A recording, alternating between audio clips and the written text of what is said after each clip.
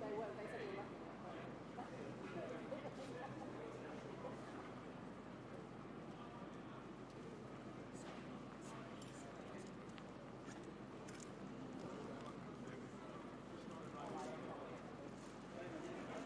I can hear that now. Hello.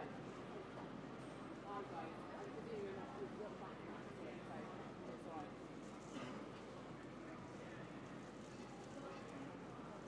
Hi, I can hear you, but I can also see that you're playing a package.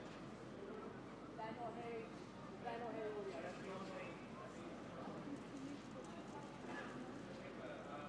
Are you seeing me fine? No? Yeah, they obviously are. Okay, seeing but no audio. Sorry. How about that? Any better?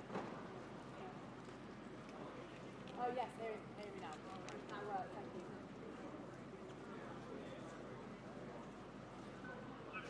Yeah, I think we are. I mean, I can see you're playing happy, so that's fine.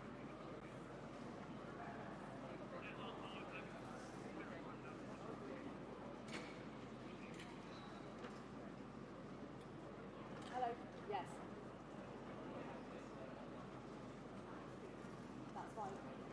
So, yeah, that's fine. That's all right. So what do you expect from now on? We're going to see how it goes at every half an hour. Yeah.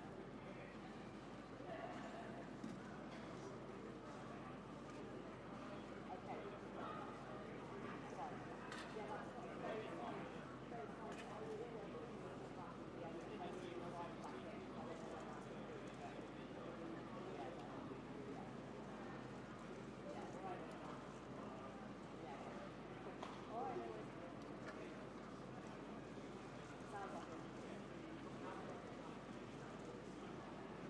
Is this supposed to be after 7? Yeah, isn't that arranged after 7? Oh, right. Okay, yeah.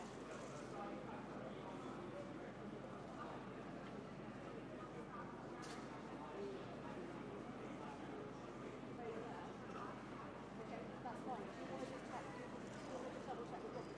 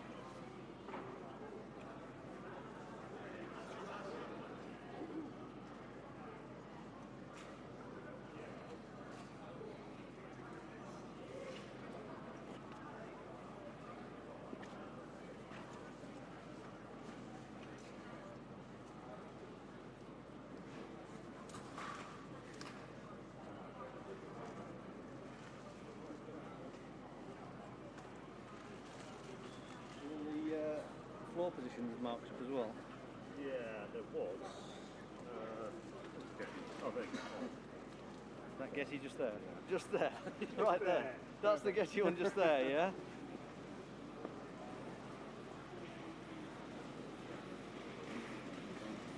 That's the Getty one just there, yeah?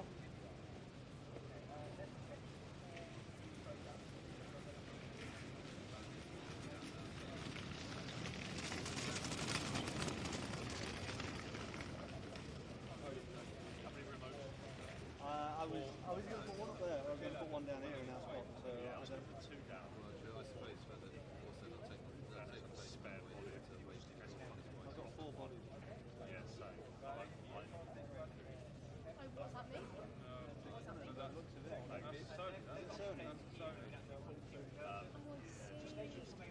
Best thing to do, I'll pass it. I'll give it to Downing Street, and if anyone. Give me video.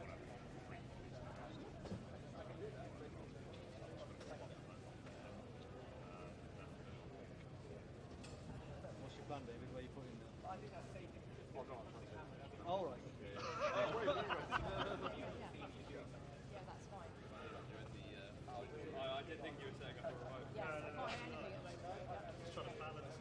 Spend sort of 10 minutes just balancing it. One of those guys on Instagram who stick some bottles on.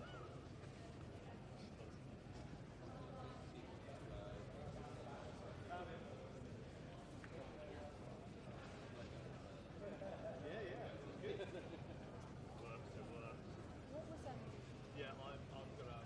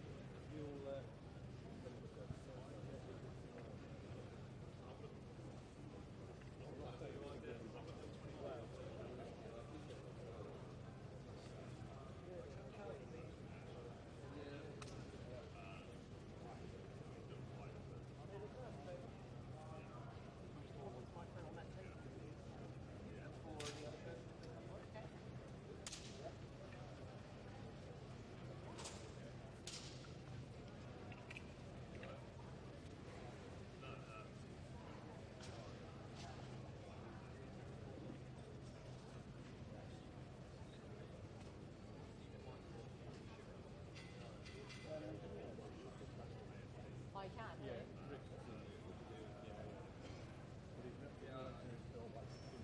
Yeah. Oh right.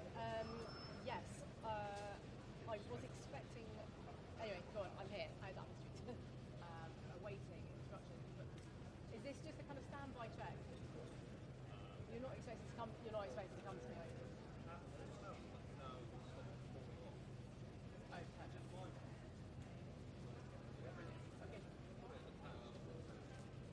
Oh,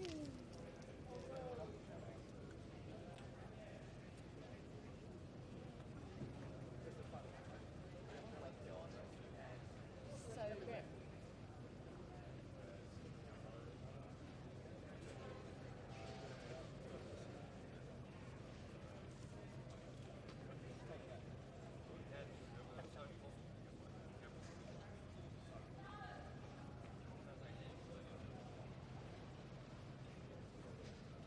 I can, hello.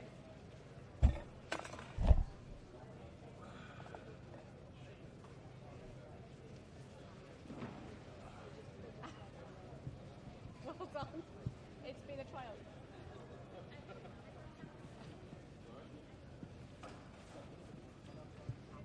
Yes, I haven't, there's not, basically there's no sign of him yet. I'm not hearing. So, we haven't got that. I haven't. Oh right, he hasn't even left, has he?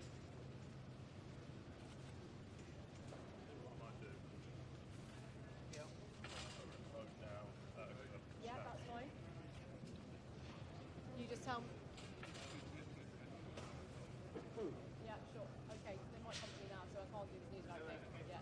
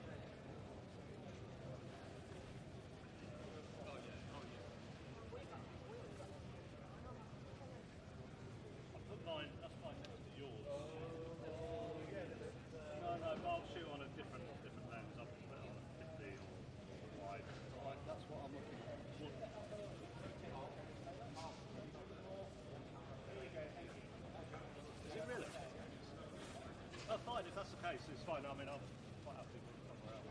They don't take it as space, take it from there.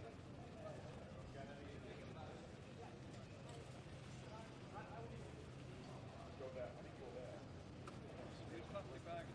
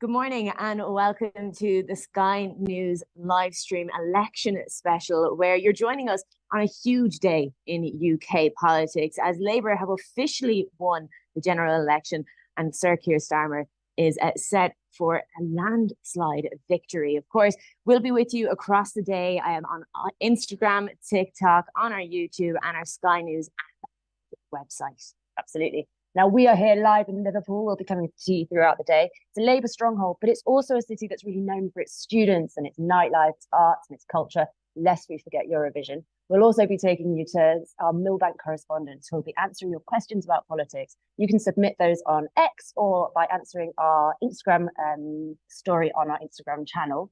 And we'll be taking you across the UK as this historic day unfolds. Now, as the morning goes on, Labour continue to break records and Conservatives too. But of course, Sir Keir Starmer is tipped to win their second largest majority ever. So what we're asking in Liverpool is what now? And over the next few hours, we're going to be talking to everyone from first-time voters to streamers all across Liverpool as they react to the 2024 general election and tell us what they hope for the next 5 years.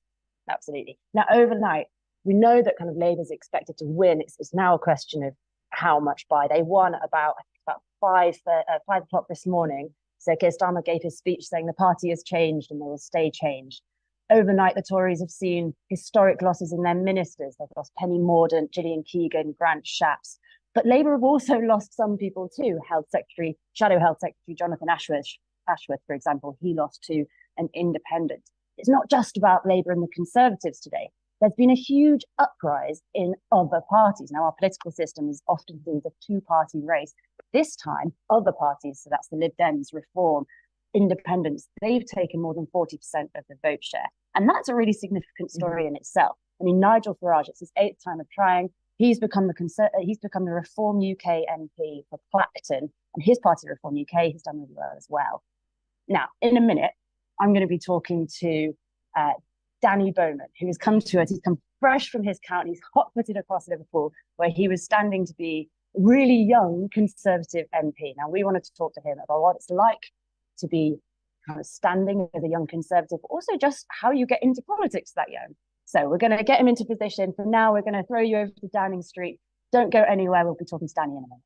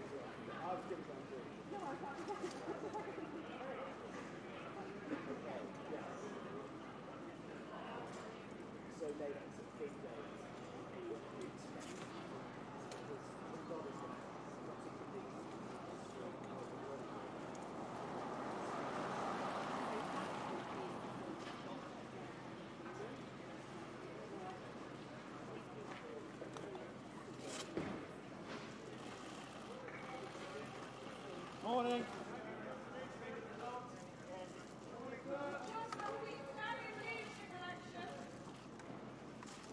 Morning, sir. Mr. Hunt.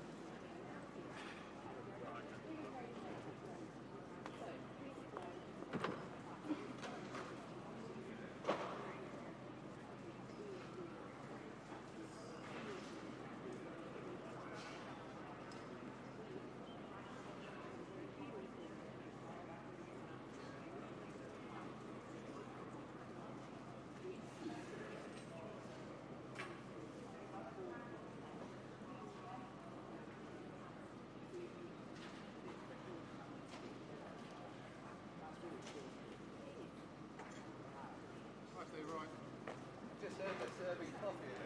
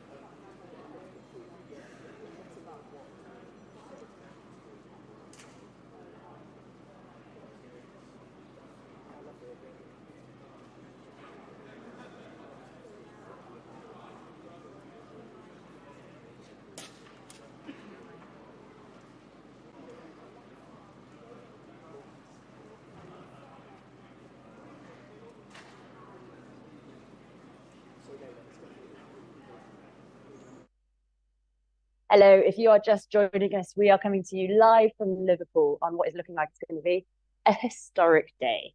Now, I am joined by Danny Bowman, who is standing to be a Conservative MP in Liverpool Garston. He has come to us fresh from his count, which finished at 4:30 a.m. So that's no mean feat. As you can see, Danny is a lot younger than the average MP. So we wanted to talk to him about that and what's going on and what got him into politics. So first of all, how was your night? It was great. It's great to be part of our wonderful democracy. And as a young person, getting in there, getting engaged is really important to me. So it was wonderful. Yeah. And how did your camp go?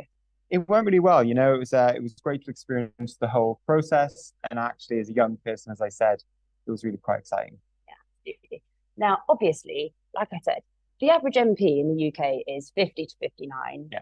You are 29. 29. Yeah. So what's going on? What made you stand to be an MP at such a young age? Absolutely. So I think it stems back to my own experience. As a young person, I faced many of the barriers that young people face today, dropping out of education at 16 with no qualifications because of my mental health.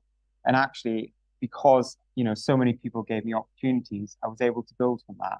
And I want every single young person to have that opportunity moving forward. And that's why I got engaged. Absolutely. Now, you make that sound quite easy. I'm guessing that's because you're very good at it. However, it's not easy to get into politics, especially as a young person. Yeah. So what was your kind of process? When did you start deciding that this was going to be your path? So I started very slowly. So when I was younger, I started a campaign on mental health and worked with local charities to kind of raise awareness of the issue. And from that, I gained the skills I need very gradually. It took me about 10 years, the skills I needed to really engage in politics. And, I engaged with the media, I engaged with think tanks. And from that point, I get to where I am today. Now, you mentioned skills there. I want to break that down a bit because some of the people watching, this will be a completely different world. When you talk about the skills that are needed to be in politics, especially at a young age, what are you talking about? Well, I think, every single young person has something they deeply care about. And I think number one, you need to find that thing you really deeply care about. And from that point, you need to get skills, whether it be media skills, whether it be public speaking skills, whether it be just organizing. Every young person has a local community, get into that community, start organizing around the issue you care about and get involved. Now, you were standing against a fairly prominent Labour MP.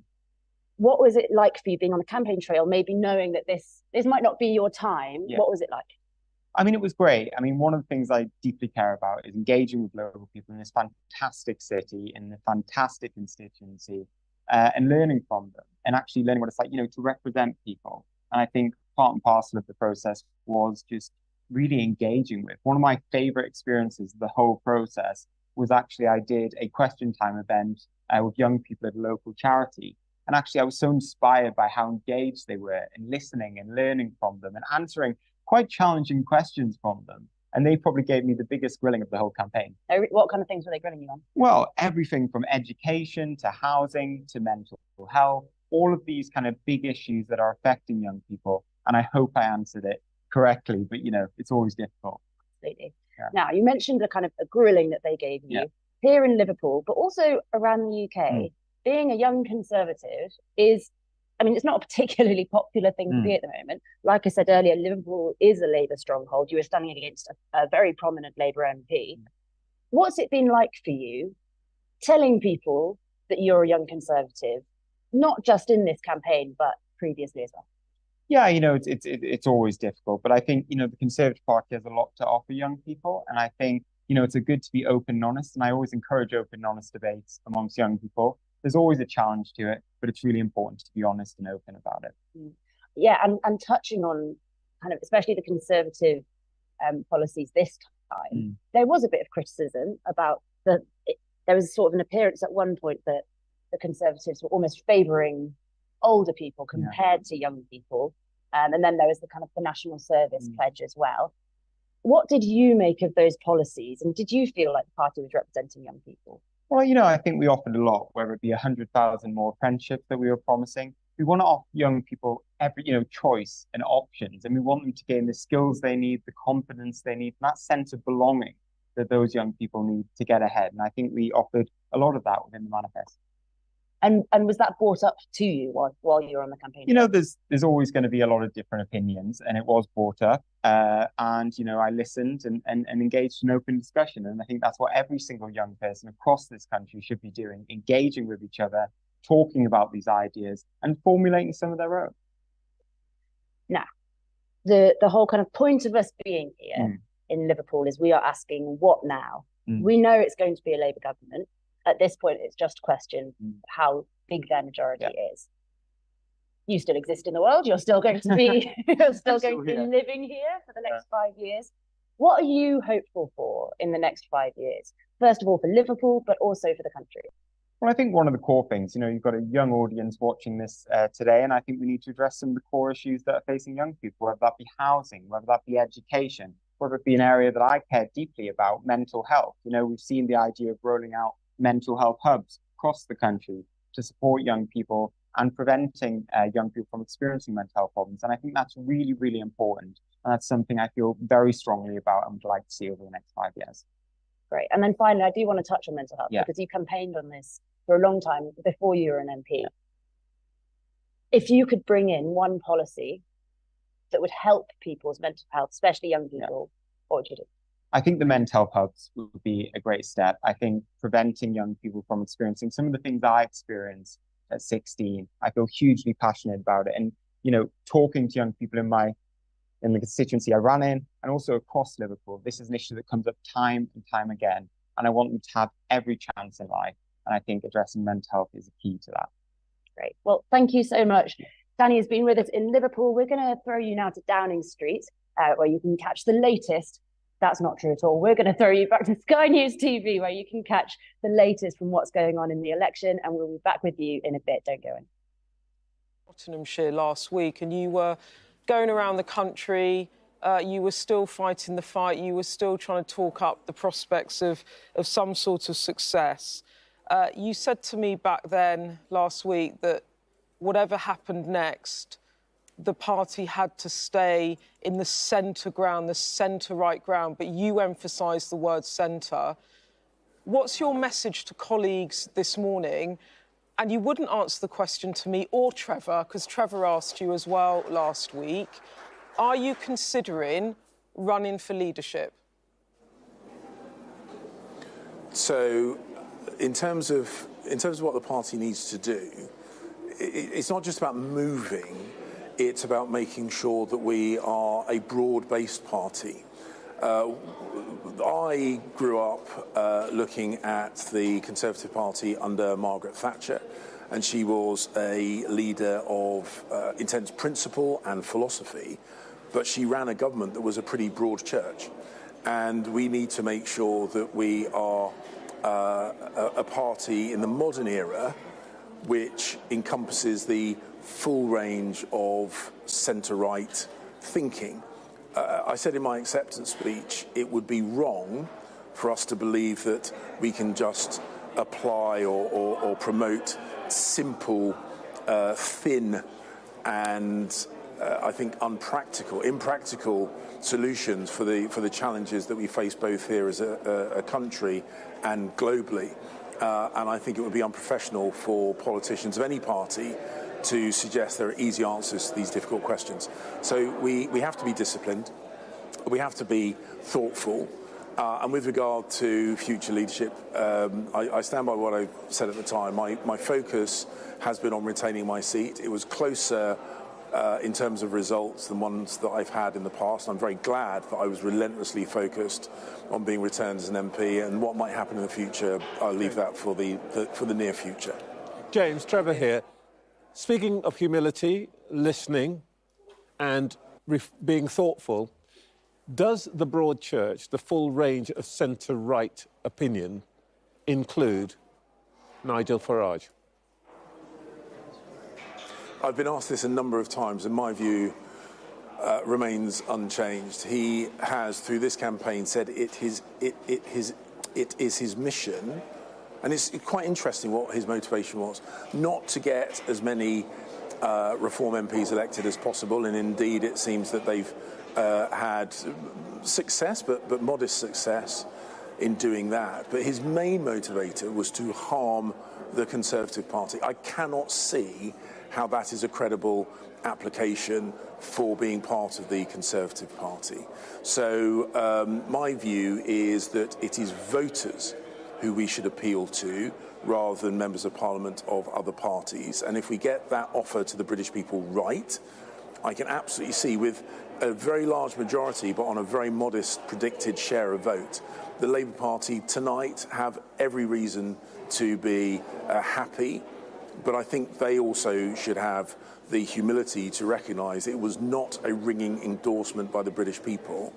And the lesson I think my party should take from that is that if we listen carefully to what the British people are telling us, then there is every reason to believe, just as Labour went from a very bad defeat to a victory, we could do likewise. How can you say it's not a ringing endorsement, James Cleverly? Labour have got 403 seats and you guys have got 111. As I said, they have every reason to be very, very happy, but they should also, I think, reflect on the fact that they are predicted to have that very large majority, which is, and as I say, I'm not taking that away from them, but it is on a fairly modest share of the vote for such a margin. And the proportion of British voters that did not vote for either the Labour Party or the Conservative Party, and I haven't crunched the numbers fully, is probably larger than we've seen in a very, very long time. And we should, all parties, Labour, Conservative particularly, think, why is that?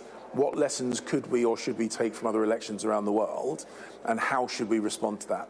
But these are not off-the-cuff actions that we should take. We should think carefully about this and not jump to conclusions. James, I think you're sort of trying to underplay Labour's achievement here. I mean, this is an historic achievement in terms of British political history, and these are the worst results ever in the history of the Conservative Party. Now, I appreciate you're speaking honestly and openly, but I'm not sure you're calling that quite right. The scale of your defeat is huge.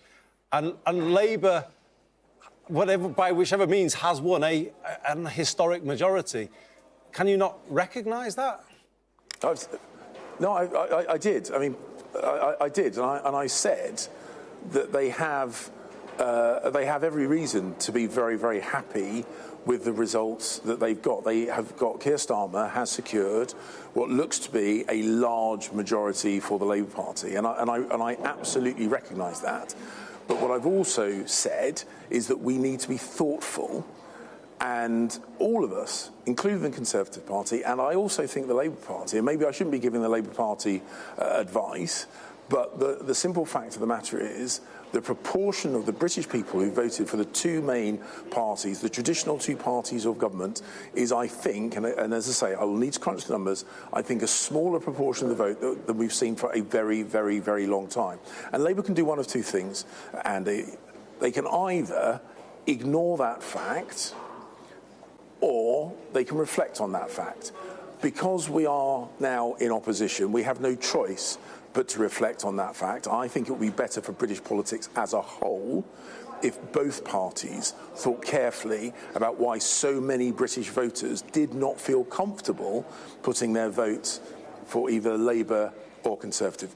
Okay. I know my party will think about that, and as I say, perhaps it's foolish of me giving advice to Labour, but I think Labour should do the same thing as well. Go and get some sleep. It's good to talk to you. Thanks very much indeed. Thank you for taking the time. Very much appreciated. Just to mention that Sinn Féin will be the largest party in Northern Ireland. You remember a few moments ago, I was telling you that the Conservatives have lost several seats of former Prime Ministers. Whitney for David Cameron, Finchley for Margaret Thatcher, Henley for Boris Johnson, Truss still to come in Norfolk. Another one has just fallen.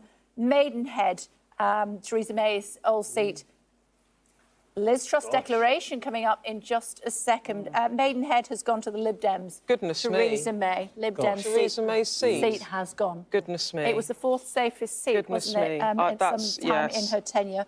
It's gone and to also, the Lib Dems. The Liz Truss is looking... well dodged, I think, is the phraseology we use. Well dodge is totally accurate. There we go. Let's squeeze in. Let's squeeze in Ed while we can. Ed, go. Let's squeeze in. Go on. So this is so let's do it. Should we do a quick recap on on where we are, the big picture? Because there's just so much going on. It's worth just taking a step back and reminding ourselves of the story. And the story is this completely transformed political map in the UK. And let's focus in particular. First of all, we'll take a look at what's happened in terms of change of seats. So there's Labour in terms of seats in Parliament, over 400 now, losing just 6, but gaining 211. Conservatives down to 113, gaining only 1, and down 200 42, and the Lib Dems, just look at that, up to 69, but gaining 61, and doing it basically while barely increasing their share of the vote. So pretty extraordinary for the Lib Dems. And the SNP collapse as well, and the Green Party doing better even than the exit poll suggested. But beneath this picture of a Labour landslide, and it is a clear Labour landslide, there's something kind of interesting here, which is when you look at the actual votes here, so the number of votes that have been counted, this is Tony Blair in 1997. And bear in mind, we're talking about Keir Starmer having a similar kind of landslide to Tony Blair in 1997. Not quite there, but getting towards it. Now compare to what we've just got in terms of the numbers for Keir Starmer.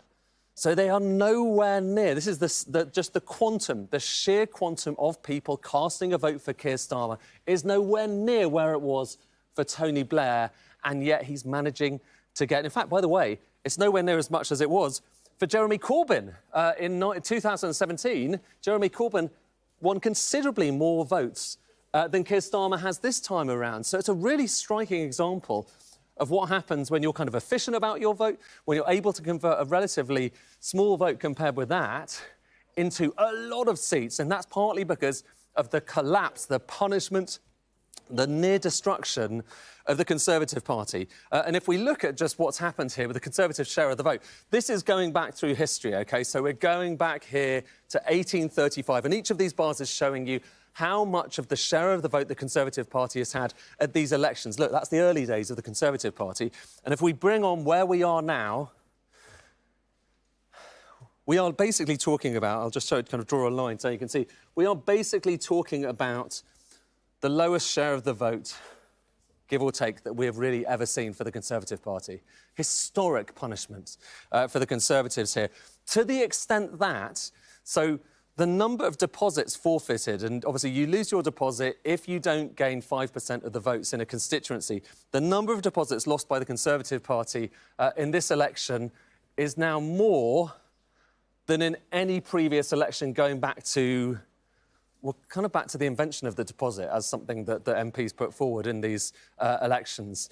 And just to put it into perspective, that 30 is not far off how many deposits the Reform Party is forfeiting as well. Yep. Just underlines that point. OK, sorry to interrupt. The slow hand clapping in Norfolk, southwest. Now, why would they be doing that? Is Liz Truss not turning?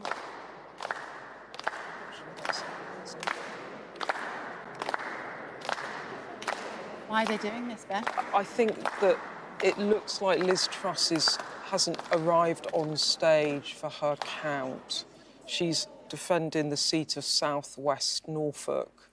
To explain to people how it works, just before the announcement, you get taken to the side and you're told the results. So the people standing on the stage know what the result is, but they've only just been told. They're told seconds before they're asked to walk up the steps and stand there. We saw... and you got intel that potentially she's lost. Well, as I said, I think maybe about an hour ago, we'd been hearing from senior Conservatives there was some question, not whether she was going to be first or second, but a question over whether she was going to be second or third. We were trying to get in contact with people on the ground there, and her team were not answering their phones, they weren't picking up, they weren't getting back to us. So there is a suggestion that it has... This could be a very big moment of the night. Yeah, just to say, all the broadcasters are now looking at the same thing. We're all looking at the same image, and that is a stage where the former Prime Minister is not on it. Where is she? They've slow hand clapped her. They've waited. They're looking here. They're looking there, and they cannot find Liz Truss anywhere. Where on earth could she be? How long do they wait before they decide that they're going to do the declaration anyway? There she is. Well done, Liz. David Flux, being the returning officer. Here we go, everybody. This could be historic. Southwest West Again. Recorded for each candidate is as follows. Bagg, James. Independent, 6,282. Conway, Gary Daniel Dominic, Heritage Party, Freedom Family Nation, 160. Duvalapalli, Pallavi, Green Party, 1,838. Douglas, Lorraine, Communist Party of Britain, 77. Jeremy, Terry, Labour Party, 11,847. For Labour. Mackenzie, Tobias, Reform UK, 9,958. 9,000 plus. Of East Anglia, Earl Elvis, Official Monster Raving Loony Party, 338. Ratcliffe, Josie, Liberal Democrats, 2,618. Truss, Liz, the Conservative Party candidate, 11,217. Oh, I think she's lost. Yep, she's lost. Into second The place. number of ballot papers second place rejected behind, was 139. Labour. And I With you straight away. Yeah, I mean, this is not one that had been necessarily on the radar. We knew that there was going to be a lot of tactical voting, as Beth and I had talked about earlier in the programme. I think that will be a shock to her. I think in terms of the people that supported her very brief premiership, a lot of whom continued to support her afterwards, thought there was a potential way back for her. I think there are a lot of people within the Conservative Party that can trace back our absolute rout tonight to what happened during her very brief premiership and the fact that Rishi Sunak was never going to be able to recover Is it a shock, though, Ruth? Because she didn't really show any humility, though, did she, after? She'd left Downing Street and started writing books about why I was right and why the establishment stopped. This is a big shock. This is a big shock. This was a very safe seat. She was not expected to lose it. In the run-up to the election, there was a big campaign in her seat about tactical voting, and Liz Truss, the former Prime Minister, the shortest ever serving Prime Minister, is out of Parliament, and she's lost her seat by just, over 600 votes. That, to me, is the Portillo moment of this general election. Can you hold that thought for a second? Because the DUP, Ian Paisley, has lost North Antrim as well, a big shock as well for our Northern Ireland viewers. It was deemed the DUP's safest seat. That has also gone. What a night it has been. I mean, from the moment... You know, the first time in 54 years someone from Paisley, called Paisley, his dad or him, hasn't held that seat. There you go. Also, good fact. The other thing is, from the exit poll at 10 o'clock to now. But when we were going around the country, every time Liz Truss was mentioned, she provoked a reaction. She has lit a touch paper amongst voters in a way that it's very visceral and it's been very damaging to the Conservatives. And I imagine there will be a number of your colleagues that think that it is just rewards that Liz Truss has been voted out. That's why I say it wasn't a shock, though, because of those feelings. There is also, Beth, this is one of the echoes, because there are, when you have the microphone, when you're the government, you can tell a story about your predecessors. You can pin things on them. So we pinned on that Gordon Brown crashed the economy. He didn't fix the roof when the sun was shining. He sold the gold. So when it comes to us trying to win back these seats, trying to win back power, the Labour Party that's coming in now, this period, this 47 days or whatever it was so disastrous. She's going to be the one that put up your mortgage. She's going to be the one that crashed the economy. She's going to be the one that increased inflation. However much of that becomes lower, however much of that is buried in fact, whatever it is, a lot of what's coming down the track is going to be traced back to this. And, you know, Rishi Sunak tried to steady the economic ship with Jeremy Hunt. I think what happened during that period was fairly irrecoverable. Boris Johnson had sort of shown the moral bankruptcy. She showed the economic bankruptcy. And where does the Tory party go, whether it's values or its competence? OK, let's... Liz Truss speaking, guys. Will she? She should speak. Let's see if she does. Come on, Liz, are you coming up to this microphone or not? Yep. No, she doesn't fancy it. No. This hasn't very happened much. in 100 years. No. Sorry? Apparently, this hasn't happened in 100 years. Somebody who'd served as a Prime Minister to have lost their seat. Yeah. The Tories have also now equalled the 246 losses that they suffered in the 1906 Liberal landslide. So Arthur Balfour, all the awful records that he hit, that was the lowest. 156 seats he won, 246 losses. The Conservatives are on less seats and the losses equal to that of 1906. It really is a record-breaking night and in all the wrong ways for the Conservatives. Yeah, one wonders how gracious she was during that declaration. Many, perhaps not too generously, blaming her for the demise of the Conservative Party. Would you be one of them, Ruth? Well, I certainly think that, you know, to be honest, you can absolutely see the anger that there was after Partygate with Boris Johnson, and in terms of that kind of that moral crumble that was there, and then that you had the double whammy of her coming in, and then there being this massive shock to the economic system, which affected everybody's back pocket, it affected all the people's mortgages, it affected all of this area. You know, it was almost impossible for any Prime Minister to recover. I think Rishi Sunak did his best. He ran a terrible campaign, I mean, in terms of the last 6 weeks. But what I'm noticing as well is we've only got 28 seats to declare. The Tory party may not make their exit poll number here. Labour will be higher than the exit poll, I think. But I just think, you know, the result doesn't surprise me, as I said, because she never showed any sort of humility. But also going to the United States, to that neocon conference, sharing a platform with Steve Bannon, who's now in jail, We're almost out of time, guys. We're almost out of time. What a night it has been. Handing over the baton to Sophie momentarily. Goodness me, Sophie, you've managed to have a little bit of sleep, I'm sure, during the night. During that time, it's been quite exciting. I did manage to get a bit of sleep, but I have to say, Kate, it has been quite a challenge because I've been absolutely gripped by the coverage that you and everyone else has been giving on what a historic night it has been. I mean, of course, the main story, the huge losses by the Conservative Party, but also it does also seem quite extraordinary as well that this is a Labour majority that feels as if it's built with the same stuff as the Ming bars. It'll be so interesting to hear from Sir Keir Starmer later on to see, of course, how he decides to tackle the huge challenges facing the country when the transfer of power happens. We'll, of course, be bringing you that as well, Kate. Fantastic. Sophie, thanks very much indeed. We've got 90 seconds to off air. How does this compare to previous memories? Yeah, really quickly. I'm having, obviously, flashbacks to 97. I mean, this just feels great. It'll feel great for all people of, a Labour affiliation across the country. We waited a long time for it. I think this is the government that's coming in is going to exceed expectations, mark my words. Ruth Davis. Everything has changed. Scotland has changed.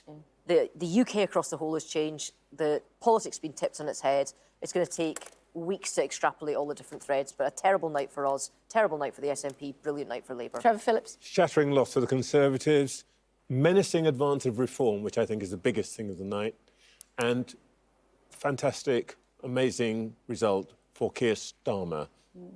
Nobody believed he could do it. He has. And for me, it's just been to see a Labour landslide and to watch it unfold in this way. I think Keir Starmer has the potential to be one of the most consequential Prime Ministers since the Second World War, if he takes this majority and he uses it wisely. But I think he's got huge challenges as the vote splits. And I think this has been the rise of the other election. For me, too many Portillo moments to count, really. We had a Portillo moment, then another one, then another one. We had another one right at the end of the show where Liz Truss, a former Prime Minister, has lost her seat. Oh, my goodness me, what a night. Sophie's next. Enjoy the rest of your day.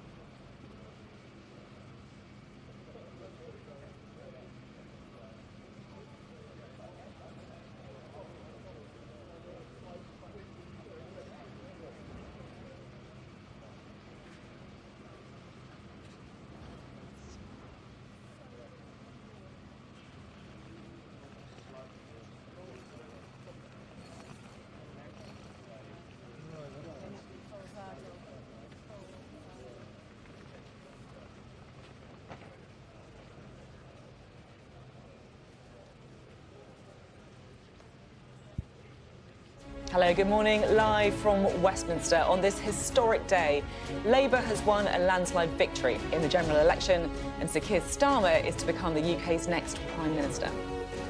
He'll run the country with one of the largest ever parliamentary majorities, becoming the first Labour leader to win a general election in almost 2 decades. Today we start the next chapter, begin the work of change, the mission of national renewal, and start to rebuild our country. Admitting defeat, Rishi Sunak said voters had delivered a damning verdict on the Conservative Party after 14 years in power. The British people have delivered a sobering verdict tonight. There is much to learn and reflect on, and I take responsibility for the loss.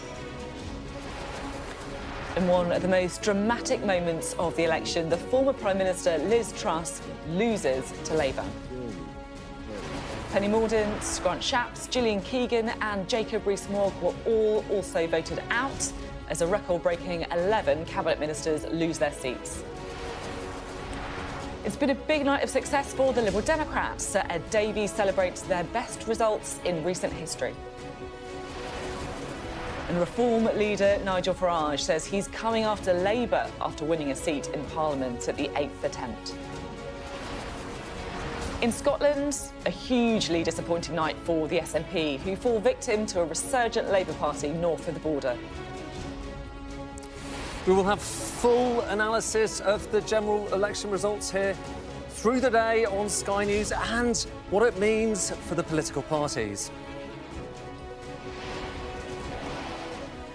Well, this is the scene in Downing Street this morning, where later today we will witness only the second change of government in 27 years. So, Sir Keir Starmer set to become the first Labour leader elected Prime Minister at a general election since Tony Blair's landmark victory in 1997.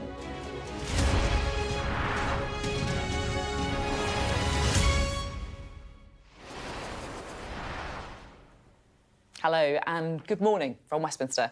On this historic day for the United Kingdom, Labour has won the general election in a landslide victory and Sir Keir Starmer will become the country's next Prime Minister. After 14 years of Conservative rule, Rishi Sunak conceded defeat a little bit before 5 this morning, saying it had been a sobering night for his party. A total of 11 cabinet ministers have so far lost their seats. That's a record, as has, in just the past few minutes, Mr Sunak's predecessor as Prime Minister, Liz Truss. Labour's now won more than 400 seats in a landslide, second only to Tony Blair's in 1997. Well, if you're just joining us, it is time to look now at the numbers. We have got some results still to come in, I should say. We'll bring them to you as soon as we do, but just look at that in the centre. Sir Keir Starmer, Labour won so far 409 seats, more than doubling the 202 they won in 2019. The Conservatives currently on 116. That's only around a third of the 365 seats they won under Boris Johnson. It's been a big night for the Liberal Democrats. They are on a total of 70 seats so far. Remember, they only had 11 at the last election, which gives you a sense of just what a good night this has been for Sir Ed Davey. In contrast, though, it's been a disastrous night for the SNP in Scotland. They're only on 8 seats in total in Scotland. A very, very bad night for the SNP. They won 48 in 2019, so really they're a victim of a resurgent Labour Party. Reform have won their first ever parliamentary seats. They're on a total of 4. That includes victory for Nigel Farage at the 8th attempt in Clacton. You can imagine what kind of a voice he's going to be in the House of Commons. Plaid Cymru are on 4 seats in total, and the Green Party have won 4 seats so far as well. So good night so far for the Green Party. Well, this is the scene live in Downing Street. At some point this morning, we are expecting to hear from Rishi Sunak. Travelling down from his North Yorkshire constituency, he will be speaking in number 10 for the final time. Things are going to be moving very quickly today. The transfer of power in the United Kingdom is a pretty brutal business. All day here on Sky News, we're going to be discussing the outcome of this historic general election with our panel of guests. In this hour, we're going to be joined by the veteran Labour politician Dame Margaret Hodge. and the Conservative peer, Baroness Nicky Morgan. Great to have you both here with us. Also with us throughout the day, two people who shouldn't really need much introduction from me, our Deputy Political Editor, Sam Coates, and a very familiar face to Sky News viewers, our election analyst, Adam Bolton. We'll have more from them shortly. First, though, let's really bring you right up to date on the story of the night and how this big election win for Labour unfolded. Jason Farrell has a story of the night. What an amazing reception. We did it! Today, the country will have a new Prime Minister. You campaigned for it. People will be waking up to the news, relieved that a weight has been lifted, a burden finally removed from the shoulders of this great nation. And now we can look forward again. Walk. A little bit of an issue with that report there from Jason Farrell, but we will, of course, bring it to you just as soon as we have a look at it. It's a good time for me just to remind you of the results of this extraordinary election. It is a record-breaking election. Keir Starmer, so far, on course for a Labour landslide, 409 seats. I should say, though, that at 35%, that is the lowest vote share ever to win a majority, let alone a landslide. So a very efficient election victory for the Labour Party. The Conservatives currently on 117 seats. They have hit the record number of losses, which was back in 1906 when they lost 246 seats. Good night for the Lib Dems so far. The Liberal Democrats on 70 seats in total. Let's bring in our panel at this point, shall we? Dame Margaret Hodge and Baroness Nicky Morgan. Great to have you both on the programme. Margaret, to you first. I can see the smile on your face. I think it's an unbelievably wonderful morning for me, having been awake all night too.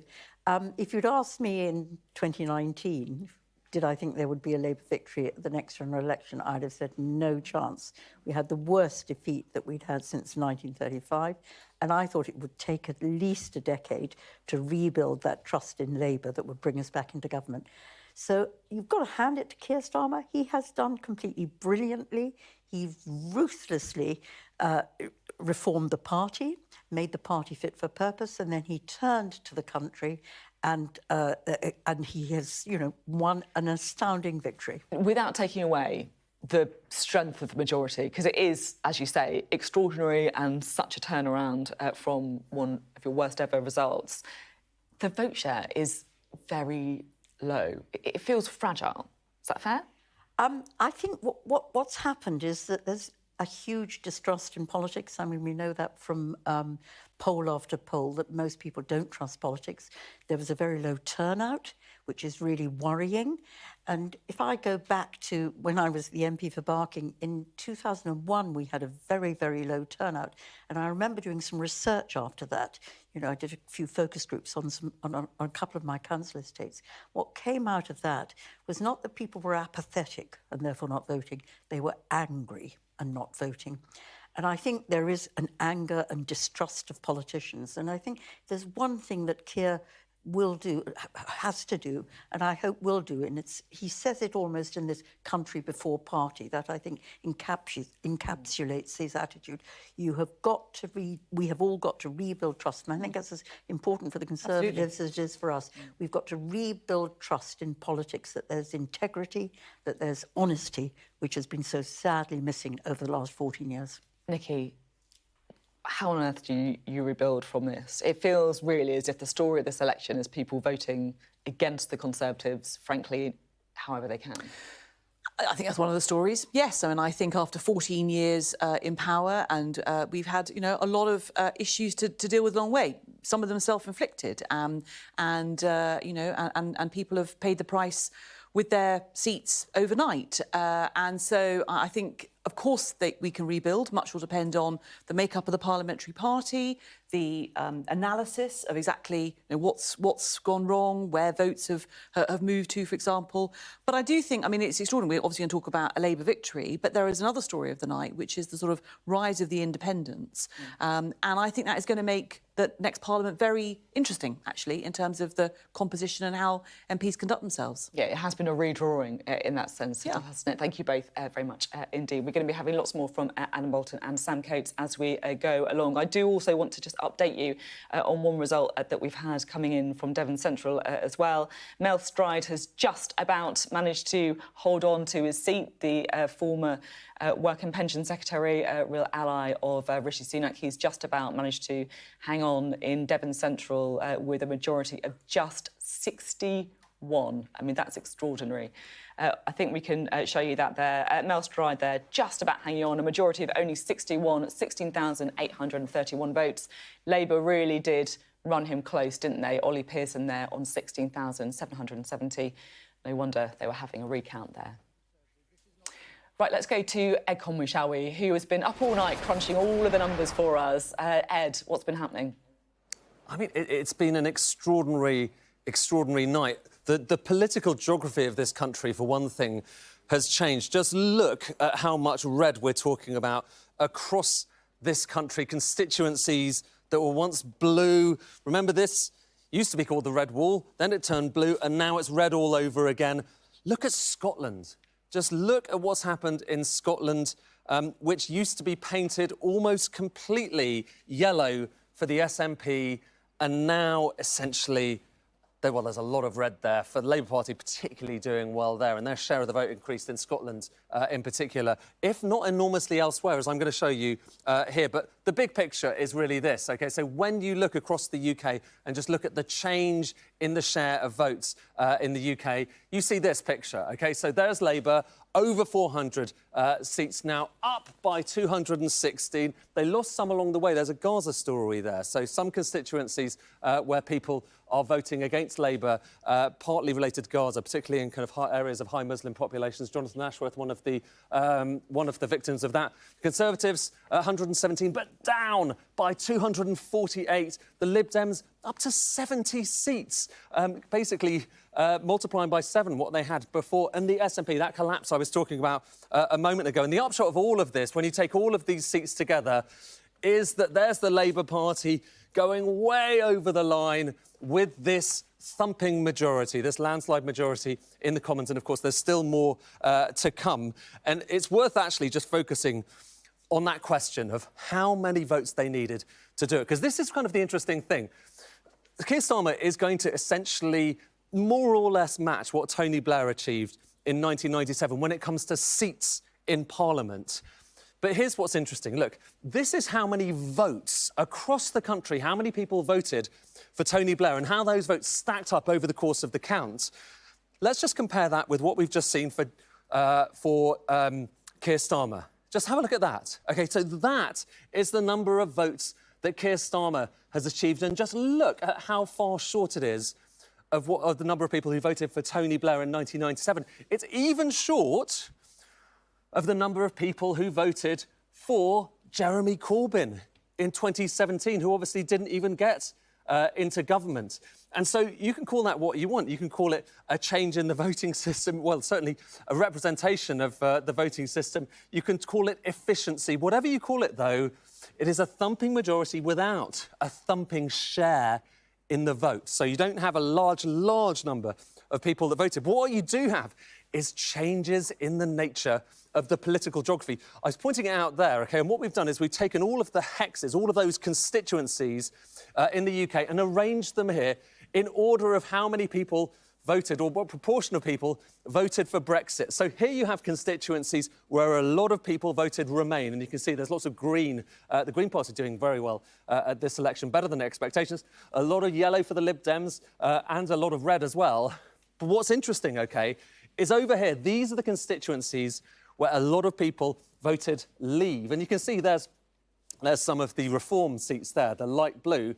But what I want you to just focus on is how much of that is red. So areas that were strongly Brexit voting have gone back towards the Labour Party. That used to be really blue. Now there's a lot of red there. So it's kind of reversion to where they were before. But for the Conservative Party, well, this was disastrous, absolutely disastrous. This is showing you the share of the vote for the Conservative Party, not just in this election, I'll bring on this election actually in a second, but going all the way back to the 90s, the 70s, all the way back to the 1800s, 1830s, and just look at where we are now. Around 22%. And if I draw a line back, OK, We have never seen a share of the vote for the Conservative Party that is as low as this. Not since this period when basically the Conservative Party as we know it was invented. It's extraordinary, really. And that's just one fraction of the stories. I'm going to show you one more thing about the Conservative Party, which I don't think anyone's going to be very happy with at the Conservative Party. This is showing you the number of deposits that are forfeited. Of course, if you don't get 5% of the votes in your constituency as a candidate, then you have to forfeit the deposit that you put in to stand in an election. The Conservatives now have 30 forfeited deposits. That was just at the last count. It might have gone up since I last looked at it. And that is the most since 1918, when deposits were basically invented. And doubly humiliating for the Conservatives, it's actually not that far off what Reform have experienced in terms of deposits that have to be returned. So an extraordinary humiliation for the Conservative Party. And like I say, many other stories as well across the UK. Haven't even mentioned Northern Ireland, where Sinn Féin looks like it's going to be the leading party there. But there is so much to unpack from this. Not simple, but what is simple is the scale of the seats and the scale of the majority that Keir Starmer will now enjoy in Parliament. Ed Conway there. Thank you so much, Ed. As Ed was saying, so many seats to unpack there. The Conservatives losing more than 30 deposits, more seats than any general election on record. Let's go now to Downing Street, where our political correspondent, Mari Aurora, is standing by. Mari, I have to say, I can see your umbrella. It's raining again. It really brings me back to that first speech that Rishi Sunak gave, soaked through with the rain, when he announced this general election. Absolutely, Sophie. It started in the rain and it has ended in the rain. So this morning, now we know that Keir Starmer is going to be our Prime Minister. Rishi Sunak is going to be heading down to Downing Street. Later this morning, we expect him to come out and give his parting remarks, really, potentially in the rain if he wants to go with the theme, or potentially a slightly different location. We'll have to see, depending on the weather. Then he will go and see the King, have an audience with the King, tender his resignation officially. Then Keir Starmer will meet with the King after that. The King will ask him to formally form a government and become our next Prime Minister. Keir Starmer will then be driven down the Mall to here, Downing Street, where he will move in with his family and begin being our Prime Minister. We expect him to make a statement once he has been appointed by the King as well. And then he will need to not just get to grips with the job, but also, as he said so many times before, deal with what he's going to be inheriting in terms of the dire economic situation our country finds itself in, as well as lots of other policy areas that he's going to have to find a way to negotiate, especially things like immigration that we know has been a big factor in this election. But as you say, Sophie, for now, Downing Street is absolutely soaked. Broadcasters all up and down this street are ducking for cover. So the question will be, will Rishi Sunak come out and try and make another speech in the rain, or will he think better of it? That really is the question. Mari, thank you very much indeed. Mari Aurora there, reporting from a very rainy Downing Street. Well, these are the latest pictures of Liz Truss. A couple of consolation hugs there from her supporters. She has lost Norfolk South West to the Labour Party, bearing in mind she did previously have a majority of around 26,000 there. In any other world, that would have been a safe seat for the former Prime Minister. Not anymore. Just to show you the result of Norfolk South West, because it really does feel that this is the biggest scalp of the night so far. The Labour Party have now taken that seat with a majority of 630, 11,847 votes for the new MP there, Terry Jeremy. Liz Truss, she needs no introduction, does she? She was beaten into second place with 11,217 votes, and also, of course, worth reflecting on the big chunk of votes that went to the Reform candidate there in Norfolk South West. Right, let's bring in Sam Coates and Adam Bolton at this point, shall we? Great to have you both here. Sam, to you first. Your reflection. Well, that Liz Truss result, fascinating. She lost almost half of her vote, and that is the thing that put her behind the Labour candidate. And that encapsulates a large part of the story of the last few hours. Now, we are seeing a peaceful transition of power, but there's been a peaceful political revolution overnight that has put Keir Starmer on course for Downing Street within hours with a massive majority that allows him effectively a blank political check to do what he thinks necessary to deliver the change that he promised over and over again in this election. But it's results like the one that you just saw that put him there. It is the collapse of the Conservative Party. They are breaking records all over the place and not in a good way. The biggest drop in the proportion, in the proportion of vote, the share of the vote ever in any election. The lowest number of seats for the Conservatives ever in any election. 11 cabinet ministers out, the largest total ever. The largest number of deposits lost ever in any election. That is a spectacular judgment. Electorally, right now, Sophie, Rishi Sunak is the worst ever Tory leader and has cleared the way for the rise of the Labour Party, but also the rise of Reform and the rise of the Liberal Democrats. And we have had this revolution with the Labour Party getting barely any more votes than it did last time. I think it's gone up about 1 percentage point overall. And instead, it is the collapse of the Tories that have done this. It feels a little bit like, I don't know whether it's a revenge election where voters have gone in to punish incumbents, whether it's the... Good morning on election results day. Of course, we're in Liverpool speaking to voters, and we have heard, of course, that Labour has won the general election, but by the majority, we don't know just yet. But we're speaking to voters as we're tipped to have Labour's second largest ever majority win. Yeah. Big numbers to say. Yeah. We're speaking, of course, this is Dylan Evans, who's a streamer. Yeah. You were actually out and about when these results started coming in, when the first exit poll actually was announced at 10 o'clock last night. What was that feeling like? So I was in a pub, obviously, as you can imagine, and the reaction was like something I've never seen. It was almost like Liverpool had scored a last-minute winner. People were cheering because obviously the Tory government being like decimated before our very eyes was very exciting for this city. Everyone was buzzing, was boss. Because, of course, as you said, like Labour has had a stronghold here for a number of years now. And when we see this, I suppose the question is, what now? Because Labour has had these promises towards this stronghold for a long time. What do you expect to happen over the next 3 years? What do you hope for Liverpool and for the UK? Well, I think the last government we've had have almost historically neglected Liverpool, and we've always been so strongly Labour. I think where I'm from, Bootle in Liverpool is one of like the strongest Labour constituencies by like somewhere. It's like 80-something%. So we've always kind of been a Labour city. So hopefully they stick to what they say, which who knows? We'll have to wait and see. And of course, I suppose as somebody who is in the creative industry in Liverpool as well, one thing that I was looking at over this campaign trail is the very first time that TikTok has been used in the general election. Oh, yes. And we actually got to see a lot of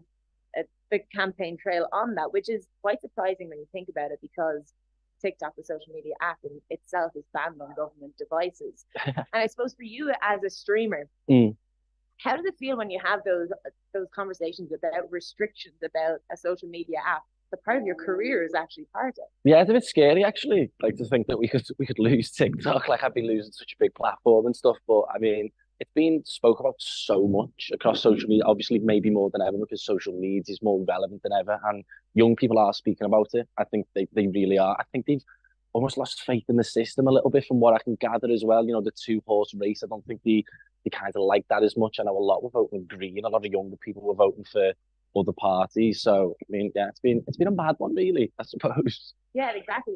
As you said, that it's expected that about 40% of the share is going to be going to other parties in this election, which is kind of, it's the public speaking out or something other than these two.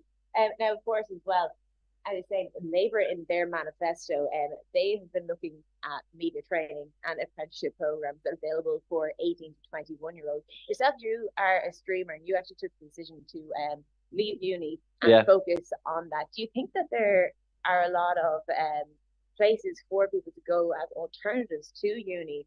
And what what do you hope that like Labour can actually do in helping people that actually decide to not go down that route? Yeah, I mean, I don't think you necessarily have to go to do a big uni course and whatever, especially doing anything creative. I don't know how much necessarily a degree. It's like, look, I'm creative. That's not necessarily how this works. And I think creatives have been neglected, especially through that last government. Like people like music. I mean, we're in Liverpool now. I think music and being creative is one of our best exports in this country. So I think that's been neglected, which isn't good. So hopefully something changes.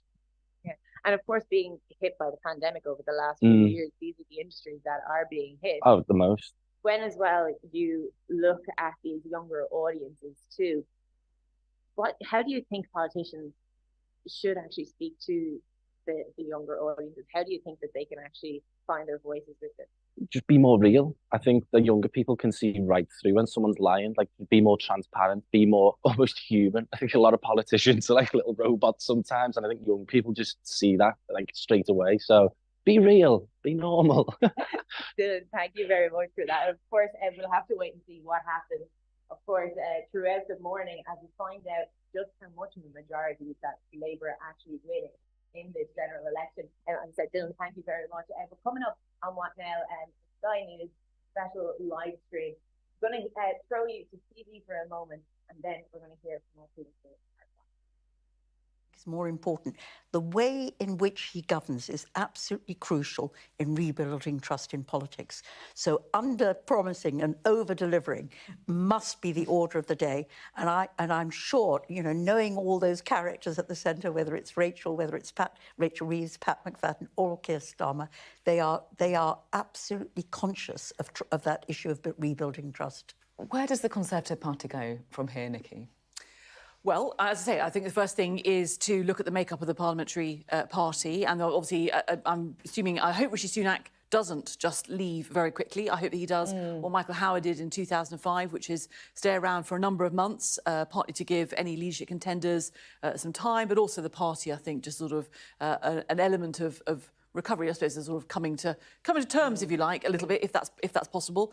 And then I think really understanding, as I say, I do think one of the stories is that the votes have gone all over the place. So you look, for example, at the Liz Truss vote, and, you know, the Lib Dem vote there has absolutely collapsed. And there'll be a different story in other seats that we've lost, you know, where there'll be a different order of second and third parties. So where's our vote gone? Look, I firmly believe, and I'm on record as being very clear, you win elections from the centre ground.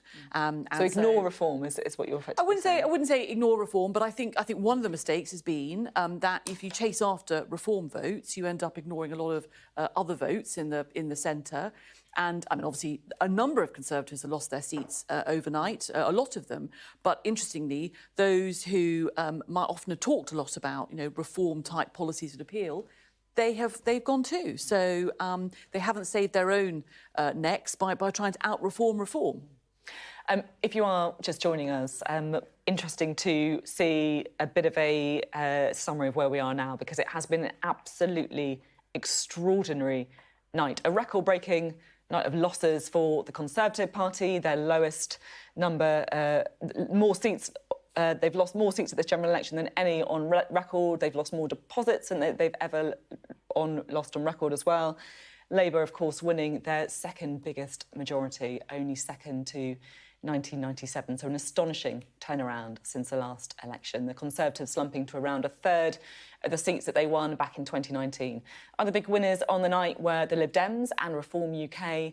In Scotland, though, the SNP had a disastrous night. I just want to pause and take a look at the numbers because they really are worth taking a look at. It's been an extraordinary night, a redrawing, shall we say, the political map. The Labour Party, of course, a triumphant total for them. They're currently on 409 seats in total. Worth pointing out that they've done this on the lowest vote share for any party to win a majority at an election. So a shallow but broad appeal from the Labour Party. Let's have a look now at how this big election win for Labour unfolded. Jason Farrell has the story of the night. Reception. We did it! Today, the country will have a new Prime Minister. You campaigned for it. People will be waking up to the news, relieved that a weight has been lifted, a burden finally removed from the shoulders of this great nation. And now we can look forward again, walk into the morning, the sunlight of hope, pale at first, but getting stronger through the day, shining once again on a country with the opportunity after 14 years to get its future back. His slogan was change, and that's coming for him and his family. It's change too for a string of Conservative big hitters who've lost their seats.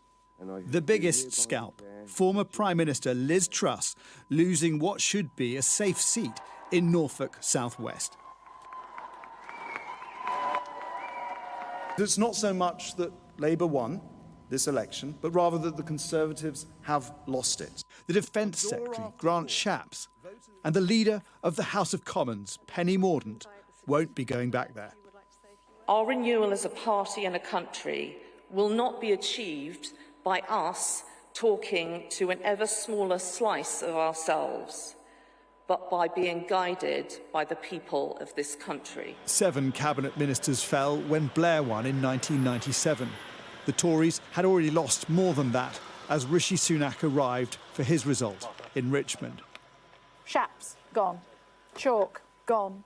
Mordaunt, gone. Keegan, gone. Hart, gone. Fraser, gone. Mercer, gone. This will go down as the biggest electoral miscalculation ever in terms of the timing of when he called this. Sunak held on to his seat, but conceded defeat to Labour. The Labour Party has won this general election, and I have called Sir Keir Starmer to congratulate him on his victory. Today, power will change hands in a peaceful and orderly manner, with goodwill on all sides. That is something that should give us all confidence in our country's stability and future. The British people have delivered a sobering verdict tonight. There is much to learn and reflect on, and I take responsibility for the loss. This wasn't just Labour's night. Reform took large chunks out of the Tory vote.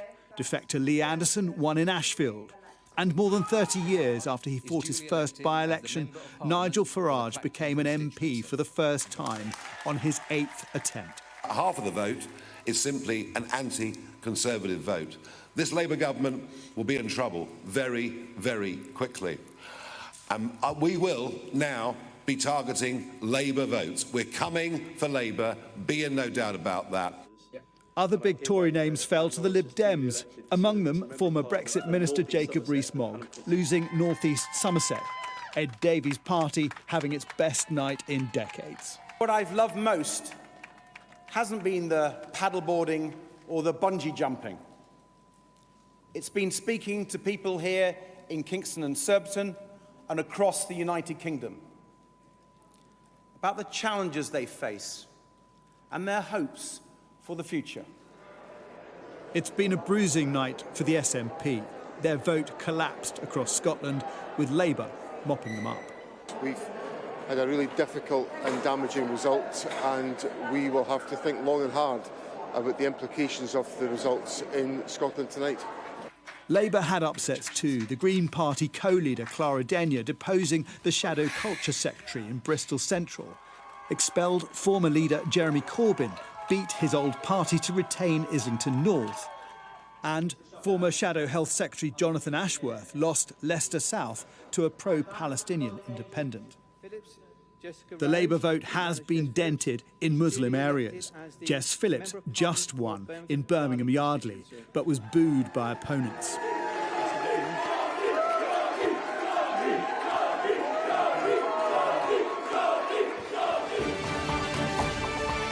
Since the countdown to the exit poll at 10 p.m. last night, watched in anticipation around the country, what's emerged is roughly what the polls had been predicting, an historic and crushing defeat for the Conservatives. Since COVID, Partygate, the Johnson, Truss and Sunak administrations, this is the first time the British people have been able to pass judgment on this government, and the verdict is damning. But voters have not flocked solely to Labour. It's a fragmented picture, and despite a landslide and a large majority, Starmer has many challenges ahead. Jason Farrell, Sky News. Well, we've got a new face around the table. Joining us is Liz Kendall, former Shadow Work and Pension Secretary. I guess perhaps hoping for that to be made into the Work and Pension Secretary by the end of the day. Let's start off with the extraordinary result. You must be delighted. I am. I feel so proud of Keir and the whole team. The long, hard graft we put in to change the party and this quite remarkable victory, and that is down to Keir's leadership. I really remember the morning after the 2019 election, which was so grim, the whole election, and I wouldn't have thought we would have done this. And he was just absolutely single-minded in changing the party, Keir, and I think that this victory is a testament to his remarkable grit, determination and leadership. Without wanting to take away from the scale of the victory... I don't think we can. I don't think, without wanting to, I don't think we can. It is astonishing. It really is. I am going to ask the question. I know you will. I know. And without wanting to take away from the scale of it, at the same time, you know, it is quite extraordinary to see that this is... The Labour vote share is the lowest vote share ever to have secured a majority, lower than David Cameron got when he got the coalition in 2010, lower than Jeremy Corbyn got. Is that a problem? Do you know, our job isn't to pile up votes in seats. It is to get the biggest, strongest majority and mandate that we can. This is actually a testament to the strategy that we followed, to not have all of our activists in already Labour seats, to move them progressively to more and more challenging seats. And I think this is actually, this result shows that we used our votes wisely, we used our activists widely in order to get that strategy. I absolutely accept that this is a reflection on an extremely well-run campaign and strategy. You talk about... Laser-focused. Laser-focused. Yeah. At the same time, though, there's going to be difficult times ahead. You will acknowledge that more than anyone. The inheritance is difficult. The more people who vote for you across the country, whether or not they are in safe seats or not, that matters, doesn't it? I think that what matters is you have to deliver. And the one thing I've learnt, feeling a little bit long in the tooth these days as a politician, is that politics is volatile and you can't take any vote or win for granted. Things can change extraordinarily quickly. And we have seen the country crying out for change. They've backed us to deliver it. But we know, after a brief period where we smile and feel pleased about what we have done, that we've got to get on and deliver. And the pressure to do that. Keir Starmer, I think you heard in his speech, he's under no illusions. But the job and the work has got to start straight away. But we have a plan. We're determined to do it. And, you know, I have been all over the country. So. Good morning, everyone, from a very, very, very wet and rainy Downing Street. Now, I know that some of you have been sending your questions in on Instagram, so we're going to be engaging with that, and we will get to those very shortly. Don't worry. Make sure you get your questions in as well, because we're going to be here all day. Now, I'm just going to give you a brief overview of what we've seen happen overnight so far, so anyone who's been asleep or just had better things to do than necessarily watch the election coverage overnight, don't worry, I've got you covered. So to start with, the big losses for the Conservative Party. This is a historic defeat for the Conservative Party. Let's not get that twisted for a second. So we've had so far 11 cabinet ministers who have lost their seats. That is a record. There has never been an election where that many cabinet ministers have lost their seats. The most recent record before that was in 1974, where 12 cabinet ministers lost their seats at a general election. So that's the last time something like that has happened, and we might see even more. We still don't know fully about Mel Stride yet, for instance. But I'm going to list the cabinet ministers that we've lost so far. So Victoria Prentice, she's essentially the government's lawyer. She's lost her seat. Gillian Keegan, the education secretary, she's lost her seat. Michelle Donlan, the science secretary, she's lost her seat. Grant Shapps, the defence secretary, and some would say leadership hopeful, he has lost his seat. Penny Mordaunt, leader of the House of Commons, Portsmouth MP, she has lost her seat. Johnny Mercer, Veterans MP. Alex Chalk, the Justice Secretary, has lost his seat. Simon Hart, Chief Whip. Lucy Fraser, Culture Secretary. David Davies, Welsh Secretary. And Mark Harper, the Transport Secretary. Huge losses for the Conservative Party. Also, a really big moment overnight has been the loss of the seat for Liz Truss. Former Prime Minister Liz Truss has been defeated by just a few hundred votes. That was an incredibly significant moment overnight as well. And also some other heavy hitters who've lost their seats. Liam Fox, a big kind of Tory grandee, former Defence Secretary, he has lost his seat. And Jacob Rees-Mogg, remember Jacob Rees-Mogg, he has lost his seat as well, a former Cabinet Minister, Business Secretary under Boris Johnson. Now the other kind of headline overnight is not just this massive Labour landslide. We now know that Keir Starmer is going to be the Prime Minister. He's going to be walking through that door behind me in 10 Downing Street later today. But some of the smaller parties are really telling an interesting story. So let me start you off with the SNP. The SNP had almost 50 seats, I think 48 seats in the last general election. They are now down to 8 seats. We'll see whether they get any more. The count is not over. But that, nonetheless, is a significant drop for the SNP, for the Scottish National Party. That means they're going to have to do some serious soul-searching as a party to be able to win the hearts and minds of Scotland back again. Labour have done extremely well in Scotland. Another really important moment in the smaller parties is the Lib Dems. The Lib Dems have cleaned up overnight. They've got so far 71 seats. That is more than anyone really in the Lib Dems was expecting. That is an incredible achievement for Ed Davey to go from really just a handful of seats to 71 and counting. And we know the Lib Dems have been in trouble really ever since the kind of coalition years where they were in a coalition with David Cameron and the Conservatives in 2010, and they went back on that promise to not raise tuition fees and ended up tripling them under their watch, essentially. So that's been a really, really painful moment for the Lib Dems, and it looks like potentially now the public have begun to forgive them with these kinds of numbers.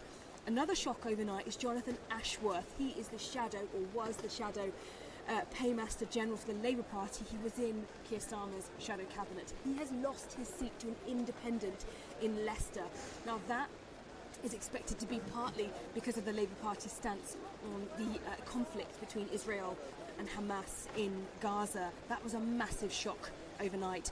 And also a really interesting part of this story is the rise of the Reform Party. The Reform Party so far have 4 seats. Nigel Farage has won his seat in Clacton with about an 8,000 or so majority, so he is now an MP.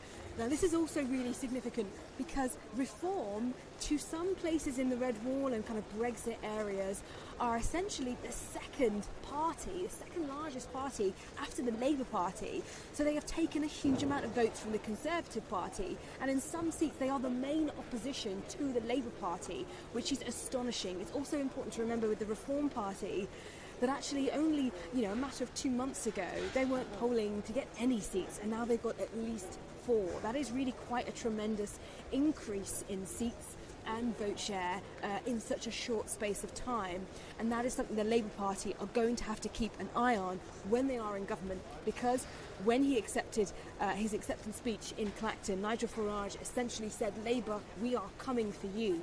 So that is something that Labour really need to keep alive on. Now, those are the kind of highlights overnight. Now, I've got some questions from you on Instagram. So, first of all, somebody who hasn't put their name, but it's from Instagram. They say, when will the transition of power take place? So let me give you the timeline of what we're going to see happen today. So Rishi Sunak, we're expecting him to step outside number 10 here later this morning. He's going to make his parting statement. Now, the question is, will the weather be dry enough for him to do that, or will he have to do that somewhere else? We know he did his opening speech when he launched the election campaign in the rain. Will he want to do that twice? Probably not. And then he will drive to Buckingham Palace. He will have an audience with the King. He will formally tender his resignation to the King, although Rishi Sunak has already conceded defeat and congratulated Keir Starmer. He's already phoned Keir Starmer.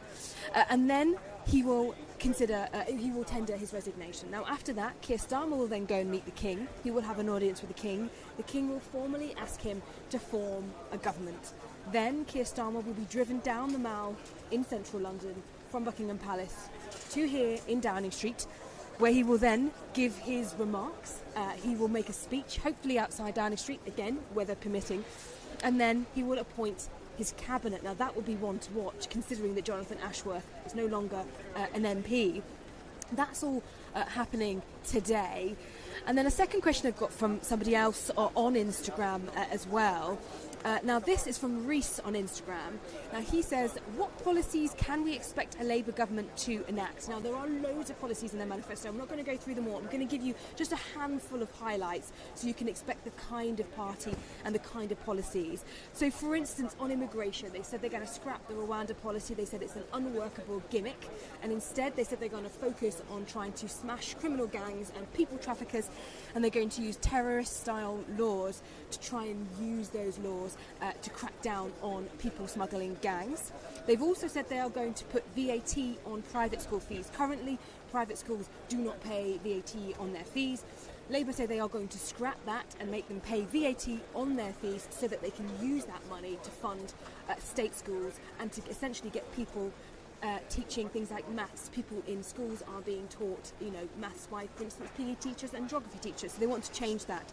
They also say they're going to reform the planning system and make sure that they can build, potentially even on the green belt, but what they say is the grey belt often, to try and build more housing, to increase the housing stock in this country and to reduce the housing crisis that we have. They also say they want to use the private sector in order to reduce NHS waiting lists. Now, this has been something that's quite controversial ideologically, but what they say is it's practical and there needs to be a way to get down the waiting lists quickly to improve service users' experience of the NHS. And they're going to use money to pay for that by what they say is closing the non-dom tax loophole status.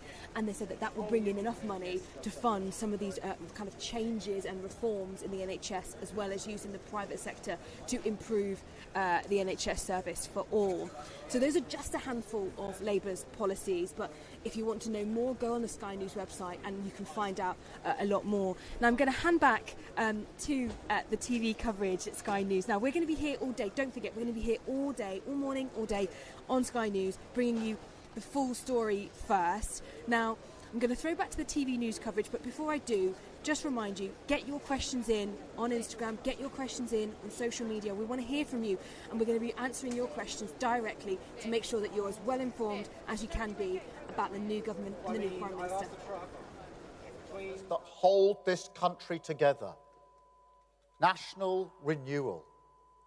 Whoever you are, wherever you started in life, if you work hard, if you play by the rules, this country should give you a fair chance to get on. It should always respect your contribution, and we have to restore that.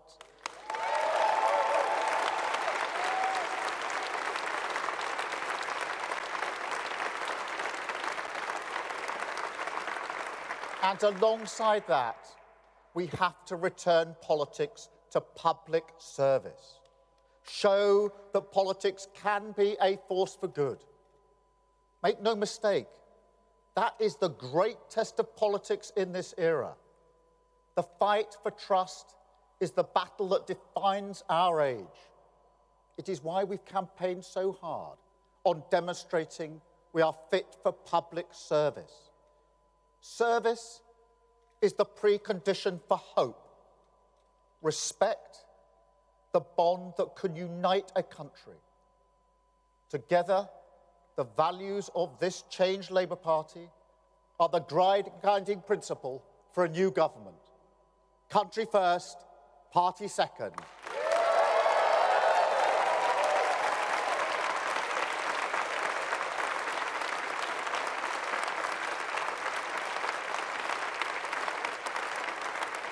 That is the responsibility of this mandate.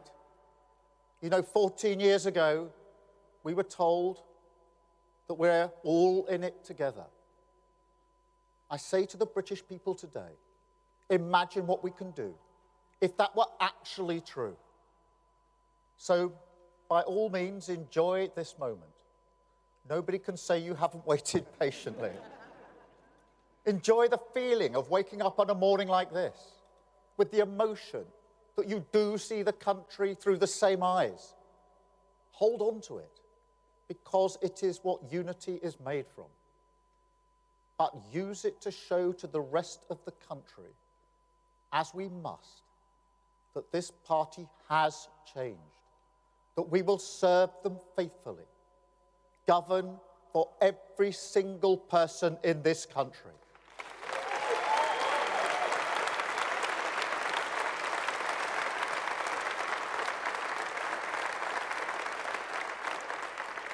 But also, don't forget how we got here.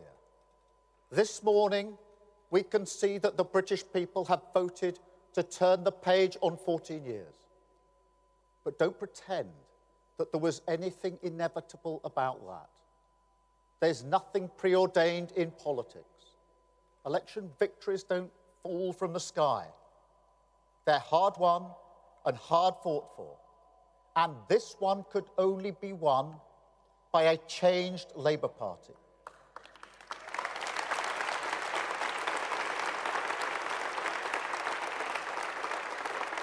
We have the chance to repair our public services because we changed the party. We have the chance to make work pay because we changed the party. We have the chance to deliver for working people, young people, vulnerable people, the poorest in our society, because we changed the party.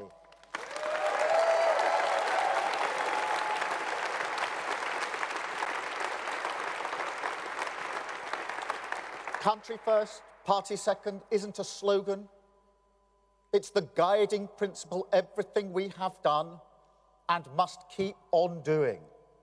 On the economy, on national security, on protecting our borders. The British people had to look us in the eye and see that we can serve their interests. And that work doesn't stop now. It never stops. The changes we've made are permanent, irreversible, and we must keep going. We ran as a changed Labour Party, and we will govern as a changed Labour Party.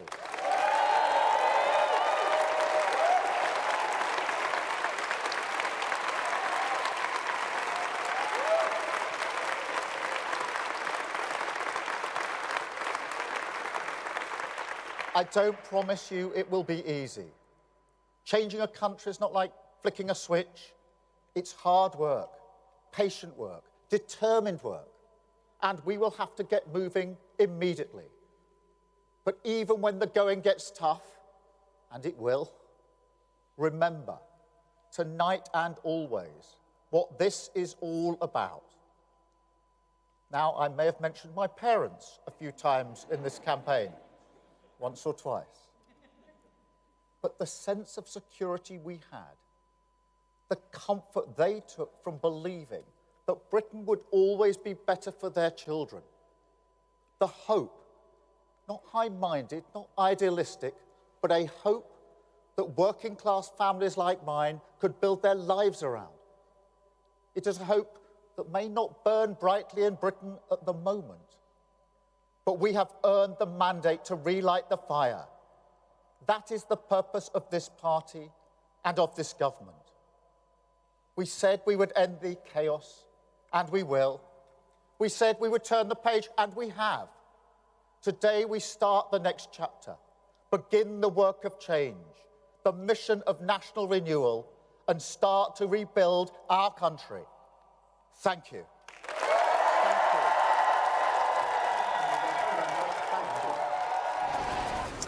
One breaking result to bring you. The Conservatives have managed to hold on to Daventry. This is the former seat of the former Northern Ireland Secretary Chris Heaton-Harris. He wasn't standing this time, but the Conservative candidate Stuart Andrew just about managing to hang on in Daventry. Right, we can speak now to the SNP Westminster leader, Stephen Flynn, who joins us now. Well, I have to say it's been almost a complete collapse in the vote for the Scottish National Party. You've said that you need to listen to what voters are saying. What are they telling you? Well, they've obviously told us that they don't want to vote for the Scottish National Party this time around, and it's been a very bleak election for the party. We've lost a huge number of very valued colleagues. It's not a reflection on them, it's not a reflection on their work in Westminster.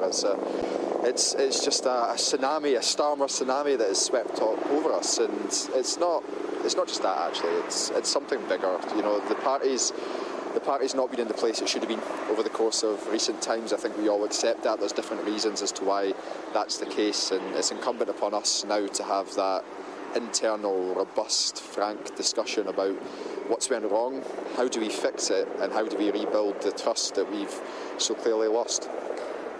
There have been, as you say, many factors behind this. Just to name a couple, you would think the fact that, you know, key figures in your party being arrested, 3 leaders without an election.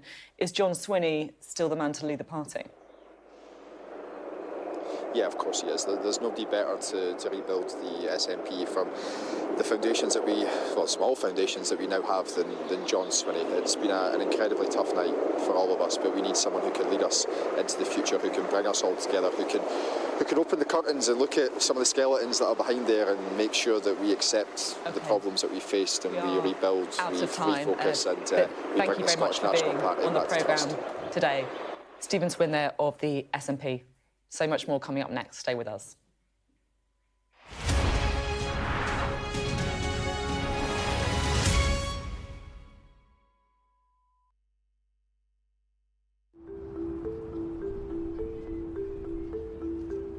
As a young person and someone who's just graduated, I want to be able to pursue my career in agriculture. There is always a need for food production, so it's important that the rural voice is heard. The perception is that in rural communities, the parties aren't listening to what we have to say, and I want reassurance that they will. We need food security, and we need to manage the environment. I'm 23 years old, I'm a barber, clothing brand owner, make a good wage, so why does it feel impossible to buy a house?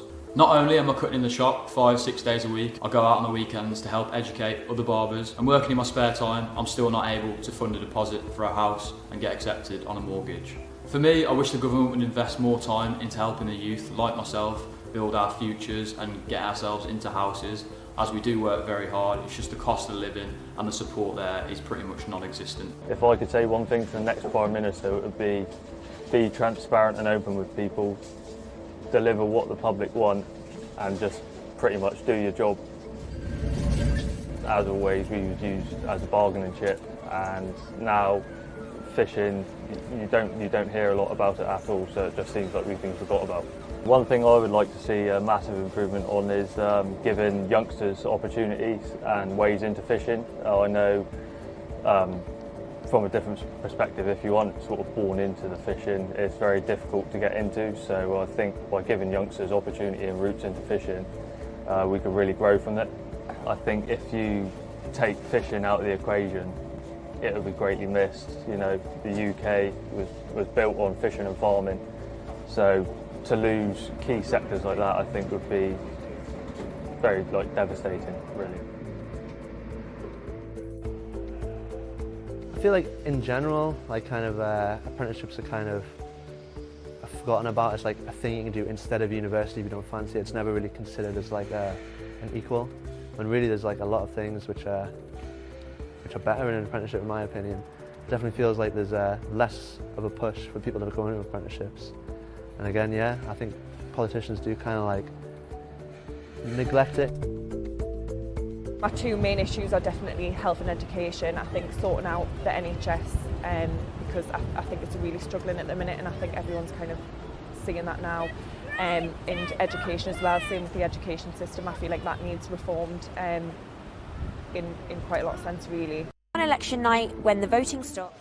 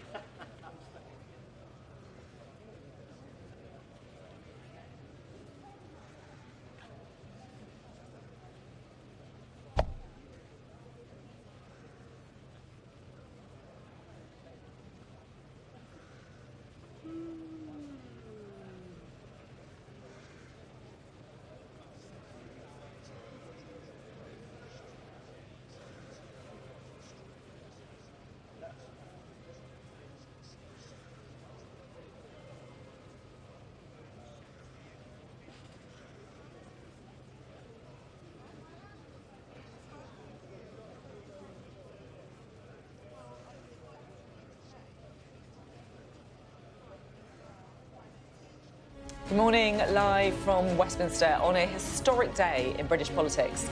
Labour has won a landslide victory in the general election and Keir Starmer is to become the UK's next Prime Minister.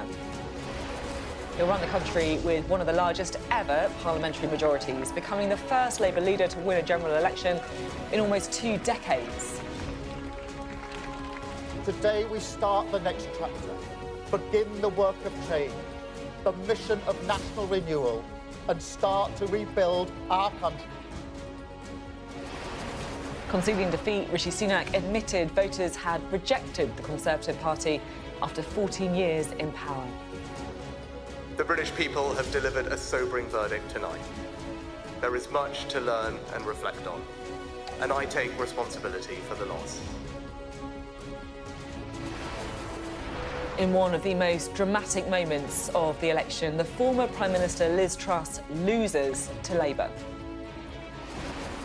Penny Mordaunt, Grant Shapps, Gillian Keegan and Jacob Rees-Mogg were also voted out as 11 cabinet ministers lost their seats. It was also a night of success for the Liberal Democrats, Ed Davey celebrating their best results in recent history. And Reform leader Nigel Farage says he's coming after Labour after winning a seat in Parliament at the 8th attempt. In Scotland, a hugely disappointing night for the SNP, who fall victim to a resurgent Labour Party north of the border. This is the scene in Downing Street this morning, where later today we will witness only the second change of government in 27 years. So, Sir Keir Starmer, set to become the first Labour leader elected Prime Minister at a general election since Tony Blair's landmark victory in 1997.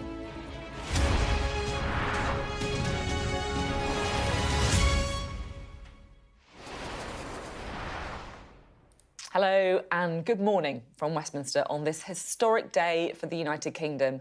Labour has won the general election in a landslide victory and Sir Keir Starmer will become the country's next Prime Minister. After 14 years of Conservative rule, Rishi Sunak conceded defeat a little before 5 this morning, saying it had been a sobering night for his party. A record-breaking 11 cabinet ministers have lost their seats. And 2, in perhaps the biggest shock of the election, has Liz Truss, Mr Sunak's predecessor as Prime Minister. Well, Labour's now won more than 400 seats in a landslide, second only to Tony Blair's in 1997. Worth just pausing to look at the numbers on this historic day that we have. You can see there, Labour on a total of 409 seats. That is their best result since Tony Blair's in 1997. Remember, they only had 202 in 2019. The Conservatives, though, well, it's been a record-breaking night for them. They're only on 120 seats, only around a third of the 365 seats they won under Boris Johnson. That is the biggest total seat loss of any Conservative party in their history.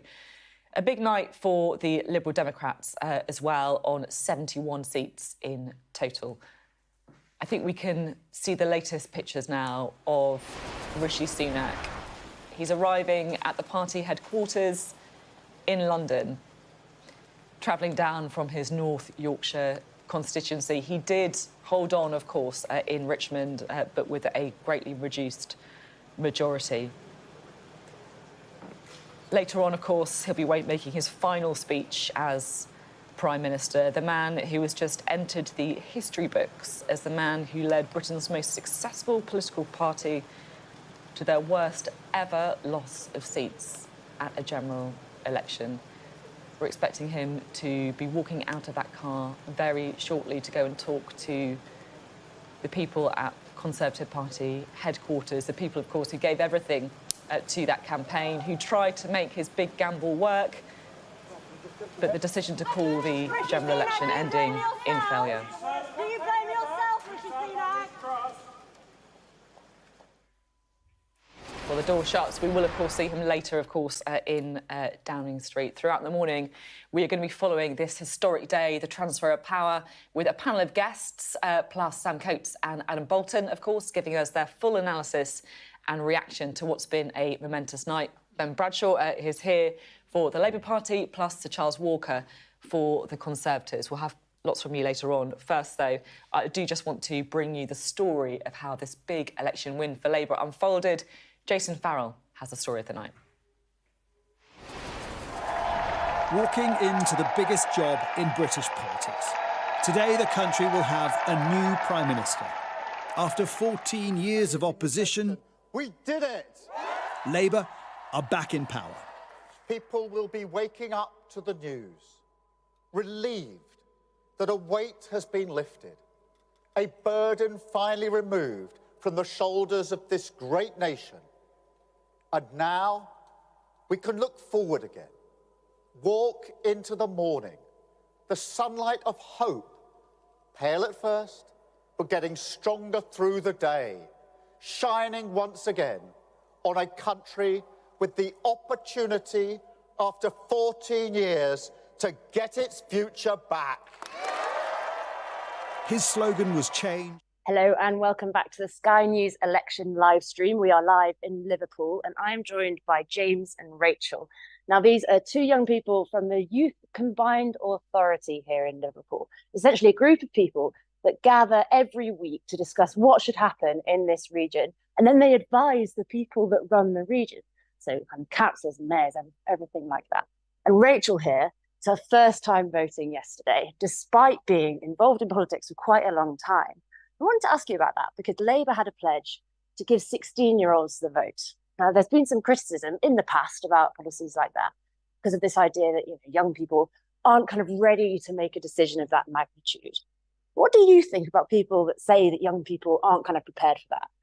I think they need to know that people, like young people, are fully ready to vote. They've realised that politics happens with or without you. So you either educate yourself and get involved or risk the chance of having long-lasting impacts impact you the rest of your life. Additionally, like young people are fully capable. The Liverpool Youth Combined Authority have proven that to me. I joined when I was 17, but James here joined when he was 13, which is absolutely incredible. And all these young people are beautifully educated in politics and already ready to learn. We're ready to learn, we're ready to educate ourselves. And I think that's the point. Education is severely behind in political education. I was able to do politics at A-level, which brought me so much vital information, which I feel should be given to us at earlier stages, maybe even at secondary school. Would be incredible. Yeah, great, thank you. And one of the kind of reasons I was really keen to talk to both of you is so James and Rachel both have a kind of special interest in climate change, and it's something that you focus on quite a lot with the Youth Combined Authority. Now, James, in this election campaign, climate has been notably absent. And before the campaign, Labour rode back on their pledge to invest £8 billion in the green economy. The Conservatives in recent times have rode back on their net zero pledges. Do you feel like your concerns about climate change are reflected in the UK at the moment and the way that we're kind of being governed? I think for a global crisis, it's definitely overlooked. But at the same time, the politicians do have other priorities. So it's understandable that maybe it isn't the forefront of their minds. Yeah, interesting. And I mean, do you feel like your passion is being reflected in that? I definitely think in some policies it is, but not enough. We need more action being taken on issues like climate change. Great. And Rachel, one of the kind of the things that comes up a lot with climate change is we know that young people really care about this. Older generations do too, but it's kind of really fervent within younger generations. Why do you think that is? Like, why is it so much more important to young people? I think it's because it will impact us for the long term. It's going to influence our lives and what we do and what careers we go into, the economy itself. But I feel like older people have a lot more to worry about. They've had different things to worry about and not really being educated on how much the climate is severely going to impact us for years to come. Yeah, great.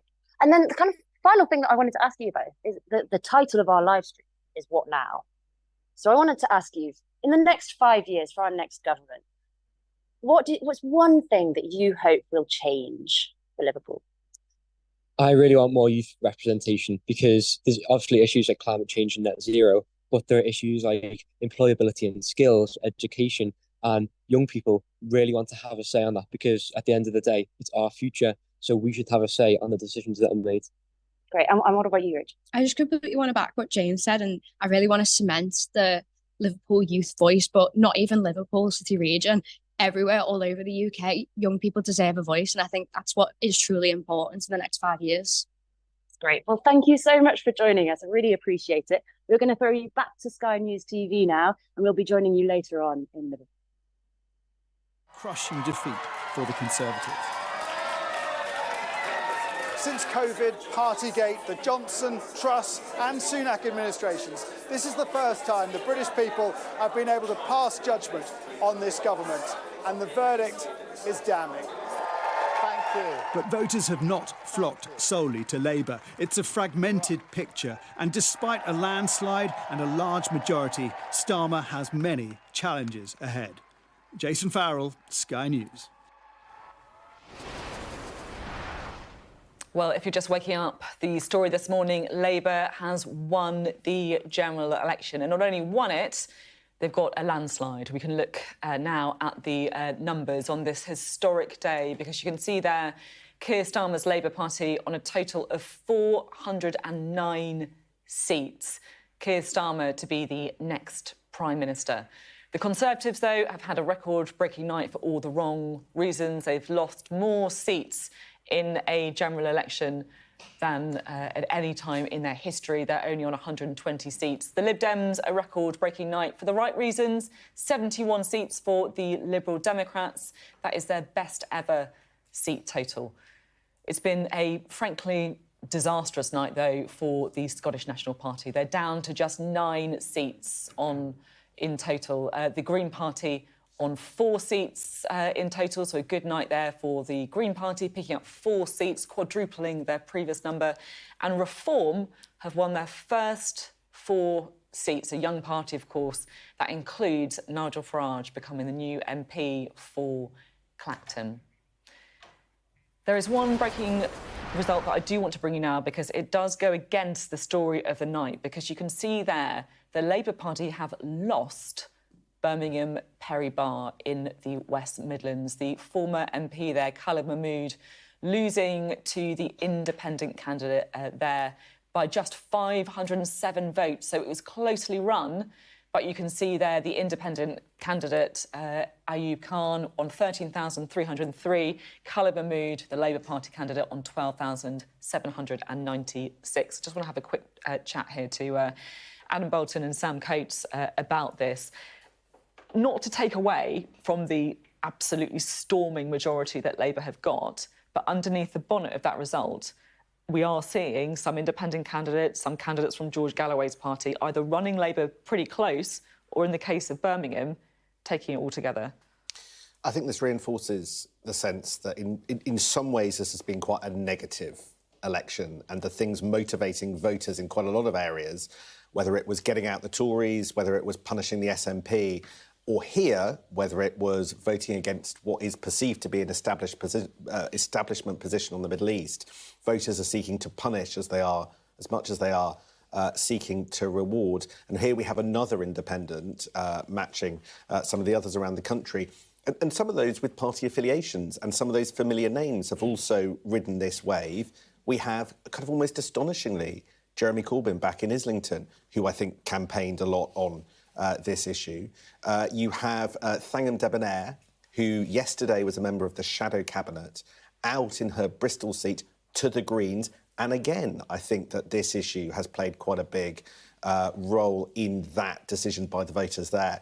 So single issues clearly really motivating larger numbers of people than I can remember at any election since 2005 and the Iraq War. Labour won again then.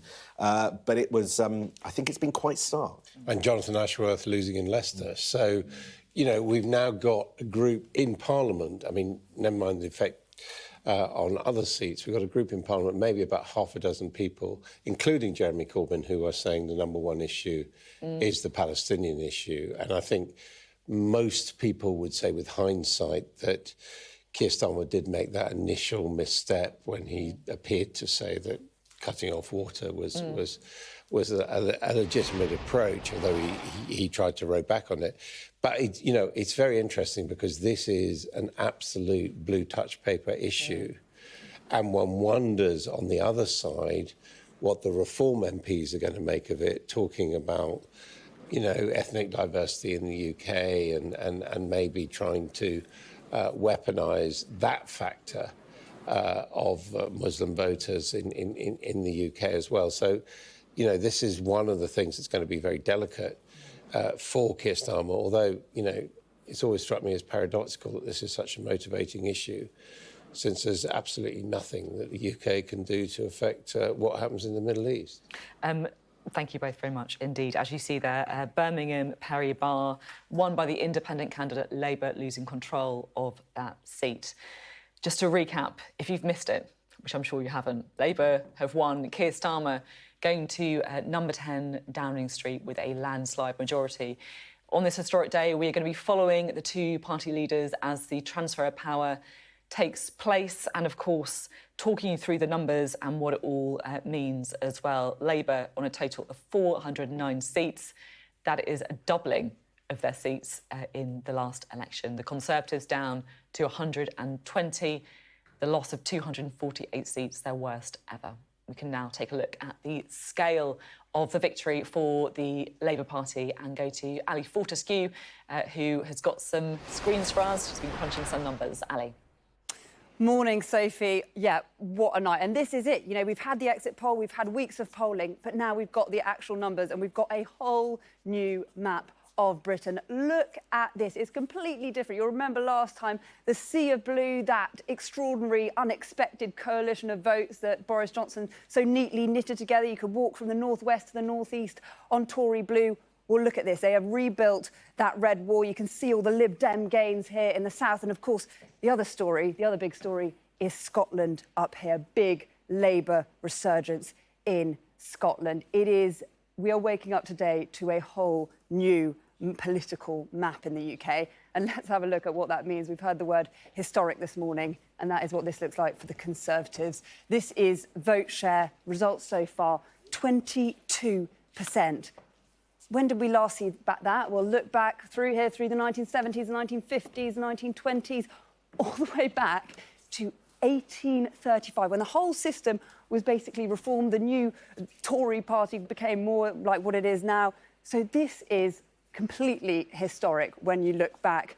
Not seen anything like this since 1835. So where have all those votes gone? Well, this is a sort of state of the parties in terms of votes won or lost. I mean, you can see here the scale of the Conservatives' loss, particularly when you think that they came from a high mark in 2019. A lot of those votes going to Labour. Worse than we are seeing a few Labour losses, part of that down to that Gaza effect, people like Jonathan Ashworth, the big losers from that. It's been a great night for the Lib Dems, hasn't it? They have got nearly 7 times the number of seats that they got back in 2019, and a terrible night for the SNP as well. But this is what's really interesting, because the picture is actually more complicated from the Labour Party than you might first think. The scale of their landslide in terms of seats is big compared to 1997.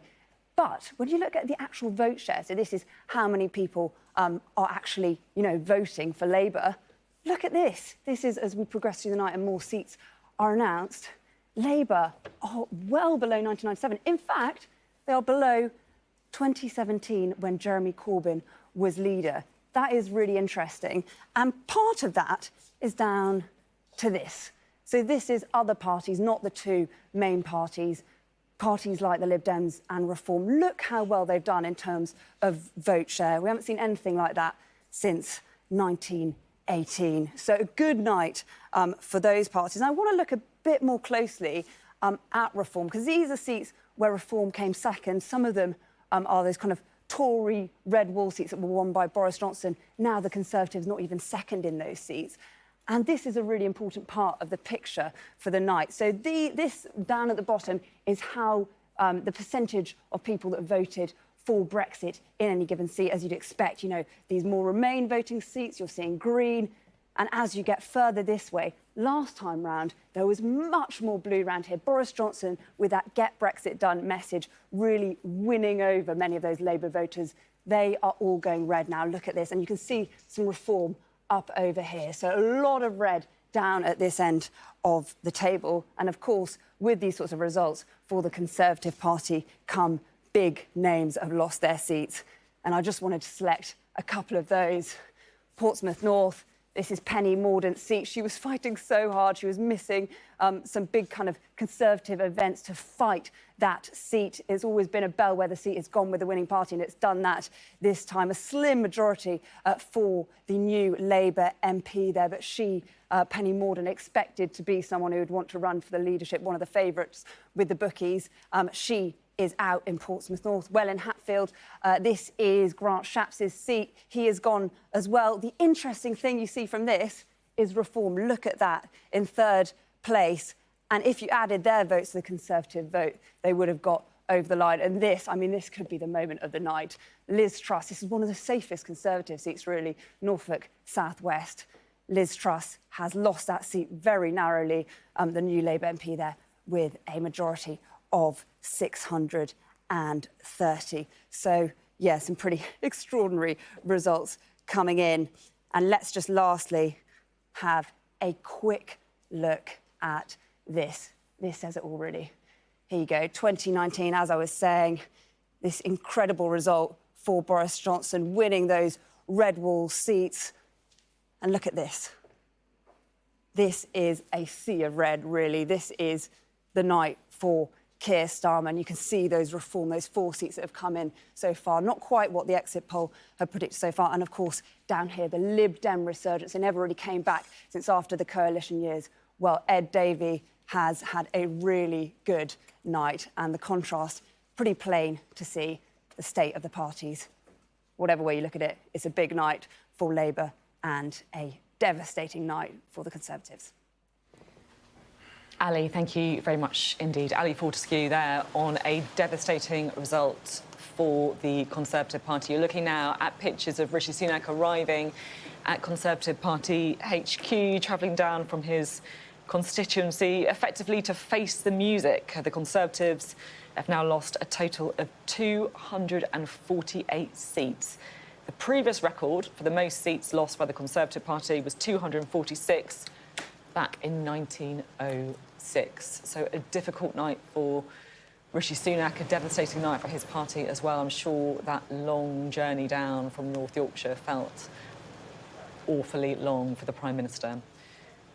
He's headed into Conservative HQ. He's still in there talking to the troops, the people, of course, who put their everything into this election campaign, who tried to make his big gamble of the early election work. No words to the reporters as the door closes.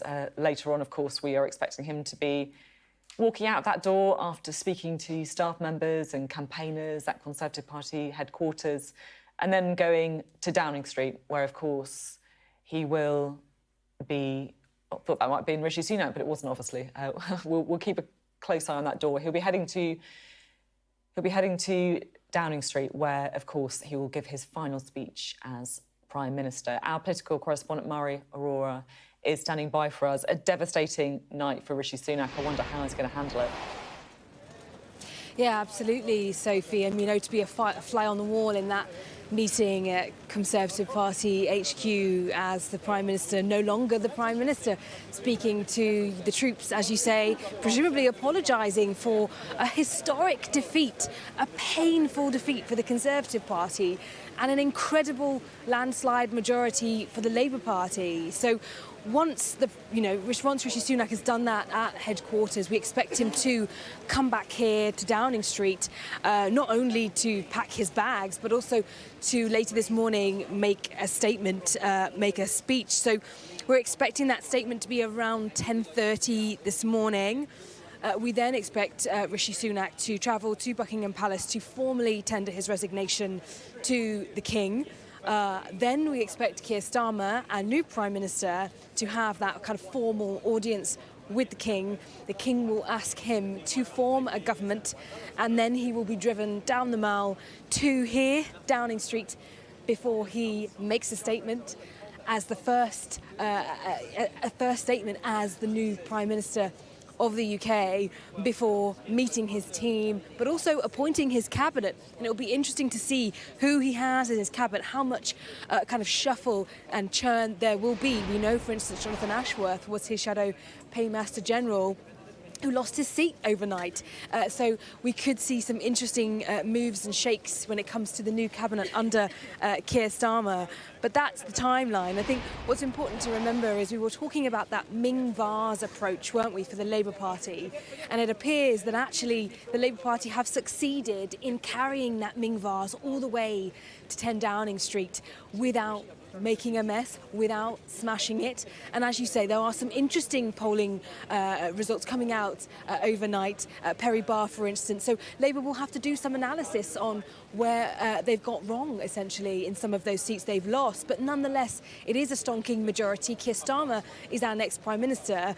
And he was talking about hope this morning, trying to bring some hope, positivity and sunlight into politics after what he would say would be a dark 14 years. So all to play for, all to wait for, this morning in Downing Street. And Sky News will be bringing you all the twists and turns. As soon as we have any updates from Downing Street, we'll bring it straight to you, Sophie. We'll be going straight back to you as well as soon as there's any movement behind that door. Mari, thank you very much indeed. Right, let's talk to our panel now, shall we? Ben Bradshaw is here for the Labour Party. Good to have you here. And Sir Charles Walker for the Conservatives. It feels we should go to you first, Charles, if that's OK, because I hate to do it. I can see you trying to shift it onto Ben there. But really, it does feel, in many ways, you know, the story of the night is voters turning away from the Conservative Party. David Cameron well, he obviously didn't lose, but, you know, the former seats of David Cameron, Theresa May going, Liz Truss losing her seat. I mean, this is a verdict on 14 years. Yeah, look, it's an awful night. I mean, it's dreadful. Every time you've reminded your viewers of how bad it was off camera, I've been wincing. Ben's been having a smile. I've been wincing. It's been terrible. I mean, it's been a good night for men in their late middle ages. Ed Davey, Nigel Farage, Keir Starmer, they've had wonderful nights. Keir Starmer, the best of all of them. But for my party, it has been a really, really long night. And I stupidly, at 2 o'clock or just after 2 on an earlier Sky News programme, picked a fight with the exit poll, saying it was wrong. We were going to do better than 131. You didn't say you'd eat your hat, did you? No, I didn't. But it seems that we've actually done worse. And it's bitterly disappointing. And the Prime Minister will be bitterly disappointed. And he will bear this loss on his shoulders because that's the type of man that he is. He's a top man and a decent man. We've got the story of the Conservative Party and the losses there. And then, of course, this huge majority for Labour. You were there in '97. Do you feel as if it's a similar, I guess, feeling of kind of exuberance that is leading voters into this election, or do you think it's more muted? Certainly not exuberance leading voters into the election. I think there'll be exuberance among my Labour colleagues, with 1 or 2 sad exceptions where we've seen these idiosyncratic results. But the mood of the public's been very different, and I think he has recognised that with the approach to the campaign he's had of the so-called Ming Vase strategy. And the expectations, I think, of the public are much lower. And the result's very different. I mean, as you've pointed out, the share of the vote is not high by historical standards. A lot of that, I would say, is tactical voting. A lot of Labour voters voting Lib Dem in those seats where they think the Lib Dems have a better chance to beat the Tories. But there will be exuberance, but I also think caution, and Keir will be very aware about the size of this mandate, the nature of it, and the challenge ahead, and as well the need to address some of these issues, which has led to some of my very good colleagues losing their seats in exceptional results. It feels like we should kind of look forward a little bit at this sort of juncture in the day as well. We're, of course, going to be waiting to hear from Rishi Sunak, but where do you think the Conservative Party needs to go next? Because, look, it's a bit of a cliche to say there'll be a battle for its soul going on, but that is what's going to happen, isn't it? So, I mean, I don't mean to sound glib. It should go to ground for a few weeks, if not months, and really think about what it wants to do. I'm afraid one of the low points of the night was Suella Braverman's speech in her constituency, which I thought was just so out of order, so unnecessary. To fire the starting gun on a leadership contest and putting her name out there straight away, I just thought was a very, very unattractive thing to do. And I fear that the ill-discipline that's bedevilled my party for the past 2 years is now so deeply embedded in its veins that actually we're gonna tear ourselves apart for the next few months. Do you blame them for the size of this loss? Look, everybody, I'm a Conservative, we all have to take the blame. We all have to carry the blame on our shoulders. This was a collective enterprise and we failed miserably. And to blame the Prime Minister solely for it would be entirely wrong. Charles, what do you think should happen next? Does Rishi Sunak stay on to allow the kind of long contest that you want? Should there be a pro tem leader? What do you think should happen today, tomorrow, over the next few weeks? Well, I know what I would like. I would like the Prime Minister, he's still the Prime Minister for the next few hours, to stay on and say that we're going to have a proper think about this and there will be a new leader of the Conservative Party late in this year or perhaps early into next year. But we've got to understand what happened. There's lots of conjecture at the moment in studios and I'm sure around the country in constituencies about what went wrong. We need to really understand what went wrong. But do we really think Rishi Sunak should be at Prime Minister's questions from the opposition benches at the dispatch box for weeks and weeks and weeks? That's not realistic, is it? Well, you know, that's a really good question, but I put it this way. The alternative is pretty horrible as well. So, look, we've got probably three sitting weeks till recess. The Prime Minister, soon to be leader of the opposition, could do PMQs. We have the summer recess. And then, yeah, we can make that decision in the fullness of time. But I think right now, a precipitous leadership contest would be absolutely toxic.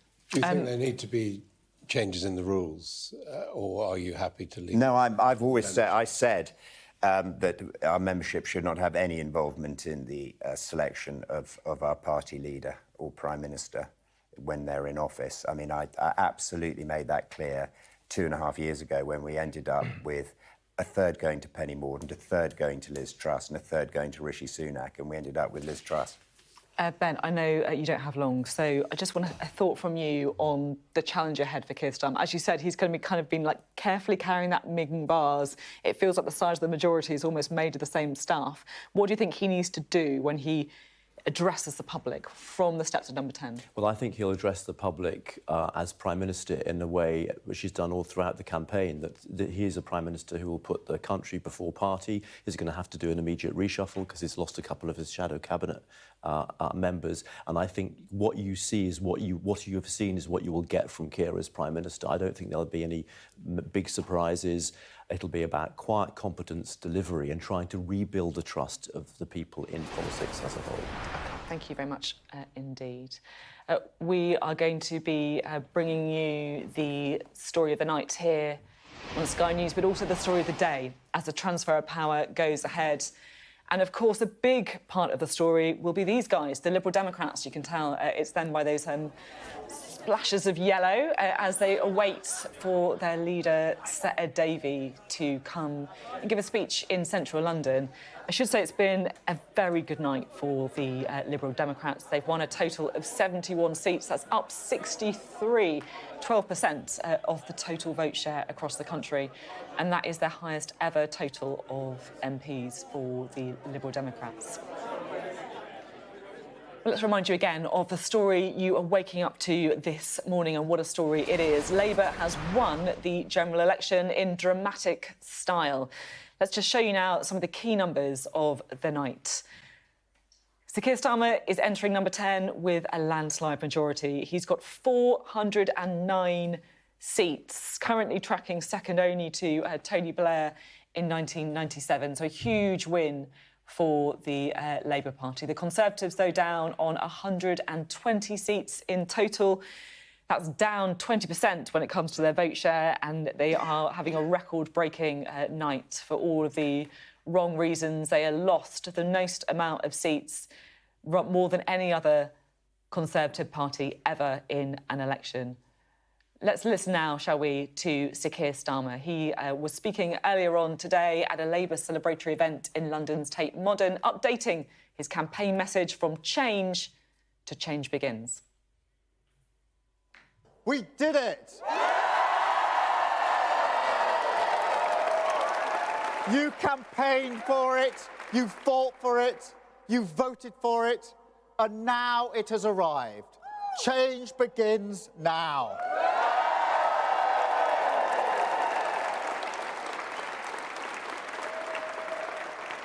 And it feels good, I have to be honest. 4.5 years of work changing the party. This is what it is for. A changed Labour Party, ready to serve our country, ready to restore Britain to the service of working people.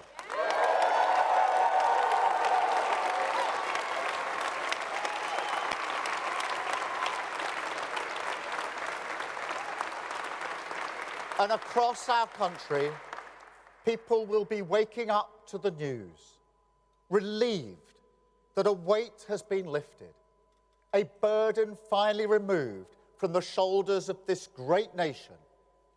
And now we can look forward again, walk into the morning, the sunlight of hope, pale at first, but getting stronger through the day, shining once again on a country with the opportunity after 14 years to get its future back.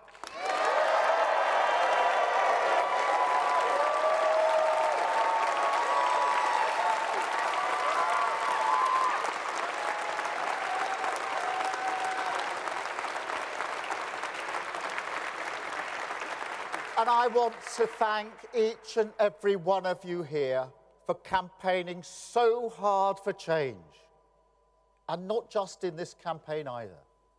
Also for these 4.5 years changing our party.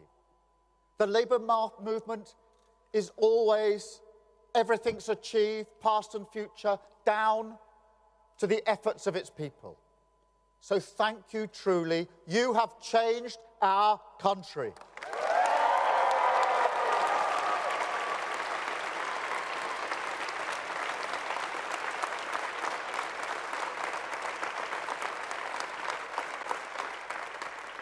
But a mandate like this comes with a great responsibility. Our task is nothing less than renewing the ideas that hold this country together.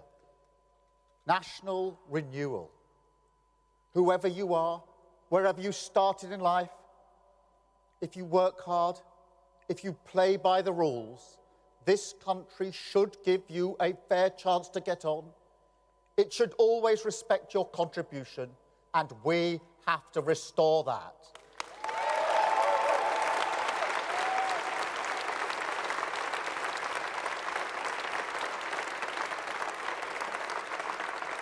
And alongside that, we have to return politics to public service. Show that politics can be a force for good. Make no mistake, that is the great test of politics in this era. The fight for trust is the battle that defines our age. It is why we've campaigned so hard on demonstrating we are fit for public service. Service is the precondition for hope. Respect, the bond that can unite a country.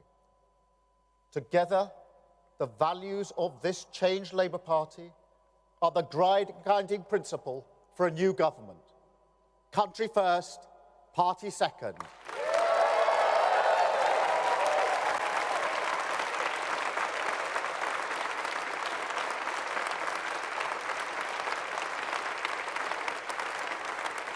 That is the responsibility of this mandate. You know, 14 years ago, we were told that we're all in it together. I say to the British people today, imagine what we can do if that were actually true. So, by all means, enjoy this moment. Nobody can say you haven't waited patiently. Enjoy the feeling of waking up on a morning like this, with the emotion that you do see the country through the same eyes. Hold on to it, because it is what unity is made from. But use it to show to the rest of the country, as we must, that this party has changed, that we will serve them faithfully, govern for every single person in this country.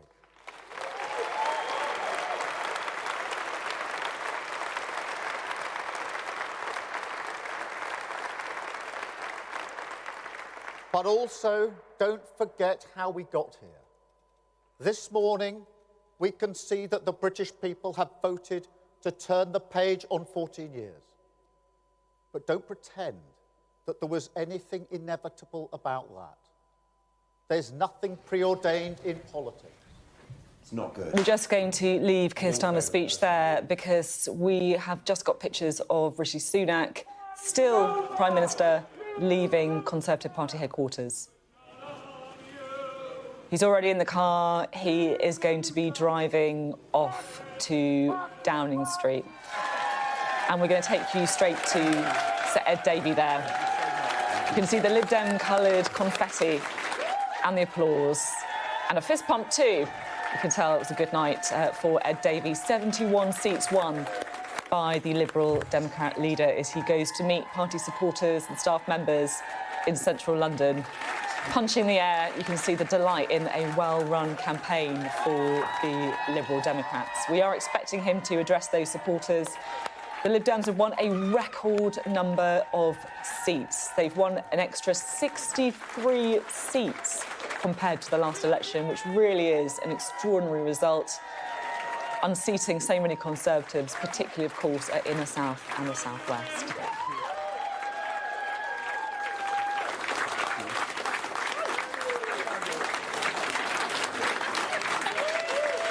Well, I can't resist a high five as well. Thank you. And are waiting for, here we go. And I didn't even have to paraglide in. I just want to thank you all for what you've done, your hard work. You know, you have helped rebuild our party. You've helped ensure that the Liberal Democrats are winning again.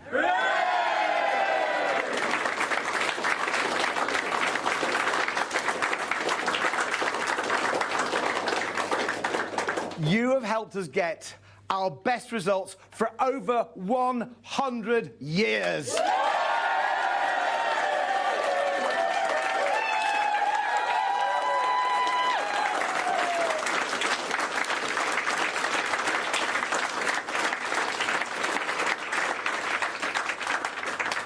So I really want to thank you, and I want to thank the millions of voters who want change and who've looked to the Liberal Democrats to deliver that change, and who've put your trust in us and our candidates, now your MPs.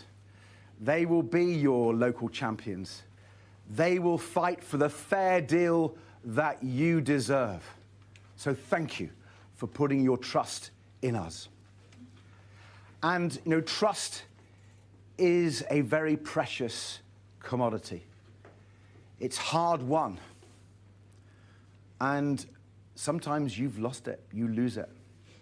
And you have to work very hard to win it back. And I want to thank people for trusting us again. We will not let you down. We will honour your trust.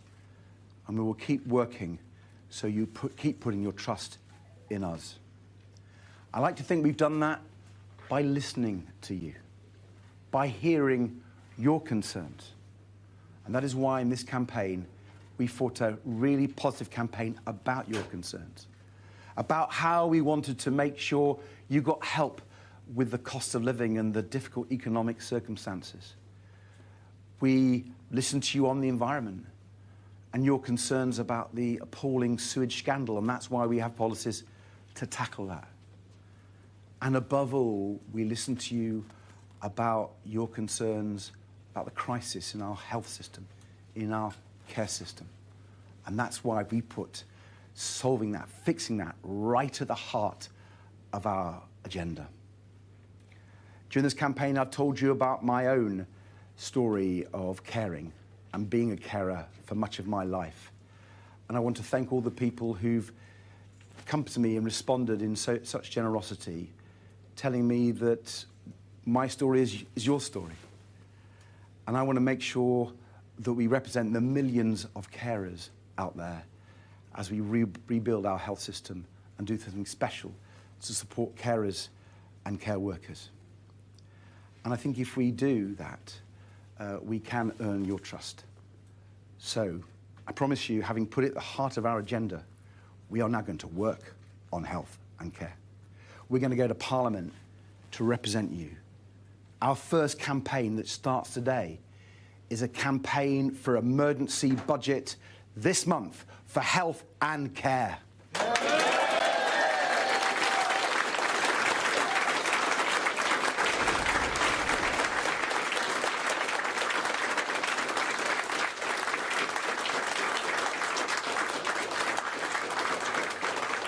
Every one of our record number of Liberal Democrat MPs is going to go to Parliament to campaign for that emergency budget for health and care. They're going to stand up for their local health service, their local care service that you rely on. They're going to stand up for the policies, whether it's getting more GPs, more NHS dentists, free personal care, that will fix the system. Every Liberal Democrat MP will be a voice for carers. And we are going to make sure that your voice is heard like never before. That is the fair deal that we fought on. That is the fair deal that all Liberal Democrat MPs and our whole party want to deliver. So thank you for giving us the opportunity to serve you. And my invitation to you is come and join us and help us turn around our country and transform our health and care system, transform our political system, and bring the better, brighter, fairer future our country so desperately needs. Thank you.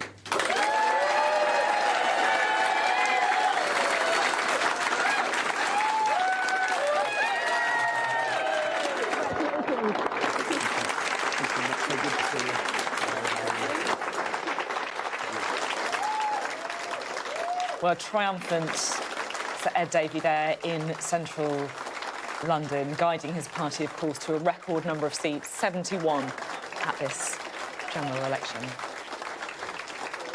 We're joined now by the Lib Dem Deputy Leader, Daisy Cooper. An extraordinary night for the Lib Dems across the country, and also, I guess, for you personally, I think one of the biggest majorities in the country you've now got. Yeah, we've had a record-breaking set of results for the Liberal Democrats, and it's very humbling, but it's also very, very exciting. We've got now a huge number of Liberal Democrat MPs that will come to Parliament next week, and every single one of them will be a strong voice to campaign to save our NHS and fix social care. And as you just heard from Ed Davey, our party leader, the first thing that we're calling for is an emergency health and social care budget, because we know that health services are on their knees, and we've heard time and time again on the doorstep that people want that to be our number one priority. I think they engaged in our message, and because we were showing a fun side, I think we were able to talk about our serious policies. You know, when I fell off the paddleboard in Lake Windermere, we talked about... You enjoyed it more than I do. We talked about the sewage scandal, which people are worried about in every community across our country. When I came down that slide in Somerset with children enjoying their half-term with their families, I talked about the mental health crisis in our country, how hundreds of thousands of children and young people are waiting for treatment, and how Liberal Democrats have come forward, only the Liberal Democrats have come forward with a policy to get a qualified mental health professional in every primary and secondary school. So yes, we've had some fun, but we've had some very serious issues. And when I talked about my own story, which is, I think, pretty serious, I've had a few challenges, but the challenges I've had as a carer throughout my life are challenges that millions of other people face. And I think people are related to our stunts, but they're related to our stories. I'm very grateful to people for putting their trust in us, and we're going to work hard for them every day. And just talk me through that moment when the exit polls came in and you realised that this was going to be a very big night. I was with my wife at home, and I think I jumped off the sofa. But, you know, the exit polls were wrong. We did even better than the exit polls.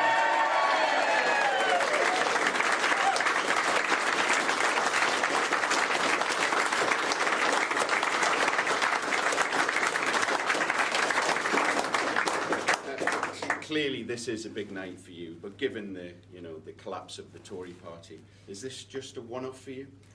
Absolutely not. We are going to show in this Parliament that we will stand up for those millions of people who are desperate for change, who want their health and care systems transformed, who want the economy to grow, but also to make sure it grows in a fair way, where people's concerns of the costs of living are actually addressed.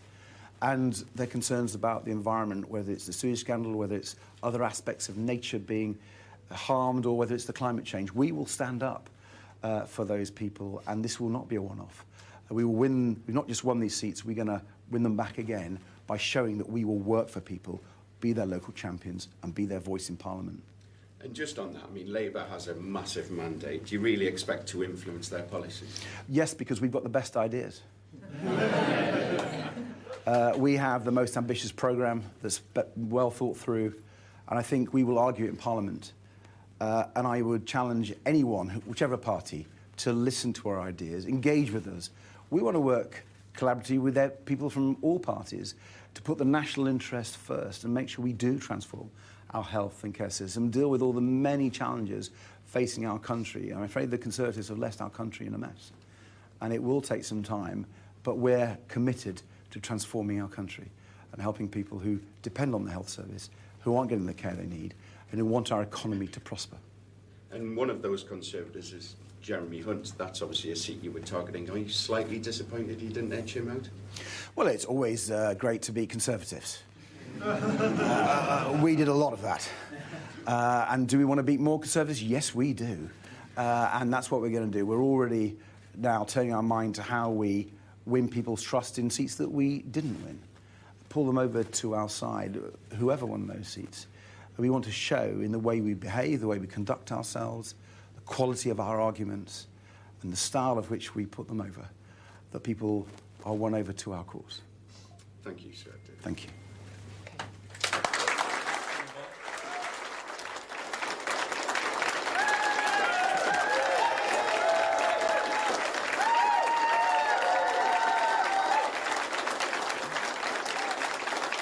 Well, let's bring Daisy Cooper back. In the last 5 years, our country has fought through the most challenging times since the Second World War. Now is the moment for Britain to choose its future. For Rishi Sunak, it began in the rain and it never got better.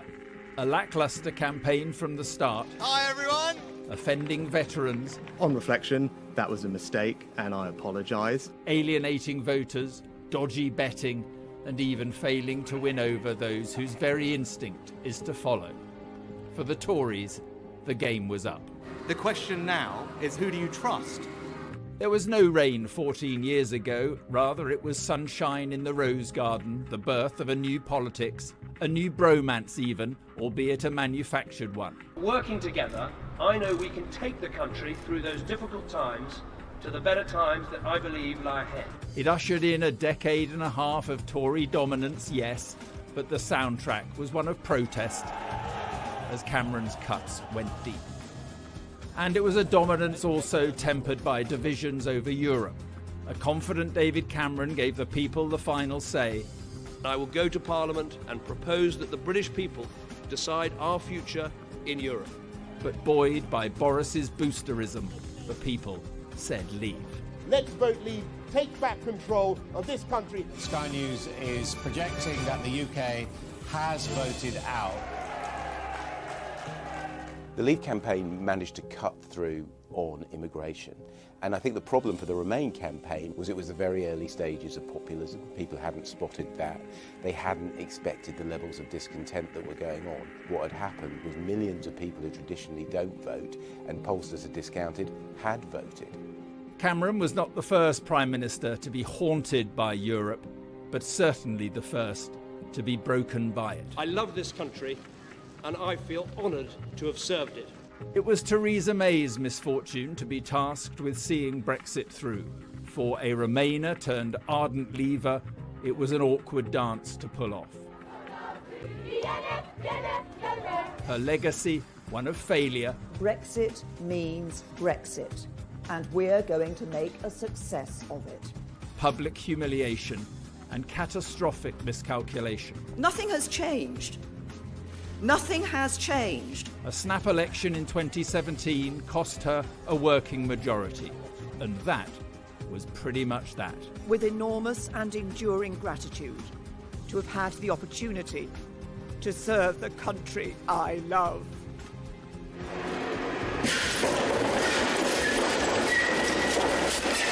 Then it was Boris's time, and Get Brexit Done, Oven Ready Deal and Levelling Up all forced their way into the national discourse. He won big at his Christmas election. The Tories looked set for years in power.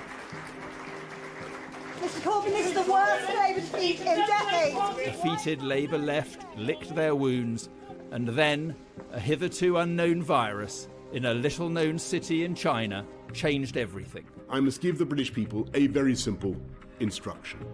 You must stay at home. As Britain locked down, Boris Johnson went down with the virus. Mercifully, it did not do for him physically, but politically, there was no way back. And it was not socially distanced. Downing Street parties and one particular image of a bereaved queen steadfastly sticking to the rules her Prime Minister had broken saw to that. Suddenly he was more popular abroad, particularly in Kyiv, where his support was unwavering, than he was at home.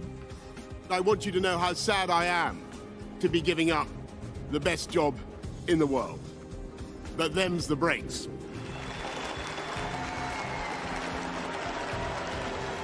It all led to the era of Truss, if you can call it an era, a misjudged budget. I'm not going to cut the additional rate of tax today, Mr. Speaker. I'm going to abolish it altogether. A collapse in the markets, and before you knew it, the tabloids were having fun. A lettuce outlasted the fourth Conservative Prime Minister in 6 years. I believe in the British people, and I know that brighter days lie ahead. Britain became a laughingstock, and public trust in the Tories evaporated. I think that we've spent so long talking to ourselves often in the party, not talking to the country, that we have got an awful lot of trust to win back. On reflection, Rishi Sunak, in truth a novice politician, had little chance. Mr. Sunak, can you really unite the party now? A Tory-weary country to run, and a rejuvenated Labour Party to face. See if he can finally find somebody, anybody, anywhere to vote for him and call a general election now.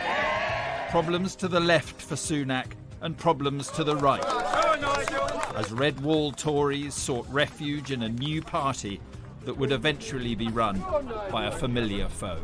The reality is for Rishi Sunak, it was probably all over before he started. We'd had the situation of not being able to deal with immigration, Partygate and the mini-budget. It's very hard for any politician to deal with those reverses and come back. He called his election early, and the rest is history. 14 years of Conservative rule has drawn ignominiously to a close, and one of Britain's great political parties is left to fight for its very existence.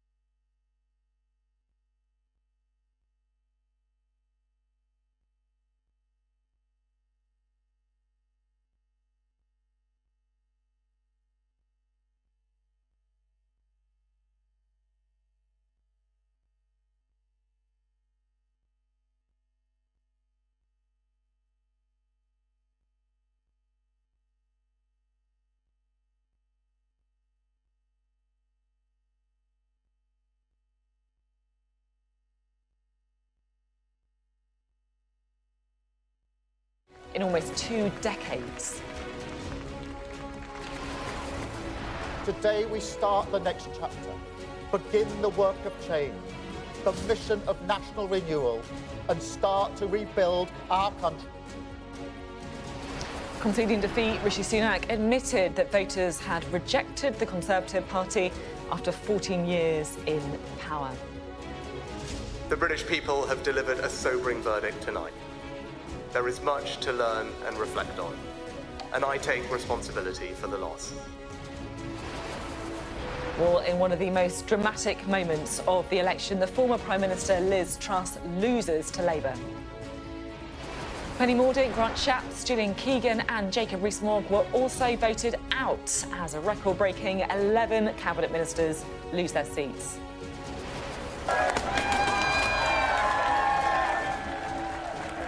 It's been a huge night of success for the Lib Dems too, so Ed Davies celebrates as his party wins a record number of seats. I want to thank people for trusting us again. We will not let you down. The Reform leader, Nigel Farage, says he's coming after Labour after winning a seat in Parliament at the 8th attempt. In Scotland, a hugely disappointing night for the SNP, who fall victim to a resurgent Labour Party north of the border. Well, this is the scene in Downing Street this morning, where later today we will witness only the second change in government in 27 years.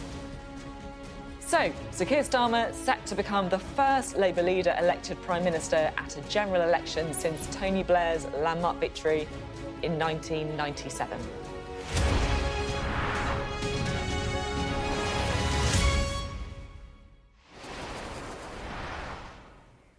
Hello and good morning from Westminster on this historic day for the United Kingdom. Labour has won the general election in a landslide victory, and Sir Keir Starmer will become the country's next Prime Minister. Well, it's the end of an era after 14 years of Conservative rule. Rishi Sunak conceded defeat a little before 5 this morning, saying it had been a sobering night for his party. We are expecting to hear from him in Downing Street probably sometime about 10:30. A total of 11 cabinet ministers have lost their seats, and that includes, and perhaps the biggest shock of the election, Liz Truss, Mr Sunak's predecessor as Prime Minister, also lost.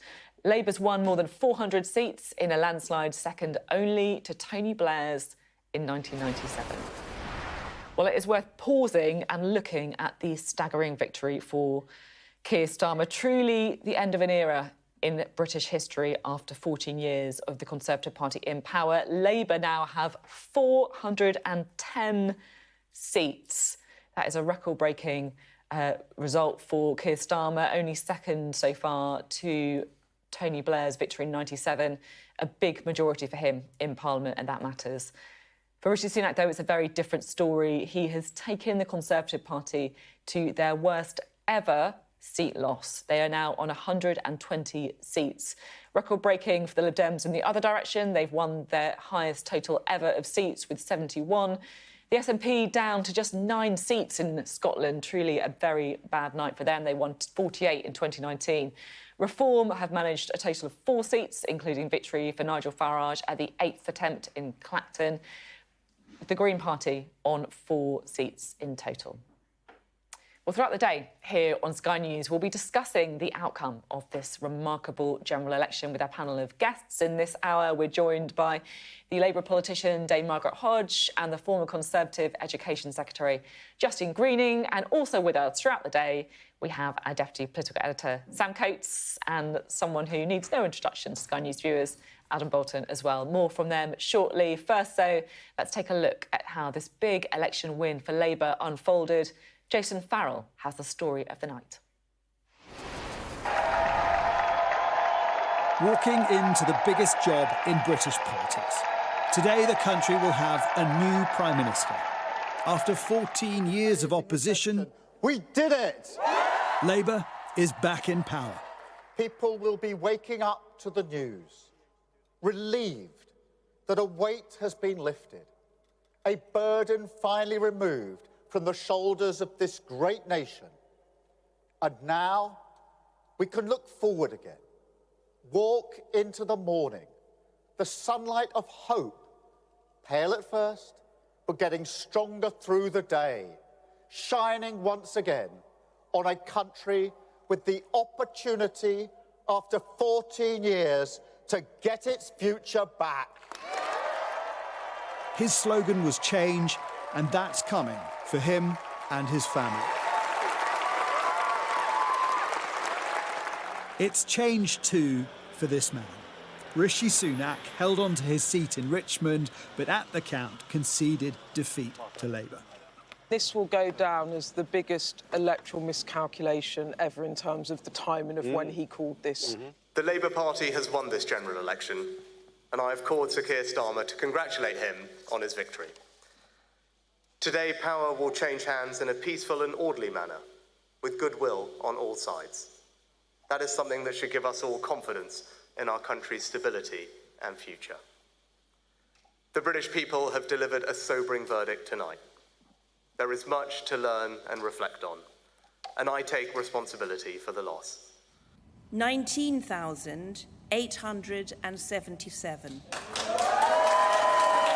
A string of Conservative cabinet ministers lost their seats. Defence Secretary Grant Shapps first to start the soul-searching. It's not so much that Labour won this election, but rather that the Conservatives have lost it. And the leader of the House of Commons, Penny Mordaunt, won't be going back there. Our renewal as a party and a country will not be achieved by us talking to an ever smaller slice of ourselves, but by being guided by the people of this country. In 1997, there were 7 cabinet ministers that lost their position.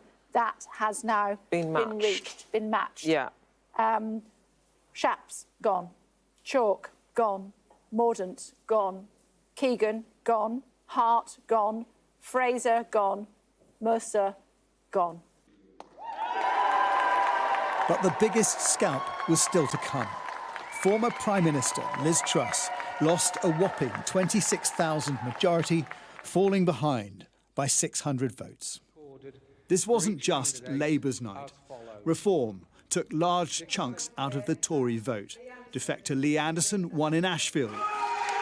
And more than 30 years after he fought his first by-election, Nigel Farage became an MP for the first time on his 8th attempt. Half of the vote is simply an anti-Conservative vote. This Labour government will be in trouble very, very quickly. We will now be targeting Labour votes. We're coming for Labour, be in no doubt about that. Other big Tory names fell, among them former Brexit Minister Jacob Rees-Mogg. And it was a night of celebration for the Lib Dems. Ed Davey's party having its biggest night in more than a century. What I've loved most hasn't been the paddleboarding or the bungee jumping. It's been speaking to people here in Kingston and Surbiton and across the United Kingdom about the challenges they face and their hopes for the future. It's been a bruising night for the SNP. Their vote collapsed across Scotland, with Labour mopping them up. We've had a really difficult and damaging result, and we will have to think long and hard about the implications of the results in Scotland tonight.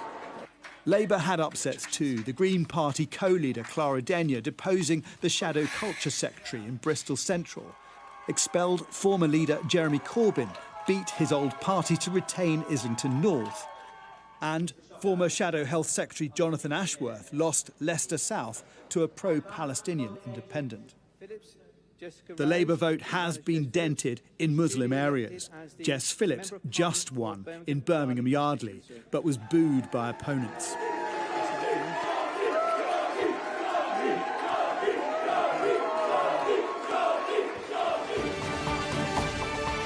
Since the countdown to the exit poll at 10 p.m. last night, watched in anticipation around the country, what's emerged is roughly what the polls had been predicting, an historic and crushing defeat for the Conservatives. Since COVID, Partygate, the Johnson, Truss and Sunak administrations, this is the first time the British people have been able to pass judgment on this government. and the verdict is damning. Thank you. But voters have not flocked solely to Labour. It's a fragmented picture, and despite a landslide and a large majority, Starmer has many challenges ahead. Jason Farrell, Sky News.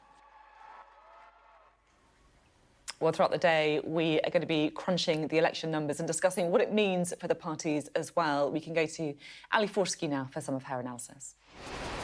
Morning, Sophie. Yes, people are waking up today to a whole new political landscape. And this really is it, Sophie, because we've been talking about the polls and the exit poll, but these are the real numbers. And look at this, how different it is from 2019. All those kind of unexpected votes that Boris Johnson got, building that red wall, well, that has been completely undone by Keir Starmer overnight. You used to be able to walk from the northwest to the northeast on Tory blue seats. No longer. He has rebuilt the red wall. He's made gains all over, really. And then down here, look at this. This is the other big part of the night, the Lib Dem resurgence. They've managed to come back from those low numbers after the coalition years. This has been a really, really good night for Ed Davey. And, of course, the other part of the story is up here in Scotland. And you can see, I mean, this used to be yellow all over, SNP dominance for years under Nicola Sturgeon. No longer. Look at that, a real resurgent Labour Party, the red up here in Scotland. We've heard the word historic used a lot today, Sophie. That is what this is what... Alice Porter here in Aldershot. Thank you for joining us on the digital live stream. And what a night it has been in Aldershot. This has been a safe Tory seat ever since it was first created in 1918.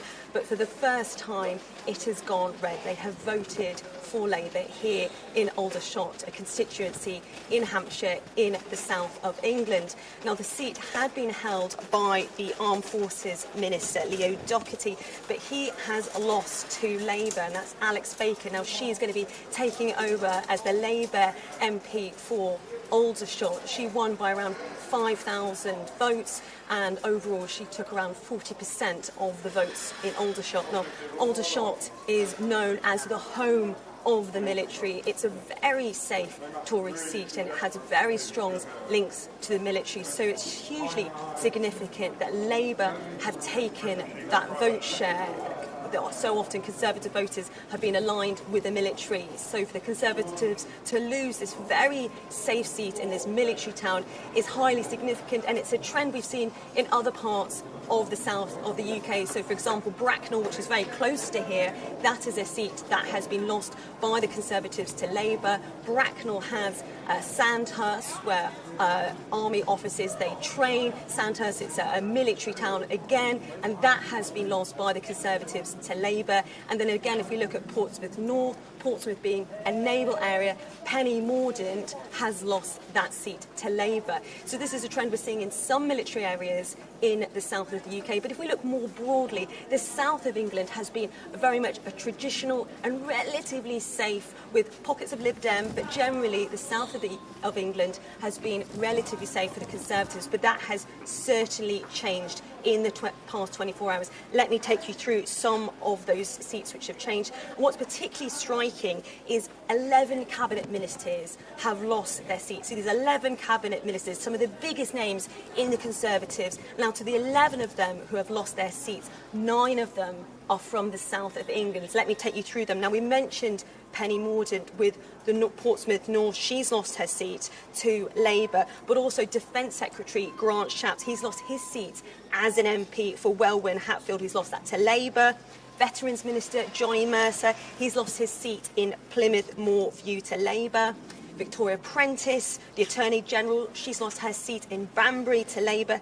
And Transport Secretary Mark Harby, he's lost his seat in the Forest of Dean to Labour. But it's not just people in the Labour Party who have made significant gains in the south of England. It's also the Lib Dems. They've taken a number of key seats away from the Conservatives and away from cabinet ministers in the Conservative Party, some of those heavy hitters. Let me just take you through some of the gains for the Lib Dems in the south in terms of those cabinet ministers who've lost their seats to the Lib Dems. So Alex Chalk, the Justice Secretary and Lord Chancellor, he's lost his seat in Cheltenham to the Lib Dems. Same for the Education Secretary, that's Gillian Keegan. She's lost her seat in Chichester to the Lib Dems. Culture Secretary Lucy Fraser, she's lost her seat in Ely and East Cambridgeshire to the Liberal Democrats. And then the Science Secretary, Michelle Dollelin, she lost her seat in Melksham and Devizes' seat to the Liberal Democrats. So it really shows you some of the big names within the Conservative Party, the cabinet ministers. They have very much lost their jobs. They've lost out to Labour or they've lost out to the Lib Dems. And just a recap, here I am in Aldershot, which is a military town, a town that has voted Conservative ever since the seat was first created in 1918. But for the first time in the seat's history, they have voted red. They have voted for the Labour soon-to-be MP, and that is Alex Baker. Thanks very much for joining us on the live stream here in Aldershot. Held on to her seat in Essex. Suella Braverman made no secret either of her hopes of being leader of the Conservative Party one day. But I put those two up because they're sort of different sides of the Conservative Party, and that's a sort of battle that we might see now for the soul of the Conservative Party and how they recover after this sort of loss. I'll get up. Oh, sorry, that is actually Tom Tugendhat's seat. Look at this. This says it all. 2019, that extraordinary victory for Boris Johnson, all that blue in those red wall seats, and now look at this. I mean, it is a sea of red. It's an incredible night for Keir Starmer and the Labour Party, a brilliant night for the Lib Dems too, whatever way you look at it. A terrible night, Sophie, for the Conservatives. I mean, that map really does just show you, doesn't it, that kind of visual depiction of how the country has changed. Ali, thank you very much indeed, Ali Fortescue there on Labour's landslide win. We are keeping our eyes on Downing Street, expecting, of course, to be hearing from Rishi Sunak. That Downing Street statement expected from around 10:30 a.m. And we're also expecting, potentially, to see Jeremy Hunt as well, who is behind that door of number 11. He did manage to hang on to his seat against the odds as well in Godalming too. So a difficult day, of course, a difficult morning for those two men, but of course particularly for Rishi Sunak after leading his party to that historic defeat, the gamble of the early election that did not pay off. Right, let's bring in our Deputy Political Editor, Sam Coates, shall we, and also Adam Bolton, our election commentator. Adam, the kind of broad brush headlines are very clear, aren't they? This kind of historic landslide win for Keir Starmer, the majority that he's got now, that he can do an awful lot with in Parliament, and the devastating loss for the Conservative Party. But it feels like there's an awful lot of other stories going on as well, kind of under the bonnet, if you like. Yeah, I mean, let's talk about personalities. We were hearing there about the cabinet casualties. Let's look at the prominent Conservatives who survived. I mean, Jeremy Hunt, extraordinary personal achievement given the national mood for him to manage to achieve. James Cleverly, also someone who you'd regard as a moderate, and the other cabinet survivors are mostly in that ilk. Laura Trott, John Glenn, Mel Stride. So that, I think, gives you some idea of the direction in which the Conservative Party might want to go. Although, of course, Esther McVey, Suella Braverman and Kemi Badenoch have all survived as well and may think differently.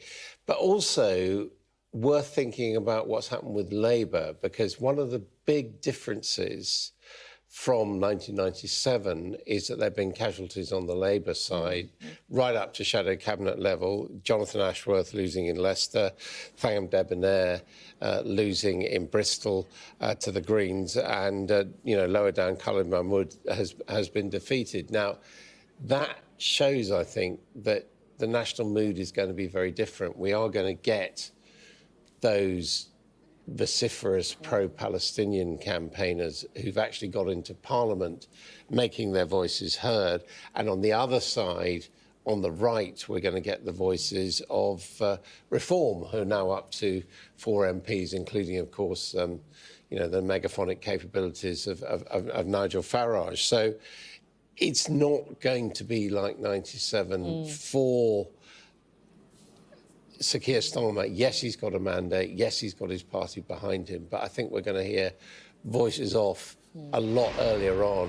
I mean, as I was going to watch the exit poll last night, I walked past a pub and there was a young woman there saying, to be honest, I don't really care who wins, provided it's not the Conservatives. And to me, that sums up what's happened this time, and it's not the same as things can only get better, Blair mania. So I really feel as well, the more I kind of think about it, that the low Labour vote share potentially due to tactical voting driven by that very issue, people's determination to get rid of the Conservative Party. And whoever is the MP most likely to do that, whether it's Lib Dems, whether it's Labour, in some places Green, that's where they're going. Sam, I want to look forward a bit because this is a historic day. You know, we're about to see the transfer of power, the kind of very brutal transfer of power that we see here in our British political system. We're waiting, of course, to hear that speech from Rishi Sunak. And then, of course, it's not going to be him in number 10 at all. It's going to be Keir Starmer. What do you think we're going to see? Well, within a couple of hours, I think we're going to see Keir Starmer being formally appointed the 58th Prime Minister of the United Kingdom in what has undoubtedly been a peaceful political revolution. Right now, with just 5 of the 650 seats left, Labour are going to have a majority, we think, of about 170, maybe 1 or 2 more than that. That is a political blank cheque for Keir Starmer to do whatever he wants politically. He's got the votes in Parliament to do it. But at the same time, as you were saying, a lot of that enormous success in the Commons due to the collapse of the Tory party, who have been breaking records all morning, records that you wouldn't want to break. The lowest number of seats in the Conservatives' history, the biggest drop in the percentage share of the vote. You can see Rishi Sunak there. I think you can justifiably call him, in electoral terms, the worst Tory leader in history. And this poses all sorts of problems, I think, for where we are, because Labour have ended up coming into power on about 35% of the vote, which is, which barely any increase on last time, lower than Jeremy Corbyn when we saw him in 2017, who was on 40% of the vote. So that is quite something, and there are questions. There are questions about how those independent candidates might affect Labour's foreign policy in office, given their focus on Gaza. There are questions about Northern Ireland, which we haven't talked about. Sinn Féin, now the largest party. The Liberal Democrats riding high. What does that mean for EU relations? In Scotland, worries that, that the SNP recovery does mean what that means for austerity. And is this Labour majority ultimately too widely spread? How much nervousness will there be at the centre about the way that is distributed? I think also, isn't it, as we look at Downing Street, we don't know what's going to happen with the Tory party at all as far as Rishi Sunak. Yeah, this is it. I've just been looking at some numbers. Previously, Michael Howard resigned about 12:30 after Tony Blair gave his Downing Street speech. William Hague, it was 7:46 in the morning. John Major, it was about 11:20 a.m. What is Rishi Sunak going to do? All eyes on Downing Street. I think we can bring in our political correspondent, Maria Aurora, who has been in Downing Street for us this morning.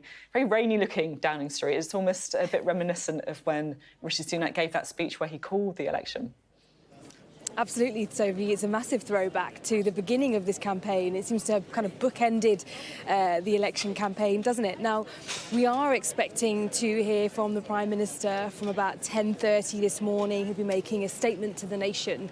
But so far, we have seen him at Conservative Party HQ, presumably apologising as well as greeting his troops after that electoral defeat. So we had those images. I mean, you wouldn't be responding to journalists shouting questions, but nonetheless, we know now that he's actually behind us. He is in Downing Street, so he went in the back way, so we couldn't get a shot of him this morning walking through that door. But we know he's in number 10 at the moment, and within the next couple of hours will be coming out and giving that all-important statement before travelling to have an audience with the King and officially tendering his resignation. Now, what's also interesting is we're keeping a really close eye on the door from number 11 because we've seen a bit of movement so far this morning, Sophie, as to people coming in and out, a young woman carrying a small suitcase, for instance. So we're just kind of on tenterhooks at the moment, waiting to see if we see the Chancellor, former Chancellor, I should say, Jeremy Hunt emerge from that door at some point in the next hour or so, perhaps. We don't know. And interestingly, just to go back to the kind of order of things, the timetable this morning. So after Rishi Sunak has officially tendered his resignation to the King, then Keir Starmer will go and have an audience with the King, and the King will ask him to formally form a government. He will then travel down here to Downing Street to obviously move in with his family and start being the next Prime Minister. He will address the nation perhaps this afternoon, and essentially he will have to make sure he kind of has this pitch to the nation that, you know, they have trusted him with their votes, and now he needs to prove his worth and deliver as quickly and as soon as possible. But as I say, we're just trying to see if we might see Jeremy Hunt emerge from that door, so we'll bring that to you if it happens. Yeah, we'll jump straight back on that number 11 door if it does. Mari, thank you very much indeed. Mari Aurora there from Downing Street. Well, let's get some more reaction now, shall we, with the former Conservative Education Secretary Justin Greening and the veteran Labour politician Dame Margaret Hodge as well. Justin, to you first. Conservatives in power for over 5,000 days. I think it's the second longest period of uninterrupted government since the Second World War. It feels like now you're about to enter a lengthy period of opposition. Yeah, these are disastrous results, and they are the end point of 5 years plus of the Conservative Party trying to out-reform, out-Farage, Nigel Farage, and that experiment has utterly failed. And so we end up where we are, where we have stepped out of mainstream politics, left that for Labour, and millions of voters around the country will have felt they had very little choice in the election yesterday. What we now need to do is actually get back into the mainstream, deliver on key promises that did resonate with voters, like levelling up, and frankly learn from what has been an absolutely appalling, unprecedentedly bad election result. You sound quite angry. Do you feel angry towards some of your colleagues? I am angry because I think this has been an obvious political cul-de-sac that we have been travelling down for many, many years at this stage. It was clear, certainly to people like me, that this was where we would end up. We have literally got 120 MPs. Michael Howard had 198, I think I'm right in saying. David Cameron had nearly 3 times as many Conservative MPs. This election result is a disaster, and the party now faces a really simple choice. Do we continue with this failed experiment of trying to out-reform, which will continue to fail, or do we take the long, hard steps to get back into the mainstream of British politics again and to actually stand up for a whole swathe, I think, of British public opinion that did not feel represented at this election? When you hear, Dame Margaret, when you hear Justin talking in that way about the Conservative Party, how does it make you feel? Are you glad that your old enemy is in this state, or do you actually feel, I guess, a bit concerned that there's no opposition or such a lack of opposition? Well, of course one wants a decent opposition because that's how democracy works best. But what I was just saying... Just to jump in, I'm sorry. Okay. We are just seeing Jeremy Hunt leaving there. He survived by just 891 votes in his constituency, so that is wafer thin. And if you didn't see much of him during the election campaign, well, that is why he was focused on keeping that seat. Turnout actually pretty high, 76.6% in his seat, which I think really does show the efforts of that man to get the vote out. He's there, of course, with his family, with his wife, with his 3 children, leaving their home in number 11. You can see there the dog as well. Got to get the dog in shot too. I love it. And I mean, Sam, you'd allow Jeremy Hunt a little bit of a victory lap, I guess, after keeping hold of that seat. He was written off by everyone, but he basically ducked out of the campaign nationally to fight his seat and managed to hang on. And so I think he deserves this moment in the sun, or the rain, as it is, as he and his family get in the car. But we look to what next for this man. Could he be, perhaps, a temporary leader? Or does he want to do something a little less high profile? Does he think his direction, a centrist conservative, a moderate conservative, is the right one for the party? And will he stand up and fight against a backdrop of other moderates like Damien Green losing their seat? I mean, he's had a crack at the leadership a couple of times before, hasn't he? But as you say, a kind of caretaker role could be something else. Jeremy Hunt and his family there getting into that car, pulling out of Downing Street for the last time. It is a reminder, isn't it, Adam, of the transfer of power that we're seeing today. Such a historic day. Yeah, I think it's interesting. I can't remember ever having seen an outgoing Chancellor do that walk with the family down Downing Street. And I think that underlines that Jeremy Hunt, although he did say during the campaign that there were other things than politics, I think he is going to fight. I mean, he's going to fight for what he believes in, and he can say that he's got a mandate that a lot of others didn't get. Yeah, that's true. He won where people thought he wouldn't be able to remember doing all of those MRP polls with Sam during the election. He was a goner, according to those projections, but he hung on. He survived by just 891 votes. We can bring in our royal correspondent now, Rhiannon Mills, who is live at Buckingham Palace for us, because it's a historic day politically, but also it is a big day constitutionally as well. There are several formalities that have to be observed today. Rhiannon. I always think it is fascinating that this is one of those rare moments where we see our parliamentary democracy and our constitutional monarchy really working in tandem, because so much of the time is spent trying to separate the monarch from anything political.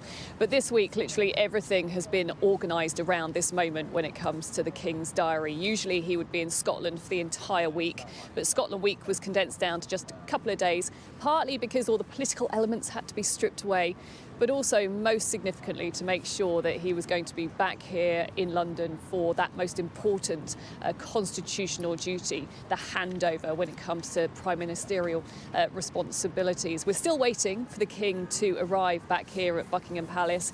Yesterday he flew back from Edinburgh to Windsor, so yeah, we wait for the Standard to be flying over Buckingham Palace. He isn't here quite yet. But of course it's also a really important part of the theatre around the day, isn't it? People are used to seeing the cars coming and going, passing all of those big London landmarks that are so famous to people right around the world. But then, in a way, the interesting part of it is then within the peace of the audience room, the really significant moments take place. So first of all, of course, Rishi Sunak will have to come to see the King to tender his resignation.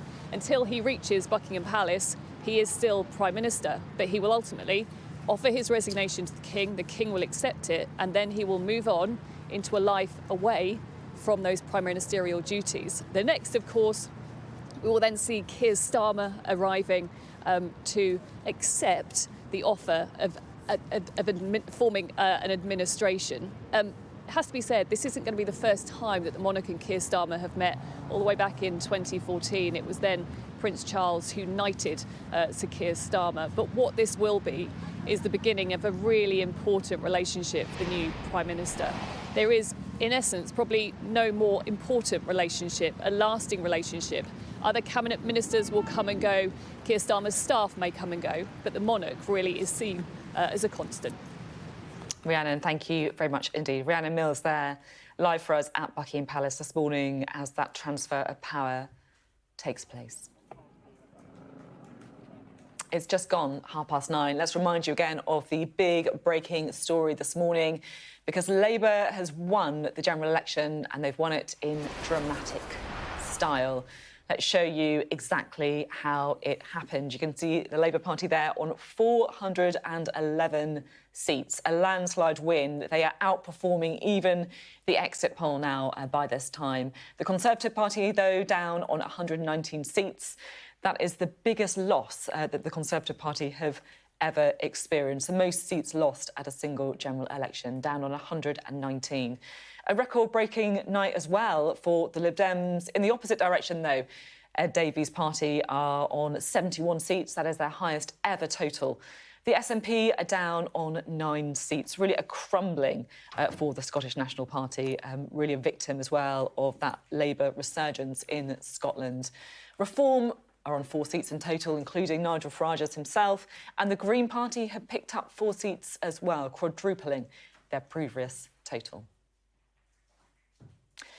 Well, the man with the mandate, Sir Keir Starmer, spoke at a Labour celebratory event in London's Tate Modern earlier.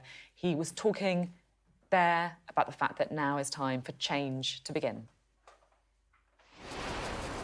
We did it! You campaigned for it, you fought for it, you voted for it, and now it has arrived. Change begins now.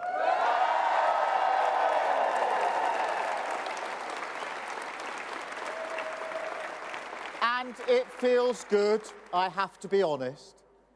4.5 years of work changing the party. This is what it is for. A changed Labour Party, ready to serve our country, ready to restore Britain to the service of working people.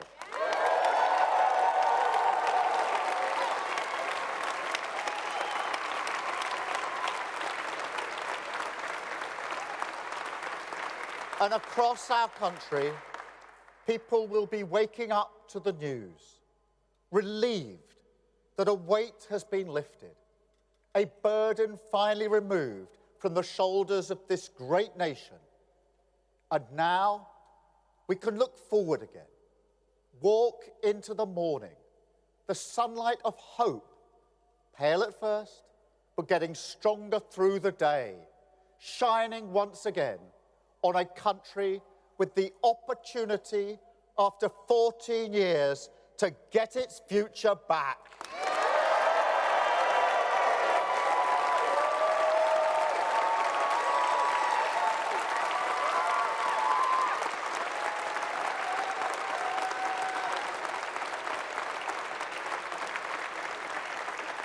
And I want to thank each and every one of you here for campaigning so hard for change. And not just in this campaign either. Also for these 4.5 years changing our party. The Labour movement is always everything's achieved, past and future, down to the efforts of its people. So thank you truly. You have changed our country.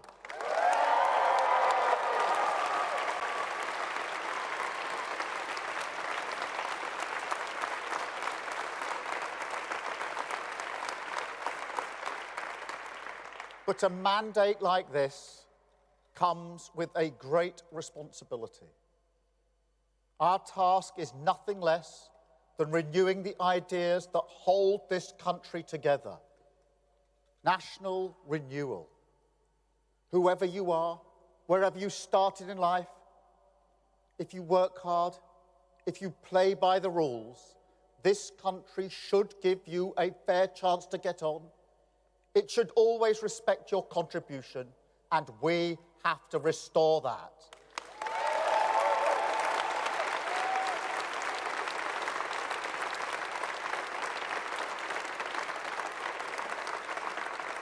And alongside that, we have to return politics to public service. Show that politics can be a force for good. Make no mistake, that is the great test of politics in this era. The fight for trust is the battle that defines our age. It is why we've campaigned so hard on demonstrating we are fit for public service. Service is the precondition for hope. Respect, the bond that can unite a country. Together, the values of this changed Labour Party are the guiding principle for a new government. Country first, party second.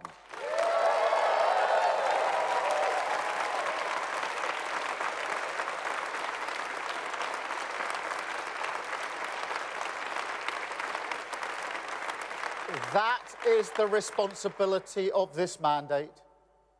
You know, 14 years ago, we were told that we're all in it together. I say to the British people today, imagine what we can do if that were actually true. So, by all means, enjoy this moment. Nobody can say you haven't waited patiently. Enjoy the feeling of waking up on a morning like this, with the emotion that you do see the country through the same eyes. Hold on to it, because it is what unity is made from. But use it to show to the rest of the country, as we must, that this party has changed, that we will serve them faithfully, govern for every single person in this country.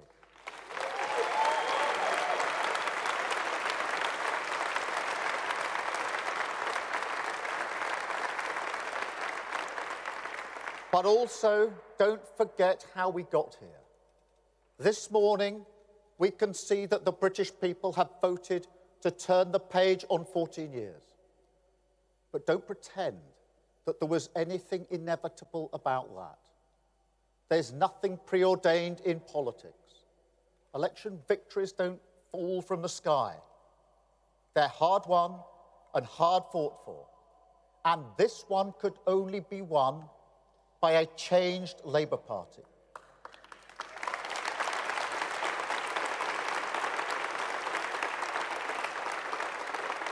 We have the chance to repair our public services because we changed the party. We have the chance to make work pay because we changed the party. We have the chance to deliver for working people, young people, vulnerable people, the poorest in our society, because we changed the party.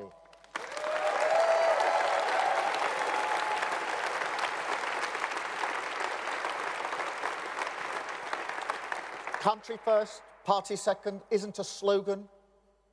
It's the guiding principle everything we have done and must keep on doing. On the economy, on national security, on protecting our borders. The British people had to look us in the eye and see that we can serve their interests. And that work doesn't stop now. It never stops. The changes we've made are permanent, irreversible, and we must keep going.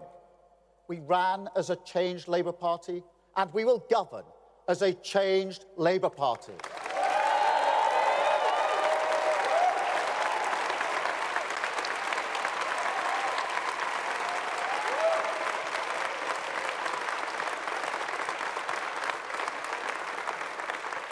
I don't promise you it will be easy.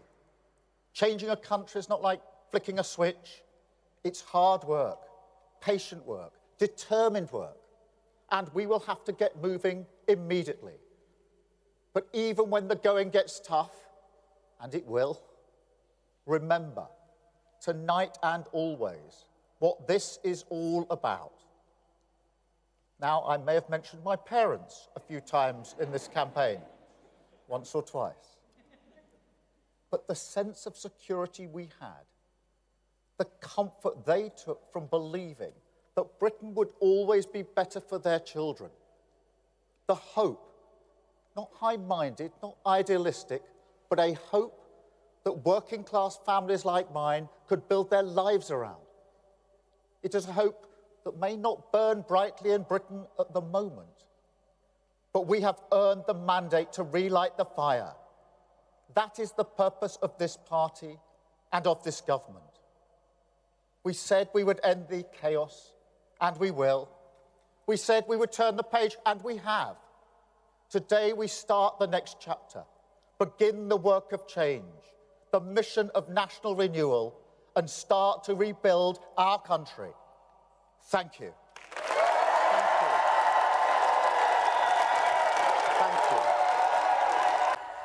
Sir Keir Starmer speaking a little earlier there. We are expecting, of course, to hear from him later on today in this historic day for the United Kingdom, the transfer of power between the Conservatives after 14 years of government to a resurgent Labour Party. Well, let's get some reaction now, shall we, from the co-chair of...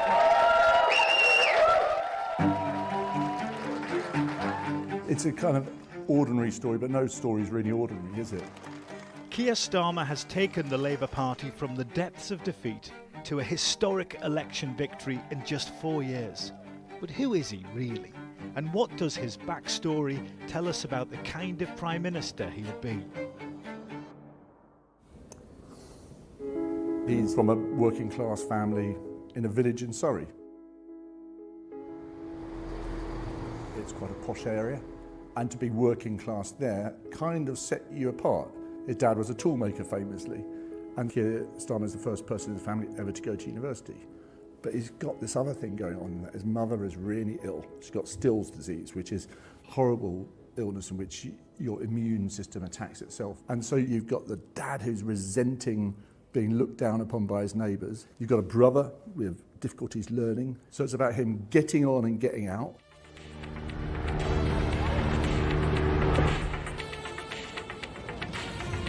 Where there is discord, may we bring harmony. It's the height of the miners' strike, and Keir Starmer heads north to Leeds to study law. He eventually becomes a barrister, specialising in human rights.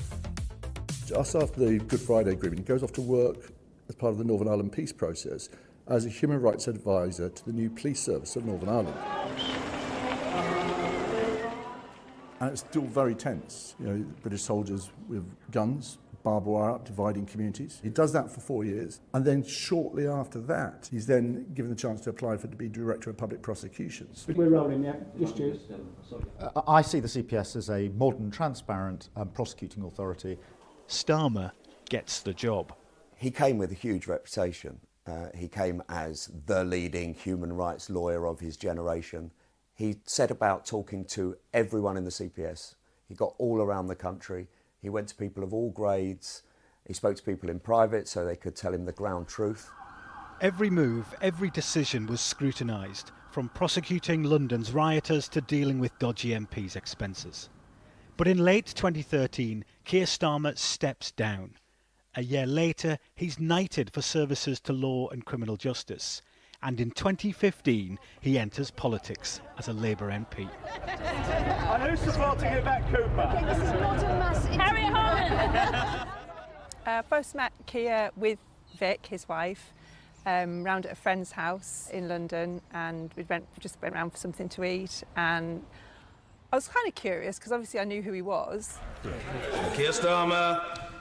Mr. Speaker, what an embarrassment. He didn't really have much of a feel at first for the House of Commons chamber. But Mr. Speaker, let's not be fooled that yesterday was just about choreography. But he quickly goes from backbencher to become Jeremy Corbyn's shadow Brexit secretary. If ever there was a day for the Prime Minister to come to this House and to answer questions, it's today. If he was ambitious for more, he wasn't letting on. He must have given you the nod that he might think, who knows, I might become Prime Minister. Absolutely not at any stage did he say that at that time. He might have ruled himself out, but what were you thinking? I thought he could do it. I knew he could do it. And over time, as things began to deteriorate under Jeremy Corbyn's leadership, I felt it was time for us to start to think about what might follow, and I felt that Keir Starmer was by far the best person to do the job. Starmer becomes Labour leader. We've just lost 4 elections in a row. We've got a mountain to climb. It's a party ravaged by infighting and claims of anti-Semitism. They are 20 points behind in the polls. I've been playing football pretty well every week since I was 10 years old. This is the image the Labour Party have worked hard to build of Keir Starmer. Football-loving, down-to-earth. The idea is that perhaps people relate to him. It is now a life in the public eye, a family protected from it. His wife Vic works in the NHS and he has 2 children.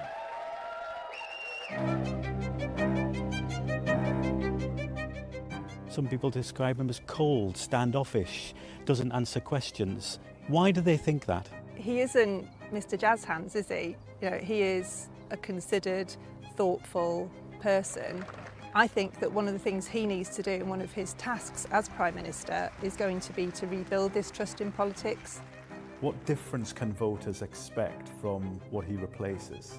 I think we've got so used to the sight of the removal van coming up down the street, another Prime Minister coming and going. I mean, we've had, 5 and 8 years, that we've forgotten just how electrifying it is when you get a complete change of government. Like, any other dad, he's going to be concerned about the impact all of this is going to have on Vic and the kids. They haven't grown up in this kind of privileged bubble where they are used to having all their sort of needs met by other people and round-the-clock secure. That's just not their life, but that's all going to change now, and that's going to be really tough. My biggest fears are not about his ability to do the job. I've got every confidence in that. But obviously, for him as an individual, the toll of being Prime Minister and being a serious Prime Minister and really making a change in one of the most difficult times we've faced for a long time, both domestically and internationally, it's going to take a huge toll on anybody. Life will be very different now. He has promised change. Now he needs to deliver it. Thank you so much. Nick Martin, Sky News.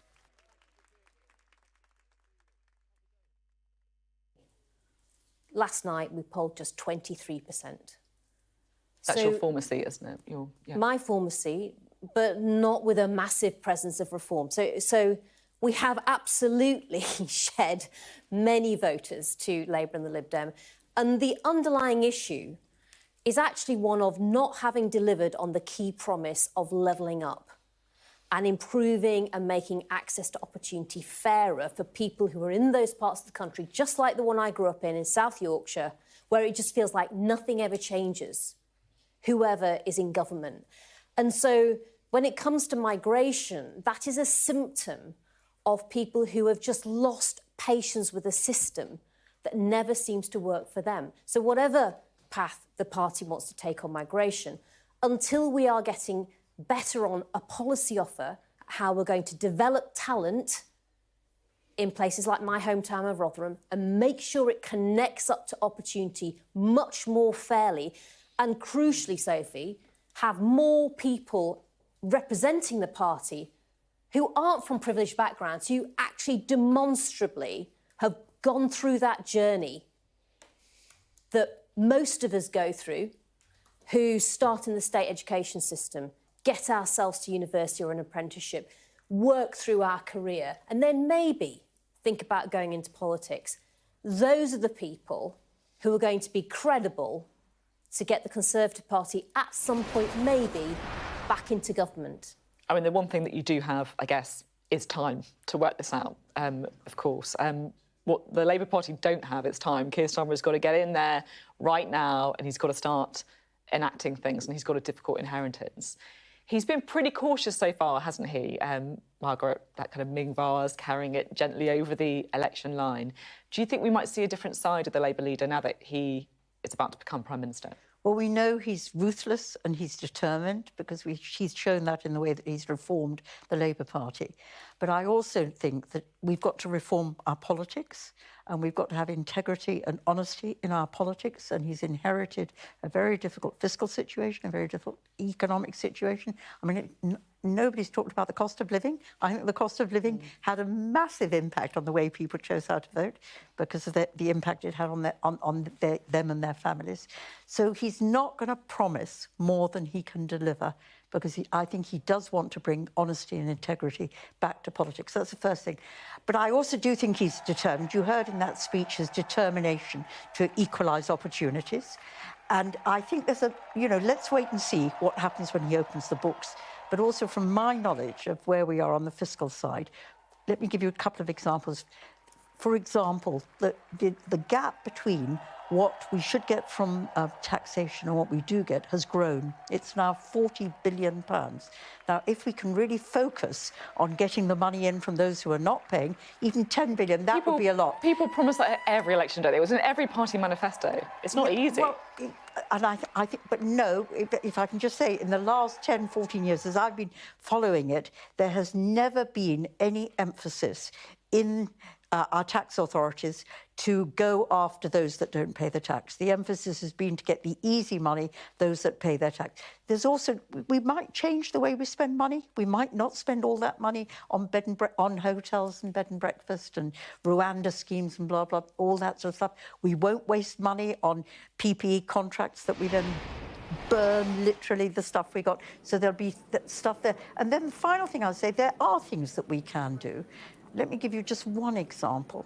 At the moment, if you're a rich oligarch, you will set up a company in the British Virgin Islands.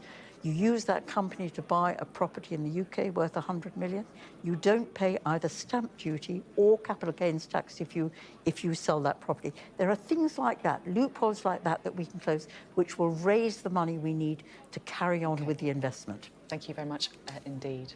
We are keeping our eyes on the door of Downing Street. We're about to see that transfer of power take place later. A very difficult speech that Rishi Sunak will have to be made as he enters the history books for all of the wrong reasons, losing more seats than any other Conservative Party leader at an election before.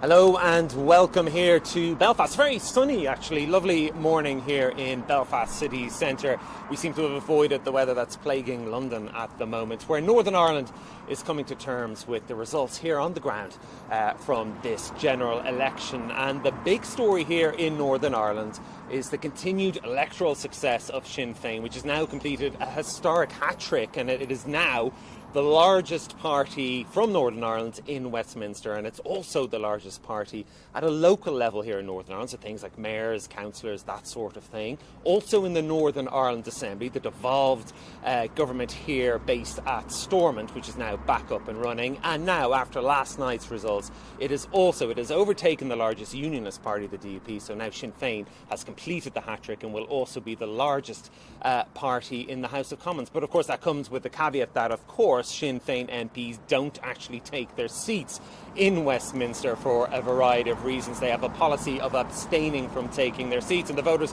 are very well aware of that. It's been in place for more than a century here in Northern Ireland. It was a bad night for the DUP. They struggled. They lost 3 of their 8 seats that they took in the last general election, and there were a couple of surprise results from different constituencies here in Northern Ireland as well. So before we get into all of that and have a look at some of the questions that are coming in regarding Northern Ireland, just to give you the sort of overview, the general picture here in Northern Ireland, just to refresh your memory, there are a total of 18 Westminster seats here in Northern Ireland. And after all the results and after a recount in East Londonderry, this is the final picture. Sinn Féin, the largest party, as I said, on 7 seats. That's the same number of seats they won last time out. The DUP on 5, as I mentioned, down 3. And then we have 2 seats for another nationalist party, the SDLP. 1 for the Alliance Party, which is non-aligned. It's neither unionist nor nationalist. And then 1 for the smaller Ulster Unionist Party. 1 seat then for the TUV. It's a fairly hardcore unionist party, the traditional unionist voice, and then an independent unionist taking the last seat there as well. So some of the questions that have been coming in about what all of this means from a Northern Ireland perspective. One question: what does Sinn Féin becoming the largest party mean for the prospect of a united Ireland, which of course is the raison d'etre really of Sinn Féin here in Northern Ireland? I suppose to answer that question, you have to look at what the basis of any kind of potential united Ireland would look like. It was all dealt with under the historic landmark peace deal back in 1998, the Good Friday Agreement or the Belfast Agreement, because of course on this island you can't even agree on the name of the peace deal. It's known by two different names. But anyway, under the terms of that historic deal, which essentially brought to an end 30 years of bloodshed here in Northern Ireland, in which 3,500 people lost their lives. Under the terms of that deal, this was obviously one of the trickiest issues to try and deal with, and effectively it remains in the gift of the British government. It's in the gift of the Secretary of State for Northern Ireland, of whatever British government is in power at that time. When it becomes apparent to them that a majority of people here in Northern Ireland would vote for United Ireland, he is then, or she, obliged to call that referendum. So that's left deliberately vague as to what the metrics would be, what boxes need to be ticked. But for Sinn Féin, becoming the largest party at a local level, at the Northern Ireland Assembly level, and now at the national, the UK nationwide level in Westminster, certainly bolsters their claims that the tide has changed, or the tide is changing demographically here in Northern Ireland, and that we are now even further along the path to a set of circumstances which would persuade a British government in London to make the massive and unprecedented decision to call a referendum here in Northern Ireland. There would also be one triggered simultaneously south of the border as well, but effectively that referendum would be a referendum on breaking up the United Kingdom. It would be absolutely seismic. We wouldn't have seen anything like it really since the Brexit referendum, and I would argue that this would be far more seismic than even that. So of course Keir Starmer has commented on that in the past, and he has said that such a poll is not even on the horizon, and that was language which a lot of unionists here in Northern Ireland drew a great deal of comfort for, and privately Sinn Féin as well know that there isn't a chance really at all that this incoming Labour government is going to take that massive decision. The new Secretary of State for Northern Ireland, most likely to be Hilary Benn, is not going to get their feet under the table and make such a massive decision in the next couple of years. But it bolsters Sinn Féin's claims, really, I suppose, that the landscape here in Northern Ireland is changing. That's the language Michelle O'Neill, the First Minister, Sinn Féin's first ever First Minister, of course, nationalism's first ever First Minister. That's the language she's been using this morning, assessing these results. She says the landscape here in Northern Ireland is changing, and it is time for a conversation on constitutional change. In other words, Northern Ireland's place in the United Kingdom, or Northern Ireland's place in a united Ireland, a new Ireland. But certainly in concrete terms, these election results, they bolster Sinn Féin's claims and the need, I suppose, they would say, for an urgent debate and to lay the groundwork for a future referendum, but it doesn't really change anything in the short to medium term. Another question here, again, just on Sinn Féin. Why will their MPs not actually go into the Commons? That's a good question. It often surprises people outside of Northern Ireland to learn that. It's a policy of abstentionism, and it's been around from Sinn Féin since 1917. So when they go to the polls here in the general election and they ask voters on the ground here for their votes, they do so knowing that the voters, the nationalist voters, they know full well that whoever they are voting for, they won't actually see them sitting on the green benches. They won't see them taking part in debates or taking part in votes on issues. And there's a variety of reasons for that, but I suppose an easy one to point out is that incoming MPs, and we'll see this next week when Parliament returns, have to take an oath of allegiance to the Crown. Obviously, that is something that MPs from a party that want to eject the Crown from here, from the island of Ireland, simply would not contemplate ever doing. So they are barred from effectively taking part in proceedings in Westminster. But also Sinn Féin have always said, as far as they're concerned, decisions that would affect people here in Northern Ireland need to be taken here on the ground in Northern Ireland, and currently their primary focus would be obviously getting policies and getting budgets and things like that enacted and put through the local devolved government now that it is back up and running at Stormont. So people here on the ground, they are very well aware. It's been around for more than a century. It's not a surprise. They know that the Sinn Féin MPs simply won't be seen inside the House of Commons. So, but it always comes as a bit of a surprise, I think, to people outside of Northern Ireland, and it's certainly a quirk that the largest party after this Westminster election won't actually send its MPs into the House of Commons. Were there any big shocks in Northern Ireland? Well, that's a good question.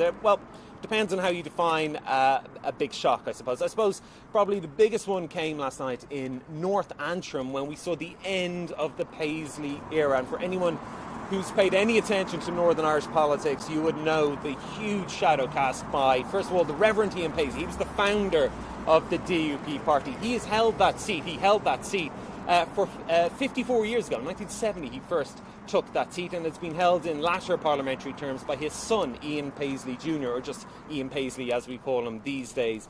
We knew he was going to come under pressure there, and this is part of the splintering of the DUP vote and the splintering of the unionism vote in general. And sure enough, you could see it etched in his face at the count centre in the early hours of the morning when it began to dawn on him that it was going to be extremely tight, but he was under real pressure for that seat from the leader of the TUV, the traditional unionist voice, Jim Allister, who's a barrister by trade and very outspoken in his opposition to the DUP's agreement to the Windsor framework. This was the deal on post-Brexit trading arrangements that saw Stormont get back up and running, but as far as the TUV is concerned, it wasn't enough. It didn't get rid of that Irish Sea border. It was a betrayal of unionism. That seemed to have rung true within this constituency, because at the end of the day, by a majority of 450 votes, that seat went to Jim Allister, and that means the end of 54 years of that seat being held by either Ian Paisley Sr. or Ian Paisley Jr. And Jim Allister gave a fairly fiery acceptance speech there on stage where he said he would fight in London to fight against the foreign subjugation of Northern Ireland's place within the United Kingdom. By that, he was referring to the European Union. There was also the constituency of Lagan Valley. This may not be regarded quite so much as a shock, but fairly seismic nonetheless. Now, Lagan Valley was held, the seat held until pretty recently, by the former leader of the Democratic Unionist Party, and that's Jeffrey Donaldson. He obviously resigned a few months ago in a story that shocked Northern Ireland to face charges of historical sex abuse allegations, and he has since been sent forward for trial just on the eve of the election. That seat has always been held by unionists. It's always been held by unionist men. That has now changed. It was taken last night by Saoirse Eastwood of the Alliance Party. As I said, the Alliance is a non-aligned party. It's neither nationalist nor unionist. But again, we anticipated that seat was in real trouble for the DUP. But nonetheless, when you saw the result actually finalised and Saoirse Eastwood get on stage to accept victory and make her speech, it was a fairly seismic moment and a huge change in the political landscape there. In terms of a shock avoided, I suppose, for the DUP, East Belfast, the DUP stronghold, that's where the new DUP leader, Gavin Robinson, was running, and he was running against the leader of the Alliance Party, Naomi Long, and people were really, really concerned within the DUP that seat could go to Alliance, and that would ask huge questions then about Gavin Robinson's leadership. He's only been in the post a few months since taking over from Jeffrey Donaldson, but had he lost that seat, it looked very difficult to see a way in which he could possibly remain leader of the party and would throw the party into even further turmoil if they had to go and look for a new leader. But in the end, he managed to hang on. His vote there held. The splintering of the unionist vote in East Belfast wasn't enough for the DUP to lose that seat in their traditional heartland, their stronghold. So the DUP leader, Gavin Robinson, will be very relieved this morning, and he can plan for the future, albeit with 3 fewer MPs. And just staying with the DUP, another question here. Why did the DUP do so badly? And that's a very expansive question. We could be here all day discussing the various, I suppose, aspects to that. But there has been, as I just alluded to there, a widespread splintering of the unionist vote. And all of this can be traced back to the chaos unleashed in Northern Ireland by the Brexit vote and the years of very bitter wrangling and negotiations since the actual Brexit vote itself in 2016, lasting right up until this year and the agreement of the Windsor framework. But the DUP has essentially found itself in recent times being outflanked by moderate unionists to the left and more hardcore unionists going towards, say, the TUV on the right of the party. It's It's being attacked from all sides, essentially. More moderate unionists may be angry with the DUP for having supported the Brexit process in the first place. They may look to, say, Doug Beattie's Ulster Unionist Party. They may even, if the constitutional question is not that important to them, if they're not as concerned about the UK's place in the Union as they are about things like the chronic problems in the health system and the cost of living, they may have been turning towards the middle ground, the Alliance Party. If, however, they felt that the DUP had sold out unionism, had caved in on the existence of an Irish sea border, which effectively treats Northern Ireland as different from England, Scotland and Wales, well then they wanted to vote for the TUV, which is why Jim Allister will be taking his place in the House of Commons. So there was that splintering. Effectively, Brexit, it created so many issues within unionism, and in many ways has been a gift to the middle ground and to Sinn Féin and to nationalism. And of course, we've spoken about Jeffrey Donaldson. Obviously, that's a legal process that's ongoing, so there's not much that can be said about that, but certainly the optics of that whole situation and losing your party leader, a very experienced party leader, on the very eve of a general election is not going to do any political party any good. The DUP has been in turmoil for quite some time. It was widely anticipated that they could lose maybe 2 seats. In the end, they have lost 3. So there was a variety of reasons behind that. But certainly I think Brexit and the turmoil that came from Brexit and the constant wrangling over the so-called issue of the Irish sea border greatly damaged the DUP's prospects in this general election, and that was seen at the ballot boxes in quite a few constituencies, not least Ian Paisley's. Here's another question to broaden it out somewhat. How is Labour's victory being greeted in Northern Ireland, and what will it mean there? Honestly, from talking to people from every political stripe, from every persuasion here, as well as ordinary people just on the ground, people are so relieved here that 14 years of Tory rule is finished. And that hasn't always been the case in Northern Ireland, because traditionally the Tories, as we know, to give them their full title, the Conservative and Unionist Party, have been seen, generally speaking, as the friends of Ulster unionism. But that simply hasn't been the case in recent years, and again, it comes from the Brexit turmoil. The DUP felt badly betrayed by Boris Johnson and his promises to them after they teamed up with the Conservatives, and they really held, for a period of time in London, held the balance of power in Westminster, propping up a Conservative government. In the end, they felt that the Conservatives threw unionism under the bus as soon as they won a larger majority and no longer needed the DUP. In terms of nationalism, in terms of people like the Sinn Féin party and SDLP, for example, they have always traditionally regarded Labour as being somewhat more sympathetic, or at the very least somewhat more neutral, more of a fair player when it comes to Northern Ireland. And with this incoming administration, they know Keir Starmer used to live here in Belfast when he was carrying out legal work. He knows Northern Ireland. He has a great deal of experience on the ground here in Northern Ireland. That isn't something that could be said of the recent occupants of number 10 under the Conservative Party governments. So I think for nationalists, they feel that they're suddenly going to get an incoming government that they can they'll be much more likely to get a fair hearing from, they'll be much more likely to be able to deal with. In terms of ordinary people, again, as I said, they look around at Northern Ireland's problems, and it's a continued issue here. They feel that they have been neglected. This part of the UK it ranks the lowest in terms of available disposable income. It has the worst hospital waiting list of anywhere in the UK. People here are a bit fed up. They were extremely fed up as well when Stormont was collapsed for a number of years as well. But at least that's back now. So now the attention can turn to the incoming London government, and a common factor from all the parties will be, we want more money. We need more money from the overall UK budget to go here in Northern Ireland to resolve civil service pay disputes and to try and do something about the creaking and groaning health system here.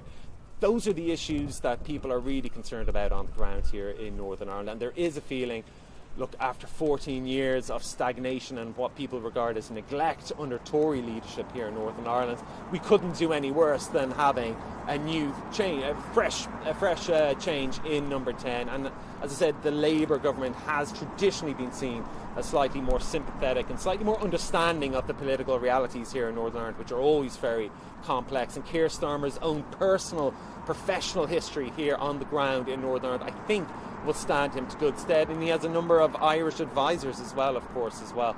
And I think that he will be welcomed very warmly here, but that comes with the caveat that people will really want to see what he does.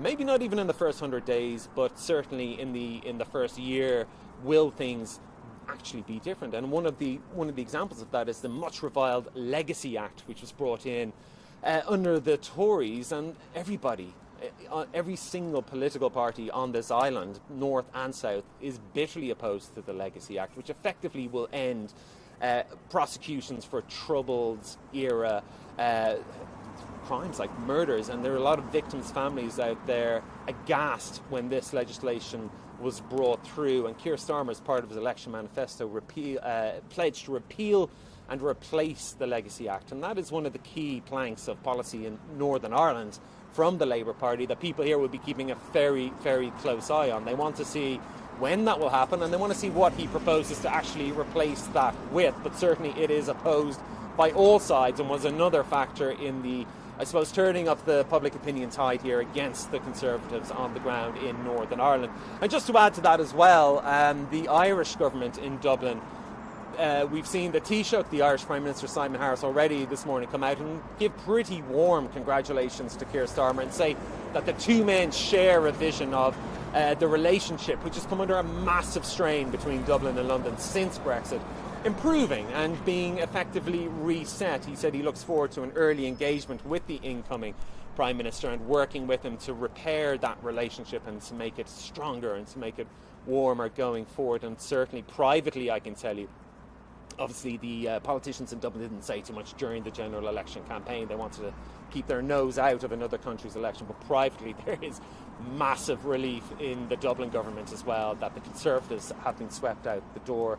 Relations between Ireland as a whole and Britain had been on the rise ever since the Good Friday Agreement, since the end of the Troubles. We saw the historic visit, for example, of the late Queen Elizabeth to the Republic of Ireland in 2011, and then the first visit of the President of Ireland the next year to England, and things were looking good. It was Brexit. It was Brexit in 2016 where the wheels really started to come off, and then, of course, most recently, the Legacy Act, which actually led Ireland to take a case against the UK for the first time in about 50 years. We anticipate that that case will be dropped if Keir Starmer can convince the Irish government that he is going to go ahead and fully repeal the Legacy Act. So, in summary, I suppose, both here in Northern Ireland and south of the border in the Republic of Ireland, there's a great deal of optimism. There's a great deal of relief that 14 years of Tory rule have come to an end. There is an optimism, but I would say it is a cautious optimism, that Northern Ireland may get a better financial deal out of the new government incoming at number 10, and that down in Dublin they may feel that they can have a much stronger, warmer and more productive relationship with a Labour Prime Minister. But all of that is caveated, of course, on what Keir Starmer actually does and what he actually puts through Parliament once he gets his feet under the table. I think that's all the questions I have to hand just at the moment. I hope we've given you some sort of overview of the situation here in Northern Ireland this morning, as the sun is still struggling to come out through those clouds. But certainly the political landscape again here in Northern Ireland has changed. Sinn Féin is now the largest political party from Northern Ireland at Westminster, although of course, because nothing in Northern Ireland is ever simple or straightforward, they won't actually be taking their seats. But it will again bolster Sinn Féin's claim that the political landscape here in Northern Ireland is completely unrecognisable from a few years ago, and people need to start thinking seriously about a conversation in time about how a united Ireland may come about, but that will be bitterly, obviously contested by a unionism, even though it is clearly a much more splintered political landscape within unionism. That's all for now from Belfast. Very much come out and sort of say he's given everything he can and it's, you know, time to move forward and the Conservative Party will need to rebuild and apologies and all those sorts of things. I think what I was struck on more was what you said earlier on about Labour and enthusiasm, because I think this is where we're all moving forward to now. And I think there is undoubtedly an enthusiasm deficit, particularly for Keir Starmer. His numbers are quite poor for an incoming Prime Minister. If you look at the motivations behind why people were voting, they were voting to get rid of the Conservative Party. People aren't enthused by this Labour government. So we have a very strange situation where you have this huge electoral mandate that's turned up in seats, but it's very thin. And I think if Keir Starmer doesn't outline pretty quickly what change is and look very much like he can and will deliver it, I think a lot of this coalition that's been outlined will desert him too. Where they go then, I think, is another question. But there's a real anti-politics mood in the UK that's not different from Italy and Germany and France, and I think it's not really being seen at the moment, but it's very much there. I mean, Lee Kane's onto something, isn't he? You know, Keir Starmer says his big idea are these 5 missions. But they sort of promise simultaneously everything and nothing. Do you have confidence in the 5 missions being the transformative things? I can't quite work out what they're meant to represent, how policy is meant to work to make them happen, and how they end up truly being delivered. I do have confidence in them. Look at the Boris-type promises, the Truss-type promises. People are absolutely fed up with that, are they not? Therefore, the tone that Keir has struck and the political position he has taken up, which is, I'm in the centre, I can put together a coalition, and he's stuck with it. But aren't they vague enough? Aren't they vague enough to allow him to claim victory without actually much real progress being done? There's a tone, there's lots and lots of detail that needs to be filled in. But what was the message that Keir was giving to the country? The message that Keir was giving to the country, enough of this stupidity and silliness. You have to be serious and you have to be decent. The things that matter to you are the health service, etc. I'll get on and deal with them. Thank you very much. Really interesting discussion to be had as we await to see the man in front of the lectern. You can see the podium coming out on Downing Street as Rishi Sunak prepares to give his final speech as Prime Minister before travelling to the palace where he will meet with the King, and that will be, of course, his final journey as Prime Minister. Beth Rigby is there on the streets. She's watching that podium. Beth, what's happening? They're just putting out the podium, Sophie, and Rishi Sunak will come out. He is one of the more short-serving... You can hear all the photographers shouting because they're putting the podium in a position where I think it messes up their shots. But just in terms of this for Rishi Sunak, this is going to be clearly a difficult speech that he does not want to have to make. But his time is up.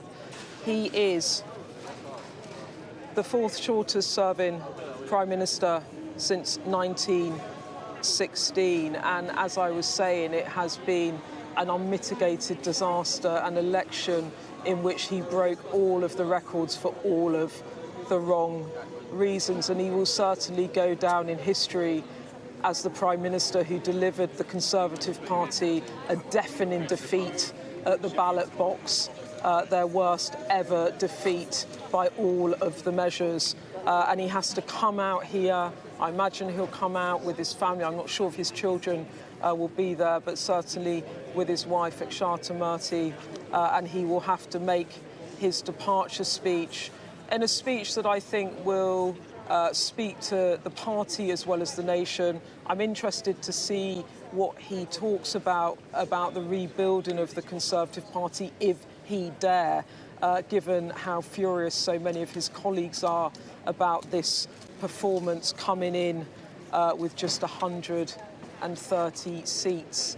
They've lost nearly 2/3 of the seats that Boris Johnson won in 2019. When that happened, the Boris Johnson victory, we all said he would potentially be in for another decade, and that did not come to pass. But Rishi Sunak, I would say, it isn't all on him, is it? It is a cacophony of failings of successive Conservative Prime Ministers that has led to him really carrying the can, not just for his 2.5 years of leadership, but what went before as well, be it Partygate, the Liz Truss mini-budget, failure to deliver on immigration, failure to deliver on levelling up. failing to deliver on cutting NHS waiting lists. I could go on. And the Conservative Party have been roundly rejected by a country that has voted in a Labour government with the second biggest majority ever. But the other big story within all of that is look at the vote share. It is a really quite low vote share, and that reflects what we were talking about overnight, about the way in which Keir Starmer's majority and support might be broad, but it is very shallow, and I think that will give him quite immediate difficulties in governing. He just simply doesn't have the sort of vote share that Blair enjoyed back in '97 when he was knocking on 44% support around the country. Keir Starmer inherits a massive majority, but in a world in which votes are splitting and splintering between Labour, a bit to the Conservatives, but then, of course, the rise of Reform, the Greens and the Lib Dems. Just looking at pictures of the King entering Buckingham Palace, ready, of course, to meet with Rishi Sunak after he gives his final speech as Prime Minister, a speech during which he'll know, of course, that he's just entered the history books as the man who led Britain's most successful political party to its worst ever seat loss.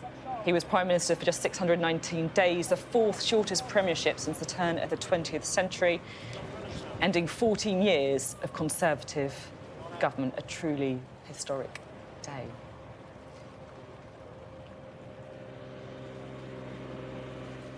We'll go back to Downing Street in the meantime as we await that speech by Rishi Sunak.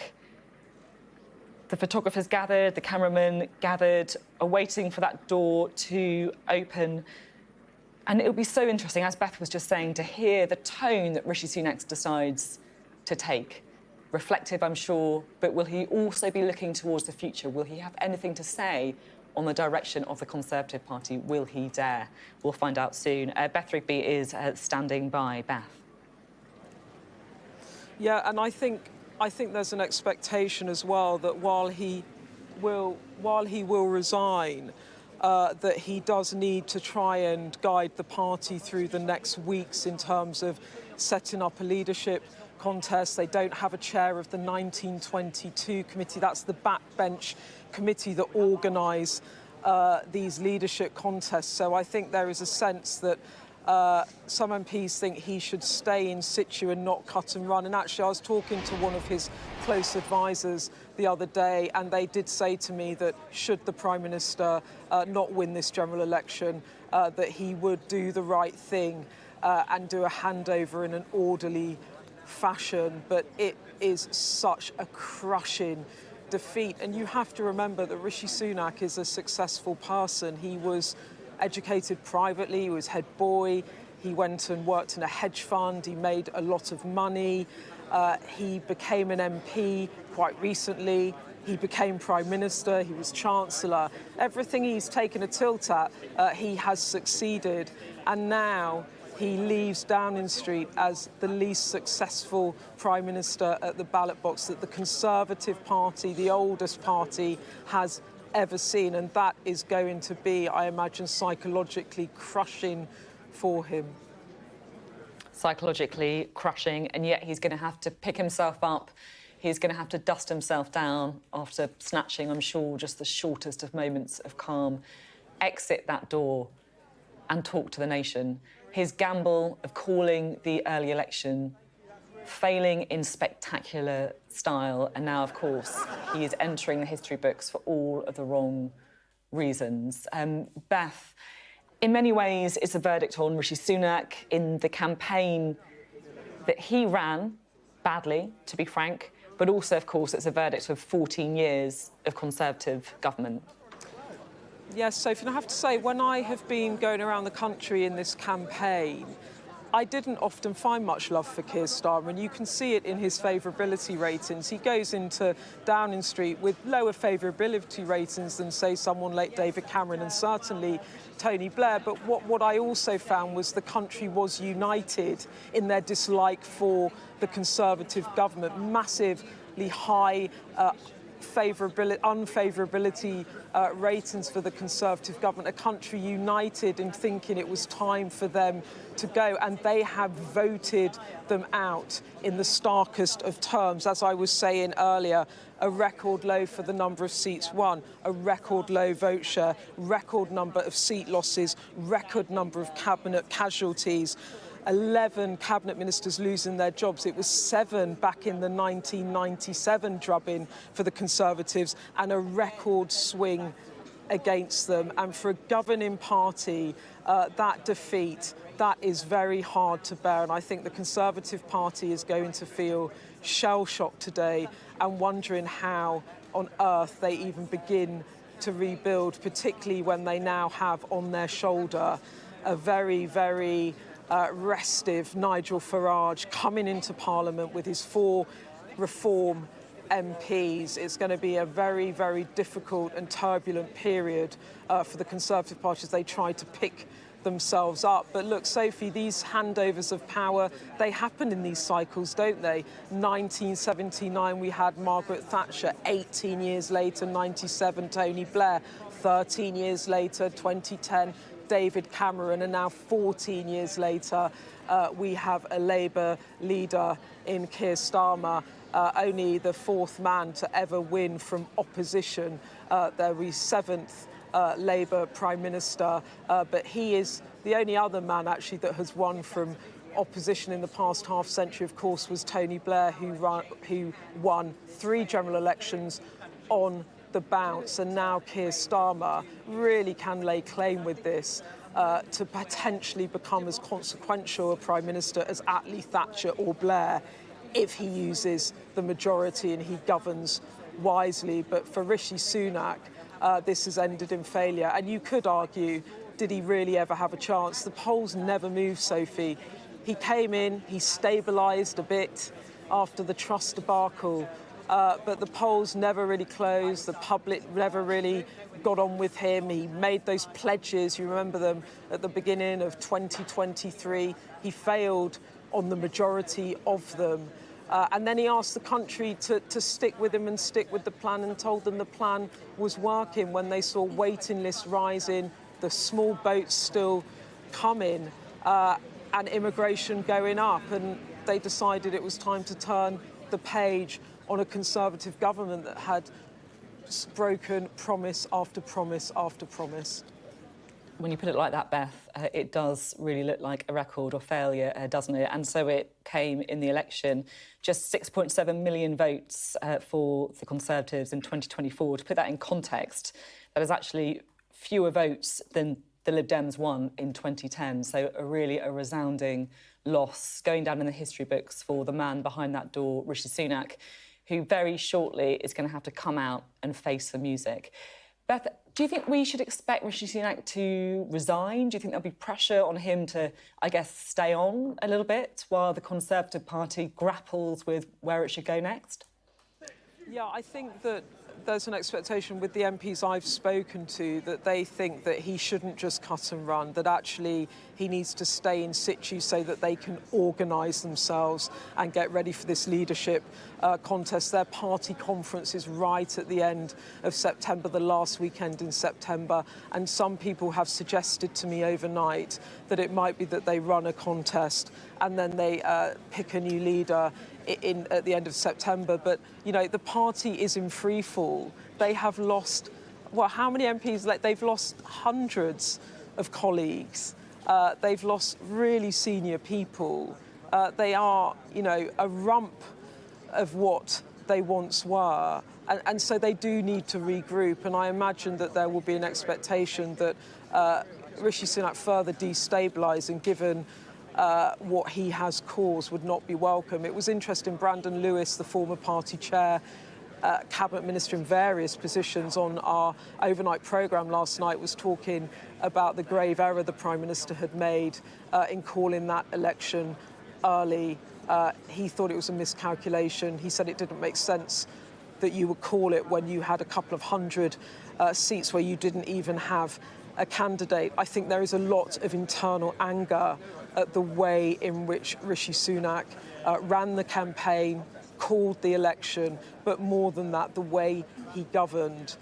He just couldn't, could he, bring the country with him. He couldn't turn the page on Liz Truss and Boris Johnson. He made strategic errors, and now he has been punished roundly by the British public.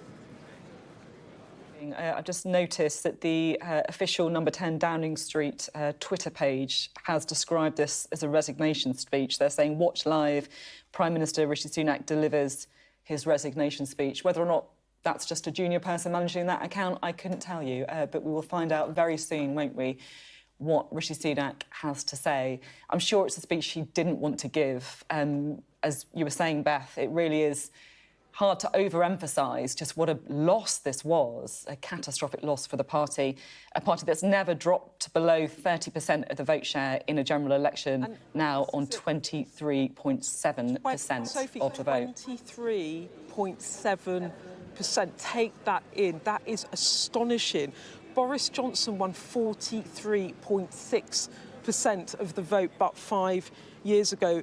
Tony Blair won 43.2% vote share in 1997. The vote share for the Conservative Party has halved in 5 years, and that isn't just all Rishi Sunak. That is the catalogue of errors, miscalculations from a party that has really been riven with division since Brexit, hasn't ever really recovered, won that majority as Boris Johnson managed to bring together different voting blocks around the Get Brexit Done message, but then failed to deliver for the British public. And there is a clear lesson for Keir Starmer within that, which is, yes, you might win a big landslide, but landslides happen on shaky ground. And I think that the Labour Party understand all too well that they have to govern in a way that assumes that these voters that have given them their vote, perhaps lent them their vote in order to get the Tories out this time around,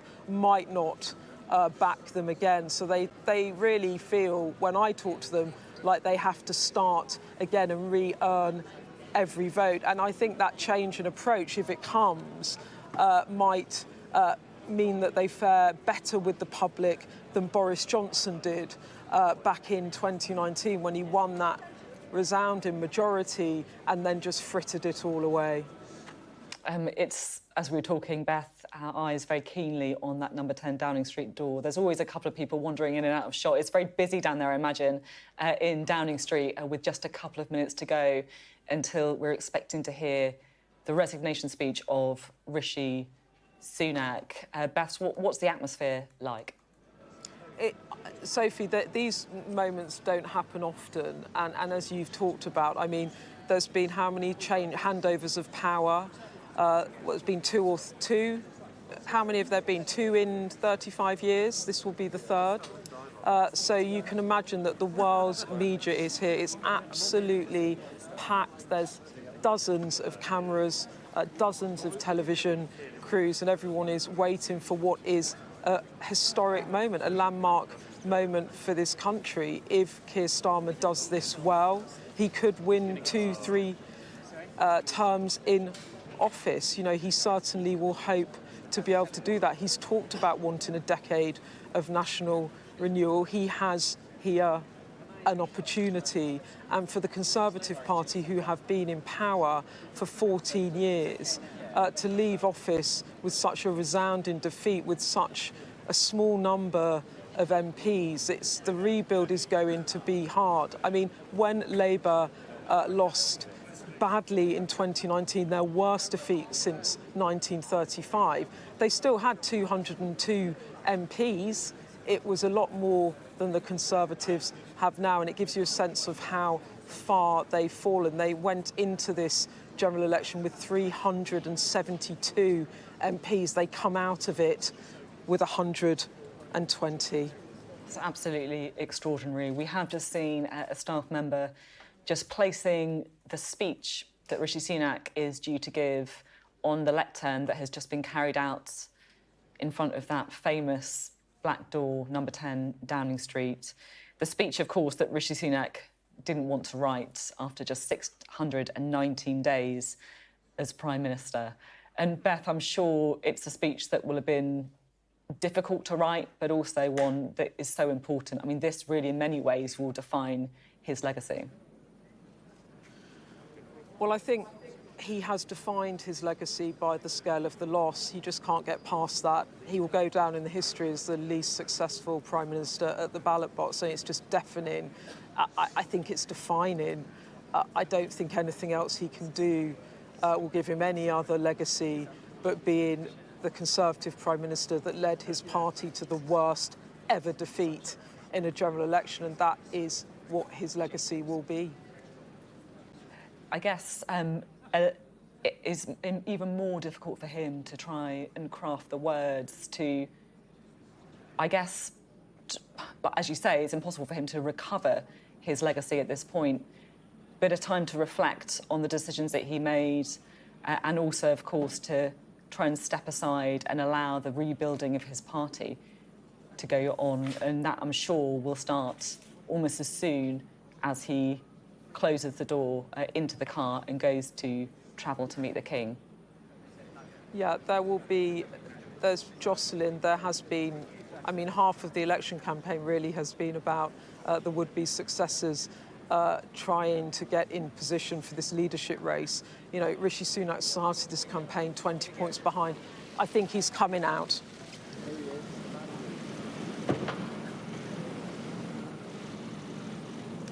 Good morning.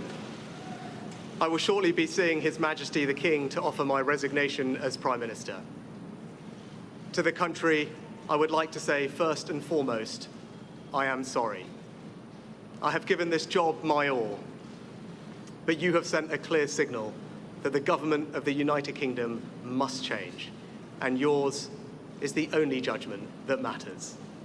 I have heard your anger, your disappointment, and I take responsibility for this loss. To all the Conservative candidates and campaigners who worked tirelessly but without success, I am sorry that we could not deliver what your efforts deserved. It pains me to think how many good colleagues who contributed so much to their communities and our country will now no longer sit in the House of Commons. I thank them for their hard work and their service. Following this result, I will step down as party leader, not immediately, but once the formal arrangements for selecting my successor are in place. It is important that after 14 years in government, the Conservative Party rebuilds, but also that it takes up its crucial role in opposition professionally and effectively. When I first stood here as your Prime Minister, I told you the most important task I had was to return stability to our economy. Inflation is back to target, mortgage rates are falling, and growth has returned.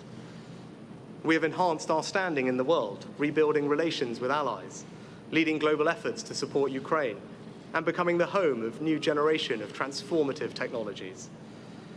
And our United Kingdom is stronger too, with the Windsor Framework, devolution restored in Northern Ireland, and our union strengthened. I'm proud of those achievements. I believe this country is safer, stronger, and more secure than it was 20 months ago. And it is more prosperous, fairer, and resilient than it was in 2010. Whilst he has been my political opponent, Sir Keir Starmer will shortly become our Prime Minister.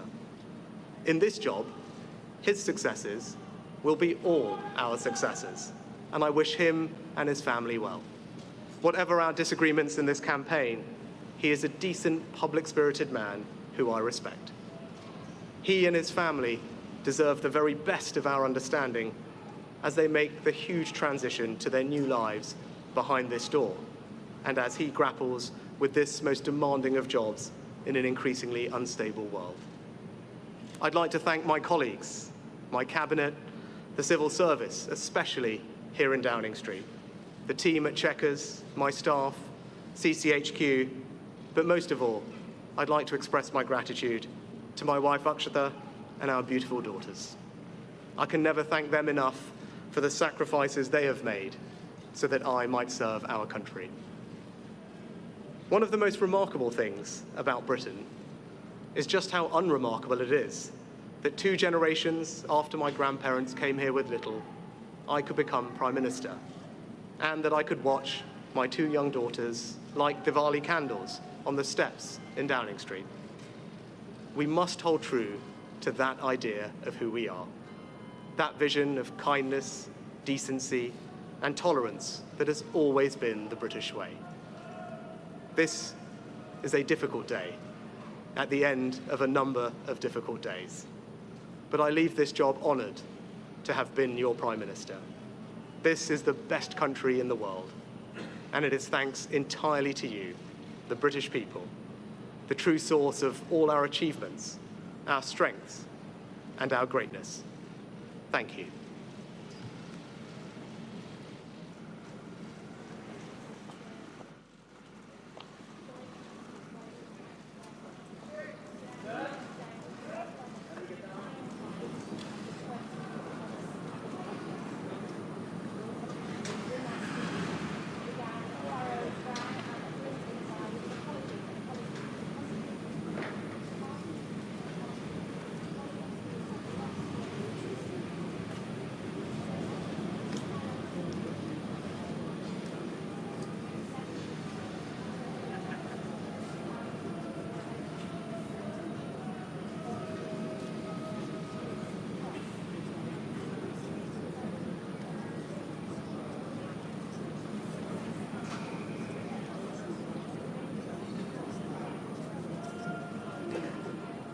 I've heard your anger. I take responsibility for this loss.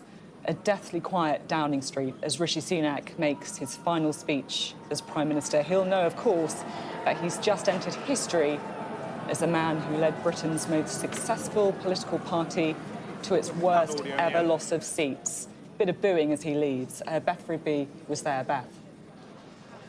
Yes, he said a difficult day at the end of a number of difficult days, a hint there about the struggles he has had in this campaign. A moving moment when he thanked his wife, Akshata, and their beautiful daughters, and she flinched a little, looked quite emotional. But that, a speech from the Prime Minister, or former Prime Minister, as he goes to the palace to resign, full of emotion and decency, actually, praising Starmer as a decent, public-spirited man who he respects, apologising to the country, I am sorry, and apologising to his colleagues. He said he will step down as party leader, but not immediately once the formal arrangements for selecting his successor is in place. He spoke of some of his personal achievements in his 20 months as Prime Minister, saying that he had left the country safer, stronger and more secure than when he had entered office, running through some of the economic achievements that he counts as his: halving inflation, interest rates falling, building relationships with allies, but taking it on the chin, accepting responsibility, offering a hand to Keir Starmer and urging the country to get behind Keir Starmer, saying his success is everyone's success. And really, that speech for me was Rishi Sunak as I knew him at the beginning, when he came onto the steps of Downing Street and said he wanted to lead a government of integrity, professionalism. He wanted to do that, and he's been battered around in this campaign. And really, that was almost Rishi Sunak going back to basics for how he started out in politics, trying to give that sense of how he wanted to end. Thank you very much indeed, Beth Rigby. Well, there you have it, 14 years of Conservative government over the end of an era in British history as Rishi Sunak and his wife, Akshata, travel to Buckingham Palace. We can see there the King travelling back to Buckingham Palace earlier, not long ago. Let's bring in now, shall we, our royal commentator, Alistair Bruce, who is with us. It's a day of huge history today, isn't it? We have the political moments, and then, of course, we have the constitutional moments as well. It's so brutal how fast this happens. Over the next hour, we're going to witness the constitutional handover after the nation has made its decision, and the King, as head of state, will give effect to the nation's choice by taking executive government from one Prime Minister and handing it to the other. The King returned from Windsor earlier today to London, and he will shortly be at Buckingham Palace in order to receive Rishi Sunak after this resignation. As we see the normal life of London carrying on, meanwhile, the motorcycle outriders clearing the way ahead of Rishi Sunak as he comes to give his resignation to the King. And it is a very simple process. He will be ushered ultimately into the King, and he will be ushered in as Prime Minister. The King will undoubtedly have some reassuring words and much gratitude to give someone who has served as Prime Minister for the majority of the King's reign so far, and then will formally ask the advice of his demitting Prime Minister, who, as sovereign, he should call to take his place. Of course, we all know what that advice will be, but it is a formality. And then the King will invite the wife of the Prime Minister to come in, who, of course, received such a wonderful statement of thanks from the Prime Minister earlier on. But coming into the palace now is the King returning to be in place in order to be ready for the Prime Minister when he arrives. We expect the meeting to be around 20 minutes. Is that usually the amount of time that it takes? Well, of course, and it's entirely up to the King, who is a very warm-hearted, chatty man, and he will want everyone to be made comfortable. So, arriving here, the footman will come forward to open the doors, and the King's equerry, Commander Will Thornton, will receive on behalf of the King the Prime Minister.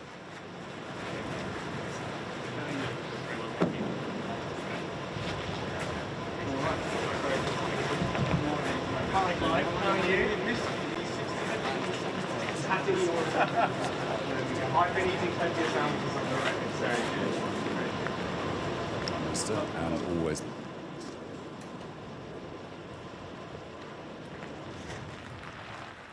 It's an important relationship, isn't it, between the Prime Minister and the King? I would imagine it is one that, just knowing that kind of the privacy that you have and the intimacy that you have as well, you can imagine it being something that Prime Ministers really value, particularly, of course, in moments like this, huge moments of history. Well, the King knows that he will be head of state until such time, and that is his life. And to make sure that the nation takes a steady journey through time is highlighted by a moment like this, when the nation has decided that it wants executive government handed by the King to their choice. And so the process of it has to be followed constitutionally, and the King is responsible for maintaining that being done perfectly. And we saw the Prime Minister being received by the King's private secretary, and you know, Sir Clive Alderton has maintained much of that close relationship between Prime Minister and King. And the Prime Minister will go into Sir Clive's office now for a chat. That is the routine. And it will be there. He will wait until the King is ready to receive him, when a message will come downstairs. And then the Prime Minister will be taken up the King's stair, along the corridor to the audience room, and there will be presented to the King. It's rather fun because the equerry who we saw there, Commander Will Thornton, will knock on the door, open it, bow to His Majesty and say, "Your Majesty, the Prime Minister," and then withdraw. The Prime Minister will go in. Then it's just between the King and the Prime Minister. And meanwhile, all others will wait outside. The King has a bell in the room, and when he's ready, he'll press it. And then the equerry knows to bring in Akshata to spend some time with the king, where the king will just make them welcome and thank both of them for the service they've given. I think the king, like the rest of us, will have witnessed what a buffeting time an election campaign can be. And I'm sure he can understand that I expect the Prime Minister, as he still is, must be exhausted. Yeah, the exhaustion does come into it as well, doesn't it? He's been up all night, I'm sure, at his counts, barely time for, you know, a pause and maybe a can of Coke, as we know Rishi Sunak likes to enjoy before that important meeting, of course, at Buckingham Palace. You were mentioning some of the formalities of the conversation, but of course, there's an informality to it as well. I mean, does the King say the words, you know, I accept your resignation? How does it work? Well, first of all, the Prime Minister needs to formally resign to the King. I mean, we know this is going to happen, but the King understands the performance that is involved in this constitutional transfer of power. The total executive power of our nation passing from one person to another through the King as head of state. So, yes, the King waits until those words, "Sir, may I tender my resignation as your Prime Minister?" And the King will, of course, accept. But the King is required constitutionally to say, "Can I have your advice as to who I should send for?" And we all know what that advice will be. It'll be Sir Keir Starmer, who has won an enormous majority. And so, therefore, is constitutionally, quite clearly, according to statute, convention, and every other element that backs up our constitution, the right person for the King to call. I mean, you know, the King's grandfather, George VI, faced terribly difficult times in war when Neville Chamberlain lost the confidence of the House to one degree and he needed a new leader. To choose Churchill was a huge burden on the King's grandfather. The King doesn't face that today.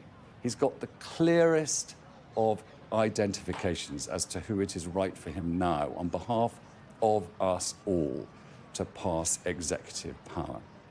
And so that's what will be taking place. But I expect about now, the bell will go and Sir Clive will know it's time to take the Prime Minister with the equerry up to the audience room. Days like this, it always strikes me how, I guess, brutal British politics can be, how quickly things can change. Rishi Sunak, of course, starting the day with his family home, being in Downing Street with his two daughters, with his wife. Now, of course, I think I'm right in saying that he travels to the palace in the Prime Ministerial car, but he's got to leave it there. Technically, yes, although sometimes arrangements are made. But yes, he leaves that there. And actually, he's leaving his power with the King. And that power which he has exercised by dint of the fact that his party did hold the confidence of the House of Commons is no longer his, because it no longer can do that. And it's just a deliciously clear constitutional process. And every nation that has a head of state and a structure of democracy has a similar process. And it has been exercised through the centuries. And indeed, Rishi Sunak has been the 57th Prime Minister of the United Kingdom. And so that will end shortly with those words, "May I tender my resignation?" And the King, when he takes it, instantly he is no longer Prime Minister. All of that falls away. And the King holds executive power until he finds someone willing to accept his invitation to take it on. Well, of course, we all know Sir Keir Starmer, with the majority he has, will more than readily say that he would be ready to take on that responsibility. But, you know, we'll see that happen later on. But for Rishi Sunak, at the end of this long period of his party's position of leadership, where they took power initially from Elizabeth II and have carried it through to the reign of Charles III, it's all part of our tapestry of history, and the stitch that has been placed within that tapestry by Rishi Sunak has now threaded back through the cloth and is coming to its end. It's a beautiful way of putting it. Rishi Sunak's stitch in the tapestry of history, just 619 days as Prime Minister, but still, of course, a mark in that tapestry as well. And of course, this is a role, I guess, that King Charles has been preparing for his whole life, but it's still relatively new to him. Yes, but he knows the structure of it, and he's witnessed his mother, although not personally, because these moments are very private between the King and the Prime Minister at the time. But as we look at Buckingham Palace, that north front, it's worth looking at the fact that the Prime Minister will be taken to the first floor and to the very rear of the building on the right-hand side, overlooking the garden, which of course is a very peaceful place in the heart of London, on this very interesting morning, you know, where so much has happened in the last 24 hours and the nation has made its clear judgment on the political world that it wants. And in that very peaceful place, just as other prime ministers have in the past, you know, you can think of all those who have come in to see previous monarchs to take on responsibilities at very difficult times. And I think that it would be fair to say, with the world as it is, the King, in the responsibility he has for the nation, will be passing on power from Rishi Sunak at a key time. And that in itself is extremely important. We're just watching, of course, the live picture of Buckingham Palace. It's now 11 o'clock. You are watching Sky News on a historic day. Right now, Rishi Sunak is in Buckingham Palace. He is meeting King Charles, where he's expected to give his resignation as Prime Minister of the United Kingdom. We are about to witness a transfer of power with Sir Keir Starmer due to be appointed as the next Prime Minister of the United Kingdom after winning a record-breaking landslide at the election, ending 14 years of Conservative government and only the second change of power in 27 years. Rishi Sunak, of course, giving his resignation speech early this morning, saying, "I have heard your anger." He then drove straight to Buckingham Palace with his wife, Ekshata, to meet with the King. We saw the King arrive in Buckingham Palace earlier today. We're joined by our royal commentator, Alistair Bruce. His Majesty had come from Windsor earlier today and went straight to Clarence House, and here we see him going down the mile a little earlier to Buckingham Palace, which you just see in the distance there. Very close together, those two places, and so for the King, he came earlier in order to be in position when he is ready and the outgoing Prime Minister was ready to receive the resignation. And it's the second time he's done that, and we can hear the royal salute being played by the trumpeter as the King went in to Buckingham Palace a little earlier. You can see the crowds of people gathering to witness this historic moment, trying to get that perfect picture as well.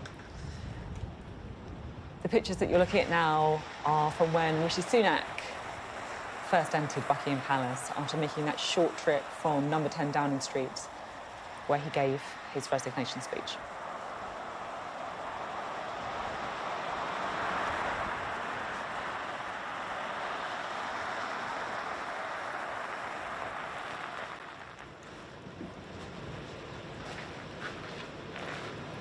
And we saw Commander Will Thornton come forward on behalf of the King to welcome the Prime Minister to the King's House. This is a routine that the Prime Minister is well used to when he came for his weekly audiences.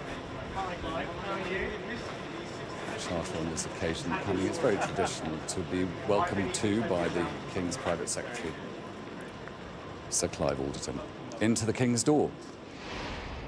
And it's literally inside that door where the staircase stands that will take the Prime Minister from the Private Secretary's office up to the King's floor, which is the first floor, the principal floor, and it's at the back of the palace overlooking the gardens where the equerry will have opened the door when the King gave the signal and said, "The Prime Minister, Your Majesty." And the last time that Rishi Sunak would hear those words referring to him.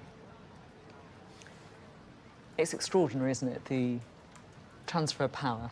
Historic. Only the second time it's happened in 27 years. Rishi Sunak conceding defeat at 4:42 a.m. this morning to the Labour Party in the landslide general election. He then travelled from his constituency in North Yorkshire down to number 10 Downing Street, where at around 10:40 this morning, he gave his resignation speech, accepting responsibility for one of the worst ever election performances by a Conservative party. He was flanked, of course, by his wife, Akshata, who was by his side, and then to Buckingham Palace, where the pair of them are now inside meeting the King. I imagine it's still the King and the Prime Minister, and the process will be taking its form. And, of course, you know, there's much for the King to look back upon with the Prime Minister. The King, after all, invited Rishi Sunak to form a government as the King's second Prime Minister.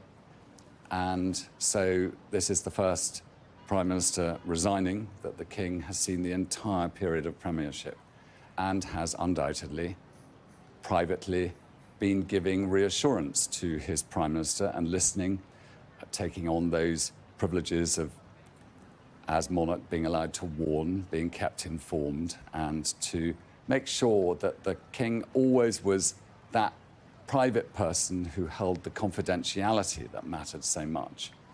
And I think, you know, it is a relationship like no other between head of state and Prime Minister. There's nowhere else really, apart perhaps from his wife, that the former Prime Minister, as he probably is now, would have been able to confide.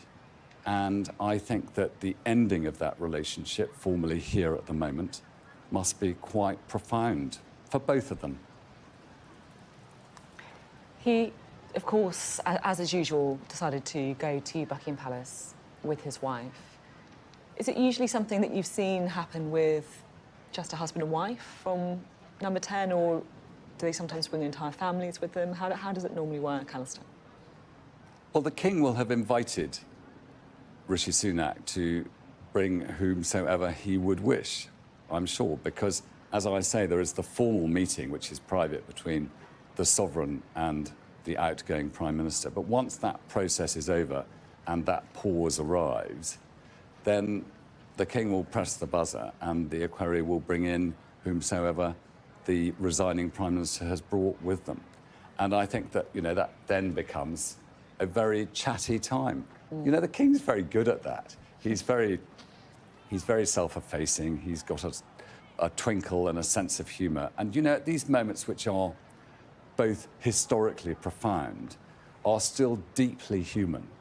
And whatever your political view, the impact of this is really deep for an outgoing Prime Minister. Yeah, you're going to need all of that charm from the King, aren't you? Because really it was, I guess, to be frank, a humiliation for Rishi Sunak last night. Probably the most difficult day of his life. How important do you think it is for the monarch to be able to put someone at ease in these most difficult of moments? That's right. And I think for the King, who will by now have received that resignation and the advice from Rishi Sunak as to who, as King, he should send for as the next Prime Minister, you know, that period of office is over. But of course, it never ends for the King. And he will carry that executive power for a very brief time now. And it's not a comfortable place for a monarch to be holding that executive power for any longer than is absolutely necessary. And we know that the function of process will now be proceeding, and there will be an arrangement being made now by Sir Clive Alderton, the King's private secretary, to make sure that the King's wish to call Sir Keir Starmer to come to the palace. You know, we're all supposed to believe they don't quite know why he's been called. But, you know, the truth is that this drama of our Constitution is in itself carrying out an executive continuance of power since the Middle Ages, right to today and right into the future, through the hands of the sovereign of the day. And that, I think, is why it works so well. It has its precedent, it has its purpose, and it has its poetry. Poetry is a word, isn't it? I love your saying there about, you know, the drama of the unexpected call to the palace. I wonder if, like, anyone's ever been tempted to joke and just throw in a completely random name for the person that they've recommended to be the next Prime Minister. But it's the contrast, as you say, isn't it, between the kind of volatility of politics, and it has been very volatile recently, of course, and the stability of the monarchy. Well, the king, by his nature, stands as a sense of continuity and is there to make sure that the deep keel of the nation passes through the stormy waters with continuity. Oh, is there anything symbolic that actually happens when we hear about kissing of rings or handing back of seals or documents of office? Is there actually any physical process? Interestingly, no. What happens is that there's just this conversation. There are no seals for the office of Prime Minister. Welcome to Glasgow, where there has been a seismic shift in Scottish politics here. I'm along the banks of the River Clyde, and we've just had a huge Labour event here. About 30 or so MPs, new MPs, have just been elected overnight. They've come straight from their counts, and they were here in Glasgow with an event with their Scottish Labour leader, Anna Sawa, who has fought, it has to be said, quite a vigorous and, I suppose, energetic campaign would be the word. The sun is out in Glasgow. It hasn't been for the large majority of this campaign, it has to be said. But there is a huge amount of excitement in the Labour camp here in Scotland, and understandably so. Let's cast our minds back, right? 2019, Labour had one MP that was elected here in Scotland. They've gone from that all the way to more than 30, about 37 current Labour MPs have been elected overnight. This sweep of red that ultimately they have seen, though, the collapse of the SNP. We've seen this absolute demolition of the party. If there was an SNP yellow wall, as it was, that has been completely decimated overnight. The SNP currently have about 7 seats. That's down from their 48 seats they had in the previous election. They haven't seen something like this, something so seismic in such a long time, almost a decade ago. Glasgow is an interesting city, and it's kind of no wonder, really, they've decided to have their big event here, Labour. This entire city has gone red. The last time that happened was years and years ago.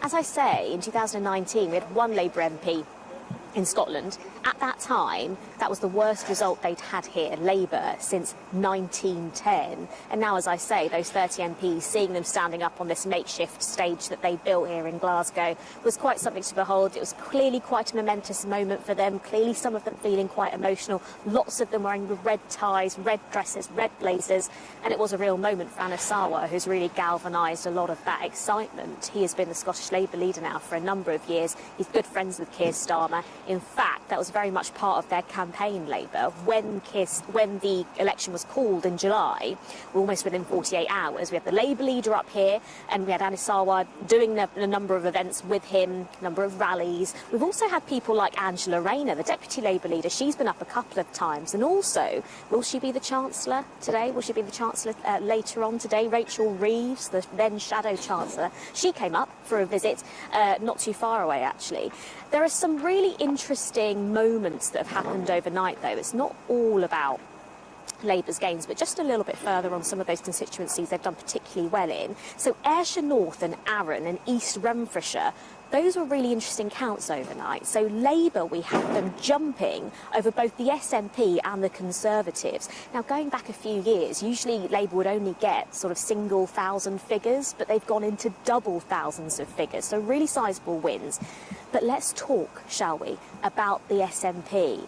Oh my goodness, going from 48 seats in 2019 to now 10 is the current number.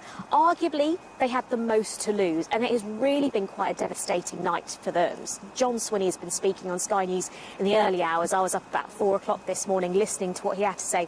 He said there needs to be a lot of soul-searching that needs to be done with this party, and it's going to be about rebuilding trust. Trust clearly has been decimated. Clearly the electorate feeling incredibly bruised. The SNP here in Scotland have been in power for 17 years. Let's remember, Stephen Flynn, the SNP Westminster leader, he said that this has been a Starmer tsunami. And again, he echoed that word, trust. He said they need to rebuild trust. Throughout this campaign, whether you were Conservatives, whether you were Lib Dems, whether you were the Greens or Labour, the attacks were very much aimed at the SNP. You know, they've had a faltering record in Holyrood. I mentioned it. They've been in power for almost 2 decades now. The allegations of financial corruption, they're still being investigated by the police. And also this carousel of leaders. 18 months ago, Nicola Sturgeon was the leader of the SNP. She was First Minister at the time.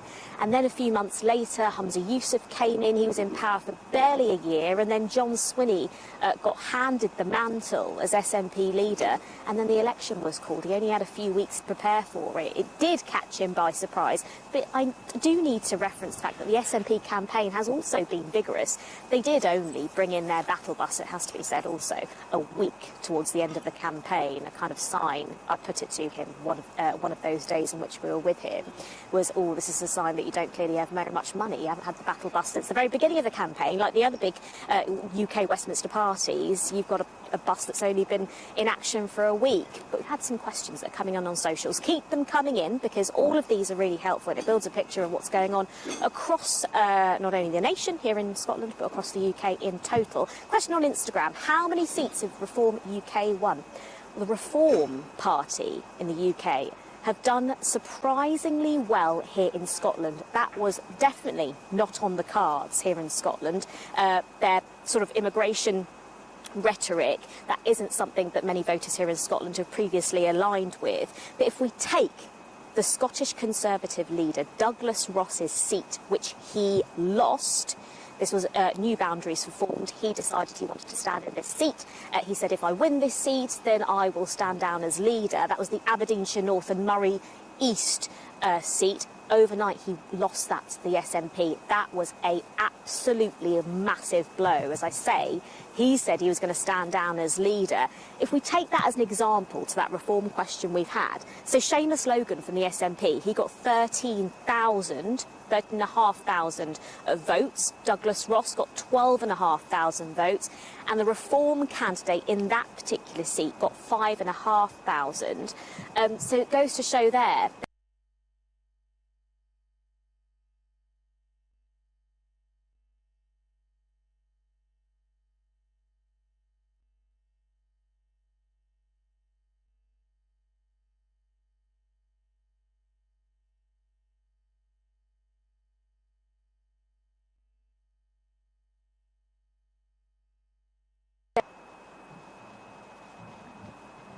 Keep going.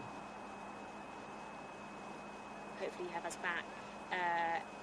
If not, I'm sure we will be kept informed. If you got us back, I was talking about Douglas Ross's seat and the fact that Reform UK have really seen this surprising rise in interest from people. Douglas Ross, given the fact that he lost that seat, he has taken responsibility for that loss. Question we've got from Elijah. Thank you for joining us back on this stream. Please do keep your comments in the comments section. We are watching them, we are monitoring them, and every single question is important, and we'll try and get to them as soon as we can. I'm here in Glasgow, for those of you that are just tuning in. I'm along the River Clyde. I've been watching the election for the past few hours, watching it all unfold and what an election it's turned out to be. This is the moment journalists live for. This is the moment that political nerds live for. So, question from Elijah on Instagram. Have you had any sleep for the last 48 hours? Oh, that's a really good question. Do you know what? I feel terrible because I actually wasn't doing an overnight count.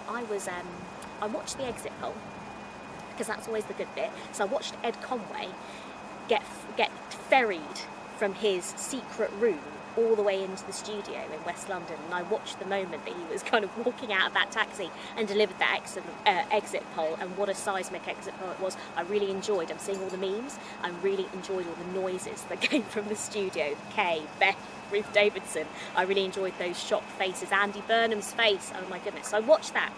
I tried to get to bed by about 11:30 and I was up again at 4. I missed those few hours, but I needed to catch some sleep because I'm doing a VT for tonight. I'm on air today, throughout the day, so I couldn't be doing that 26-hour shift. Someone who has done that 26-hour shift, though, is the Scottish Labour leader, Anna Sarwar. I was just at an event here with him, as I've been saying. He was looking sprightly and bright. He said he's not had any sleep. Someone who else who hasn't had any sleep probably is Keir Starmer. Probably a very exciting few hours and days await him. So I've been very lucky. I've had a little bit of sleep, but I'm being fueled by numerous espresso shots.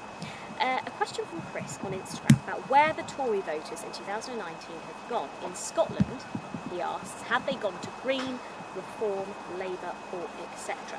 So Labour, in their traditional heartlands, they have won them back from the SNP. I was talking about Glasgow. It's important, Glasgow, because all of those seats were yellow and all of them have gone red. That is a real big surprise. Scotland's largest city turned from yellow to red. Well, the SNP spokesperson for Home Affairs, Alison Pulis, she lost her seat. She was the former defence spokesperson, Stuart MacDonald too. They were among the MPs to lose their seats. Those were big seismic losses for the SNP. The SNP, though, triumphed in seats in other parts of Scotland. I'll talk about them in a moment. But the Central Belt totally wiped out there. And that was a real target for Labour. A lot of their campaign events were held in places around Glasgow, in places along the Central Belt. So that's somewhere that they clearly were targeting. There was a cheer, just a quick note, on the Scottish Greens. Let's remember that part of the SNP's drama with how they've been unfolding, I talked about their leaders, don't forget that power sharing deal that they had with the Greens, that collapsed, didn't it? That was part of Humza Yousaf's kind of big error and judgment that he made. But there was a cheer for the Scottish Greens, who took a third place in the Glasgow seat with an increased share of the vote, so there was a little climb there. The SNP, I've spoken a lot about how they've had their demise, or this could spell out the demise. Let's remember, it's a Scottish 2026 election. So we've got 2 years for Labour to see how they play out, see how people feel about their leadership.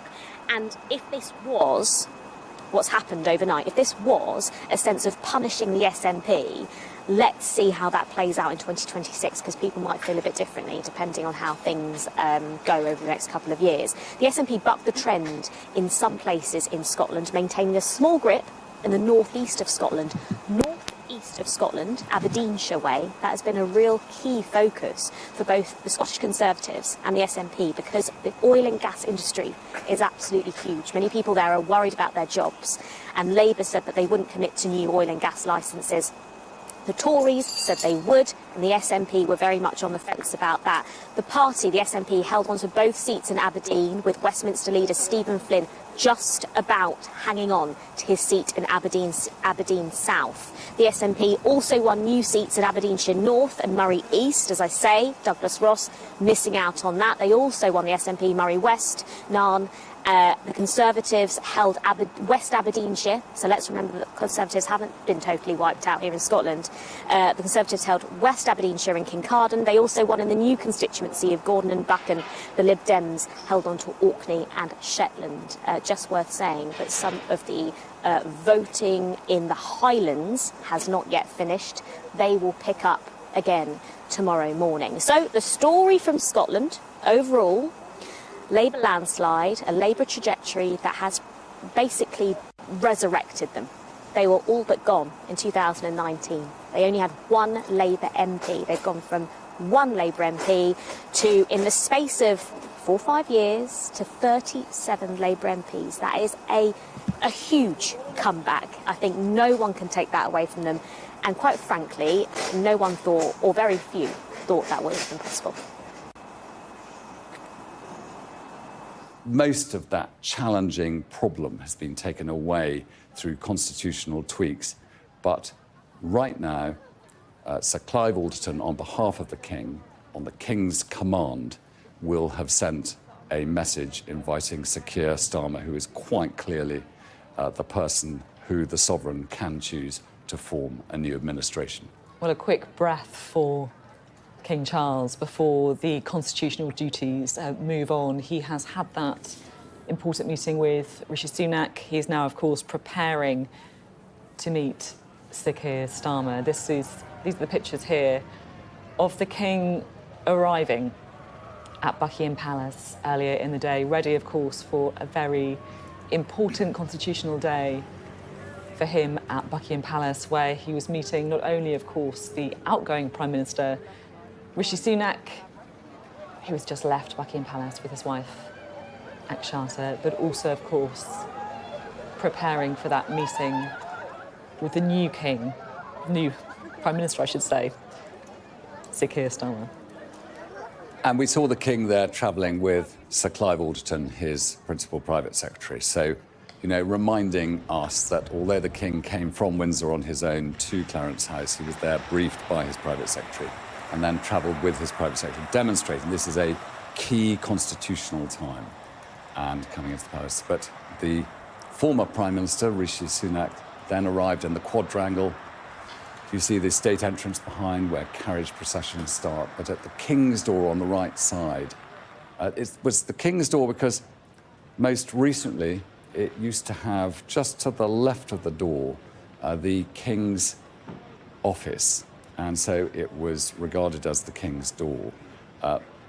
Queen Elizabeth II moved her office elsewhere in the building, but it is still where, quite close by, Sir Clive Alderton has his office, where Prime Ministers always go first. So that is where the meeting would have started before the King was ready. And anyway, that administration is at an end. We have just had the official statement through from Buckingham Palace. They have said the Right Honourable Rishi Sunak MP had an audience of the King this morning and tendered his resignation as Prime Minister and First Lord of the Treasury, which His Majesty was graciously pleased to accept. So there you have it, it is official. We've had the statement from Buckingham Palace that Rishi Sunak tendered his resignation as Prime Minister and First Lord of the Treasury, and of course, His Majesty King Charles graciously pleased to accept. Preparations, I'm sure now, Alistair, for the next meeting on the King's agenda. I have to say, it's interesting, isn't it, that you were saying before that these are very private conversations, but we have had a couple of times when previous Prime Ministers have let slip some of the details. So Tony Blair once recalled how he tripped on a rug and practically fell into the Queen's hands when he went to the palace to be appointed in 1997. Well, I think that there have been occasions when Prime Ministers have chosen to share information, but I think we all noticed that Elizabeth II never shared any information. And I think every time Prime Ministers do share any comment about their private times with the monarch as sovereign and head of government, it's moderately disapproved of by the United Kingdom's people generally. I think we all accept that the unique nature of the fact that we have a head of state who is hereditary and a descendant of the people about which Shakespeare wrote, has its advantage, but that there is also this constant, vibrant, lively office of Prime Minister and First Lord of the Treasury, which is occupied by people who are at the frantic forefront of political squabble, and that relationship needs to have a space in which to flourish. And the best place for that to flourish is in private. Yeah, I think there was a general view, wasn't there, that Sri Blair was perhaps prone to share too much information. Well, I think that, Elizabeth II never complained about anything like that, but I dare say her various private secretaries might have rung up the then private secretary to Prime Ministers and said, I wonder if we could just draw back on comments like that. I remember the purring comment, which came out after the referendum. Yes, Scottish referendum. I think that was, unhelpful. I don't even identify it as an expression that I recall the Queen making. I don't remember her purring. I don't think many people remember her purring. Fantastic image there, wasn't it? Well, but again, I think that there was a view that he'd stepped out of line, and that mattered. And the danger of it as well, because obviously a monarchy that is so careful to not stray into political territory. And today, I think, really shows why that matters, because they do have this immense constitutional power that can't be abused. And I do think if we look, for those of you who've been with Sky News for the last however many hours, this is a constitutional pause. It's a very peaceful time in what has been a very frantic night. And what we can be absolutely certain, the moment the King has offered executive government to Sir Keir Starmer, the moment he leaves the palace, the frantic nature of what is going to happen and the establishment of his administration, with, of course, the approval of the king, and then the politics of watching the after effects of an election. But just in this quiet time with Buckingham Palace as that continuous backdrop to British life, there is a chance to see the constitutional power working, and it's being done by the king on behalf of us all, we having made the national choice. It's true, it's a pause, isn't it, as you say, after the chaos and the frenzy and the drama of the election night for us here in the studio as well. We can cross now live to Buckingham Palace, where our royal correspondent Rhiannon Mills is standing by. Rhiannon. Well, it's been fascinating listening to your discussions, as I have to say I've been reflecting on the fact that Rishi Sunak and his wife were just a few moments ago enjoying what would have been a moment of peace inside that audience room with the King. Of course, after all of the noise and the frantic activity after the last 6 weeks, that's overnight going to the Count and then this morning having to deliver that speech outside Downing Street, and then Rishi Sunak made that final journey, didn't he, to Buckingham Palace as Prime Minister, and then I suspect had at least a moment to breathe with a man that he has spent a great deal of time with and around since he became Prime Minister back at the end of 2022. Of course, for the King, Rishi Sunak was his second Prime Minister, and at a difficult time for the King, just, 5-6 weeks after Queen Elizabeth II had died. So it's interesting to try and reflect on the kind of relationship that those two men will have developed over the last year or so. Of course, you would think a very personal relationship at times when you think back to the start of this year where the King had to announce that he'd been diagnosed with cancer, and actually we were given a rare insight really into the kind of meeting that the Prime Minister and the monarch have every week, as a camera was invited in for that first audience after the King announced that he'd been diagnosed with cancer. Of course, we often have to guess exactly what that relationship is like between the two men. The King, of course, isn't meant to show any kind of favouritism towards anybody, but it does seem that they did develop this close relationship, as is so important. I would argue that when we see Keir Starmer very soon arriving here at Buckingham Palace, it is going to be the start of forming probably one of the most important relationships that he will have during his premiership. His cabinet ministers may come and go, his staff may come and go, but the monarch is seen to be a constant, and they have those weekly audiences. Certainly, people about Queen Elizabeth II talked about, well, Queen Elizabeth II herself during the documentary Elizabeth R talked about how prime ministers would come to her every week and she would feel that they would unburden themselves, that sometimes she would be able to make them maybe think about an issue in a different way. So much was made about Queen Elizabeth and her experience, but actually it's important to remember how much experience our current king has, as after all of those decades as heir on the world stage in terms of dealing with those matters of state. But yeah, he's now said farewell to his second Prime Minister and now awaits the arrival of his third. And Rhiannon, we're trying to, I guess, gauge the level of excitement, enthusiasm about the new Labour government. We're looking at pictures of Buckingham Palace. We can see the kind of crowds gathering around the building. What is the atmosphere like there? Is it tourists? Is it people who are there to try and witness a bit of history in front of them?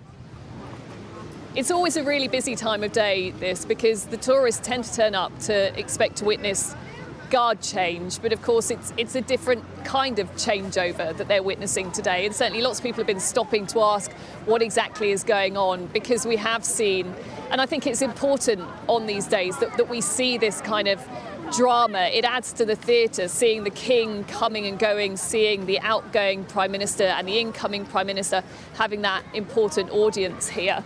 I think what people will make a lot of, probably in the next coming days is what kind of relationship are Keir Starmer and the monarch going to have. It's worth pointing out that this is certainly not going to be anywhere near the first time that Keir Starmer and the King have met. Of course, as leader of the opposition, they've spent a great deal of time together at those big moments of national celebration or commemoration.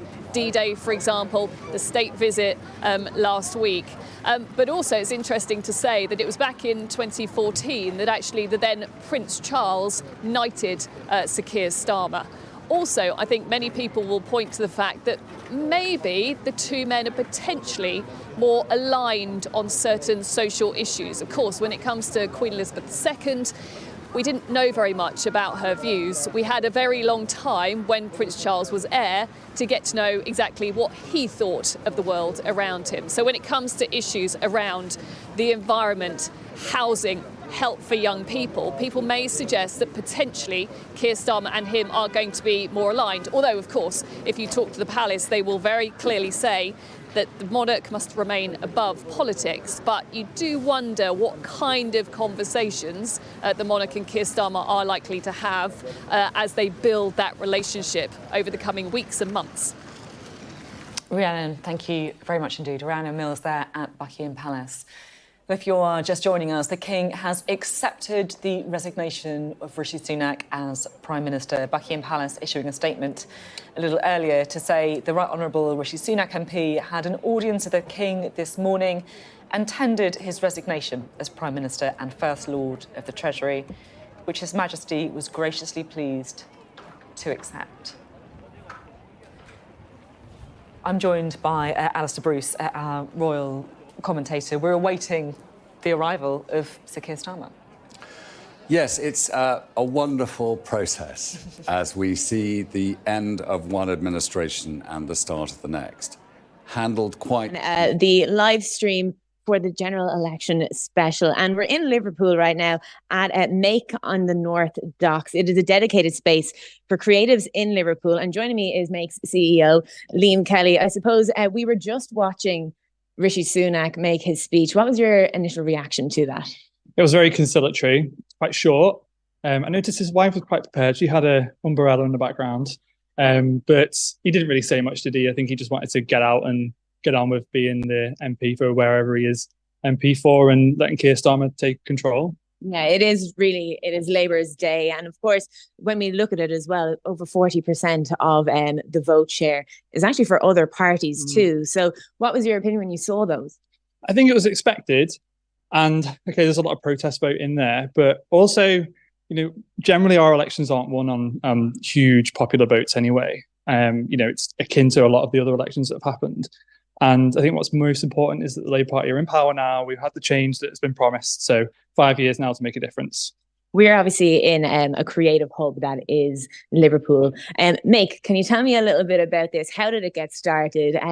How did it become the place that it is today? Well, we're in our 11th year and we started in 2012. And we started in the Baltic Triangle kind of before it was a sort of well-known place to be. And then we moved here to the North Docks. Unfortunately, in the pandemic, we had to give up our Baltic Triangle space because it was our pandemic victim. The rise in costs of everything made that really, really difficult for us. And what we have found, though, is that people have really wanted to come back post-pandemic and they want to work in environments like this, particularly if they're making and creating things. And that's allowed us to expand into Birkenhead in the Wirral and Huyton in Knowsley as well. Now, you speak about all of these creative industries within here. We're actually going to go to one of the workshops that are in Make right now. And this is Beth Ann. Beth Ann, your colourful display here is absolutely beautiful. Can you tell me a little bit about your workshop? Yeah, so I rework clothing. So people will send me things that they want reworking in some kind of way. They might be going to a gig, they might be wanting it for a hen do, they might want it for the 50th birthday. They'll ask me to add all kinds of drawing, paint, glitter, gems, and I'll jazz it up for them and send it back. And makes a really good space to do that in because I can be messy and be in my own studio, and it's a nice place to be in and work in. And now you mentioned being at concerts. Of course, a few weeks ago, there was one of the biggest concerts of the year came to Liverpool, Taylor Swift. And you were actually part of the building process as well for some of the fun moments and pieces that are around Liverpool. Can you tell me a little bit about that? Yeah, of course. So I helped support the rest of the team in painting a couple of pieces. So the hearts that were on Lover and a couple of the flamingos. and the one that was in Lime Street as well, I'm going to forget the name of it. So I just kind of helped add a little bit of paint and little bit of primer, and then let the other guys who are more experts in doing big installations kind of do their thing. And alongside that, I ran some workshops as well, which was really nice for people who didn't manage to get tickets. And so they could come along to a workshop, they could do a jacket in a Taylor Swift theme, or they could also do a t-shirt as well, which they could wear kind of around the city when they were going to visit all the installations. So it was nice to put something like that on for people who didn't manage to go. Which kind of ties in with the whole idea of Taylor Swift. I know over the last year or so, we've seen a lot of the fans making it into a cultural event rather than just one gig that is happening on the day, and people creating their outfits from scratch. And this is kind of what you do for a living. And one behind us is actually a prime example of that. So can you tell me a little bit about this? This is for a concert that's happening next week. Yeah, so this is for Ellie. She's going to see Jamie Webster, who's playing in Sefton Park next week. Obviously, he's a Scouser, so kind of everyone in Liverpool loves him, and he's got some brilliant songs and stuff. So she asked me to add some of his lyrics on there. She wants it to be neon and colourful. I've got to add a few more neon splashes. She also asked for a little kind of peace hand sign on there. So that's something I'm working on at the moment for her to wear next weekend, and hopefully get some amazing pictures while she's there with it on. Yeah, I'm excited to see how the finished product looks. Very honestly, now obviously we are in a cultural centre, being Liverpool. Labour has also predominantly been a part of this for the last few years. Now that they're in government, what do you hope to see for Liverpool, for the UK, or for the creative industries in the next 5 years? I think, I'm really happy that they've got into power and the Tories are out, and the arts is such a kind of big part of building communities and bringing joy to people and bringing people together. I do know that it's going to be quite far down on their list to kind of be putting money into the arts, because there's a lot of other things that need to be concentrated on, like the NHS and things like that. But it would just be nice to see kind of some support to us again, because it is so important as well, trying to get young people into the arts and into creative industries, giving some support for people who are from working class backgrounds to say, you can do this, you can follow your dream in a creative way. You don't have to go and get a 9-to-5 office job. You can go and do something that you love. And if you've got passion in it, we will help you and support you in doing that. And I just really hope that Labour do that for us. Yeah, and I have a quick question for you as well, because now TikTok has become a very big part of your business. And I know over the last while in the campaign trail, both Labour and Conservative used TikTok as part of their tools. But at the same time, the app itself, it was banned on government devices. How did you feel when there was this question around the use of TikTok, and if there were going to be any restrictions around it? Did you have any fear for you as a businesswoman for that? I didn't know that was a kind of thing. I knew that in America they were speaking about that. I didn't know if that was a thing in the UK, really. All of my business comes from TikTok, so if that was the case, then I wouldn't be established, I wouldn't be up and running, I wouldn't be able to get any work in, so it would be a detriment to me, really. And also I feel like it's kind of stopping free speech in a way, and people being able to talk and chat and give their opinions, whatever side of the coin that is. There shouldn't be any blockages on people being able to get their word out there, because that's how people communicate nowadays, is through apps like TikTok. And they've never said that before for an app in the past, so I just don't understand why they would be doing that for TikTok.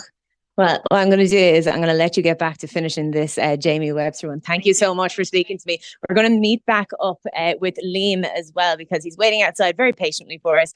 Now, the question to us was over 400 seats for Labour today.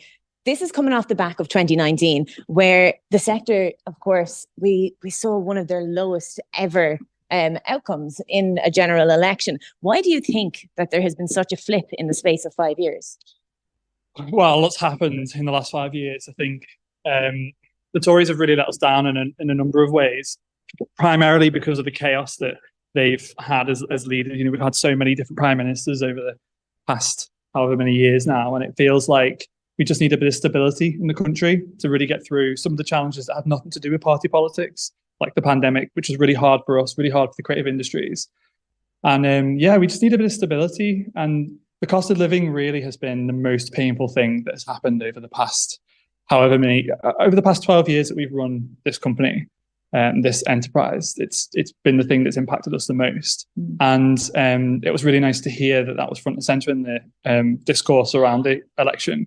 But kind of hard to believe that the government that had been in for 14 years was going to have any idea about how to get us out of that. So I'm really looking forward to sort of a stable 5 years, no changes in leadership, and stability.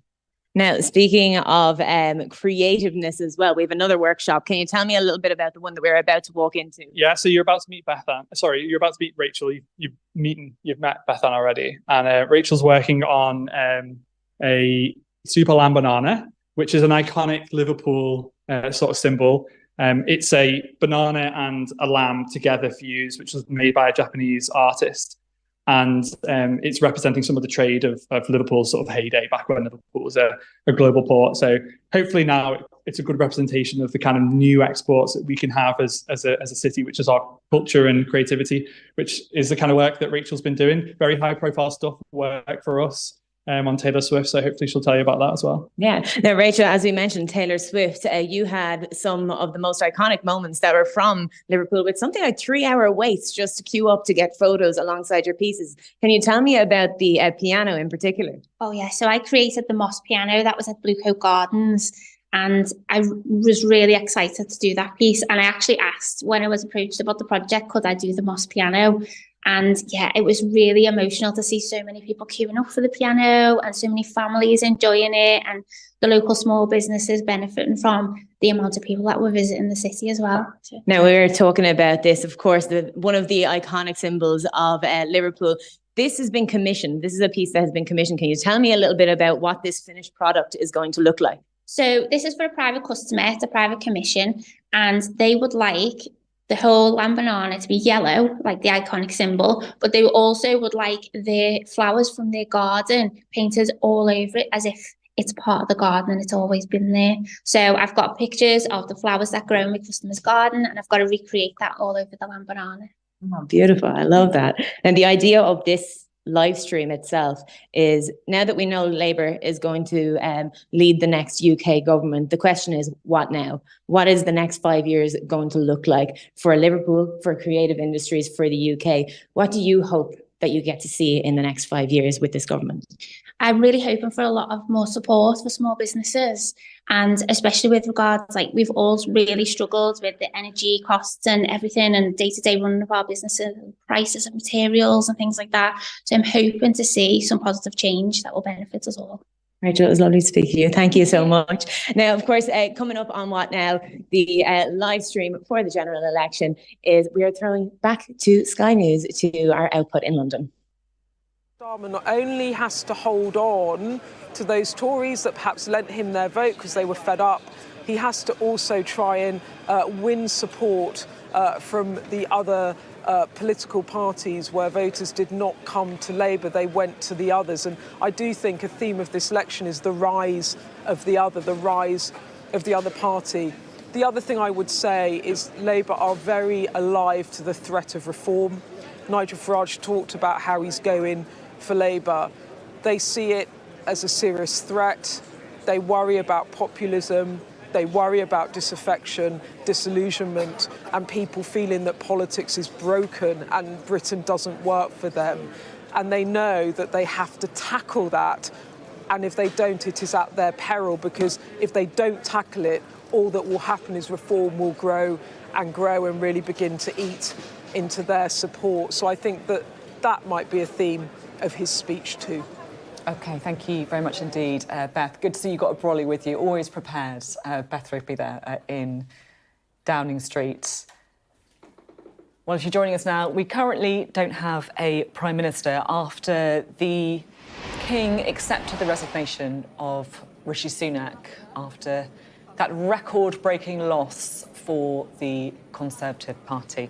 We'll, of course, be following Keir Starmer from his home in Kentish Town, where he might have had a few moments rest before his big day, a few cups of coffee, perhaps, before entering the most important moment of his life. He will become the 58th Prime Minister of the United Kingdom. You can see there some Labour supporters gathering in Downing Street. They've got their Union Jack brollies up, awaiting to hear Sir Keir Starmer's first real pitch to the public as Prime Minister. It will come, of course, after he meets the King. But it's a difficult needle for him to thread because he has just won an enormous majority, but on a lower vote share than David Cameron managed in 2010, than Jeremy Corbyn managed as well. It's going to be an interesting and difficult challenge for him to bring that country together. We've got Sam Coates, our Deputy Political Editor, with us. It's going to be a big moment for him. A huge moment. A moment after a campaign which actually saw the Labour vote share go down. You're looking now at some of Keir Starmer's team starting to approach Downing Street and line the edges of Downing Street. The shot that you can see has Downing Street on the Downing Street number 10 on the left, and you can see this new number 10, this incoming number 10, wanting to convey visually some of the excitement that they will feel, and they hope that some in the public feel at this moment where Labour come into power with a majority of about 168, which gives Keir Starmer effectively a political blank cheque for 5 years to enact reform on the back of a manifesto that promises the biggest of changes in broad brush terms, but the smallest of specifics in terms of individual policies. Keir Starmer promised change. The question now is, what does change look like and how does he get there? Huge number of things for Keir Starmer to do in the coming minutes and hours. Appoint his internal top team, appoint his cabinet, take opening calls from world leaders and some of those security briefings. But first, the formality of the King and the appointment, which comes in the next hour. And they're really strong vibes here, looking at these pictures of the images of 1997, Alistair nodding along there, those of us who remember it. And you know, one of the things that obviously hasn't really been focused on in this campaign has been the extent of the organisation of the Labour team. Pat McFadden, of course, been at the middle of that. And, you know, they will have, I know, because I've had messages from people saying, I know so-and-so's going in. They have actually cleared who the people they are that they, you know, want lining the street. They want quite a lot of children. And you can see, too, that probably judging by the weather this summer, they had prepared for the need of umbrellas. I mean, it's not an accident that they've got Union Jack umbrellas there. That is the image which this new Labour government is looking for to get out. Although I think there's just a touch less exuberance than we saw in 1997. Oh, definitely. Back then, there was there was an extraordinary moment at dawn with Tony Blair outside the Royal Festival Hall declaring new dawn has broken. Now, there was an event, an equivalent event today, but it passed with much less notice. It was Keir Starmer declaring that hope was coming in Tate Modern, but there was no sense of place, there was no sense of moment in the same way. So here is, you can see the start of the Labour team trying to create a moment, create a sense of excitement, and create momentum that they want to carry through today for the many, many hours left that Keir Starmer has of work to do. And perhaps less a new dawn breaking than a brief pause in the rain for Sir Keir Starmer to go and deliver his first speech as Prime Minister after, of course, that all-important meeting with the King.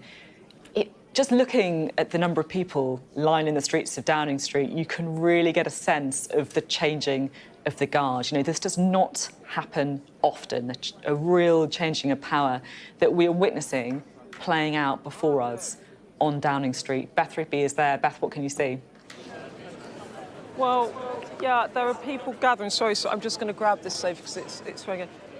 I can see a lot of people gathering. I can see actually some advisors in there. I think that these are perhaps staffers.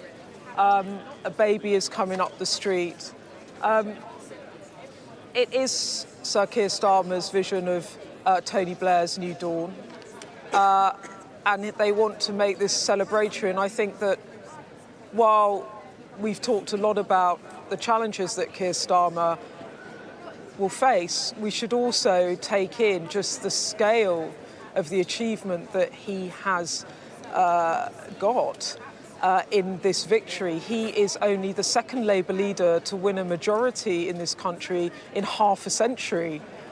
He is knocking on the door of Tony Blair in terms of that massive majority, just coming in slightly behind Tony Blair on his 179 majority.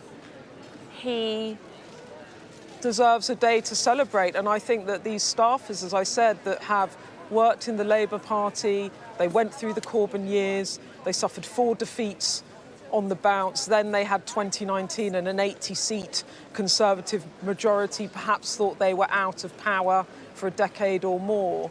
It has been hard yards. It's awful being in opposition. You have to work really hard, but you don't get to affect change. So I think that they're gathering partly because they want to share the moment and they want to celebrate the moment. And I think what we will get, despite the rain, is when Keir Starmer comes up the street and he stands and he makes his speech, and he makes his speech in front of his team, I think there will be a sense of optimism and joy. I think that they are allowed to have a day of joy. They daren't have dreamt this. 5 years ago, they really were in the doldrums, the worst defeat since 1935, a country that had turned its back on Jeremy Corbyn and the Labour Party, and Keir Starmer had some very difficult times in those early years of leadership. You'll remember Hartlepool, when Boris Johnson won it in a by-election, a key red wall seat. Keir Starmer thought about resigning. There was another by-election, Batley and Spen, later that year. I remember I was there, and Kim Leadbeater only narrowly won that by-election. And I remember seeing Keir Starmer that morning, and he was overjoyed because he knew that losing that by-election could have triggered a leadership question or even race around him. So he has hung on by a thread at some points as Labour leader. It has been a mountain to climb. And he wakes up this morning, and yes, it is raining, although I think there might be, dare I believe it, some sun. But he has woken up this morning and he has scaled Everest.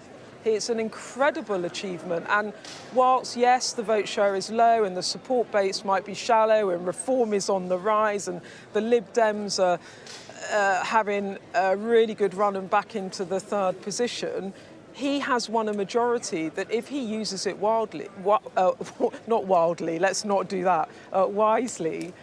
he could be one of the most consequential prime ministers this country has seen. He could go down in history on the lines of...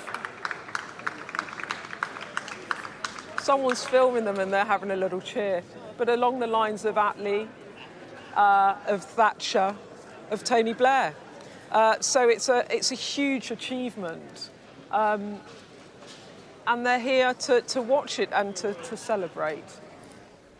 Yes, thank you very much indeed, Beth. We are seeing the changing of the guard in Downing Street playing out before our eyes. This morning, it was Rishi Sunak and Jeremy Hunt in there. They both cleared out now. Rishi Sunak having his resignation with the King accepted, and now it is the new guard, those around Sir Keir Starmer, awaiting his arrival at number 10 after, of course, he makes that trip to Buckingham Palace. In many ways, nothing can prepare you for being Prime Minister, Leader of the Opposition, running the CPS. Nothing can prepare you for being the 57th Prime Minister of the United Kingdom. And you can see there the very carefully choreographed welcome party outside number 10. Some babies there, some kids, some advisors, some carefully chosen Union Jack umbrellas. We believe this may be Sir Keir Starmer arriving at Buckingham Palace.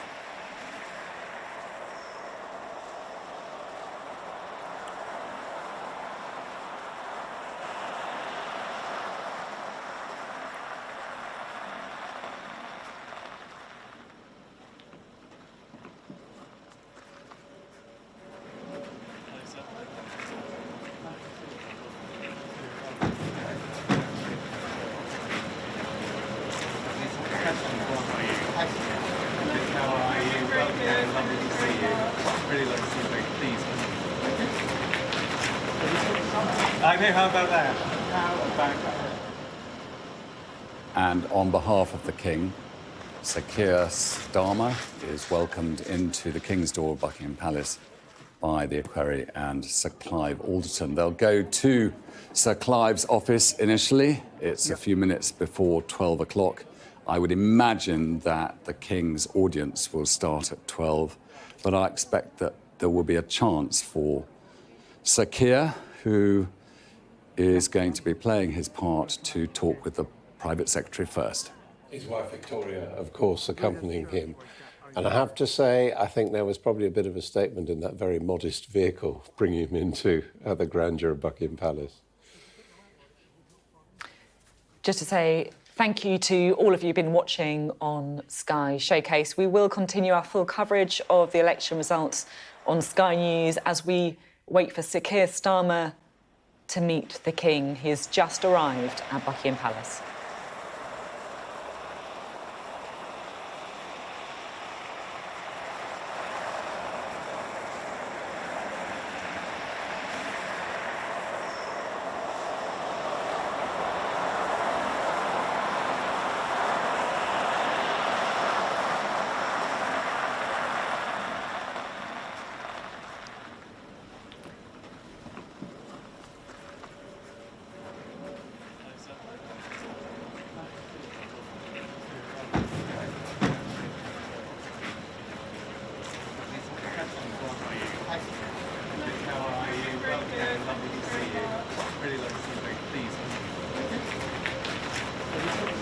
I know, how about that?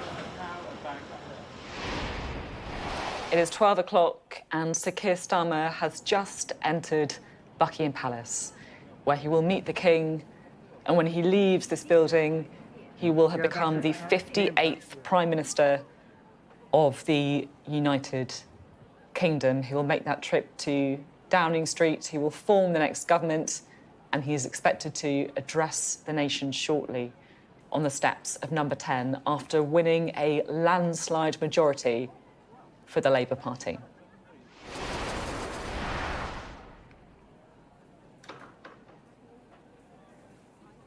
If you're just joining us, these were the seat totals: 412 seats for the Labour Party, just shy of that historic majority in 1997. The Conservatives losing more seats than in any other election since the party was formed. And that's why behind that door later on, it will be Sir Keir Starmer who's forming the next government. The man with the mandate, the man with the majority, although, of course, it was on a relatively low vote share. Not that they care, the people who are waiting to hear the speech from the next Prime Minister. So for Sir Keir, who is now with Sir Clive Alderton waiting for the King to call for Sir Keir to come up for an audience. Of course, it's quite special because the equerry who will take him, we saw him in naval uniform welcoming on behalf of the King, for Lieutenant Commander Will Thornton. He will go to the King's door at the audience room and he'll walk in and say, "Sir Keir Starmer, Your Majesty," and then let Sir Keir go in, the door will close. And when Sir Keir comes out, he will be able to say, "Congratulations, Prime Minister," as the first person who can do it. It's always been a tradition for the equerry that should be very special. And this is obviously another page in history. For the Labour Party, it's significant because the King's great-grandfather, King George V, in 1924, exactly 100 years ago, sent for the first Labour Prime Minister in Ramsay MacDonald.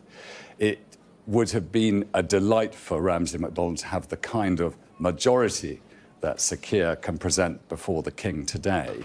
Of course, poor old Ramsay MacDonald only had a minority government, but it was a significant moment because King George V had to allow the new Labour politicians to come and see him not in formal dress because they didn't have it. And of course, all those things seem ridiculous, but it was in its own way such a major moment culturally and socially for King George V in those days. And yet today there's a huge change again in the nation in the recognition of a change of will from the people. And the King is acting on all of our behalf by very shortly sending for his new Prime Minister. And of course, when Sir Keir goes into the King, after the usual charm and welcome and a few little jokes perhaps just to set Sir Keir completely at his ease, the King will brace himself up and formally ask whether Sir Keir would be able to form an administration. The moment Sir Keir says yes, he becomes the Prime Minister of the United Kingdom and First Lord of the Treasury. And then the conversation will move on to, I believe, the choice of people for his cabinet. Ultimately, the King must approve of all of them, cabinet first and then the ministers, but also because a parliament is made up of a series of sessions, most of them lasting a year each with a state opening of parliament. The first session, we know, will have a state opening of parliament on the 17th of July. And for that, there will be a King's speech prepared. So this is a chance for Sir Keir to lay out to the King what he wants to do first in that first session of legislative change. And so I think it's a very interesting time for the King as head of state, representing all of us by keeping the nation and its history guiding forward, to have this chance to talk and to make that extraordinary invitation to form a government. It is an extraordinary invitation, isn't it? And that's exactly the way to put it. It's an important relationship as well going forward, isn't it? I'm always struck by how every Prime Minister talks about their relationship with the monarch. How do you think that the King will get on with Keir Starmer? I remember Keir Starmer, of course, has spoken about wanting to abolish the monarchy in his younger days. I'm sure he doesn't hold that opinion anymore. Well, people can hold whatever view they like. And that's the great thing about this democracy. There are plenty of people out there who are not happy that we are a monarchy and want something different. But, this is a time when that relationship between the head of state, the King, and the new head of government, when he is appointed Prime Minister, Sir Keir Starmer, will be vital, because it is the only place Sir Keir will be able to go where he's not being challenged and requested for things. I think one of the truly treasuring things about the relationship that a Prime Minister has with the King is that the King has got nothing to gain from a Prime Minister, whereas a Prime Minister is the source of all patronage on behalf of the sovereign. And everyone who comes up to or who engages with the Prime Minister has their own agenda, their own desire. Even to get a photograph with him is taking something from the Prime Minister. But with the King, that is the only person that is not able to gain anything from a Prime Minister. And I think that creates a special relationship. And the fact that it's always in private is important. But also, once the formality is over, and I would imagine that Sir Keir is now with the King, and if I was a betting man, and I know none of us are allowed to be betting people now, I would imagine that the King will right now be posing that question. Would you be prepared to form a government? And in the instant, which none of us are flies on the wall to hear, that Sir Keir says yes, I imagine in this moment he is becoming the 58th Prime Minister of the United Kingdom. It must be such an extraordinary moment to hear that question. I'm sure it's a question that he's thought about, perhaps never allowed himself to think about too much, just in case. We can go to Downing Street now, because we can see, Beth, lots of flags being waved, lots of cheering going on. Yes, this is interesting, Sophie. You can see that flags of Scotland, a Union Jack, and the Welsh flag are all being dished out to the activists and the supporters and the party members. And the reason that this is interesting is that one of the themes when I've been talking to Starmer's team has been that they were very keen to win a majority in which they were governing for all three nations where they had fielded candidates. And what that meant was that they would, by seat numbers and vote share, be the biggest party in England, Scotland and Wales. Now, this last happened under, guess who? Tony Blair in 2001. And they've done it again. And I think the flags represent what Starmer wants to portray, which is he is a Prime Minister that will govern for everyone. And also he said he's a Prime Minister that will govern for those who didn't support him either. And one of his key people said to me the other day that when he did become Labour leader in 2020, and at the time Labour had one seat in Scotland. You remember the Labour wipeout of 2015 when they were just eclipsed, eviscerated by the SNP, that Starmer had made a point of saying, I don't want to govern, I need Labour to govern just two nations of the UK. I don't want Labour to be a force in two nations. I want it to be a force in three nations. Of course, in Northern Ireland, Labour don't field seats. Field candidates and actually change the Labour leadership in Scotland and put Anas Sarwar in, and we've seen the huge success that they have had in Scotland overnight. So the flags sort of have a deeper meaning, if you like, which is part of a wider strategy that Labour had to want to be able to claim that they were governing for all of the nations, or the three nations where they have fielded candidates. I have to say, just looking at the image of those people, carefully selected, I'm sure, with the flags lining the streets of Downing Street, it does feel quite reminiscent of 97, doesn't it? You know, those images of Tony Blair walking down the street, shaking people's hands as he went to the steps of Number 10 to talk directly to the nation. Do you think that's deliberate?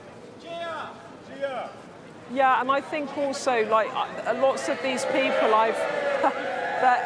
the cameras are asking them to wave. We're all collecting footage there for our TV reports later today. The cameras have been asking them to wave. Liverpool, we are live, the Sky News election special live stream.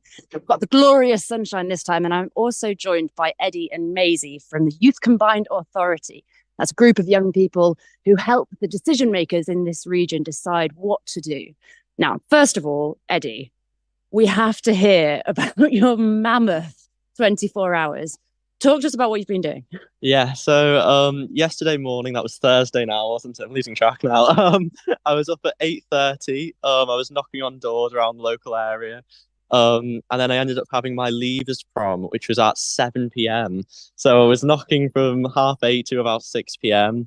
Then from 7 to 9, I was here in Liverpool doing my prom. And then I was up all night from 9 to 7:15-ish. And then I was asleep for an hour and I got the bus and I'm here. So that's been my 24 hours. And I think I've survived off a couple of slices of pizza and a can of Coke, I think. So. I mean, it is absolutely mammoth. I really got to congratulate you on that. So, Maisie, obviously, we know that there's going to be a Labour government. It's kind of, they've got this super majority. So how are you feeling about what's happened today? I'm feeling positive, and I'm feeling like this is going to be a really big move for the country as a whole, because we've had so long of being under the same government. We need a change, and we need someone else's views and opportunities to like make our country better and like give someone else a chance. So I think it's going to be very good. Great. And one of Labour's policies was to bring in free breakfast clubs for school-age children. And obviously that's a policy that's designed to help children from all backgrounds get a bit of a leg up in their education. How important do you think that kind of policy is? I think this is what we've been needing for a while now. I feel like it's given more opportunities to primary school children to help socialise, and it's easing a pressure for parents, especially those who are working, because they don't have to worry about if their children are being fed. They don't have to worry about getting the children there at like rush hour time. They can just take the children in like 8 o'clock and then they can go to work and they can. But the only problem I feel that it needs to be worked on is like holiday hunger, because it's all well and good giving the children free breakfasts and free lunches in school, but what are they going to do in the 6 weeks holiday when the parents are working and the parents may not have the childcare and these children might not be getting fed? So I feel like there's some work for improvement, but I feel like we're a step in the right direction. Great. And one of Labour's other policies that affects young people is particularly pertinent to you, Eddie, because you've not slept ever. They want to ban energy drinks for under 16s. What do you think of that? Is that something that's going to be popular? Do you think it's okay? Well, I'm not a vampire, but I think we definitely need to do something about there is kind of this culture now with young people of it's all these little dopamine hits all the time. So I think banning energy drinks for under 16s is a step against that. But the only caveat there is if vote at 16 is also part of the party manifesto, then it's a bit odd to me how, I mean, there's always got to be a cut-off point, but it can literally be in a day, you can go from not being allowed to buy an energy drink to being able to vote for the future of this country or, serve in the military. But overall, I think it's a good step. Yeah. Yeah. And I just want to kind of draw on that a little bit more, because you guys have a lot of like political power here and you've made political decisions for a long time, but you're not of voting age currently. That's correct, isn't it? I voted. You voted, okay. Yeah. But you've been kind of doing this for a long time. When people talk about votes at 16, the criticism is often, well, 16-year-olds, they're not really in a position to make powerful decisions like that, like who's going to govern us. Do you think that's right? Are 16-year-olds able to do that?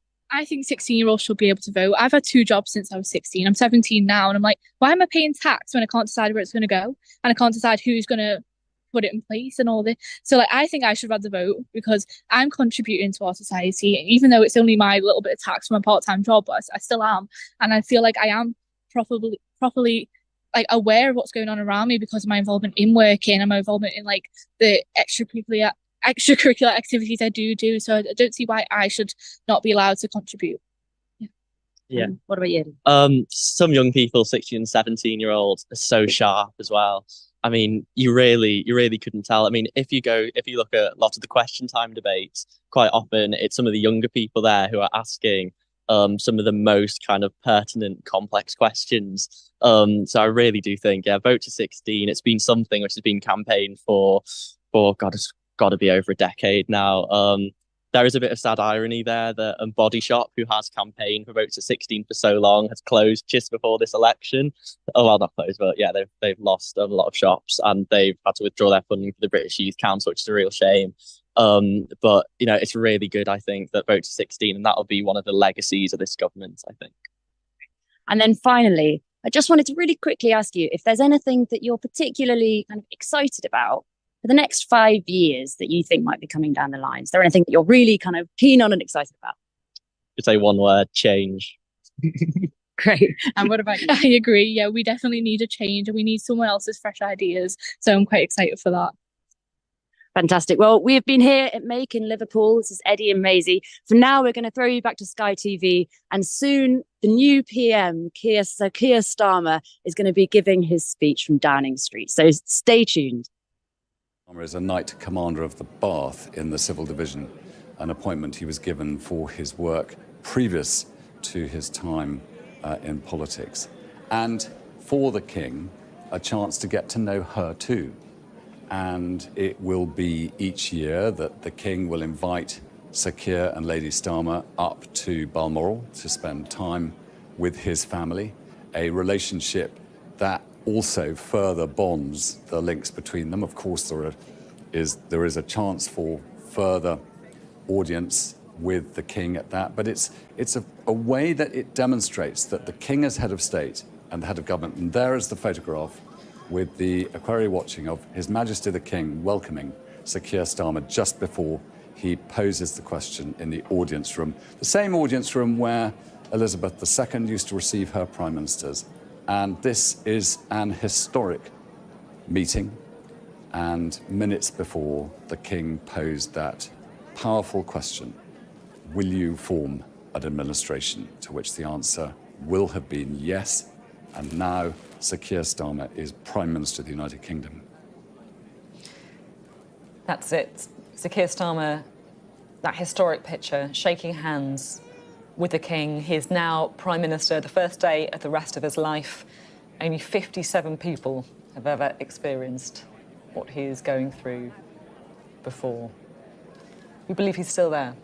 Yes, I think he will be, with Victoria meeting the King too, and then they will go down with Sir Clive Alderton, and there is so much for Sir Keir to do. In fact, Sam asked me between the period of the Prime Minister what would happen if anything came up. But what's interesting now, for the very short moment, the new Prime Minister has a cabinet who are all Conservatives, many of whom haven't yet stood down, and they will hand over their seals to the King very soon.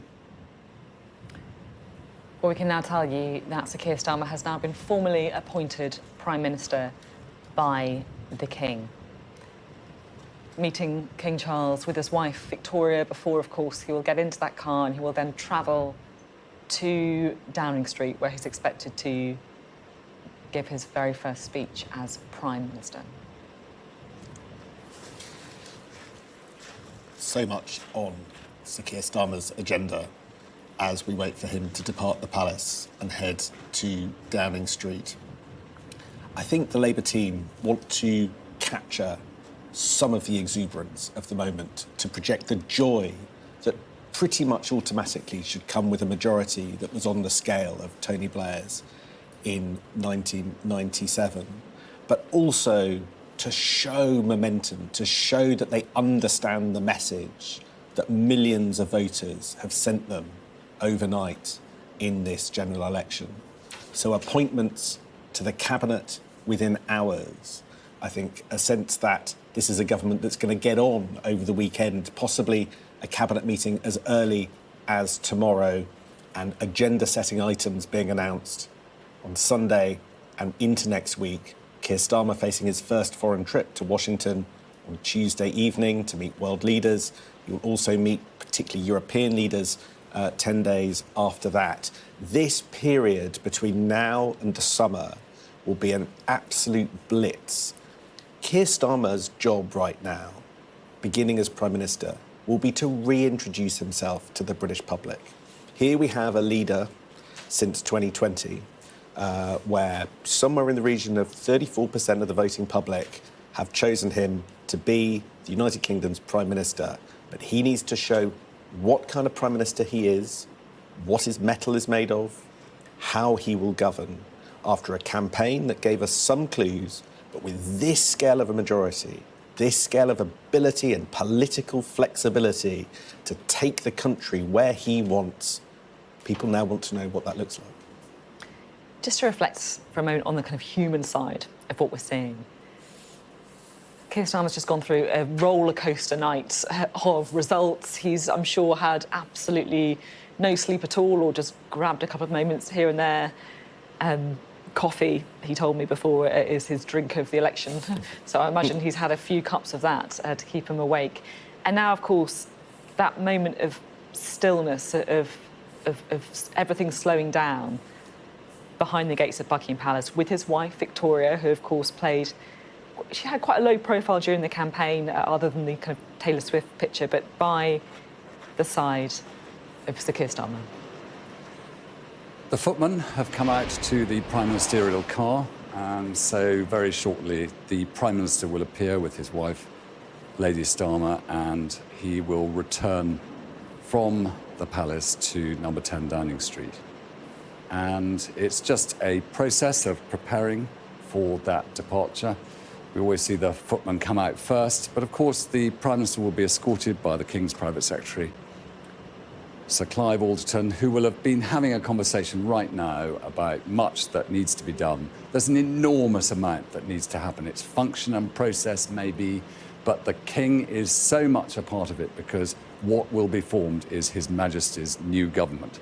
And so every appointment needs to pass by the King through the King's Private Secretary. So there are going to be many moments that the King has to take part in, not least every one of the existing Conservative ministers and secretaries of state will need to deliver up their seals of office to the King very shortly in order that the King can hand them physically to the new ministers and new secretaries of state that maybe the King and the Prime Minister have already agreed to, but which will need to be agreed to before they can be presented. And then we will obviously hear that they've been appointed before that presentation. But it is a reminder that what we are witnessing is a constitutional process of change where the King has taken the clear indication of the national vote and the function of government is being passed from one administration to the next. So with the footmen now being by the car, I imagine the final farewells, maybe some introductions by the private secretary to the other private secretaries of the King's team, because sometimes Sir Clive is not always available and other private secretaries look after the King's programme, and they may well meet the new Prime Minister when he comes on his private audiences week after week with the King, either here at Buckingham Palace, sometimes it can be up in Scotland, as I was saying, at Balmoral, or wherever the King chooses and it's suitable for the Prime Minister. The King will always try and work to what is most suitable for his head of government. I wonder if there is something of relief for the King. There has been undoubted constitutional turmoil now for years. We've seen changes of Prime Minister, uncertainty over Brexit.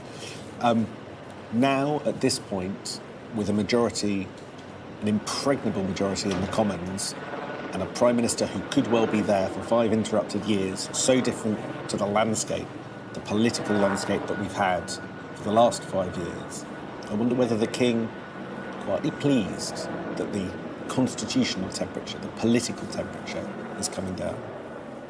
We watched the King at his coronation, and here comes the new Prime Minister.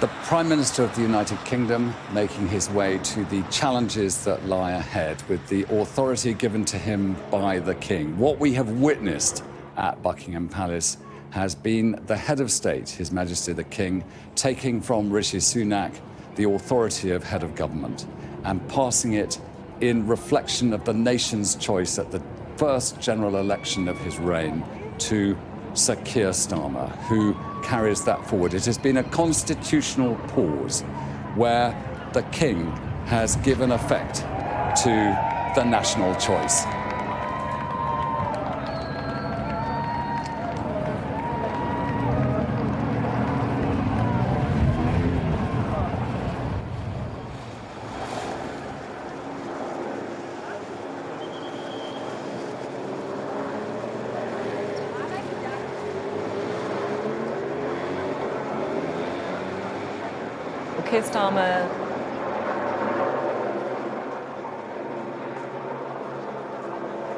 Keir Starmer is now Prime Minister, the first day of the rest of his life. Only 57 people experiencing it before, and really a remarkable rise for a man who only became an MP in 2015.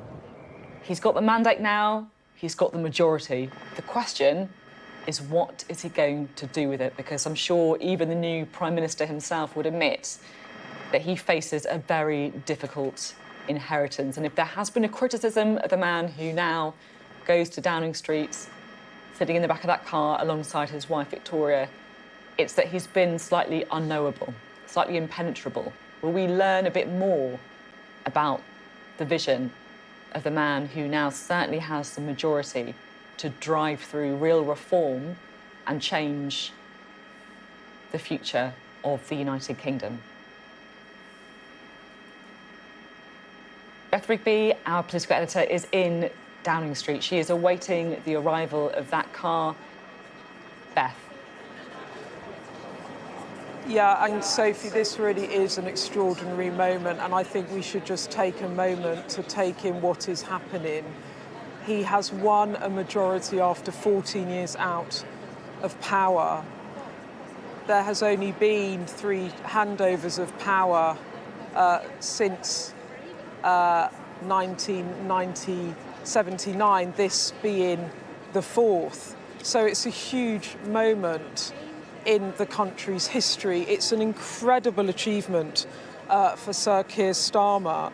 He now has a majority that is bigger than 2001, Tony Blair's second administration. He's become only the second person to win 400 parliamentary seats in the post-war period, so in over 70 years. It really is quite an astounding victory and a real inflection point for a country where there is a whole generation of people that will not remember a Labour administration, young people that won't remember a time when Labour ruled the UK.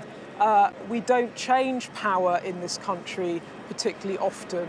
And when you look at the past century or so, the Conservatives have been in office much, much more than Labour, something like in the past, since 1918, it's something like over 100 years of that has been under, of those 100 or so years, about 30 years of those have been Labour administrations against about 70 for the Conservatives. So it gives you a sense of the scale of the achievement and also the way it might feel the country could change. And yes, there will be questions about how will he govern?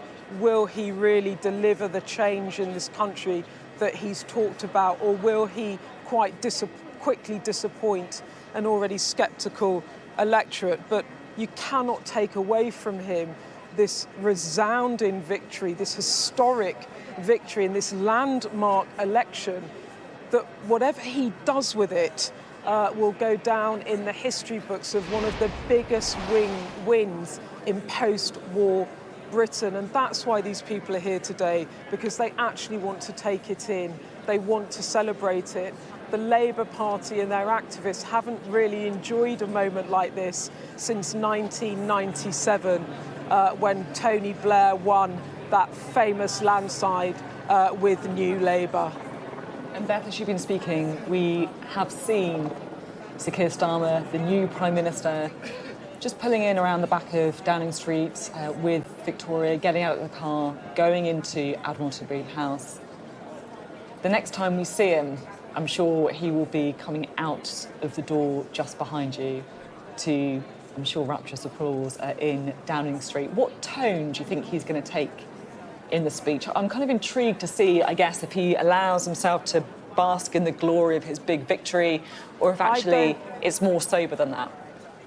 I don't think he will be basking in any glory. The whole way through the campaign, he's talked about how he wants to be humble in the service of the British people, to put the government in the service of working people, to govern for the country, not the party. And I think we will see those themes. I think also that he will be serious and with a sense of urgency.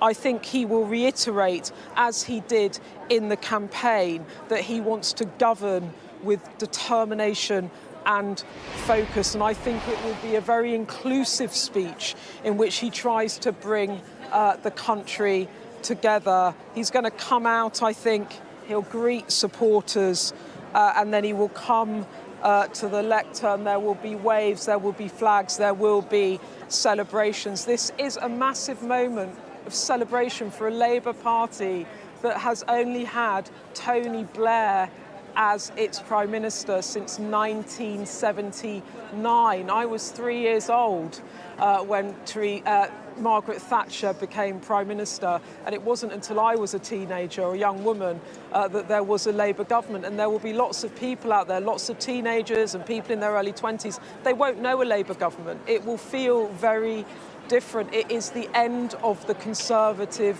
era for the time being. It's a massive moment. It doesn't happen often.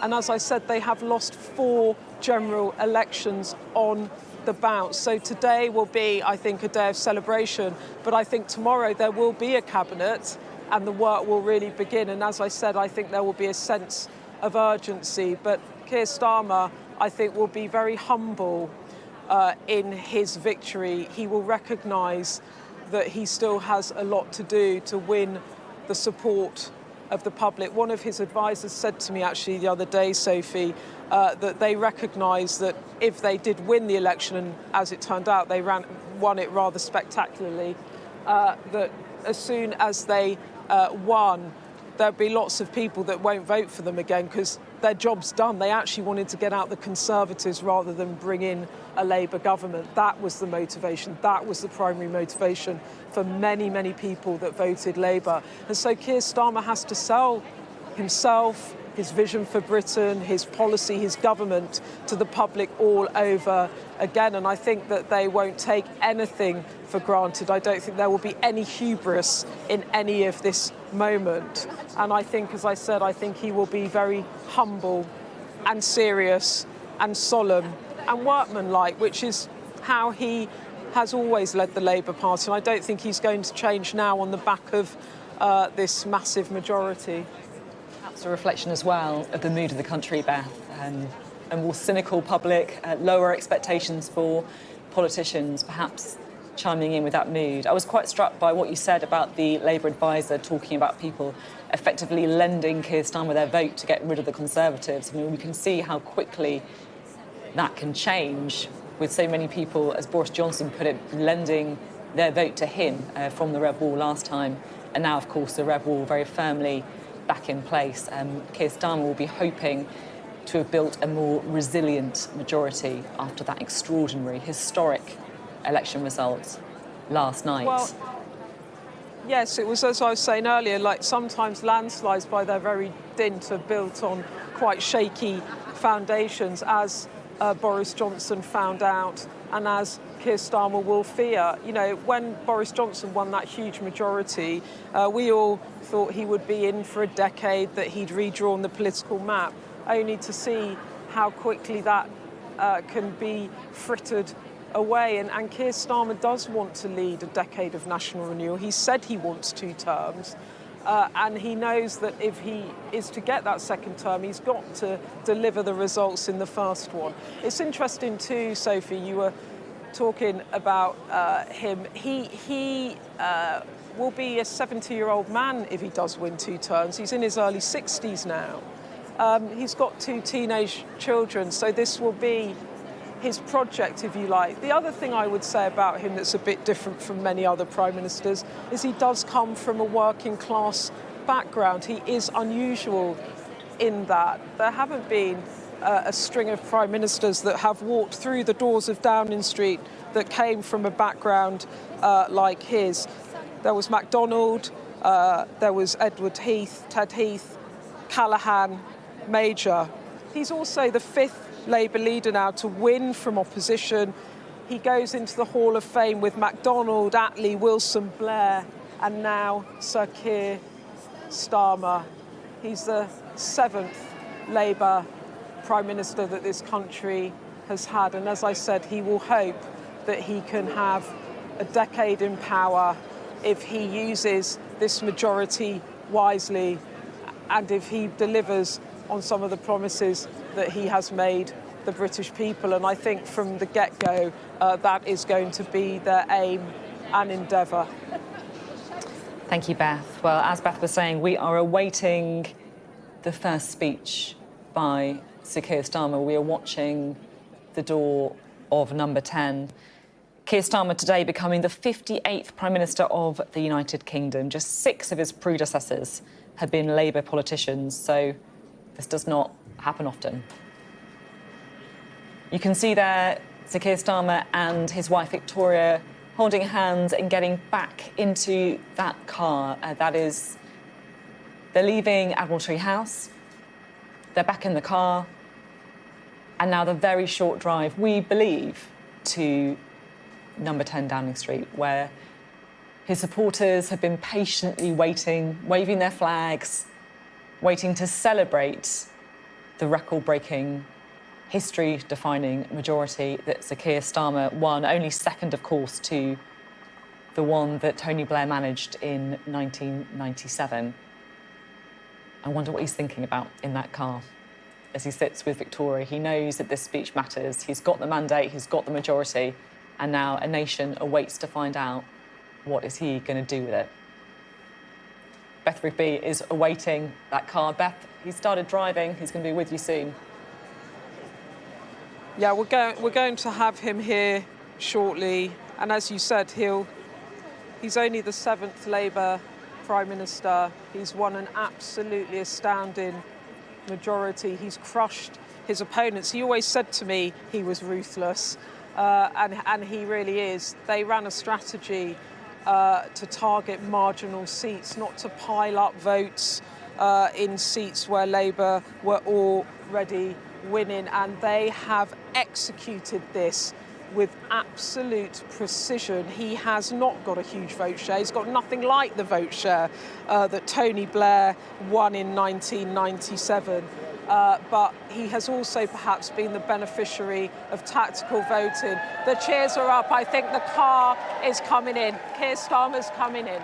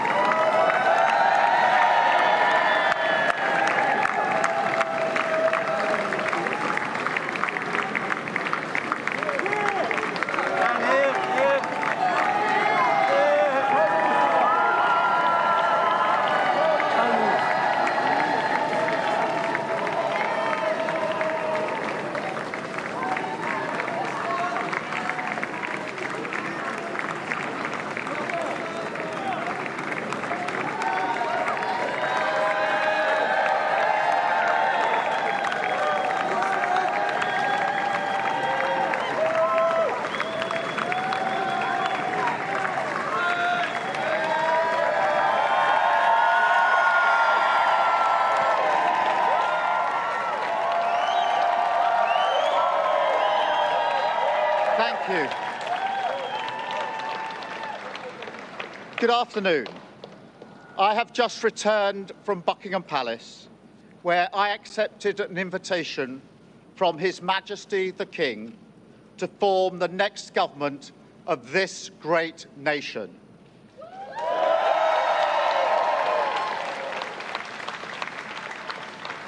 I want to thank the outgoing Prime Minister, Rishi Sunak. His achievement as the first British Asian Prime Minister of our country, the extra effort that will have required, should not be underestimated by anyone. And we pay tribute to that today. And we also recognise the dedication and hard work he brought to his leadership. But now our country has voted decisively for change, for national renewal, and a return of politics to public service. When the gap between the sacrifices made by people and the service they receive from politicians grows this big, it leads to a weariness in the heart of a nation, a draining away of the hope, the spirit, the belief in a better future, that we need to move forward together. Now, this wound, this lack of trust, can only be healed by actions, not words. I know that. But we can make a start today with the simple acknowledgement that public service is a privilege and that your government should treat every single person in this country with respect. If you voted Labour yesterday, we will carry the responsibility of your trust as we rebuild our country. But whether you voted Labour or not, in fact, especially if you did not, I say to you directly, my government will serve you. Politics can be a force for good. We will show that. We've changed the Labour Party, returned it to service, and that is how we will govern. Country first, party second. Yet, if I'm honest, service is merely a precondition of hope, and it is surely clear to everyone that our country needs a bigger reset, a rediscovery of who we are, because no matter how fierce the storms of history, one of the great strengths of this nation has always been our ability to navigate a way to calmer waters. And yet this depends upon politicians, particularly those who stand for stability and moderation, as I do, recognising when we must change course. For too long now, we've turned a blind eye as millions slid into greater insecurity. Nurses, builders, drivers, carers, people doing the right thing, working harder every day, recognised at moments like this before, yet as soon as the cameras stop rolling, their lives are ignored. I want to say very clearly to those people, not this time. Changing a country is not like flicking a switch. The world is now a more volatile place. This will take a while. But have no doubt that the work of change begins immediately. Have no doubt that we will rebuild Britain with wealth created in every community, our NHS back on its feet facing the future, secure borders, safer streets, everyone treated with dignity and respect at work, the opportunity of clean British power cutting your energy bills for good.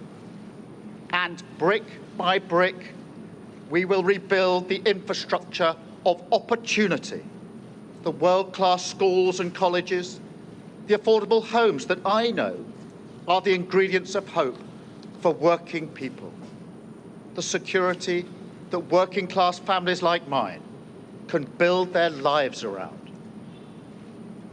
Because if I asked you now whether you believe that Britain will be better for your children, I know too many of you would say no. And so my government will fight every day until you believe again. From now on, you have a government unburdened by doctrine, guided only by the determination to serve your interest, to defy, quietly, those who have written our country off. You have given us a clear mandate, and we will use it to deliver change, to restore service and respect to politics, end the era of noisy performance, tread more lightly on your lives, and unite our country. 4 nations standing together again, facing down, as we have so often in our past, the challenges of an insecure world, committed to a calm and patient rebuilding. So, with respect and humility, I invite you all to join this government of service in the mission of national renewal. Our work is urgent, and we begin it today. Thank you very much.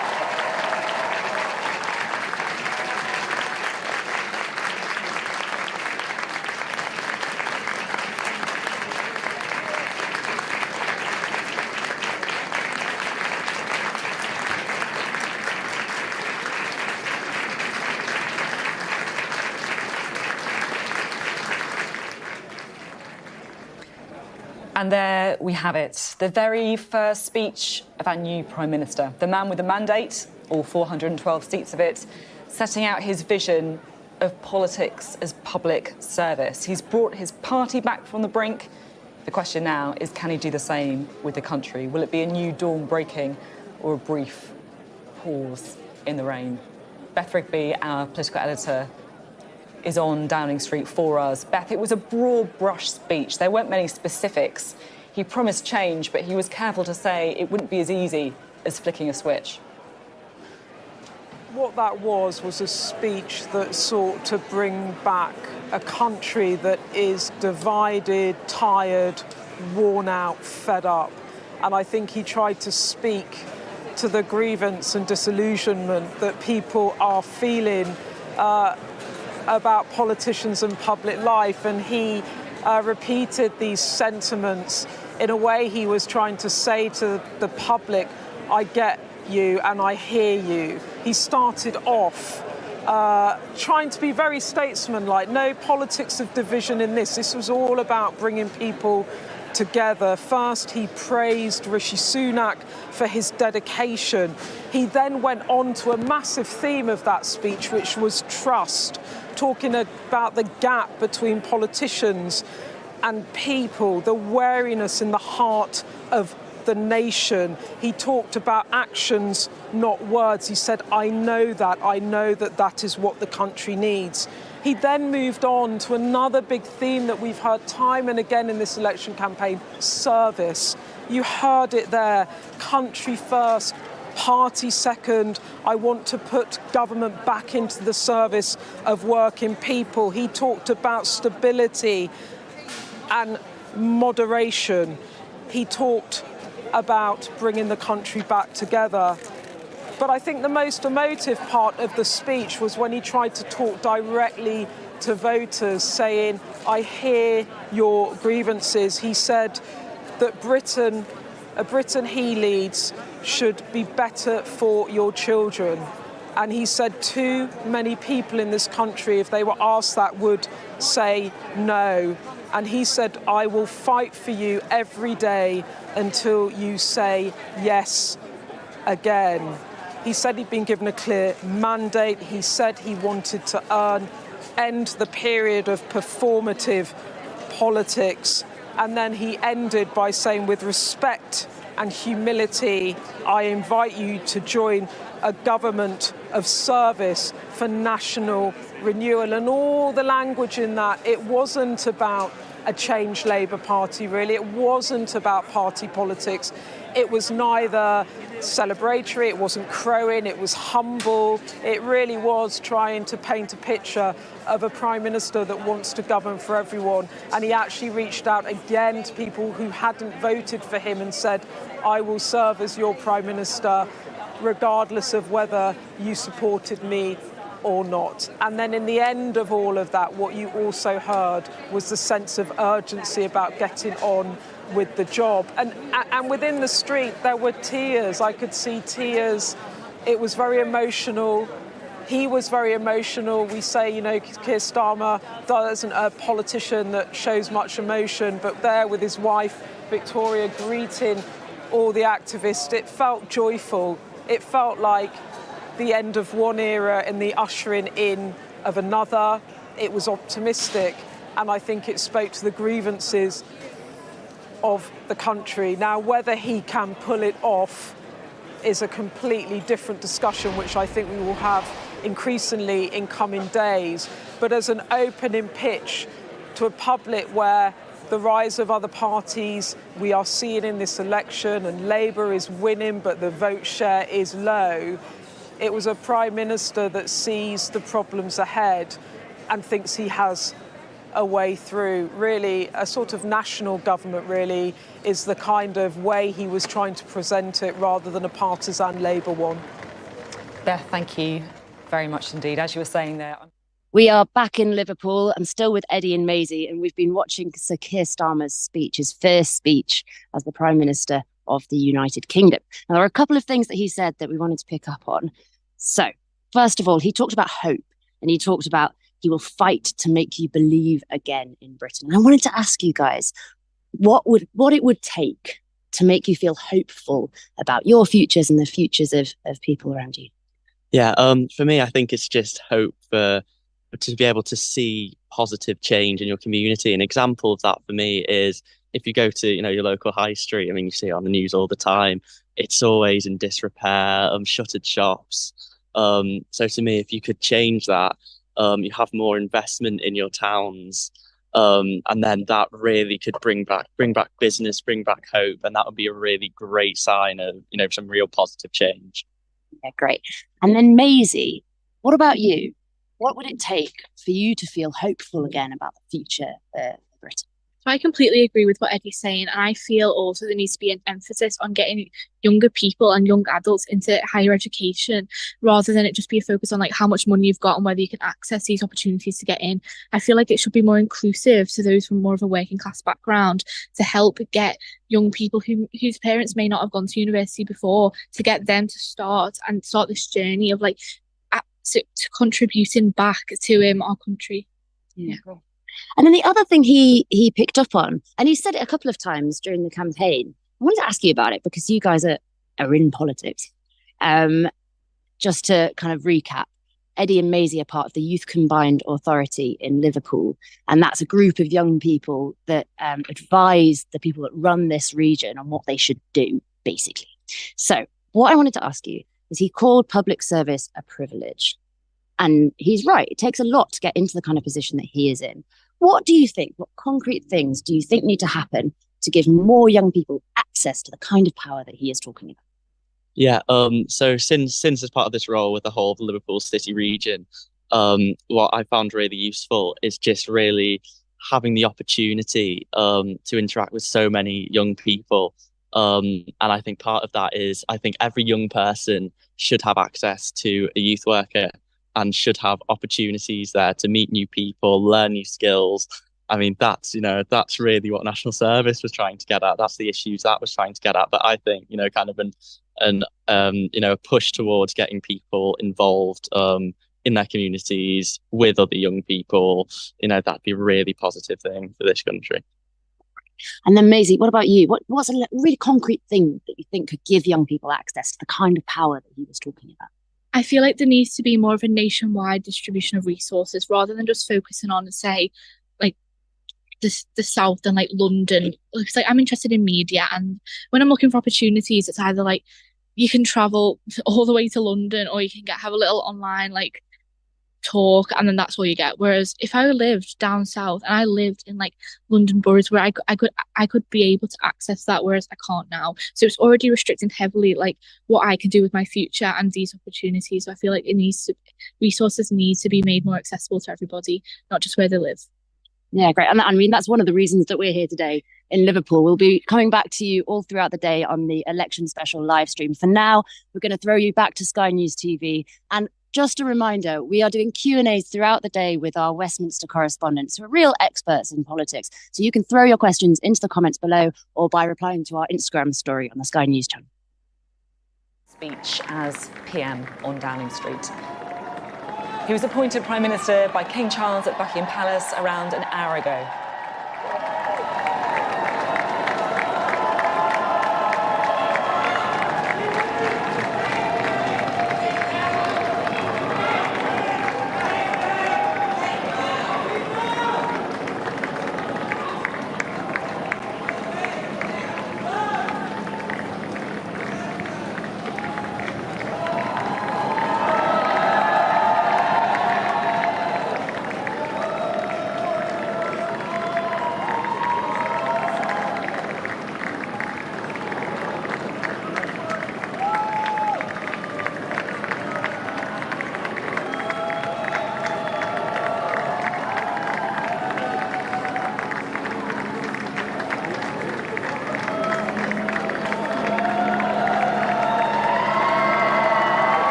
Keir then addressed the nation after Labour won that landslide victory in the general election.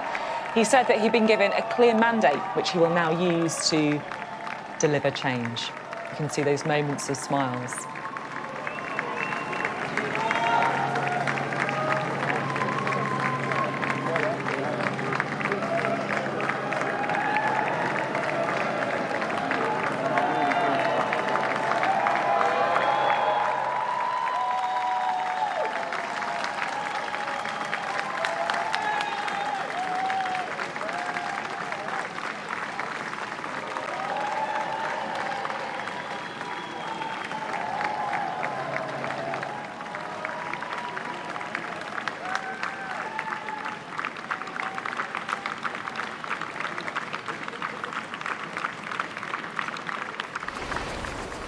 Good afternoon.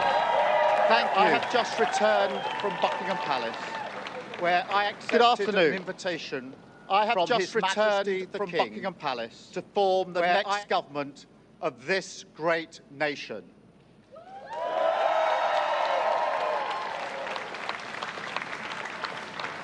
I want to thank the outgoing Prime Minister, Rishi Sunak. His achievement as the first British Asian Prime Minister of our country, the extra effort that will have required should not be underestimated by anyone. And we pay tribute to that today. And we also recognise the dedication and hard work he brought to his leadership. But now our country has voted decisively for change, for national renewal, and a return of politics to public service.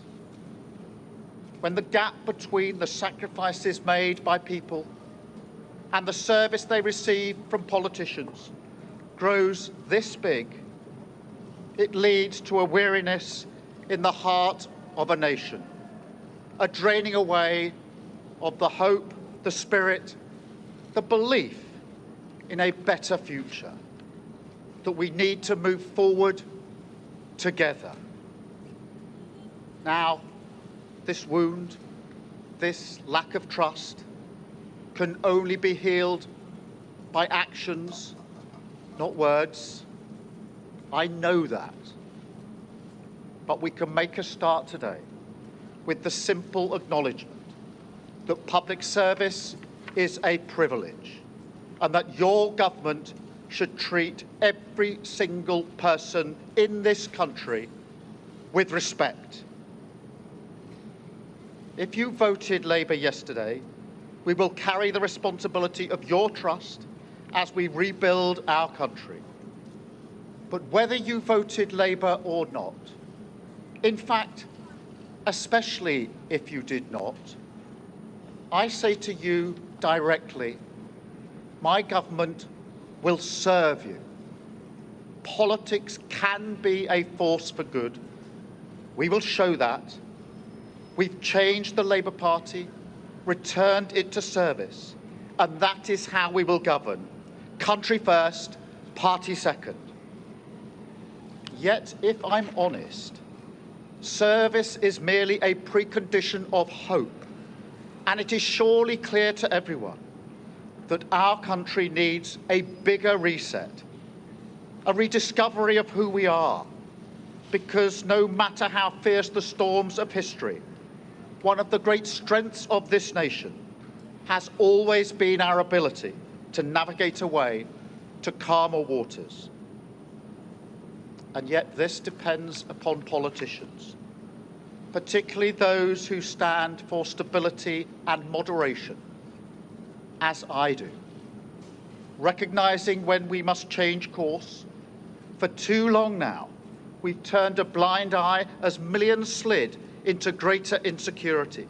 Nurses, builders, drivers, carers, people doing the right thing, working harder every day, recognised at moments like this before, yet as soon as the cameras stop rolling, their lives are ignored. I want to say very clearly to those people, not this time. Changing a country is not like flicking a switch. The world is now a more volatile place. This will take a while. But have no doubt that the work of change begins immediately. Have no doubt that we will rebuild Britain with wealth created in every community, our NHS back on its feet facing the future, secure borders, safer streets, everyone treated with dignity and respect at work, the opportunity of clean British power cutting your energy bills for good. And brick by brick, we will rebuild the infrastructure of opportunity, the world-class schools and colleges, the affordable homes that I know are the ingredients of hope for working people, the security that working-class families like mine can build their lives around. because if I asked you now whether you believe that Britain will be better for your children, I know too many of you would say no. And so my government will fight every day until you believe again. From now on, you have a government unburdened by doctrine, guided only by the determination to serve your interest, to defy, quietly, those who have written our country off.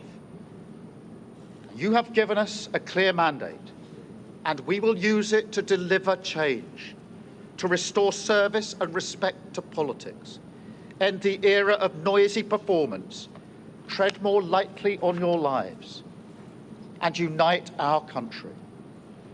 4 nations standing together again, facing down, as we have so often in our past, the challenges of an insecure world, committed to a calm and patient rebuilding. So, with respect and humility, I invite you all to join this government of service in the mission of national renewal. Our work is urgent, and we begin it today. Thank you very much.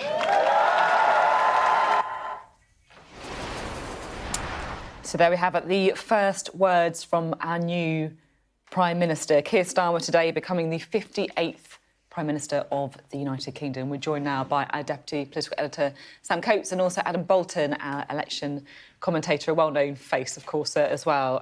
Adam, it was an interestingly pitched speech. He talked about a weary public.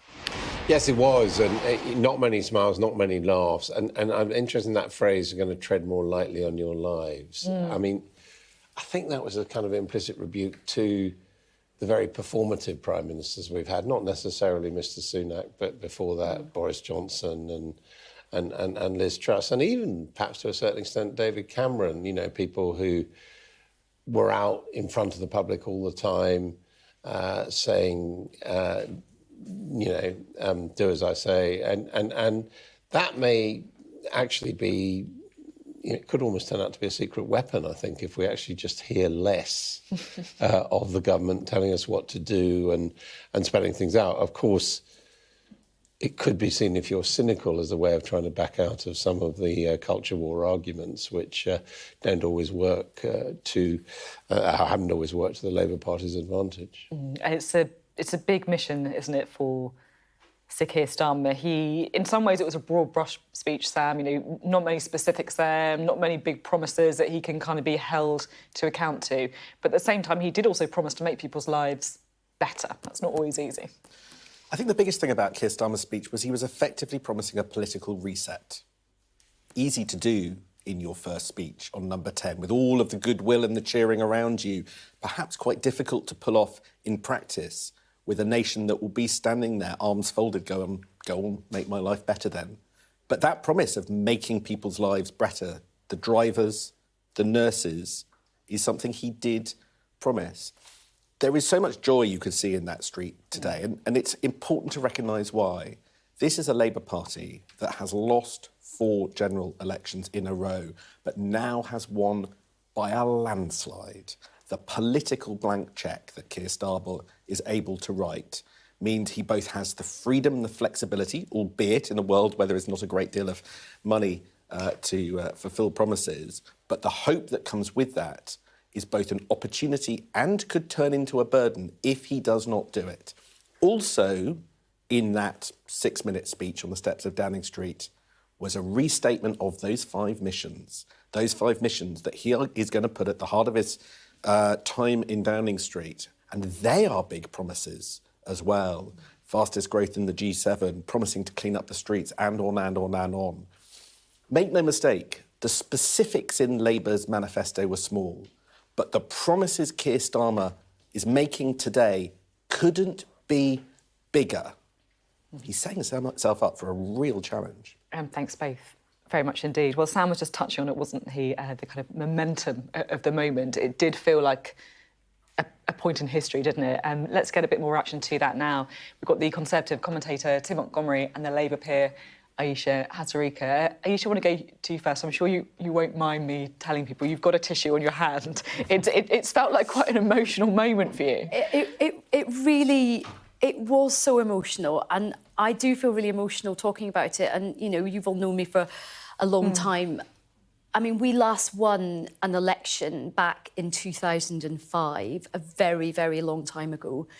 It has been a long, dark, bitter, brutal time for us in opposition, where we just lost and lost and lost and felt the futility of just being in opposition. And when Keir Starmer took over, nobody thought he could do it. You know, all my friends and I were just messaging each other saying we thought he was a great guy, thought he could be a good caretaker, you know, leader to get the next leader closer. And when Boris Johnson won that huge majority in 2019, many of us thought that Labour would be out of the game for at least another 2 terms. So I think just taking a step back and just appreciating the huge journey that Keir Starmer has taken the party on is quite overwhelming. And just, I've known Keir Starmer for quite a while before he was leader. I got to know him quite well after he became leader. And I remember him saying to me, I'm going to do this. And he has a sort of steely determination. I remember thinking, come on, you know, fair enough. We all want to punch big, you know, aim big. And he is somebody who he's not performative, as he said in that speech, but he quietly gets things done. And I think the thing that really struck me, as I've seen him make many speeches, I've talked to him about making speeches in the past, to me, that speech is the speech he has really wanted to make for such a long time. I think we saw a bit of the real Keir Starmer there, moving away from party management. This line that Adam touched upon about wanting politics to tread lightly in your life, I think that's something he feels really strongly about. He wants to take politics away from being this out-of-control kind of car crash circus, something which is psychologically quite traumatic for the public, and take it back to politics being quiet in your life, being a force for good, not interfering with your day-to-day, not bringing you kind of trauma or bringing trouble to your door. But the key part for me was when he said this weariness at the heart of the nation, this wound, this lack of trust can only be healed by actions, not words. I know that. I think that's a big signal to what Sam was saying, is he knows that many people have lent him their vote to get rid of the Tories after 14 years of vandalism, but he knows he's got to deliver. It's interesting you're saying that you kind of almost saw the real Keir Starmer there. You know, I've interviewed him quite a lot over the years. He's always been quite kind of restrained, quite careful. And I just felt like seeing him there, whether it's walking down the street, arm in arm with his wife, or on the door of number 10, it was almost as if his shoulders were like up by his ears, and then he suddenly let out But you know what? It's because that Ming vase has been carried across the floor. He hasn't smashed it. It's encased in a beautiful velvet case, and everyone can relax now for a bit. Tim, I couldn't help thinking of you when Aisha was talking about what was the long, dark, awful years of opposition. Yeah, well, first of all, can I say, you know, I'm hopefully fundamentally a patriot. You know, it's not my choice of Prime Minister, but I want him to succeed. And 6 long weeks ago, the last Prime Minister to speak in Downing Street, you know, just consider the theatrics of it. The rain, of course, you remember. But you had the din in the background of protest and the blaring music of things could only get better. That was quiet after the crowds had allowed him to speak. He was able to deliver his message, almost like the controversy, the anger, the sense of the country out of control, just passed temporarily.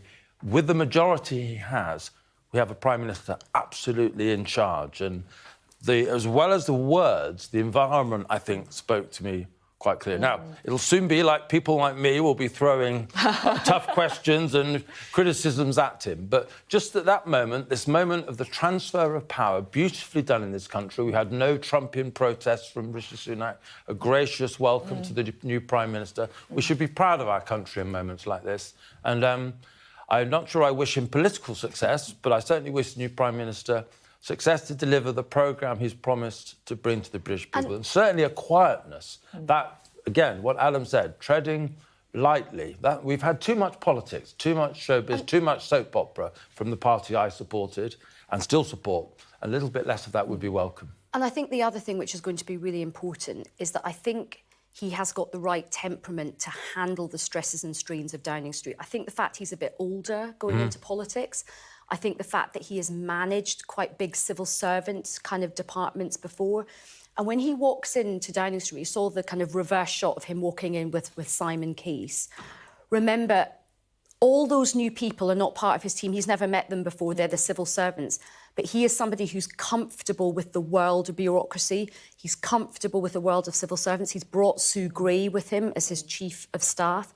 And I think he is going to have the right temperament to deal with just how much you have to deal with at Downing Street. I mean, as leader of the opposition, of course, he's had to deal with a lot.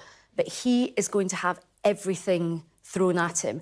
But I think the other thing is the civil servants will feel some comfort knowing that unless something terrible happens, they will have one Prime Minister in there probably for the next 5 years. And also, I think he will help restore a bit of honour and dignity and stability, not just to government, but to the institutions around government, like the civil service, which have been really quite scarred and caught up in the drama of politics over the last sort of period. He was certainly alluding to that in the speech, wasn't he, when he was talking about, I guess, restoring politics to public service. It felt like that was almost the key message. I mean, what we've got fundamentally is one of the most experienced Prime Ministers walking into Downing Street. It wasn't just that he's familiar with civil servants. As head of the Department for Public Prosecutions, as Britain's chief prosecutor, he sat around the table with the other heads of Whitehall departments on a weekly basis in that period towards the end of Gordon Brown's years and the opening years of David Cameron's premiership. He had to enact austerity in the department that he ran. He knows all about the interactions between ministers and civil servants, albeit from the other side. Nevertheless, an experience, I think, all near unprecedented, certainly unprecedented in our lifetimes. And that will set a course quite unlike some of the more turbulent starts. He has an aim of stability. We're hearing from shadow cabinet, soon-to-be cabinet members, that they're expecting to be appointed maybe even for 5 years. Now that, in my political experience, sounds like quite a tall order. But that is the ambition. He thinks that they can set goals that can be achieved over that period. He wants to put missions at the heart of his premiership. He is somebody who's thought about how it should work, and the big question now is, can it in the way that he wants? That, of course, was, again, a new Labour thing of keeping people in their office, if possible, for long periods of time. I think one of the tests is going to be this afternoon, actually, just how quickly and how firmly he moves on appointing his new cabinet. My suspicion is he might surprise people with his ruthlessness in what he puts in place, because I think one of the things I think came across very much in that speech about Keir Starmer is, although, you know, he has a sort of slight kind of boring bureaucrat image, if you look at his career, he has been someone who, actually a editor of a broadsheet newspaper described him as a killer, someone who will move in and enforce pretty quickly. It'd be interesting to see. Of course, he's got to do the mini reshuffle, we know, from the shadow cabinet team, because Thangam Debonair, who was the shadow culture secretary, not keeping her seat. Will he use that as a launchpad to be more revolutionary, more radical? We'll find out. With Jonathan Reynolds as well, Jonathan Ashworth. I think you have to be careful about that, though, because, look, he's won a historic majority, there's no doubt about that. And as history looks back on the events of yesterday, a massive Labour majority will be one of the themes. But there's a potential another big theme, and that is perhaps the end of the British two-party political system. To be elected with the huge majority that he got on 34% of the popular vote, I wasn't expecting that yesterday. I don't think many of us were. Certainly not what the opinion polls were pointing to. And, you know, how does he convince people that he really had... You know, lots of Labour people wanted him to be more bold, to energise people. And he didn't do that really in the election. He played very safe. So to be radical on the back of only getting 34% of the vote could be very difficult. And he could run into problems very quickly because of that. I think he's very conscious that a lot of people, and to coin Boris Johnson's phrase, have lent him their vote. He also has a big A lot test. of people didn't lend him their vote at all. But he also has a big test coming up. You know, there are big Scottish elections coming up in 2026. He and his team, and I have spoken to them about this, they are under no illusion that they have got to be seen to deliver in very difficult circumstances under a very tight fiscal inheritance. But they are cognizant of the fact that they will have to be seen to deliver soon. But, you know, let's be fair. He got 10% less than Theresa May when she lost her parliamentary majority. That, you know, the vagaries of the first past the post system, which I still support, that's a big fact that should weigh heavily on his mind. But Tim, he was just going to be thinking he's won, and that is that would be dangerous if that's the only thing he thinks. Then he will have to deliver. But his primary job was to get through that door today, which he's done, and now the hard work starts. And I acknowledge that. That's one part of the history that was made yesterday. But winning on 34%, that's not a small factor. And no one predicted it. Time will tell. Thank you both very much indeed. We'll have more from Sam and Adam soon as well. Well, we've been talking an awful lot about the speech by Sir Keir Starmer, the new Prime Minister. But politics in the UK is swift, it is brutal, because a little earlier today, Rishi Sunak was the one speaking in Downing Street for the very last time as Prime Minister. He confirmed he will stand down. He apologised, saying that he has heard the anger of the electorate. Let's take a listen to some of that speech. To the country, I would like to say first and foremost, I am sorry. I have given this job my all, but you have sent a clear signal that the government of the United Kingdom must change, and yours is the only judgment that matters. I have heard your anger, your disappointment, and I take responsibility for this loss. To all the Conservative candidates and campaigners who worked tirelessly but without success, I am sorry that we could not deliver what your efforts deserved. It pains me to think how many good colleagues who contributed so much to their communities and our country will now no longer sit in the House of Commons. I thank them for their hard work and their service. Following this result, I will step down as party leader, not immediately, but once the formal arrangements for selecting my successor are in place. But I leave this job honoured to have been your Prime Minister.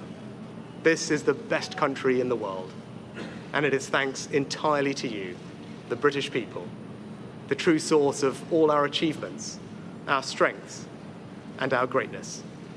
Thank you.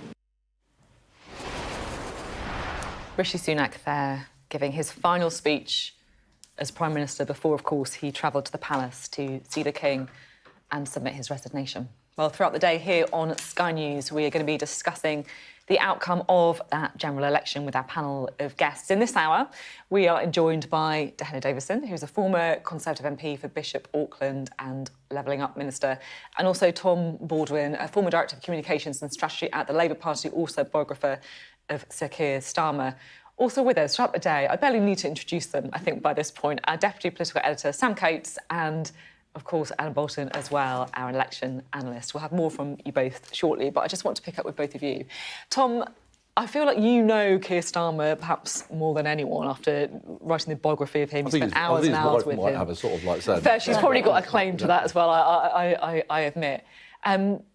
What did you make of his speech today and the fact that he's now become the 58th Prime Minister? I thought it was really interesting. I mean, watching him walk up Downing Street, I kept spotting these very old friends of his.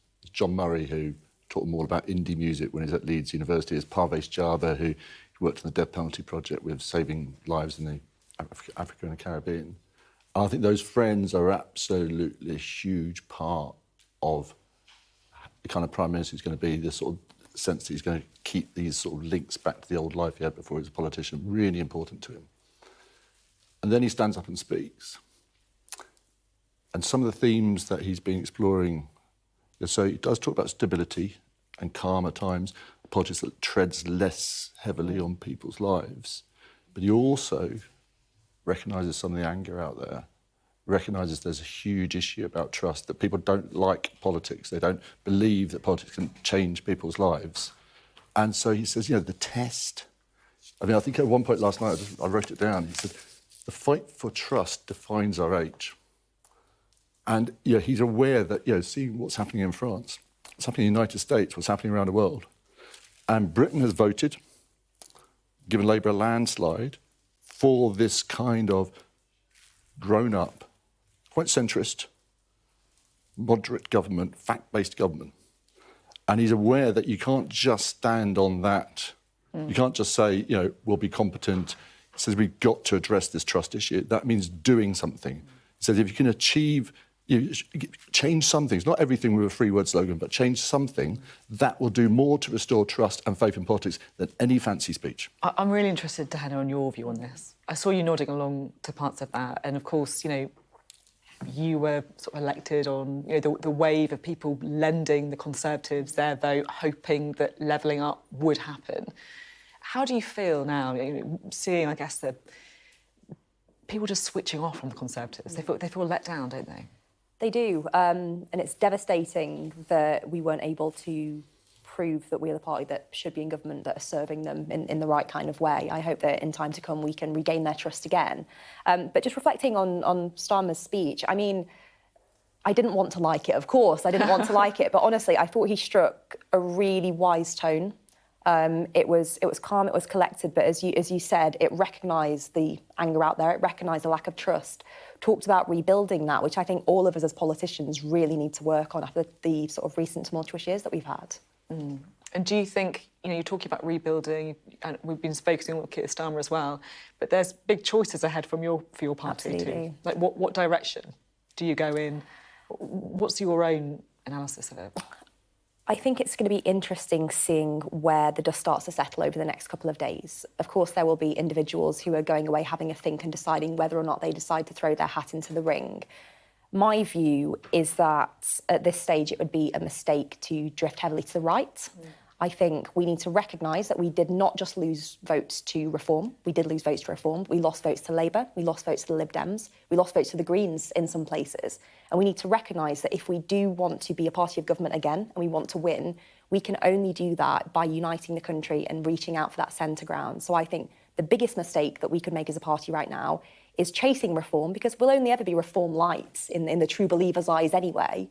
So I hope that sort of sensibility will prevail and that we will take that slightly more moderate approach in our own mission to rebuild trust. Don't go anywhere. We're going to have a chance for a quick sip of cups of tea, quick break. We'll have more from both Tom, Diana, Adam and Sam after this short break.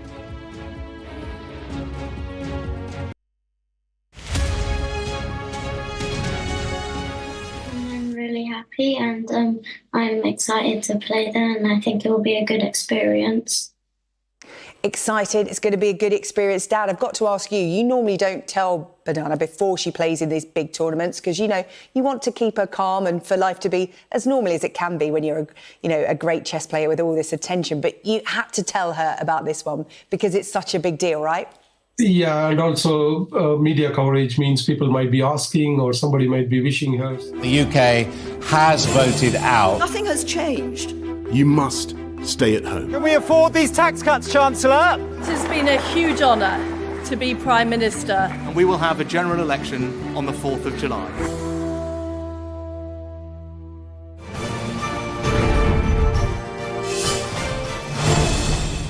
And the exit poll is predicting a hung parliament. Mr Clegg appears to be in the role of kingmaker here. Both our parties have given their full backing to our coalition agreement. Referendum day, think of how you're going to vote, great serious thought, important. In a referendum with no real substantive issue at stake, where all four main parties were in the same camp and versus a giant inflatable pig, the yes vote was never really in doubt. Britain has definitely voted no to a change in the voting system. First past the post will remain.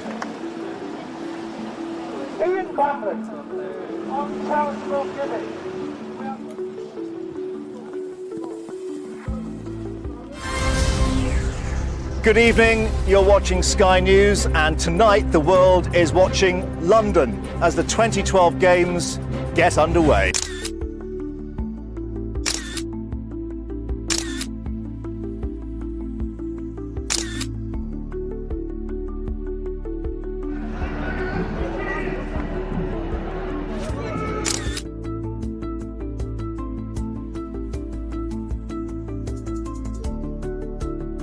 The eyes to the right, 400. The nose to the left, 175. A momentous vote. The Commons overwhelmingly in favour of gay marriage. And I think it's right that gay people should be able to get married too.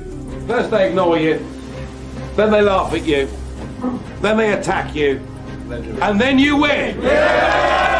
Party time for Nigel Farage as UKIP tops the European vote and says he'll take the fight into the general election.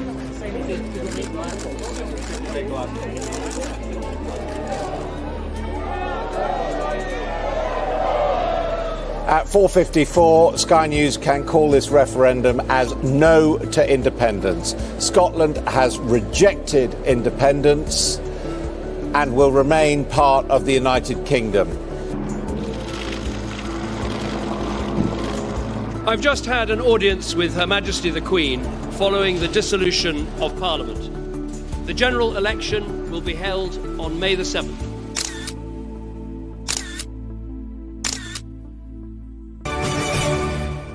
It is 10 o'clock, the polls have closed, the general election is over, and our exit poll is predicting that the Conservatives are the largest party.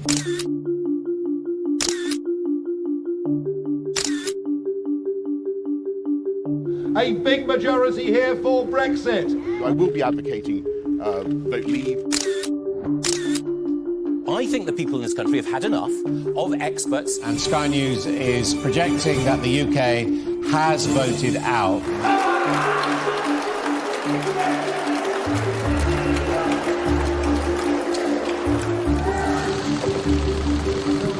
I think the country requires fresh leadership to take it in this direction. I have just been to Buckingham Palace, where Her Majesty the Queen has asked me to form a new government, and I accepted. Brexit means Brexit. Brexit means Brexit. I'm very clear Brexit does mean Brexit. The Downing Street lectern is only deployed at moments of great constitutional or military importance. I have just chaired a meeting of the Cabinet where we agreed that the government should call a general election to be held on the 8th of June. Strong and stable, strong and stable, strong and stable, strong and stable, strong and stable, strong and stable, strong and stable leadership. And we start with breaking news that there will be a hung parliament with the Conservatives losing their majority. Are you going to resign, Prime Minister? While our opponents flirt with a foreign policy of neutrality.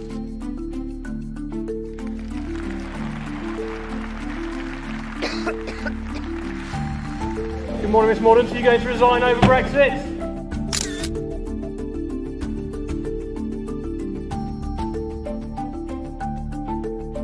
Who would make a better leader than Mrs So you've got Boris Johnson and David Davis, and you've got Dominic Raab and Esther McVeigh, you've got Penny Mordaunt. You have streams of talent within the Conservative Party who would be very capable of leading a proper Brexit.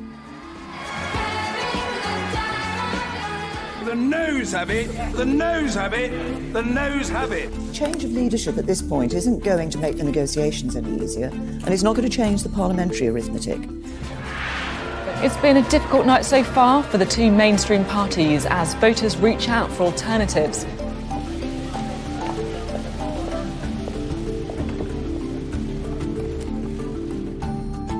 I will shortly leave the job that it has been the honour of my life to hold. I do so with no ill will, but with enormous and enduring gratitude to have had the opportunity to serve the country I love.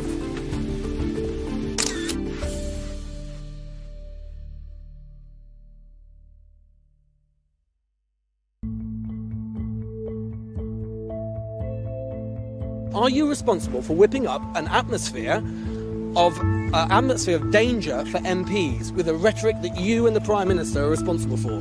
Worse than any I've known. Boris Johnson remained unrepentant for the language, like labelling opposition legislation which attempts to stop a no-deal Brexit a surrender bill and talking about capitulation. We are left with no choice but to go to the country to break free from this impasse and to allow us all to submit, as we must, in all humility, to the judgment of the electorate.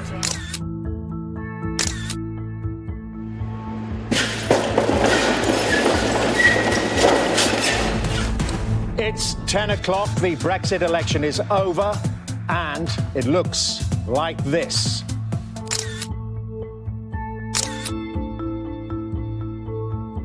You must stay at home.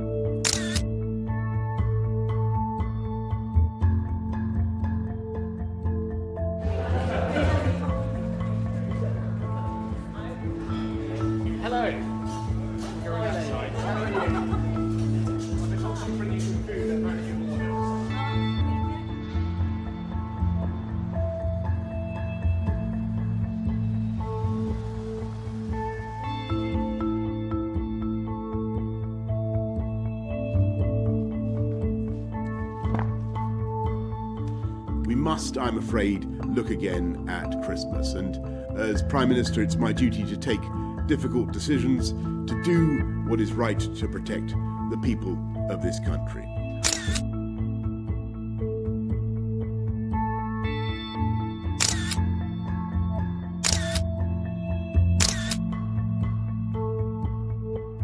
They are restrictions we have all got used to, but after 16 long months, in England, they are legally no more. Social distancing can be distanced.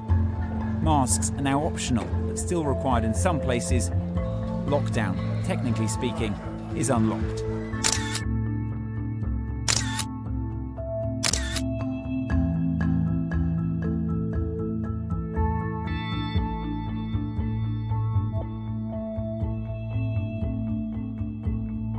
Thank you. Hello. Hi, Boris. President, come on here. Lovely to see you. How are you? Is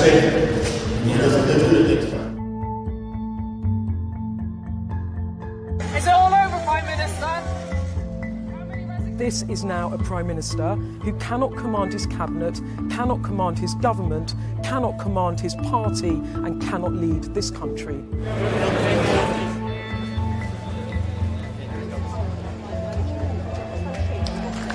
It is clearly now the will of the Parliamentary Conservative Party that there should be a new leader of that party and therefore a new Prime Minister. Liz Truss is elected as the leader of the Conservative and Unionist Party. We'll come up on top.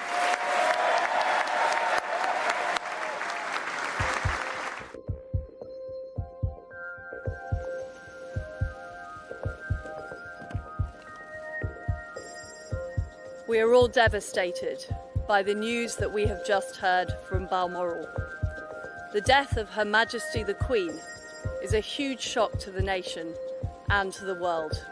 We need a new approach for a new era, focused on growth. She's got a lot of experience. What have you learned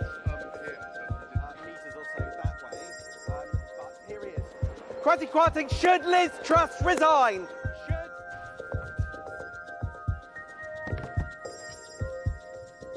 Firstly, we will reverse almost all the tax measures announced in the growth plan 3 weeks ago.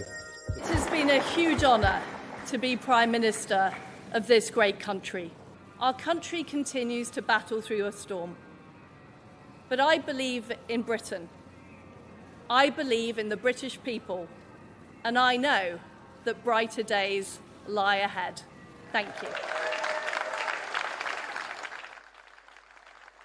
I've just been to Buckingham Palace and accepted His Majesty the King's invitation to form a government in his name. And I've made 5 promises today to deliver peace of mind. We will halve inflation, grow the economy, reduce debt, cut waiting times, and stop the boats. Dominic Raab now out of government. Are you confident you're going to clear your name? Absolutely. Doesn't mean we sacked. could never Suella's do it. been sacked, I'm just hearing. For the second time, Suella Braverman has lost her job as Home Secretary. Nobody's ever done that before. It is all. I think we think it is unprecedented. That's the security detail just opening the door for David Cameron. What? I was not expecting that. Can you Rwanda proudly say, Prime Minister, are you ready for a rebellion from your own MPs? The question is that motion A be agreed to. As many as are of that opinion will say content. Contrary not content, the contents have it. And we will have a general election on the 4th of July. This election will take place at a time when the world is more dangerous than it has been since the end of the Cold War.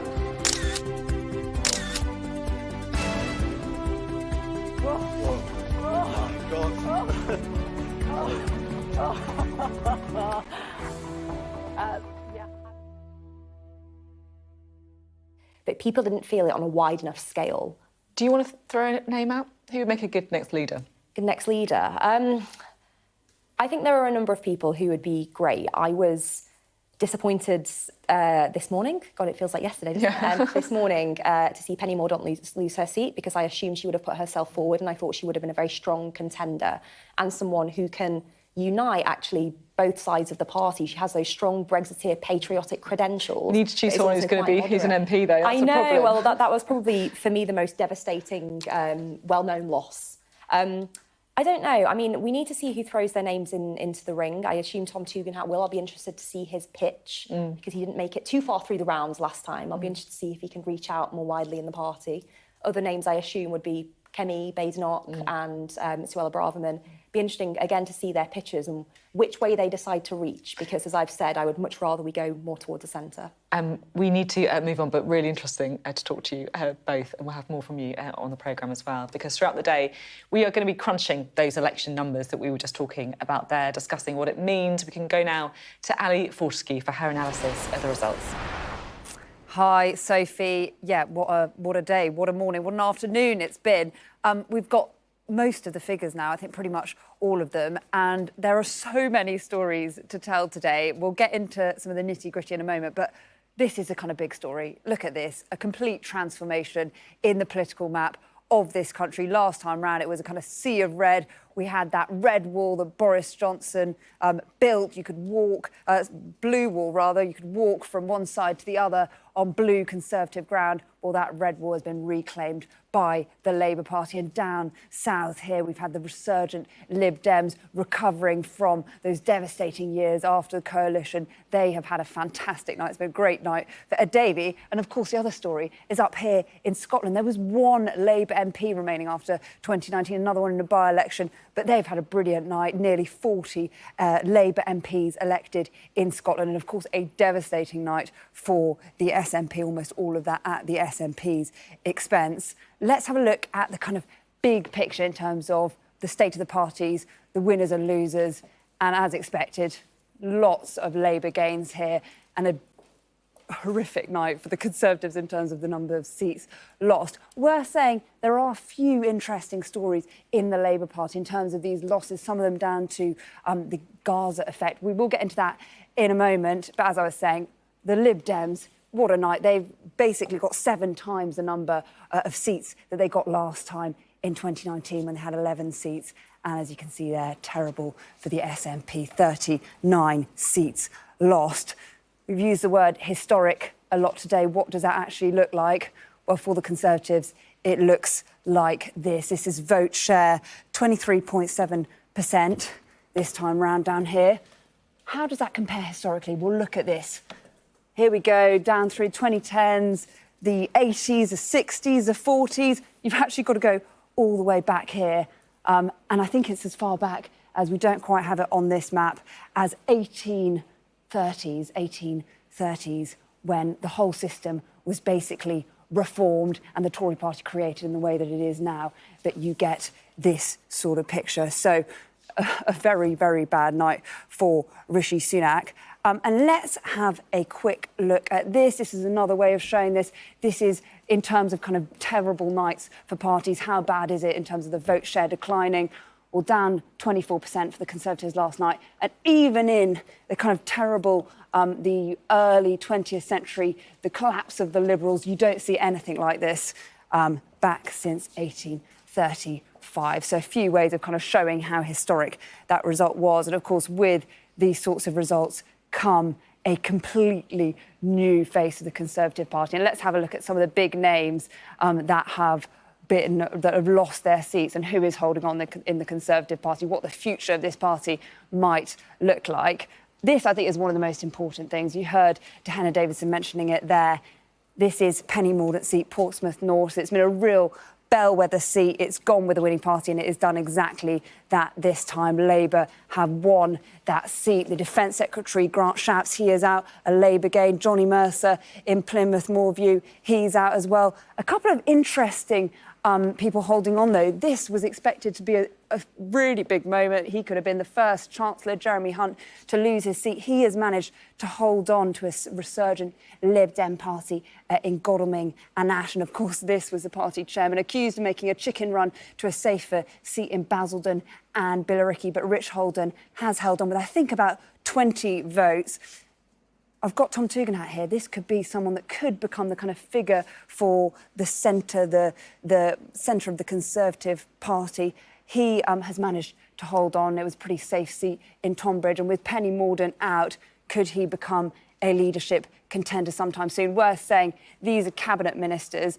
We've had 10 cabinet ministers and 12 people who are 10 cabinet that have lost their seats, which is quite a lot more than the 7 back in 1997 that lost their seats. But obviously there are people who aren't in cabinet, people like Jacob Rees-Mogg that have lost their seats as well, and people like Suella Braverman, Robert Jenrick that might want a go at the leadership as well. Let's talk a little bit about the Labour Party. We've talked quite a lot about vote share. This is really interesting because it gives you a sense of how kind of efficient this Labour campaign has been, because they've won loads of seats comparable with 1997. But when it comes to vote share, yes, they are ahead, but actually that gap is narrower. And this is another graph that shows that really well. If we look at this, here you go. So this is how the night kind of proceeded in terms of vote shares, the actual number of people that voted for the Labour Party. And here you go. It is quite a lot lower than in 1997 overall. And it is even lower than 2017 under Jeremy Corbyn. So that, I think, is one of the most interesting graphs to tell the story overnight as well. So not a totally straightforward picture when it comes to the Labour Party. And part of that is down to this. This is the vote share for parties that aren't the two major parties, so the Lib Dems, the Reform parties, other parties. They have had a really good night, better than any time since 1918. So that's part of the picture. Turnout also part of this as well. And I just want to focus in on one story that I haven't done yet today. And these are constituency based on their Muslim population. The further you go this way, the higher the percentage of people who are Muslim. And this has been one of the failures, I think, of the Labour Party, because you can see these seats which have gone independent. And this has been really interesting to see overnight, because Jonathan Ashworth, who, of course, was a senior shadow Labour figure, he has lost his seat in Leicester South. And that was seemed to be down to the Gaza effect. We also know in Birmingham and in Dewsbury too, and in Blackburn, these are the other independents who have got in against the Labour Party with high Muslim populations. And lastly, let's just end on this. Here you go, the swingometer. Under Tony Blair, it got to 8.8 in terms of the swing. What was it last night? Here we go. There you go. So it's actually 10.7, suggests it should be a hung parliament, but that's obviously not what happened. And as I was saying, the picture behind that is quite complex, but it is a significant swing towards the Labour Party. And whatever way you look at it, Sophie, a very good night for Keir Starmer. He got a majority that he can effectively do what he wants with. Ali, thank you very much indeed. Ali, forward to see you there, crunching the numbers for us. Right, let's speak to our correspondents now, shall we, who've been following some of the results across the United Kingdom. Our political correspondent Serena Barker-Singh is in Swaffham in Norfolk, and Sky's Ashna Horonag is in Glasgow. Serena, to you first. What's happening where you are? Well, I think from the results last night, we can see that the election has proven to be quite a negative one. Voters seeking to punish, and nowhere is more apparent than here in Liz Truss's constituency. Deep blue Norfolk seat has just turned Labour, the first former Prime Minister to lose their seat in over 100 years. And speaking to some voters here, some of them were openly glad to be rid of her. A lot were embarrassed that she didn't go quietly and that voters had to make their voices known through the ballot box, but none of them are surprised. One Conservative councillor we actually spoke to acknowledged the pain that she felt Liz Truss had inflicted on people here. And I think that's one of the reasons it could be many people's Portillo moment. It can't be losing cabinet members because at one point in the night so many lost that it was a rate of 1 every 30 minutes being lost. But a former Prime Minister no longer being an MP is perhaps the biggest scalp of the night, and it means that out of the 4 of the 5 Prime Ministers since 2010, only 4 of those seats are now Labour and only 1 is still Tory. Absolutely extraordinary stuff. No wonder she took so long making it to the stage. Thank you very much indeed, Serena. Well, let's go to Ashna now, shall we, who is in Scotland for us. And Ashna, it does really feel, doesn't it, that once the dust has settled, the extraordinary result from the Scottish National Party is going to be one of the big stories of this election. Sophie, there has been a seismic shift in Scottish politics. You touched upon it there. And it is really a story about the collapse of the Scottish National Party, a collapse of the SNP.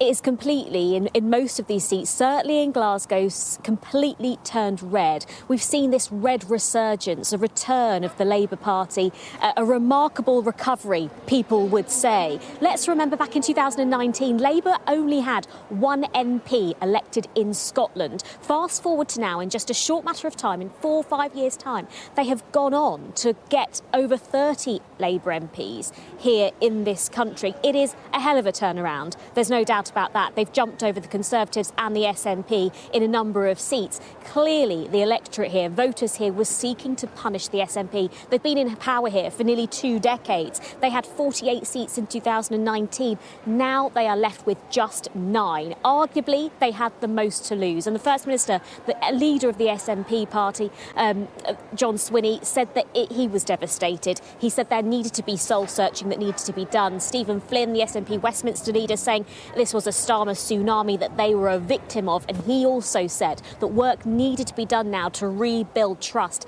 Clearly, voters things have stuck in the voters' minds when it comes to the SNP. A faltering record, allegations of financial corruption and in police investigation looking into the party finances. And this carousel of leaders. We went from Nicola Sturgeon just 18 months ago to Humza Yousaf, barely a year in power, and now John Swinney, who's only had the job for only a matter of weeks. Just a quick word on the Scottish Conservative leader, Douglas Ross. He was standing in the Aberdeenshire North and Moray East seat. He lost out to the SNP. He is standing down as Conservative leader here in Scotland, looking now for where to go. But look, just within 48 hours of the election being called, Keir Starmer was here meeting with Anas Sarwar, the Scottish Labour leader, and clearly all of that effort with those big senior figures, including Rachel Reeves, Angela Rayner, coming up, has paid off.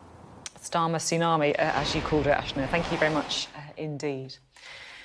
Thank you for joining us on this historic day in British politics. A staggering victory for Keir Starmer, albeit one where only around 1 in 5 voters actually went directly for the Labour leader. He is behind the door now in number 10, forming his new cabinet. We will bring you that after this short break.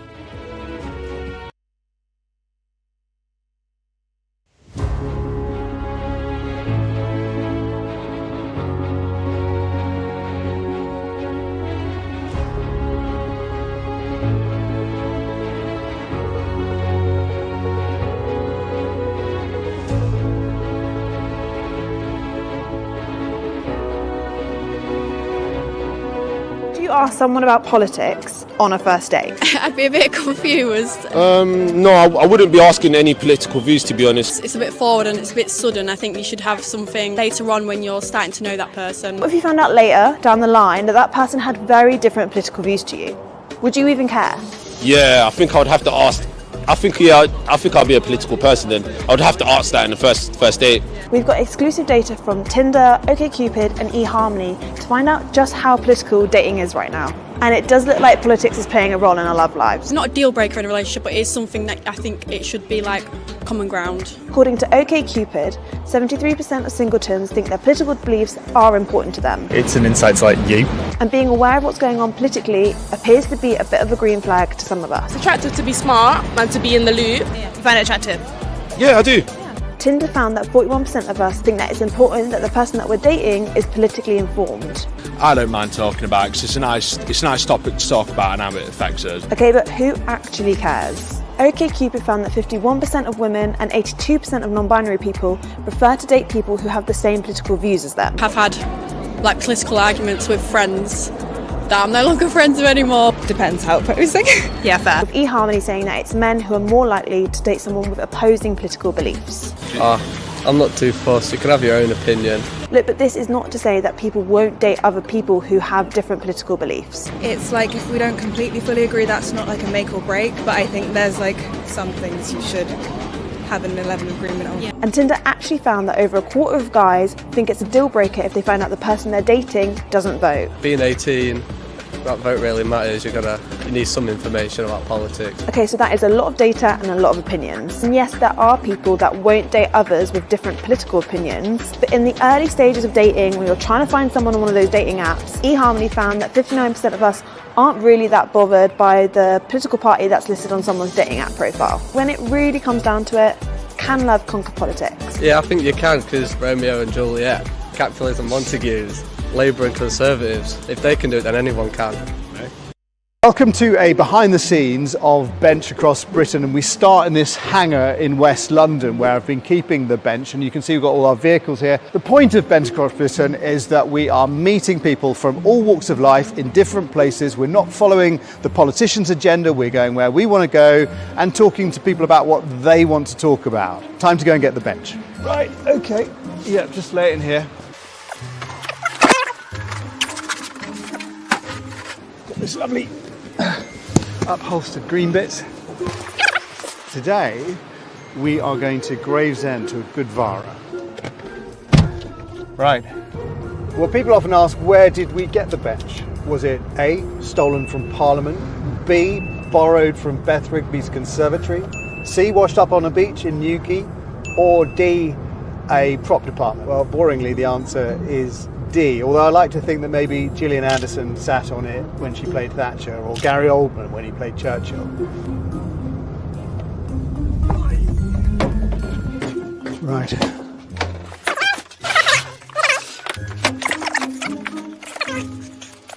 There we go. Good spot. Yeah. Happy?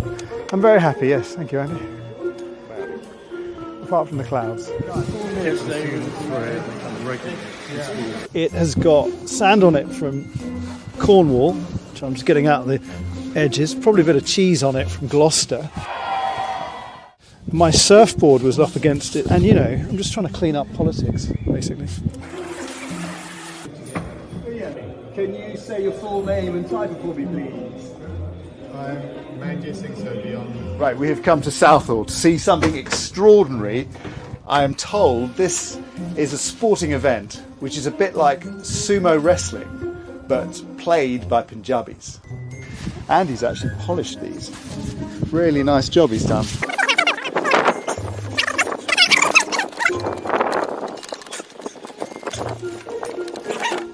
Easy. What do you think of the main issues?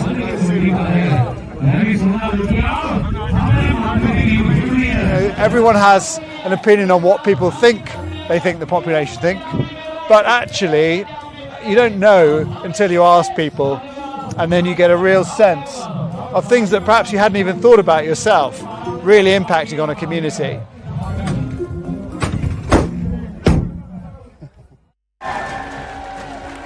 Well, it's been a huge night of success for the Liberal Democrats. Ed Davey celebrates as his party wins a record number of seats.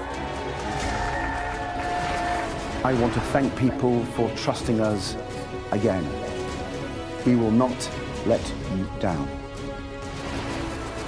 The Reform leader Nigel Farage says he's coming after Labour after winning a seat in Parliament at the 8th attempt. In Scotland, a hugely disappointing night for the SNP, who fall victim to a resurgent Labour Party north of the border. This is the scene in Downing Street this afternoon. Attention turns now on who will form Keir Starmer's new cabinet. So, Sir Keir Starmer has become the first Labour leader elected Prime Minister at a general election since Tony Blair's landmark victory back in 1997.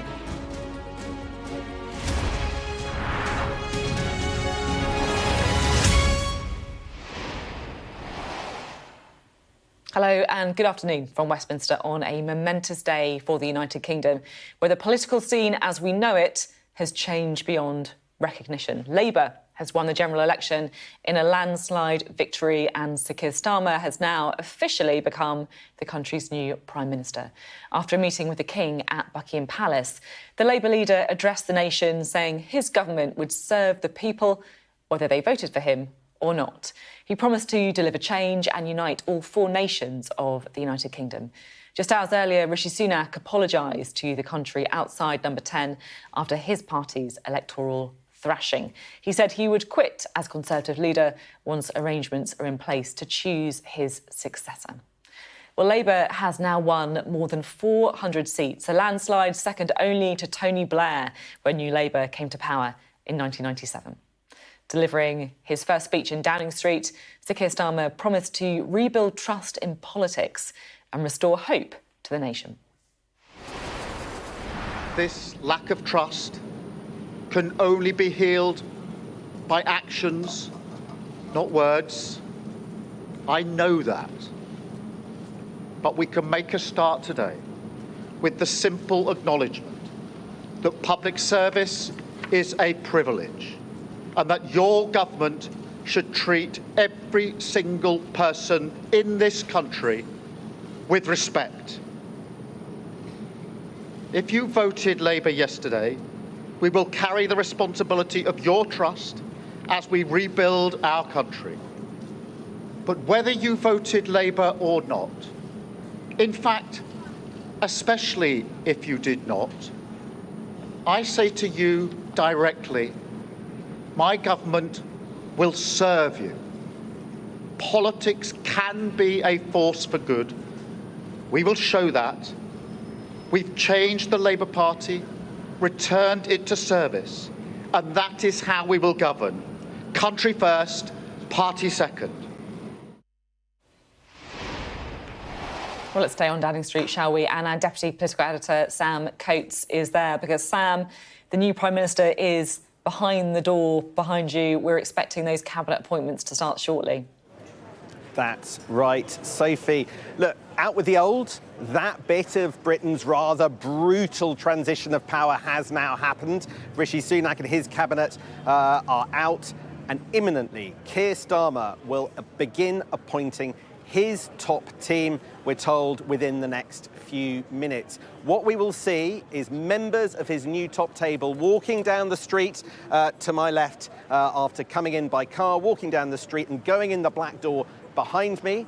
Once they're inside, they will have a brief chat with officials and then be ushered in to see the Prime Minister, then have their photo taken and out for more pictures in front of the media, and off they go. Now, let me tell you what we're expecting, Sophie, because in essence, most members of people who were in the shadow cabinet yesterday think that they're going to roll over and get the same job in government. And if that's right, probably pretty much the first face that we should see in the next few minutes will be Angela Rayner, Deputy Labour Party leader, quite possibly Deputy Prime Minister, also quite possibly Secretary of State for the Department for Levelling Up, or whatever they call the department in charge of growth and councils and regeneration.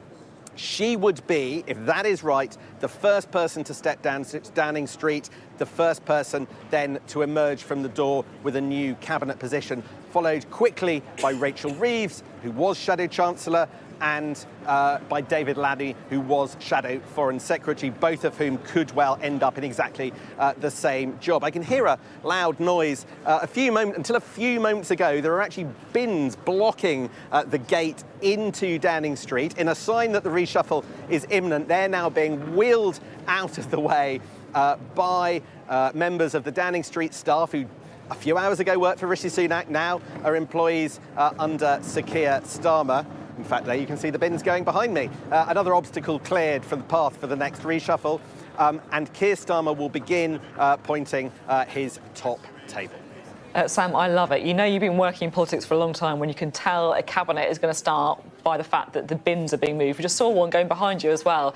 We will come straight back to you, Sam, as soon as we get any sense of movement down that street. But with us, in the meantime, is Stephen Hammond, former Conservative MP for Wimbledon, decided to stand down at the election. Feeling pretty glad about that decision, I would imagine. Well, it was a lot of it was personal because my wife and I have parents to look after. I was very aware that, you need a lot of drive, and I've got enthusiasm, but I didn't want to wake up halfway through the next Parliament and think I didn't have the drive. Being a Member of Parliament is a great honour, but it's an exhausting job if you do it properly. A lot of great colleagues who've represented constituents well have lost their seats last night. But I was aware that, I wanted to make sure that drive continued for the 5 years, and I didn't want to feel halfway through people say, well, it's time he went. I mean, you know what it's like being a Conservative MP in London, and right now it must be pretty lonely for the few still standing. It's been obviously a devastating result for your party across the country, but particularly in London. Well, it's been a grim, bleak, whatever adjective you want to say, night. I think the key thing, and a lot of my colleagues in London, we saw a very disappointing result in May as well. What we've got to learn, I think, is actually what appeals to the electorate. Where have we made mistakes? Why have we got it wrong? We didn't lose this election because we weren't right-wing enough. We lost this election because we lost our reputation for competence and, more importantly, the trust of the British people. I mean, you stood unsuccessfully for the party in 97, also 2001, so you know what it's like to kind of be in the wilderness of opposition. Yeah. How important is it that you get it right now, and how worried are you that your party might take the wrong turn? Well, I think it's really... when you're in opposition, you go through stages. You go through the shock of losing, then you get, the recognition you're irrelevant for a while, and then you have to go through the rebuild phase. And we've got to rebuild trust, and the party has to learn the lesson that lurching off, trying to be reform light, or lurching off to the right, we need to camp on the common ground of politics. Some would say, hang on, if you add together the votes that the Conservatives got and the results that Reform got, then you'd be in number 10. So maybe it is a good idea to tack towards Reform. But equally, we lost seats and votes last night to the Labour Party and the Liberal Democrats. We need to recognise that actually if we want to be in government, we've got to rebuild and regain the trust of the British people and then have policies that appeal on a much wider basis than we have done already. Will you give me a name on who you'd be interested to see a leadership pitch from? Dehead Davison said Tom Tugendhat earlier. I don't know if there's anyone else who you fancy throwing into the mix. Well, I think there'll be a number of people who will throw their name in the mix. It's well known that I think that, as I come from the centre and the centre-right of the Tory party, I think that Tom probably will want to run, and I think he would. He is a man who served his country. He's a man who understands service, just like Keir Starmer. He's a man who can actually say, we need to stand up, rebuild trust and regain our policies for the future. Adam, I don't know if you've got anything to add. Yeah, I just want to talk about London a bit. I mean, people hate talking about London, but, I mean, basically, in the capital, the Conservatives have lost seats like Chelsea. So in central London, I'm right in thinking there's actually no Conservative representation anymore. That's right. So this is a really grim night for us in London, and it carries on from a poor result we had in May. And I think, again, if the Conservatives don't have appeal in the capital, we are missing a major element of what will be appeal in the country. I hope we think very carefully. London's a young, dynamic city, and quite a lot of what we've appeared to do in the last few years hasn't appealed to young people. And I think that, we've got to recognise that people want a home, therefore we need to do more house building in London. We have to create more opportunities, we have been doing, but more through jobs, more to encourage creativeness, and at the same time, I think, make the case that London needs to be a safe city as well. And looking at the map more broadly, where are the Tory heartlands? It's a good question. Well, it is a good question after last night, and if you've seen the maps, and you know they to places that would normally have been Adam, Tory heartlands have disappeared. And the question mark now is, can we learn the lesson that the Labour Party learned, which was a disastrous result in 2019, and yet here they are with a huge majority. And if in opposition we can learn the lessons with the right leader, there is an opportunity for us to regain, in 5 years' time, a number of the seats that we lost last night. Well, what you'd have to do is split the Labour vote, isn't it? Well, what we'd have to do is to make sure that a number of those soft voters that haven't voted to us perhaps for 2 elections, but certainly last night, come back to us. And that is about, I think, firstly, regaining the trust of the British people. I'm interested to think a little bit about the future of the Conservative Party and where you think it needs to go. You've been saying there about how you kind of win from the centre. You've been leaking votes to Labour and also to the Liberal Democrats. What do you think the next leader needs to really focus on then? Well, I think he needs to focus on some of the traditional Conservative values, and some of that is safety and security and secure borders. But it's also about, we've always been, and one of the reasons why I've been a Conservative all my life, is about aspiration, opportunity, and creating those opportunities for everybody in this country. And I think that we haven't shown that in the last few years, partly because of some of the external factors, but certainly of our own making. And I also think we need to be very clear that we should be the party of business, encouraging people to thrive, to see economic growth. And everybody talks about economic growth, but it's hard to deliver. You know, I heard the Labour Party, it sort of seems to have become the Labour Party's panacea. We're going to cover all of our financial problems by economic growth. Do you not think the Conservatives have been trying to grow the economy for the last few years? Of course we have. And measures, I think that we need to make sure that we are seen to be pro-business, pro-opportunity. And what about reform? I mean, a lot of Conservatives now are focusing their attention on reform. That's where a lot of your votes went. What approach do you think the Conservative Party should take now to reform? Well, I think that it is pretty clear that the reason why reform has done extraordinarily better than most people thought was that people are concerned about immigration, both illegal, legal, and refugee and asylum seekers. We should never confuse the three. I think that we need to make sure that we are clear about how we are going to offer secure borders in the future, and we haven't done that yet. We need a viable policy on that and a feasible policy on that, because that clearly has driven most of the reform vote last night. Do you think, though, that perhaps some Conservatives are a bit too obsessed with reform? I mean, the point's been made that UKIP in 2015, the precursor party, I suppose one would call it, got 3.8 million votes. This time round, Nigel Farage was talking about 6 million. In fact, he only got 200,000 more, 4 million. Well, as you heard me say earlier, Adam, I think we'd be absolutely wrong, because we lost votes last night, not just to reform, but to Labour and to Liberal Democrat. And we need to think about how we get all of those votes back, not just lurching off to become reform light. You'll never win that way. The Conservative Party will never win that way. We've never won general elections that way. OK, thank you very much indeed. Good to have you on the programme today, Stephen Hammond. Well, we are awaiting the new cabinet. We are poised and ready to go on Downing Street. As Sam was describing earlier, the bins have been removed, so we can have the beauty parade, if you like, up the street as Keir Starmer appoints his new cabinet. Prime Ministers can appoint 109 paid ministerial jobs and 21 paid cabinet ministers. So a few difficult decisions potentially for the new Prime Minister to make, as there are currently, I think, more people in the shadow cabinet than there are paid jobs. He's also got a bit of reshuffling to do after 2 members of his shadow cabinet lost their seats overnight in the election. Thangam Debonair in Bristol and Jonathan Ashworth in Leicester. Standing by is our Deputy Political Editor, Sam Coates. Any action going on yet, Sam? Bar the clearing of the bins, Sophie, it doesn't look quite yet. There are a few officials wandering up and down the street. But let me give you a little bit of background to this cabinet reshuffle, because Keir Starmer's coming in and doing it for the first time. And as I said before, we are expecting it to be predominantly the same faces, the same individuals that he had in his shadow cabinet who were in place this morning, with a couple of exceptions. As you mentioned, Thangam Debonair doing the culture beat, and Jonathan Ashworth, who was on the campaign team and in the cabinet office. So 2 positions there that he could play with.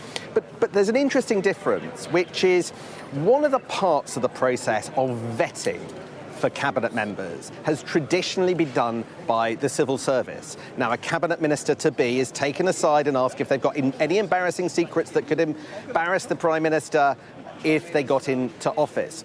Now, I understand that the role of doing that is likely to have transferred to Sue Gray, Keir Starmer's Chief of Staff. She is the person who appears to be hoarding what sounds like, from my contacts, what sounds like pretty unprecedented power behind the black door behind me. She's trying to make sure all information goes through her, and this means that it is Sue Gray, Keir Starmer's Chief of Staff, who will fulfil the function of finding out whatever gremlins, whatever horrors, whatever embarrassments there are in the closets of potential cabinet ministers, if that's the model that she ends up being able to convince the civil service to allow her to pursue. Traditionally, it's been quite helpful to have a civil service find out this stuff and simply to be able to advise the Prime Minister whether this person is good or not good. But it sounds like the political team under Sue Gray, of course, formerly a civil servant herself, wants to take control of that function.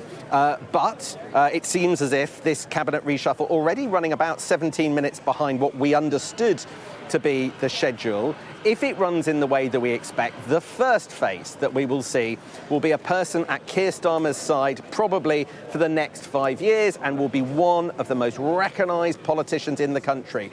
44-year-old Angela Rayner, extraordinary career, born into poverty in Stockport, rose up, slept on her grandparents' floor, now one of the biggest faces in our politics in a few moments' time. Sam, thank you very much indeed. Sam Coates there, poised on Downing Street, awaiting to see if anyone makes that long walk up to the door. Well, while we wait for those appointments to begin this afternoon, let's take a look, shall we, at who could be in the mix on Keir Starmer's front benches. We're expecting him to, I guess, reappoint many of the people in his shadow cabinet team. There are a few of them, starting off with Angela Rayner. Sam Coates was just talking about her earlier. She's the deputy leader of the party. Most likely she'll become the new Levelling Up secretary if Keir Starmer decides to keep that job, of course. Also the new deputy prime minister as well. We understand likely to be the first person walking down that road. Rachel Reeves, a face I'm sure you know as well, set to become the UK's first ever female Chancellor. She's held a handful of shadow roles over her years in Parliament, although not under Jeremy Corbyn because she refused to serve under his leadership. Yvette Cooper, a real New Labour veteran, she made her return to Labour's front bench in 2021. She then stayed put in Sir Keir's TOPS team. She could become Home Secretary. That's the job she shadows. She does have ministerial experience as well in the Tony Blair and Gordon Brown governments too. It's widely believed that the top job of Foreign Secretary will go to the current incumbent on the shadow brief, David Lammy. He's been the shadow Foreign Secretary since 2021. David Lammy also had some ministerial experience as well in the New Labour years. Wes Streeting will probably become the new Health Secretary. Remember, he just clung on to his seat because he was run very close in his seat of Ilford North, but he did hang on, and that puts him in pole position for the all-important job of Health Secretary. Let's have a look at some of the other faces that we are expecting to see walking down Downing Street a little bit later. I'm going to take you first. I'm going to whiz you across to the other side, if you like, of the beauty parade we've got there. Bridget Phillipson, she is set to become the new Education Secretary. She, of course, has been shadowing that brief. She is something that she's been looking at a lot with the kind of childcare roles as well. The former Labour leader, Ed Miliband, most likely to be the Energy Secretary. It's a role he has been shadowing as well. And, of course, a key part of the first steps of Sir Keir Starmer's government with the creation of GB Energy too. The new Attorney General, now, if you don't know what that is, their role is to provide legal advice and support to the government. That could go to Emily Thornberry. That's the role she's currently shadowing. And of course, another person who we are expecting to be in the ministerial team, Pat McFadden, most likely to be the new Chancellor of the Duchy of Lancaster, also one of those people who played such a pivotal role in the campaign, often described as the most important politician you've never heard of. Shabana Mahmood, again, she did manage to hang on to her seat. Some people thought she might be in trouble. She will most likely become the Lord Chancellor and Justice Secretary, as that is the role she is currently shadowing. A few more faces just to rattle through as we await the official appointments made by Sir Keir Starmer. We were expecting them to begin around 2. Looks like they're running slightly delayed, but of course they are very important ones as well. We will keep our eyes on Downing Street. Jonathan Reynolds expected to potentially be the new Business and Trade Secretary as well. Liz Kendall, most likely to become Work and Pensions Secretary, and the new Defence Secretary could be John Healey. Louise Hay, currently the Shadow Transport Secretary, she could become the youngest member of the Cabinet and become Transport Secretary. Annalise Dodds, most likely to become the new Women and Equality Secretary.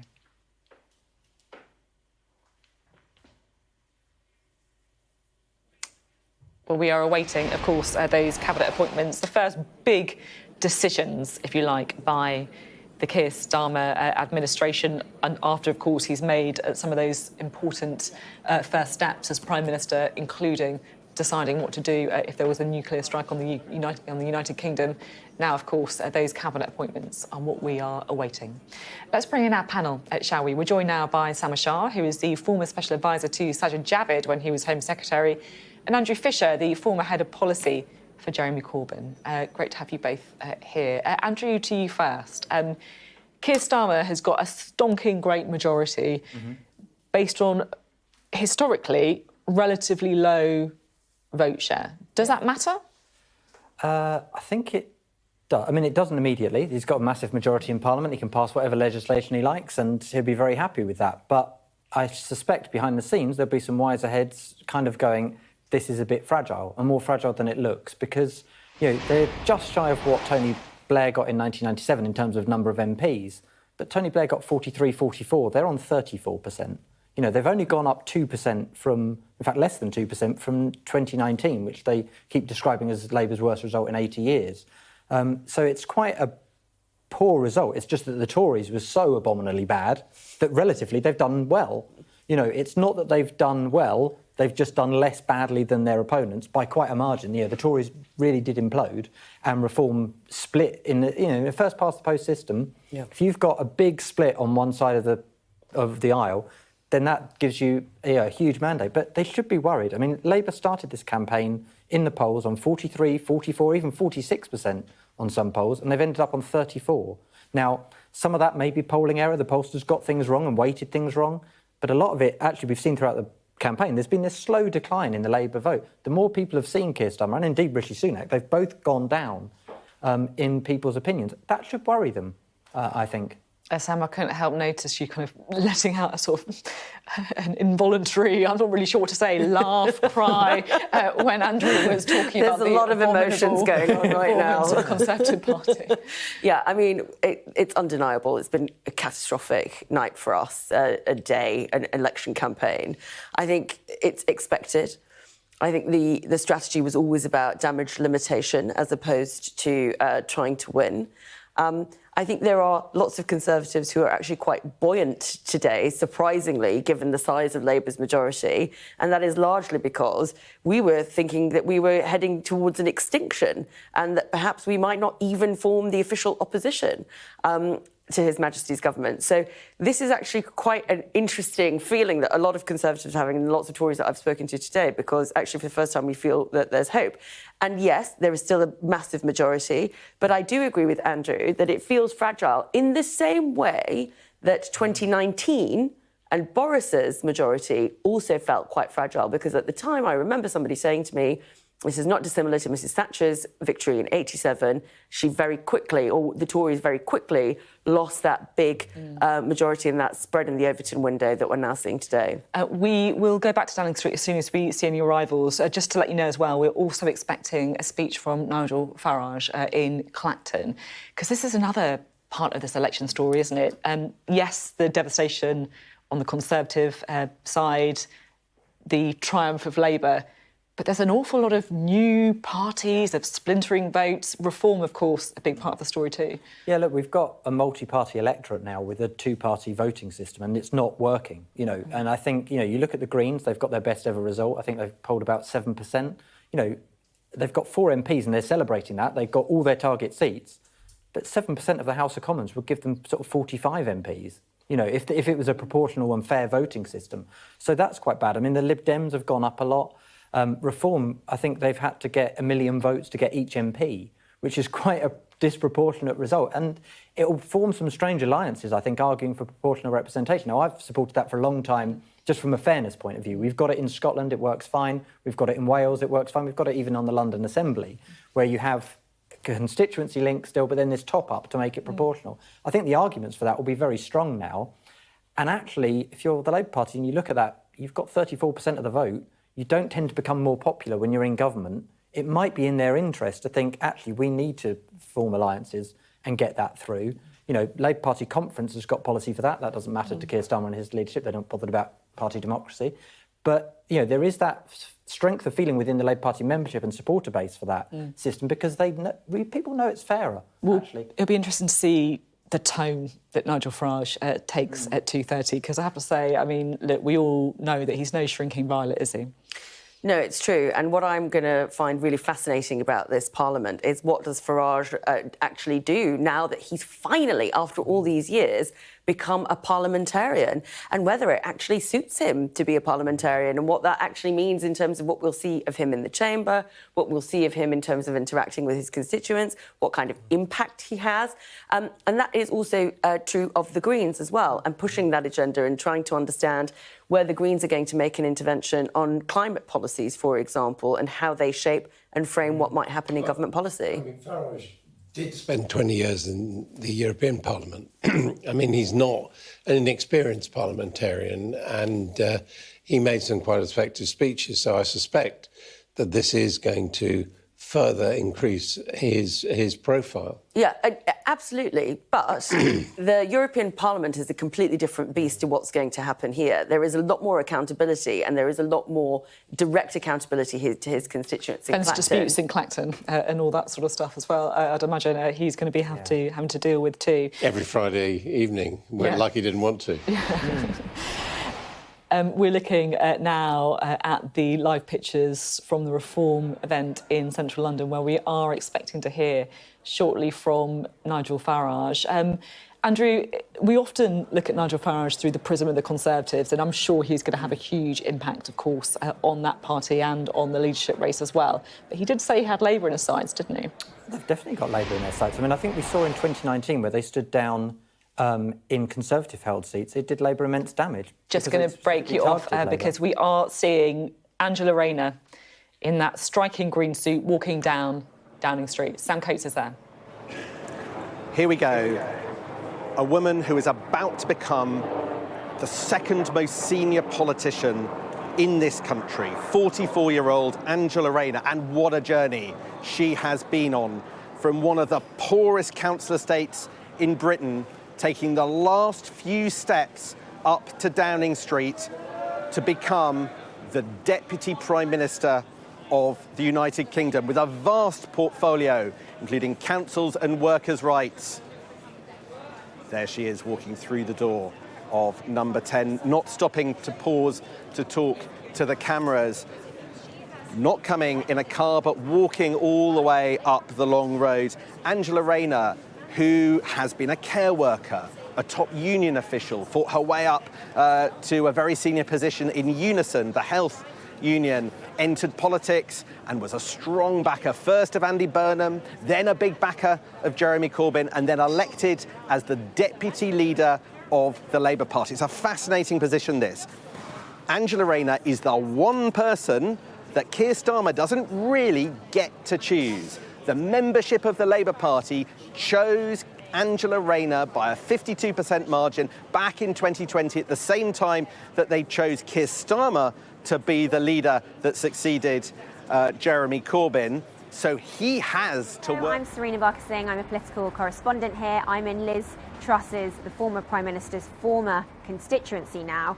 And from all the results last night, I think in many ways you could tell that this election has proved to be a very negative one. Voters are seeking to punish, and nowhere else is more apparent than here. Liz Truss's former constituency, a deep blue Norfolk seat that last night turned red. She is now the first former Prime Minister to lose their seat in over 100 years. And I've been here this morning, I've been speaking to some voters about why that they felt that needed to happen.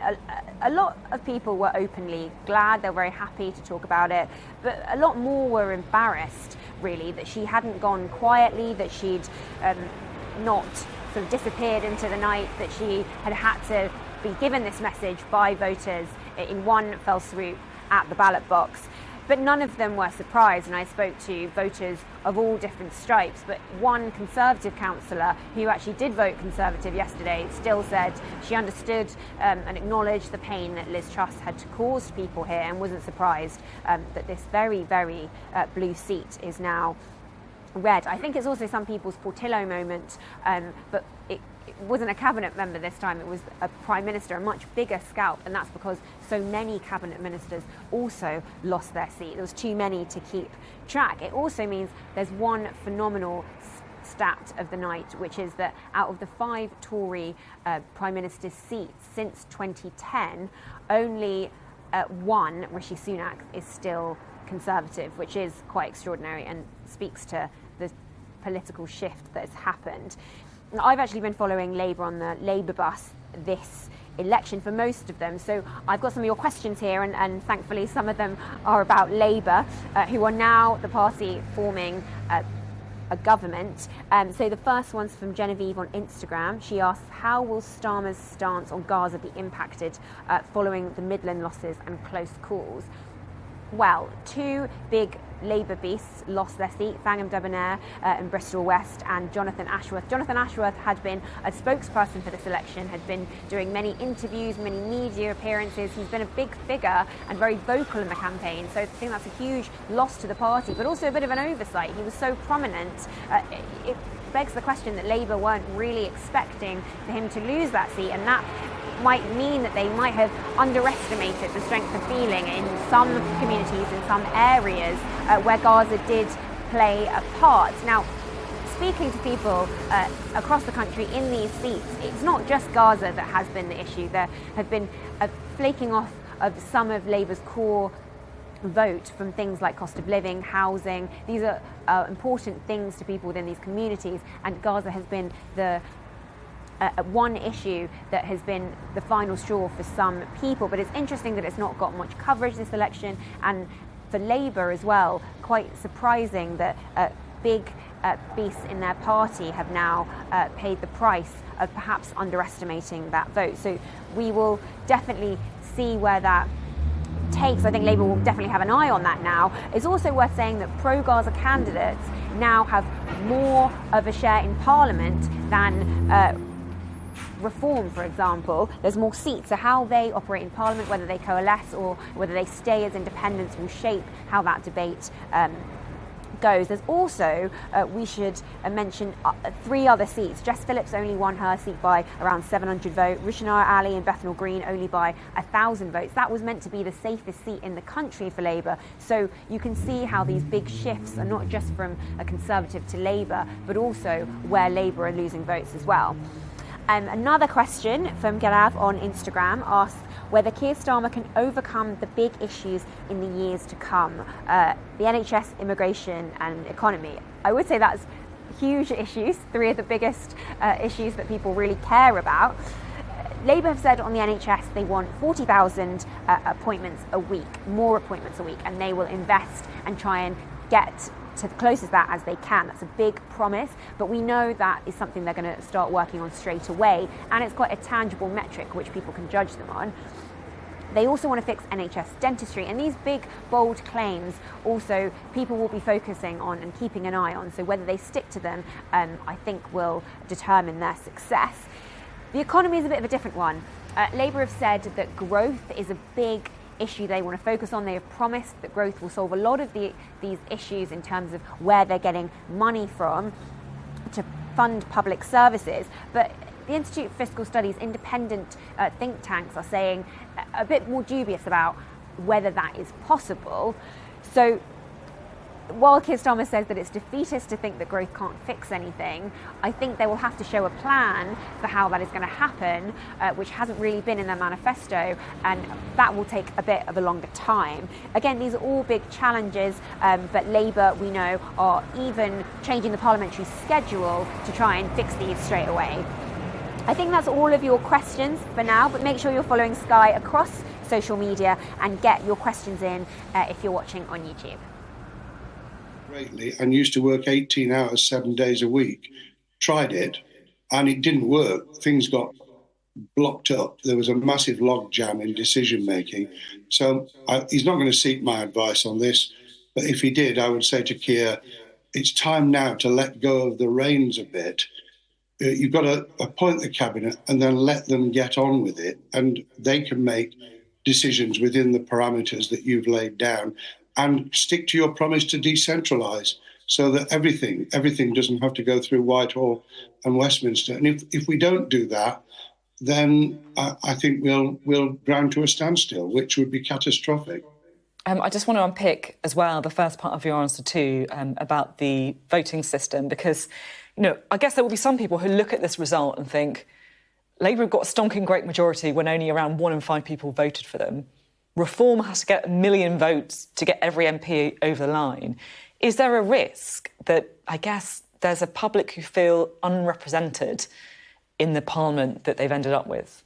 Well, there is if we don't fulfil the promise made in Downing Street a couple of hours ago by Keir Starmer, that we would reach out way beyond the 35% that we got in terms of our percentage of the vote, and to make people feel as though the government is about and for them rather than just an elite. And I think Nigel Farage will be quite dangerous. I think we will be in the same danger that has been experienced across countries in the European Union. And I think we've got to avoid that in every way we can, which is why decentralising, flexing government, energising and renewing that commitment will be really important. OK, but thank you. In the end, you know, the people got what they wanted. They wanted to get rid of the present government, the past government, and they got rid of them. OK, thank you very much indeed. Always so interesting to talk to you. Lord Blunkett there. Thank you. Well, we've got all eyes, of course, on Downing Street. I think we can see Sam Coates, actually, in the bottom right of your screens. Sam, we're going to come to you now. We've got Angela Rayner, of course, behind that door in number 10. Has there been any more movement? We are expecting in a matter of minutes, potentially a matter of, could be just a few seconds, that the second person to walk down the street is going to arrive. And that, we believe, will be Rachel Reeves, who will make the journey down Downing Street in order to become the first ever female Chancellor. We were notified that it was imminent. That notification proved a little off last time we had one. We had to wait a couple of minutes. But Rachel Reeves, who has been at Keir Starmer's side all the way through this election, is a fundamental cornerstone was a fundamental cornerstone of the election campaign, was core and key to his promise to keep the public finances under control, to put to bed fears that Labour would tax and spend in a way that the public so often have feared in the past and denied Labour the chance to govern. Rachel Reeves, at times who cuts an austere figure, has been that stern shadow chancellor at his side. We are waiting some movement, but no, that is not Rachel Reeves yet. Rachel Reeves, who is 45, she's from southeast London, but now representing a Leeds seat, has had a long career in public service. Not all that time as a politician. She was MP from 2010, but before then, of course, famously, because she told us over and over on the campaign trail, she worked for the first few years of her career out of university as an economist for the Bank of England. And we have somebody else coming up the street. This is a surprise. It is Pat McFadden. Here we have another man who you will have seen day in, day out on the campaign trail. He's not necessarily as much of a household name, but he's a veteran advisor to Tony Blair. He worked with Gordon Brown, and he now looks to be appointed to one of the biggest jobs in Keir Starmer. Pat McFadden, what job are you going to get? Pat McFadden, who is one of the veterans of campaigning. He was close to Tony Blair, inside Tony Blair's Downing Street, right back from 1997, then transitioning into frontline politics, but always keeping quite a low-key role. The man that you can see on the screen there, he held the job of Shadow Chancellor of the Duchy of Lancaster. Actually, his real role was to be the public face of the campaign, and together with his wife, the husband and wife couple, were running the Labour campaign from Labour HQ. A Glaswegian, he's 59 years old. Through the Gordon Brown years, he held ministerial positions, so he's one of the few people in this cabinet that's being appointed with big experience. I have to say, we were told it was going to be Rachel Reeves next. It wasn't. Pat McFadden. The significance of him, Sophie, I'll just finish on this. The significance of him is we understand there's going to be this quad. Pat McFadden, Rachel Reeves, Angela Rayner and Keir Starmer. Those four are understood, certainly we understood this in the last few days, understood to be the key decision makers at the heart of Keir Starmer's government, probably alongside his Chief of Staff, Sue Gray. So a vital position, but we are still waiting for Rachel Reeves. Interesting stuff. We'll come back to you as soon as we get a glimpse of any more movement. But as Sam was just saying, Pat McFadden, surprisingly perhaps the second person to walk up that street. Really, he's kind of Keir Starmer's Mr. Fix-It, the most influential politician you never heard of, as Adam's saying there. That's his job. I mean, he's probably going to be Chancellor of the Duchy of Lancaster. He's going to be in the Cabinet Office. And they have already constructed this quad where effectively you've got the Prime Minister, then the Deputy Prime Minister, but then on the organisational side, you've got Pat McFadden and also, and he'll be working, of course, with Sue Gray. We're going to take you to Nigel Farage, who's speaking now. Where are you from? Oh, well, that makes sense. Yeah. Are you downwind of a couple already? You've had a bigger lunch than I've had. God, he must be screaming. He's absolutely steaming, isn't he? That's all right. There's still plenty of beer left in the pub, mate.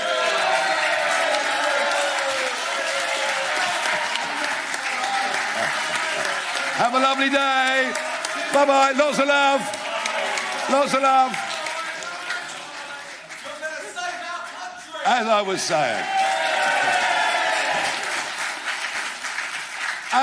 saying,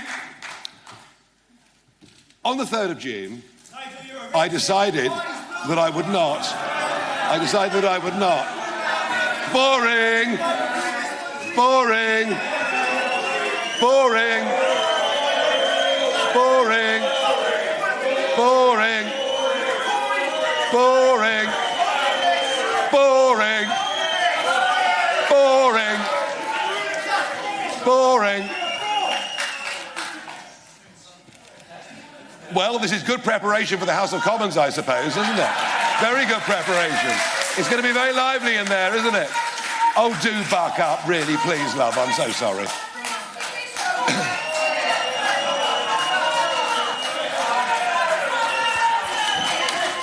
Well, I'm enjoying this. Well, you can see there Nigel Farage really struggling to get started at his speech there. You've had a bigger lunch than I have, just one of the comebacks he used there, as a string of hecklers had to be ejected from that speech in central London. We will go back to that, of course, as soon as Nigel Farage manages to get underway. He said it was good preparation for the House of Commons. To return to the cabinet appointments, Angela Rayner, Pat McFadden, change of plan. He's managed to start talking. Let's listen. You're very angry. Oh, dear. Listen, mate, you'll have a stroke. You'll have a stroke. You'll do yourself a nasty, mate, honestly. You'll have a stroke if you go on like this.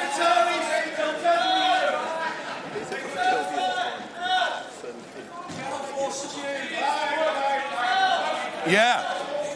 Well, we'll find out later whether they're actors and whether they worked in conjunction with Channel 4.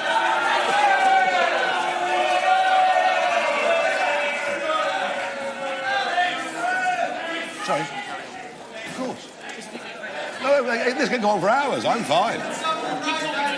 No problem at all. Yeah. As I say, they may well be actors. They may well be actors. We've seen this before, but Channel 4, of course, had absolutely nothing to do with it whatsoever.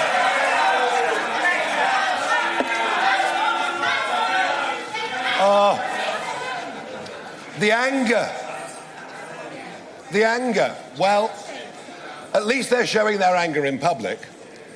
The political establishment are in fear in private as to what happened last night with those results in the elections.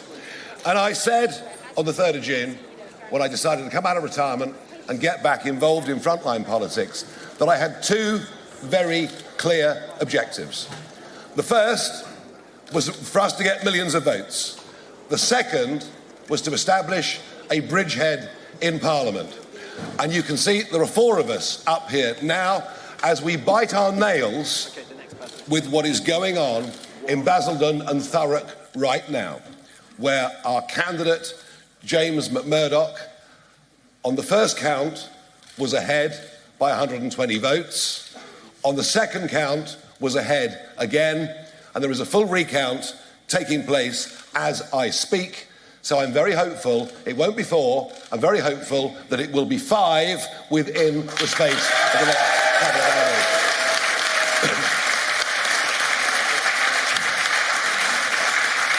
Now,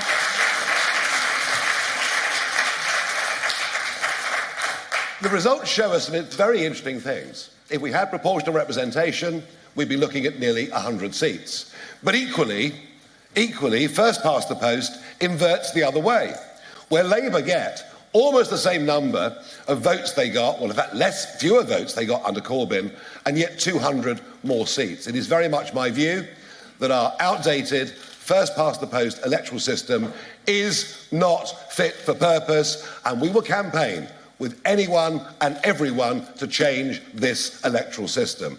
That certainly we'll be doing, and we'll make those arguments in Parliament as quickly as we can. The results show there is absolutely no enthusiasm for Starmer's Labour whatsoever. And it was interesting to watch Starmer speak outside Number 10, his first Prime Ministerial address, having been to see the King. And you know, in the course of that speech, he looked down at his notes over 150 times. Once every 2.8 seconds. Now, I don't think these people with me need a script because they know what they believe in.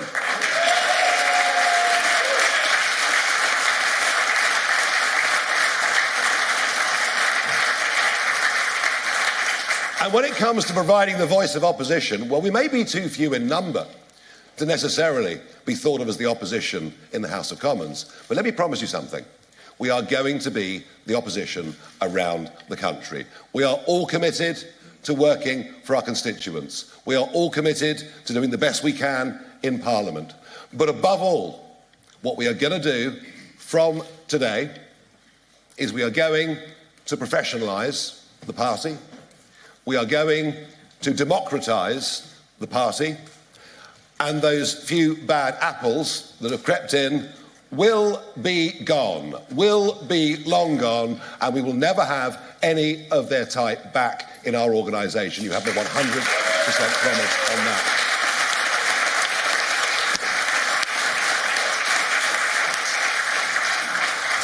What is remarkable is the energy and enthusiasm of those that have come to us over the course of the last few weeks. They were voting with passion.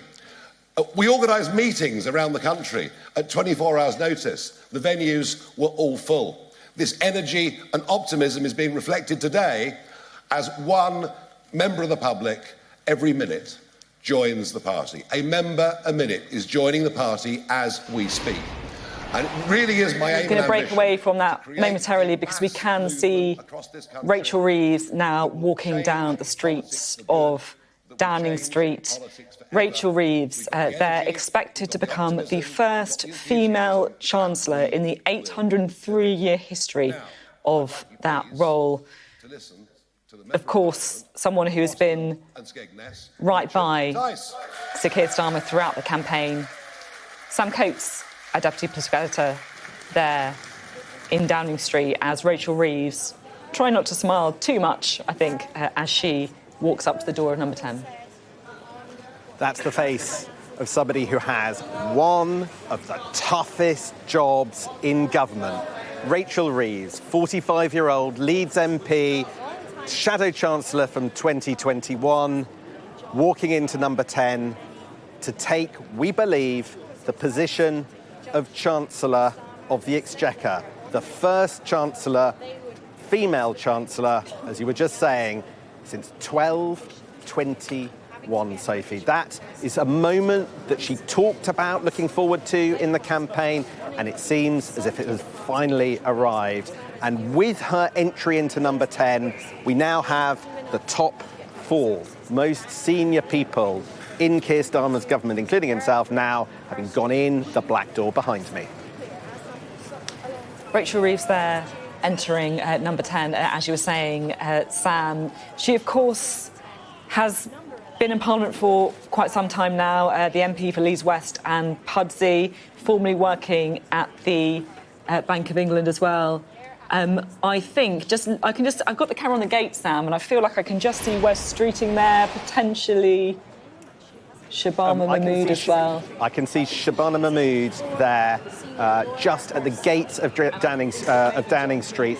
Probably one of the most relieved members of, well, cabinet members in just a few moments. Here she comes. Not necessarily, again, another household name at the moment, but certain will be in the next few months and years. Shabana Mahmood, who was one of the campaign chiefs until a few months ago, then moved to the Shadow Justice portfolio. It was far from clear that this prominent Muslim politician was going to be here today, because she had a very bitter fight in her Midland seat in order to keep it from a prominent member of George Galloway's Workers' Party campaigning on the issue of Gaza. In the early hours this morning, Shabana Mahmood won that race. Now she is entering into number 10 for what will be a prominent cabinet role. A massive moment for her and a massive moment for the people of her constituency. Justice is her primary brief. She was Prisons Shadow Minister, Shadow Financial Secretary to the Treasury, very close to Keir Starmer, one of the key Starmerites. So Keir Starmer pointing absolute allies to the top jobs right now. And no surprises yet, Sam, are there? No surprises yet. We know, of course, that we've seen Shabana Mahmood, we've seen Rachel Reeves. I can now see John Healey walking up the street as well. We're expected, of course, to see John Healey being made Defence Secretary, aren't we?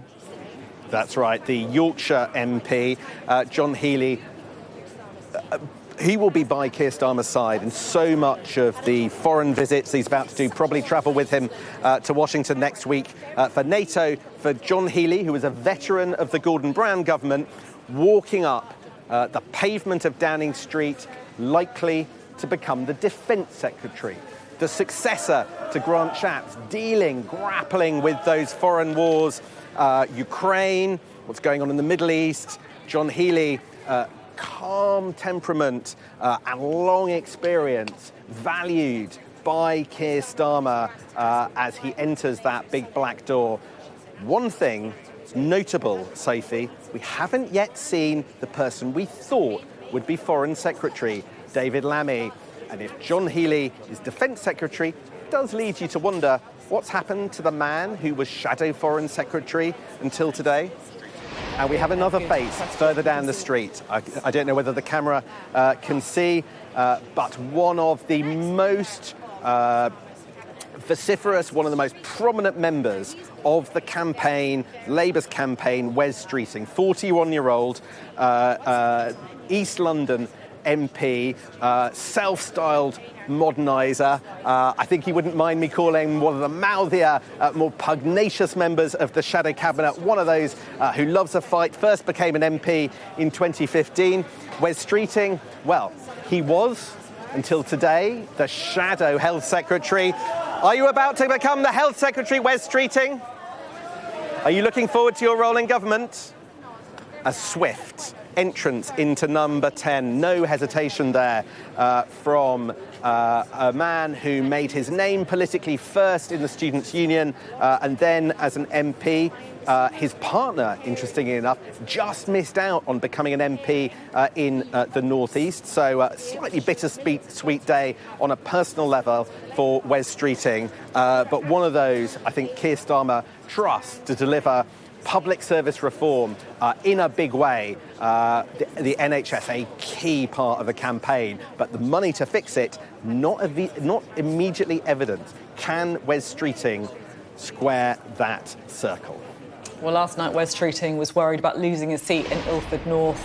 This afternoon, he looks almost certain to be appointed the man in charge of the NHS. It really does show how politics can come at you fast. Just to recap, we have got behind that door in number 10, Rachel Reeves, Pat McFadden, John Healey, Shabama Mahmood, and now Wes Streeting. Angela Rayner, of course, the very first person to walk down that street. No surprises yet, Sam, although you did point out that we haven't yet seen a glimpse of the man who was the Shadow Foreign Secretary, although now, I think, right on time, right on cue, I think I can see David Lammy walking down the street. That is right, Sophie. Here we have David Lammy walking past the security hut just at the edge of of the shot. There we have David Lammy, a man who has had so many political firsts in his career. He was the youngest MP in the Commons when he was first elected, aged 27 in 2000. He served for 8 years under Blair and Brown. He refused to serve under Ed Miliband and has been Shadow Foreign Secretary. Now, will the 51-year-old from Tottenham become Foreign Secretary? An ally of Barack Obama, first black male to study at Harvard. Will he be the man at Keir Starmer's side overseas, dealing with the many challenge that the foreign policy agenda will bring, not least the possible election of Donald Trump? We will wait to see. Of course, we have got big clues with who has gone through the door of number 10, but we don't have any confirmed appointments yet. David Lammy, one of the few people with experience of being in government before in the New Labour years, because, of course, it is a pretty fresh cabinet that is being appointed here. Labour not been in power for almost 2 decades. The progression up the street continues. I think that's Peter Kyle that we are seeing at the bottom of number 10 right now. It is 3 o'clock. If you were just joining us, we have got all eyes on Downing Street, where Sir Keir Starmer, the new Prime Minister, is appointing his cabinet. The next person there awaiting the very carefully choreographed... I can't get my words out. This is a sign of being on TV for too long. Carefully choreographed arrivals here at Downing Street. Peter Kyle waiting his turn. Deputy Political Editor Sam Coates is there for us. Sam. The Hove MP, Peter Kyle. Yes, he's been the Shadow Science Minister, the 53-year-old, like Wes Streeting, another person on the modernising wing of the Labour Party. Once upon a time, we would have called it the Blairite wing. Already those factions starting to form, or have been forming in the Shadow Cabinet. Peter Kyle, nevertheless, a prominent and trusted member of the team, regarded as a good media performer, somebody who can give a good account of himself, and has been alongside Keir Starmer pretty much since he became the Labour leader. Peter Kyle, well, he was a prominent Remainer, a big sort of fighting force during the Brexit wars on behalf of the Remain side, now taking the final few steps up to Downing Street in order to find out his fate and whether he becomes the Science Secretary.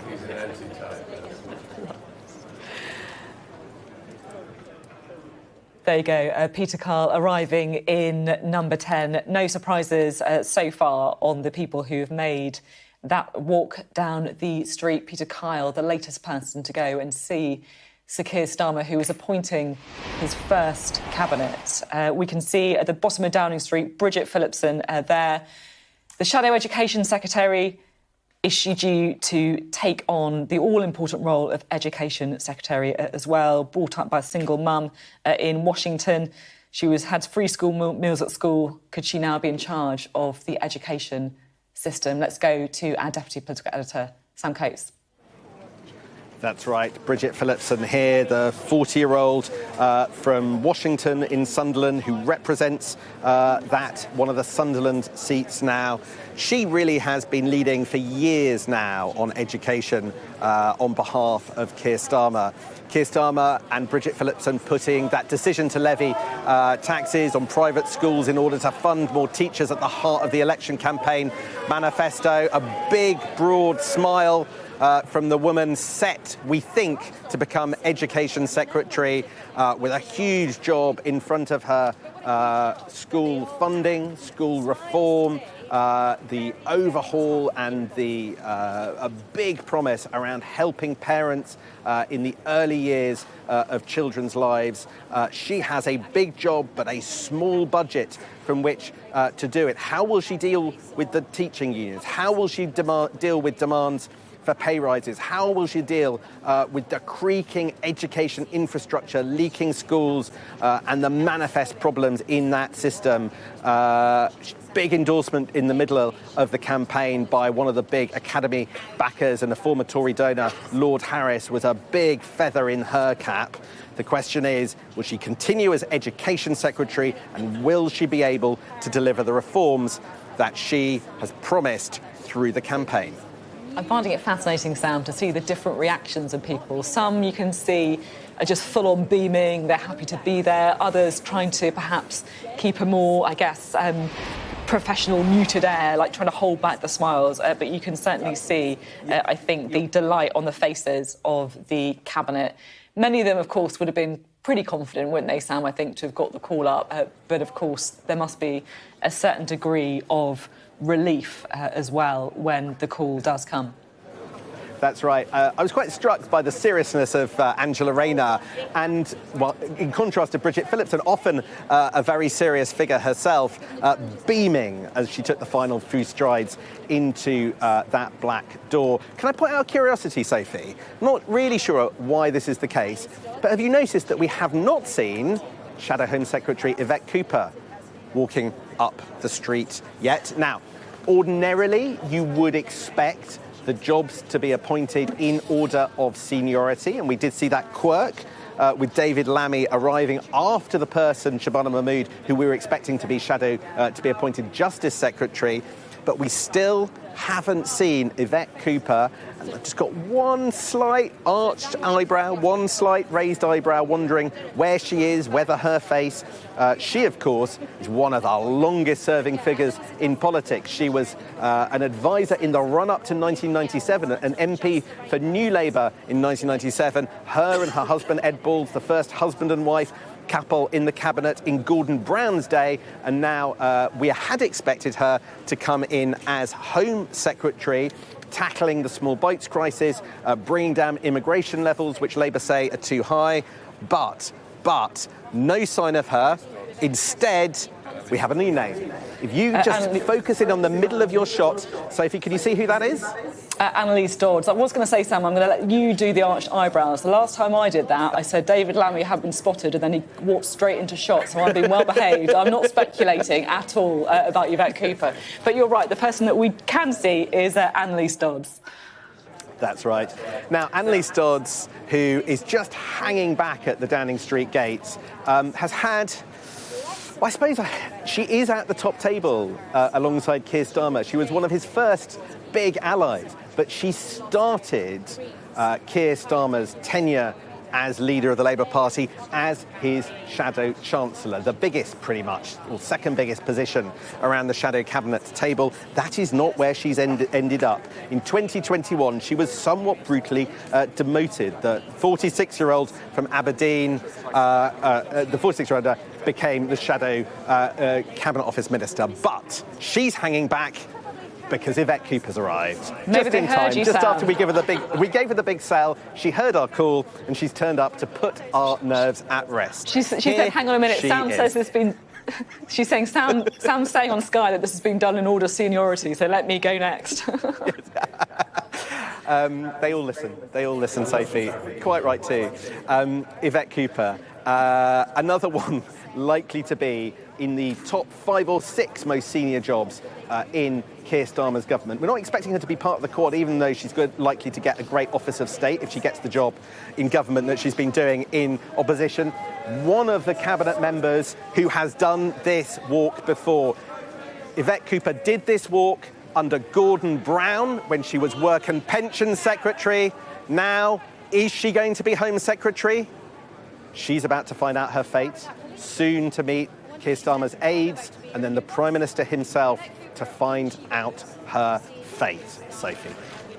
Again, as you were saying, Sam, one of the relatively few people, I should say, in the New Look cabinet to have government experience already. How important do you think that will be for Sir Keir Starmer as he builds a team around him?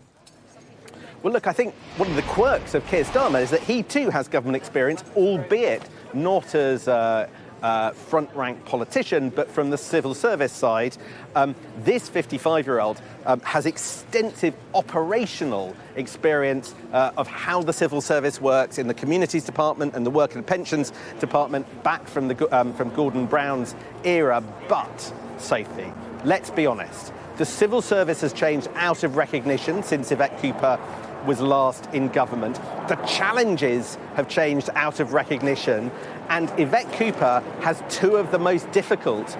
You've got the overarching challenge of migration, and then within that, the issue that has dogged the Conservatives and will continue to plague a Labour administration, which is the image of those boats coming across the English Channel. So experience, yes, good, if it means she's able to do the job and cause the kind of change that Keir Starmer says he wants to say.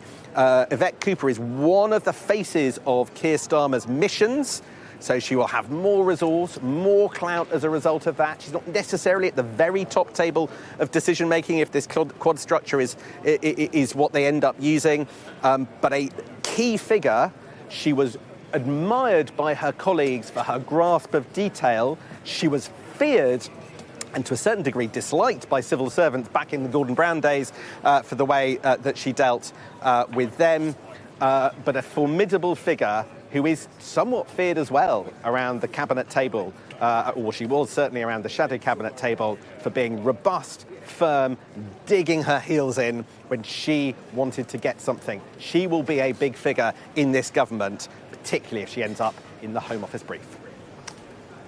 She certainly will. Sam, thank you very much indeed. So a parade of members of the former shadow cabinet entering Downing Street, meeting Sir Keir Starmer, who is not hanging around. He was only made Prime Minister this morning. He is now cracking on and appointing his cabinet team, and he is getting on with it as well. No official appointments yet, but a lot of familiar faces. I've got Adam Bolton with me as well. It feels so far, we don't know the roles yet, to be, I guess, a move of stability from the new Prime Minister. Yes, which is what we expected, what we were led to believe. We're just getting details of what Sue Gray has been telling the new appointees. Really very unsurprising that she's been telling them that the Prime Minister expects them to concentrate on delivery. That will surprise nobody. I do think that, there are possibly some issues if you read the order. People have gone in, possibly people moving around, maybe John Healey be Foreign Secretary, maybe David Lammy be something else. But I know from many years standing outside Downing Street that what you see going through the door hardly ever tells you the story. And we have got those 2 vacancies of Ashworth and Thangham Debonair. So we will see some surprise faces at some point.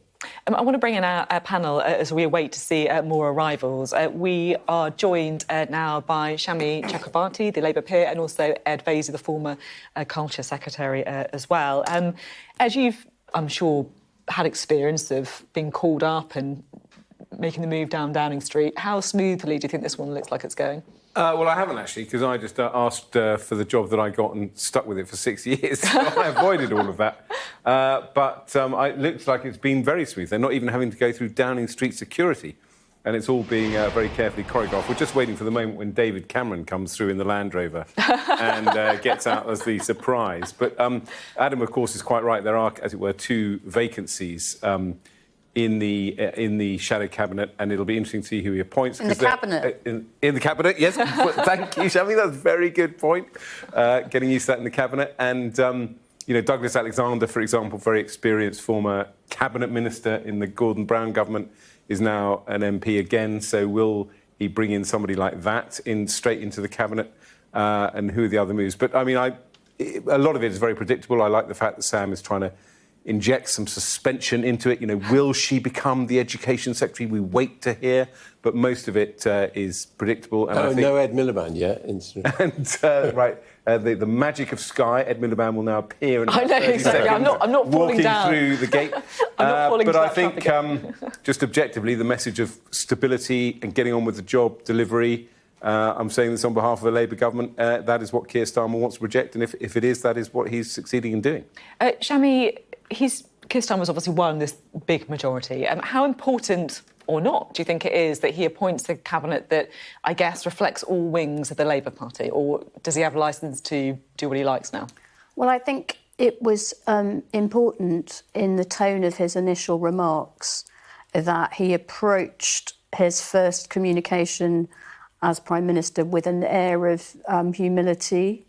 He knows that this is a wonderful, historic achievement and a win in mathematical terms in Parliament, but the voter turnout wasn't great.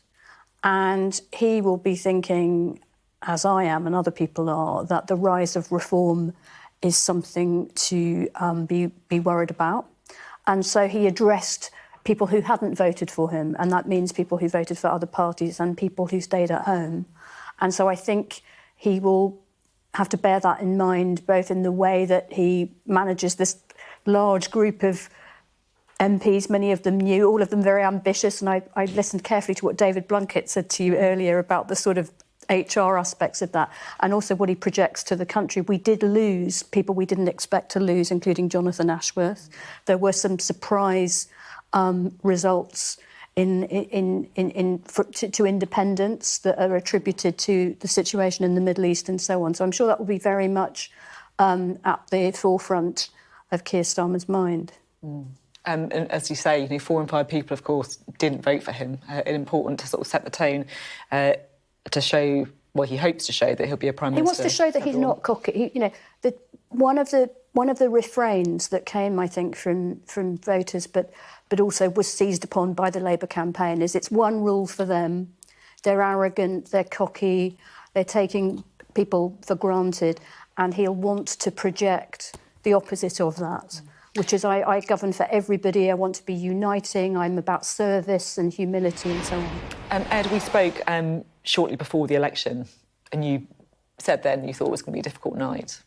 Did it live up to your expectation? Did it exceed your expectation? Why do people say difficult night? I mean, it was an absolute catastrophe. It's a complete and utter car crash. I mean, it's awful.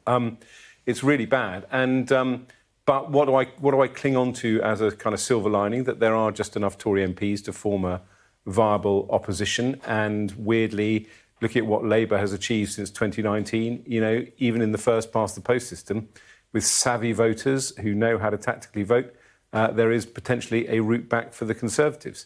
I think the reform issue is a big problem in the north, but equally the Tories have to recognise that Tory voters tactically voted for the Lib Dems switch to get Tories out because they were fed up with their own party. And the Tory party is going to have to make a very quick decision as to where it points. And obviously I want it to point to the centre. I think that's the only way you win elections in this country. I think reform is a false friend, and the policies they offer is a false friend, but there will be a fight between the likes of Suella Braverman and Tom Tugendhat, with someone like Kemi Badenoch not quite clear which way she will pivot. So that is the big... If the Tories can get this right very quickly, there is a route back for them. Who would you be backing them? They're not a hugely inspiring cast of characters. That's not the line from Central Office, is it? They're not an inspiring cast of characters. I like Kemi Badenoch, but she can go off the deep end. She's got this kind of weird obsession with culture wars. I like Tom Tugendhat, but I'm not sure how kind of charismatic and whether he'll cut through. Jeremy Hunt, sheer resilience. My God, holding on to his seat like that, you almost want to give him the leadership as a consolation prize for being a Tory MP. What about James Cleverly? I really like James Cleverly, and funnily enough, if he went for it, I'd be quite up for it. I think he did a really good job as Foreign Secretary, wasn't necessarily expected to. I think he did a good job as Home Secretary. I'm just going to break in because we can see Jonathan Reynolds now walking down the steps of Downing Street, or the street, I should say. Jonathan Reynolds there, formerly the Shadow Business Secretary, will be hoping for a job in Cabinet now. Let's go to Sam Coates, who's standing by. That's right. Johnny Reynolds has one of the toughest jobs if he gets the portfolio in government that he had in opposition as Business Secretary, which means that on the shoulders of the 43-year-old just walking onto the pavement on Downing Street and crossing the road to enter the big black door is the job of finding and boosting growth. This man must deliver more investment and therefore more tax revenue in order to fund public services. Can he do it? He is very close to Keir Starmer, a trusted member of his team all the way through since the day Keir Starmer became Labour leader. Another figure on the right of the party, broad beam, looking at me as he then turns to go in the door, and he's in. Will Johnny Reynolds become Business Secretary? Sam, I'm going to break in because we have had the first official appointment, the press statement from number 10 Downing Street. The King has been pleased to approve the appointment of the Right Honourable Angela Rayner as Secretary of State for Levelling Up, Housing and Communities. She will also be Deputy Prime Minister, so that the first official news. She was the first person, of course, through the door of number 10, Angela Rayner, Deputy Prime Minister, but the key appointment, Secretary of State for Levelling Up, Housing and Communities. Sam. Levelling Up survives. Now, that's a little bit of a turn-up for a book. A Boris Johnson moniker that didn't exist before he came along has now made it into government as Angela Rayner becomes Secretary of State for Levelling Up, Housing and Communities, as well as Deputy Prime Minister. So that is a big portfolio for an important member of Keir Starmer's top team. There is a sense that Angela Rayner will be prepared to use her political clout and her political talents to make sure she can shape this government in the way that she wants. She's had at points a difficult relationship with Keir Starmer. In 2021, a reshuffle where he tried to demote her, one of the toughest moments of Keir Starmer's premiership.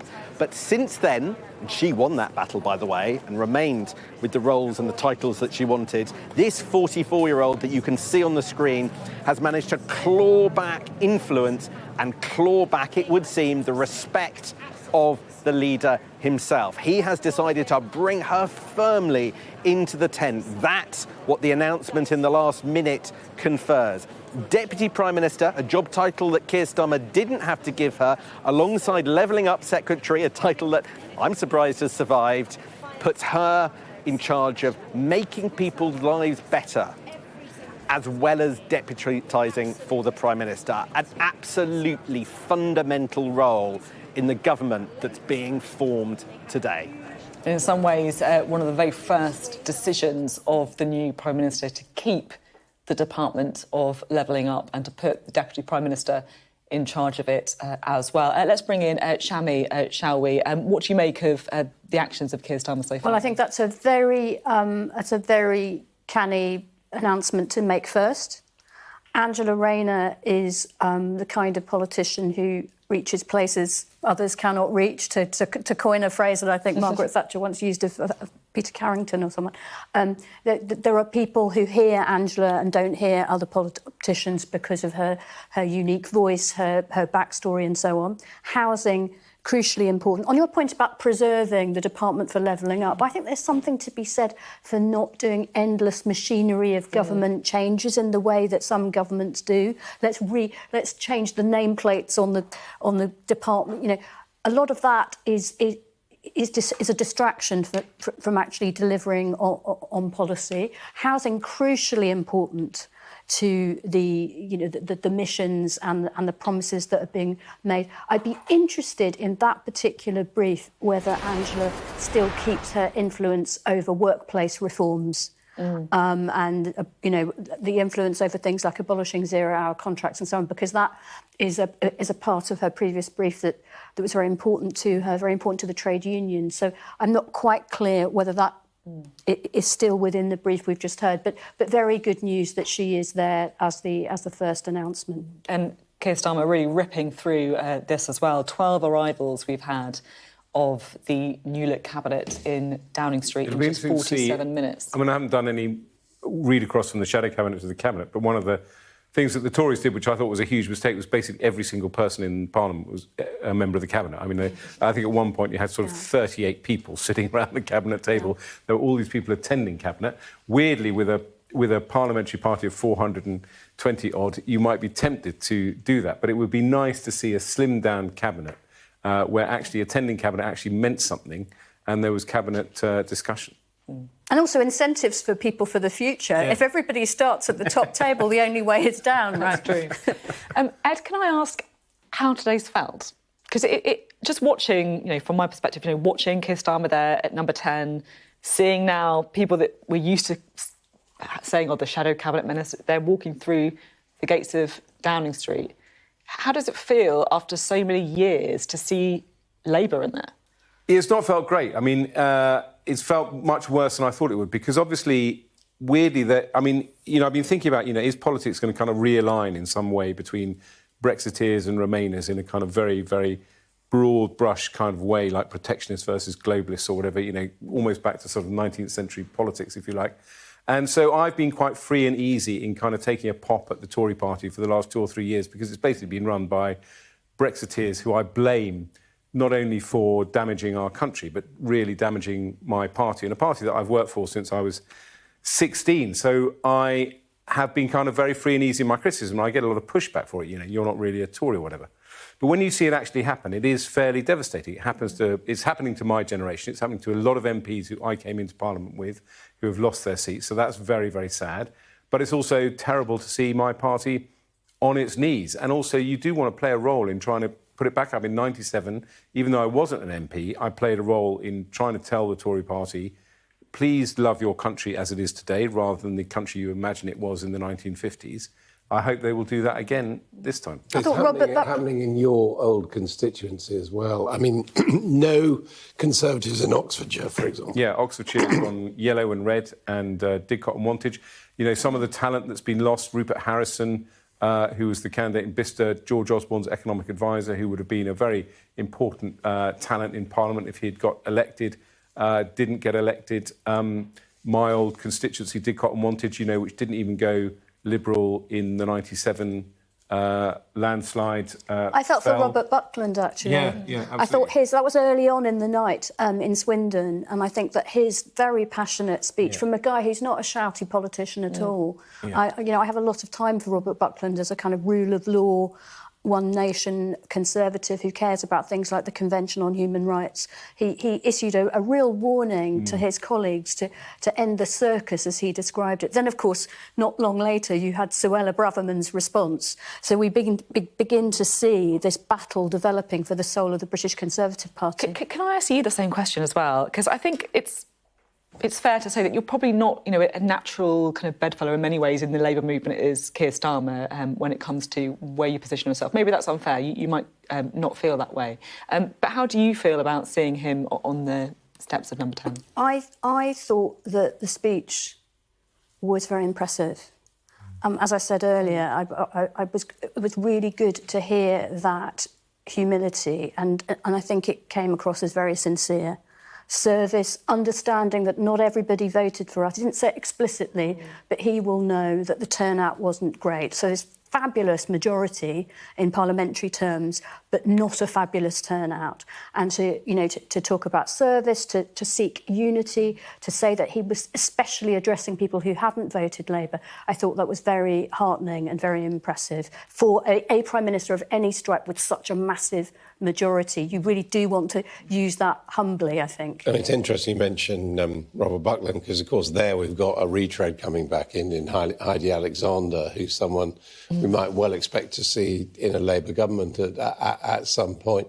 But I did want to ask you what you think Jeremy Corbyn is going to do in this Parliament. I mean, there is almost a sort of faction now of pro-Palestinians around him. I mean, how do you think he's going to conduct himself? Well, obviously, for some time, your colleagues in journalism have been trying to assess to what extent that conflict was going to affect particularly Labour in relation to messaging in the past. And the messaging did move on, but I think most would accept that there were some slips earlier on. I think it ought to be easier in government than it was in opposition. At times, I think it was particularly hard to be in opposition, but with lots of people who, of course, care about human rights and care about conflicts in the world, to be perhaps under greater scrutiny even than the government. Well, now you're in the government and you have a potential opportunity to get the messaging right and to actually have some influence rather than just be punished for things you have actually relatively little direct diplomatic influence over. I mean, I guess the other thing, we're talking about kind of independence entering Parliament. 4 MPs for reform, they're hoping for a 5th with a recount in Basildon. And how much of an influence do you think that's going to have, Ed? Well, don't forget, obviously, the Greens have also got 4 MPs. So it's a pattern, isn't it? And the 4 independents as well. It's a pattern of voters going to fringe parties, sounds pejorative, but the non-mainstream parties. And that may be something that is developing. But as I say, what you have with reform is, for me, a real crisis for the Conservative Party. Crisis is probably too strong a word, but to physically have them in the House of Commons, to have someone like Nigel Farage, who is Trumpian in terms of his compelling political cut-through, is going to cause the Conservative Party a huge amount of trouble. And, I was listening to Danny Finkelstein, the Tory peer, this morning, and he's very thoughtful about this. He thinks, funny enough, that, Nigel Farage will split with his 3 colleagues very quickly, that reform has to come to the Conservative Party as much as the Tories come to reform and so on. So it's up in the air. I'm going to break in because we've had our second official appointment that has been made. The King, we're told by Downing Street, has been pleased to approve the appointment of the Right Honourable Rachel Reeves MP as Chancellor of the Exchequer. No surprises there, but confirmation that Rachel Reeves has become the new Chancellor of the Exchequer. Worth pointing out, of course, that in the 803-year history of that job, it's the first time we've had a woman in post.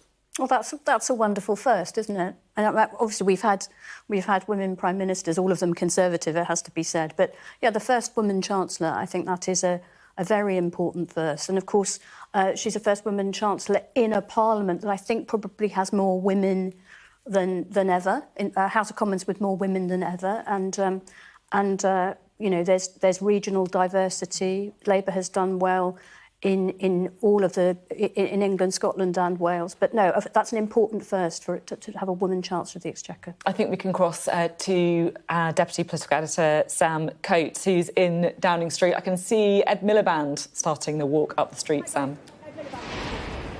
This is a walk that he will have wanted to do. He perhaps would have wanted to do it in different circumstances. The Labour Party leader between 2010 and 2015 could have been Prime Minister, but lost the 2015 election, but in many ways was responsible for Keir Starmer's entry into politics.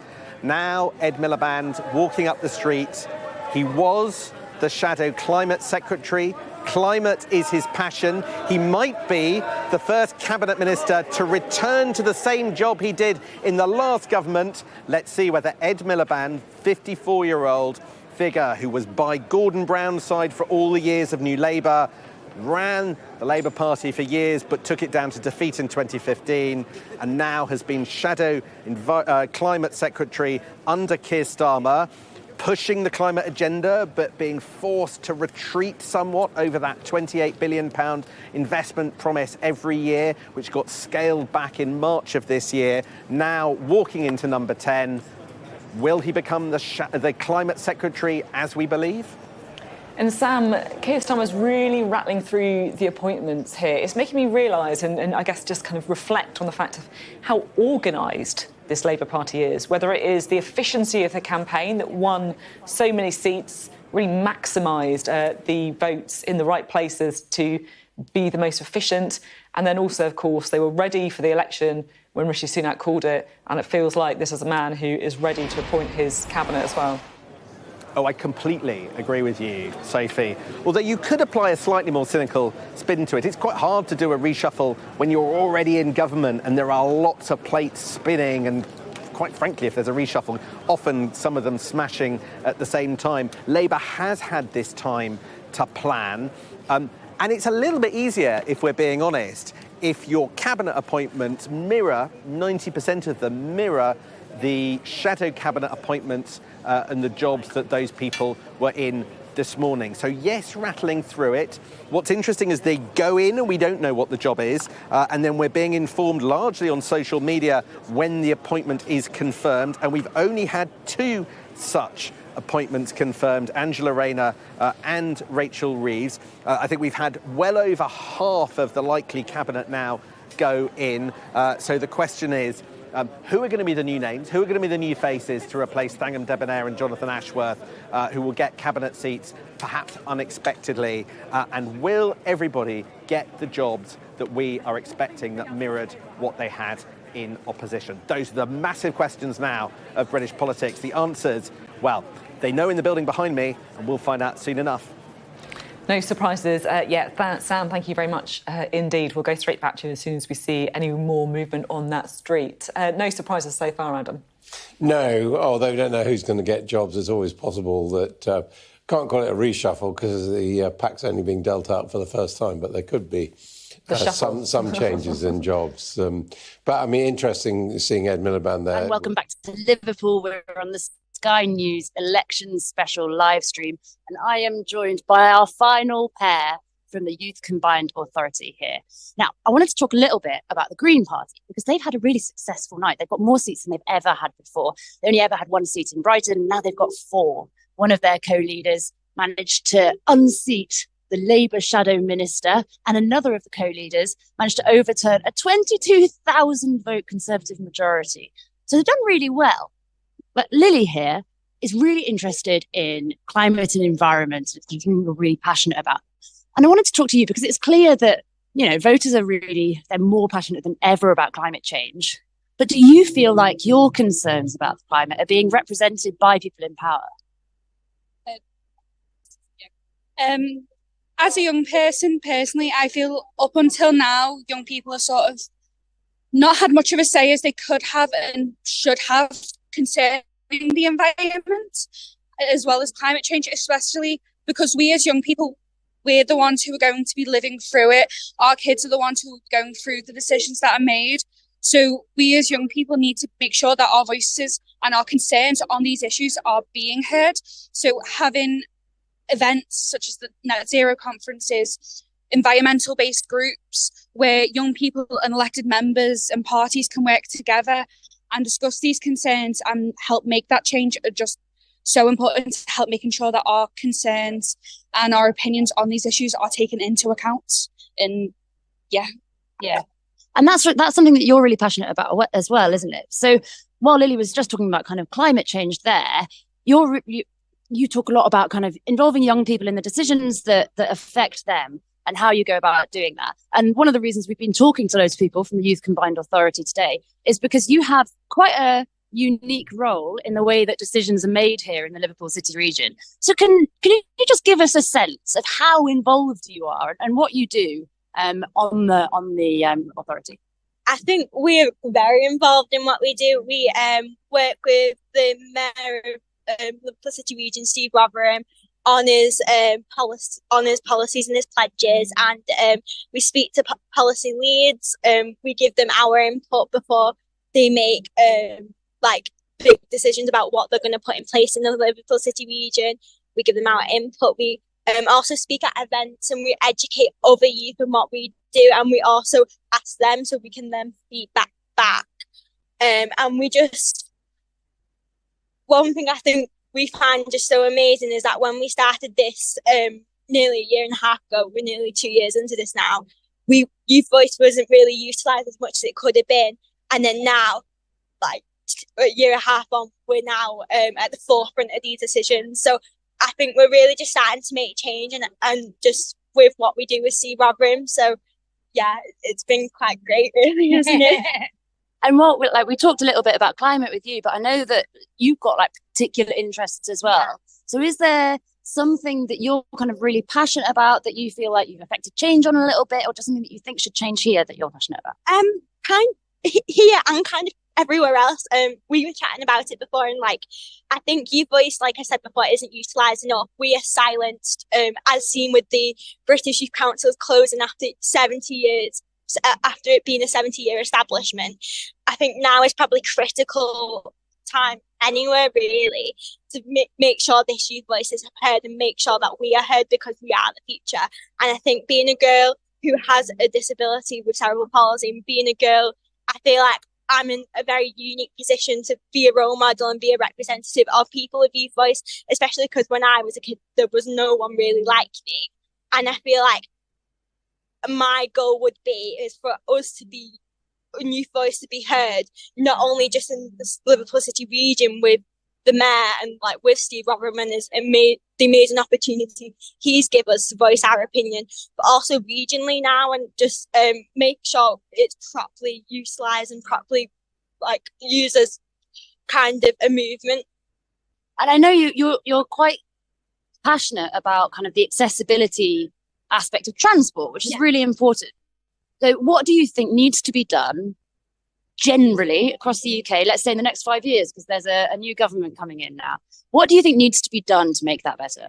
A lot of things. I think speaking about the Liverpool City region, the bus reform is an amazing start, but I feel like trains need to be more accessible, buses need to be more accessible, pavements are a massive thing for me, because I obviously push myself and propel myself, but there's not very many sturdy pavements. People park on the curbs, and it's just a nightmare, and I struggle to use public transport because of that. So I feel like that needs to be a massive change.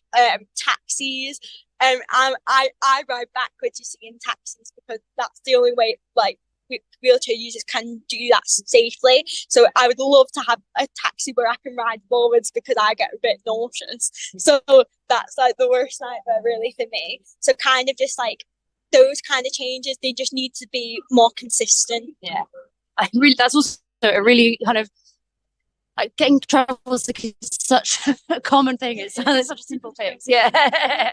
And then we were also talking about kind of another really big aspect for young people. It's not just climate change, but also there's a real kind of love of culture and arts within young people. And you were talking to me earlier about how people now access that. So what do you think needs to change in terms of culture for young people in the next 5 years? I mean, for myself, speaking from experience, not with culture, the Liverpool City region is so rich in the culture it has. However, a lot of the culture that we do have access to, especially revolving the arts, it's quite costly, and not everyone is able to afford to go and attend a dance class, go and learn how to play an instrument, and not everyone has access to education to do that. So there needs to be some sort of provision, some access to a low cost or free offer for all of the different types of arts for people from all of the different backgrounds across not only the Liverpool City region, but this could be on a national level for all young people to access these arts offers. Because while here, we've seen how a rich culture can be such a big impact on the region. I mean, it is the cliche and the one you most come back to, but Eurovision, if anything, has shown us how big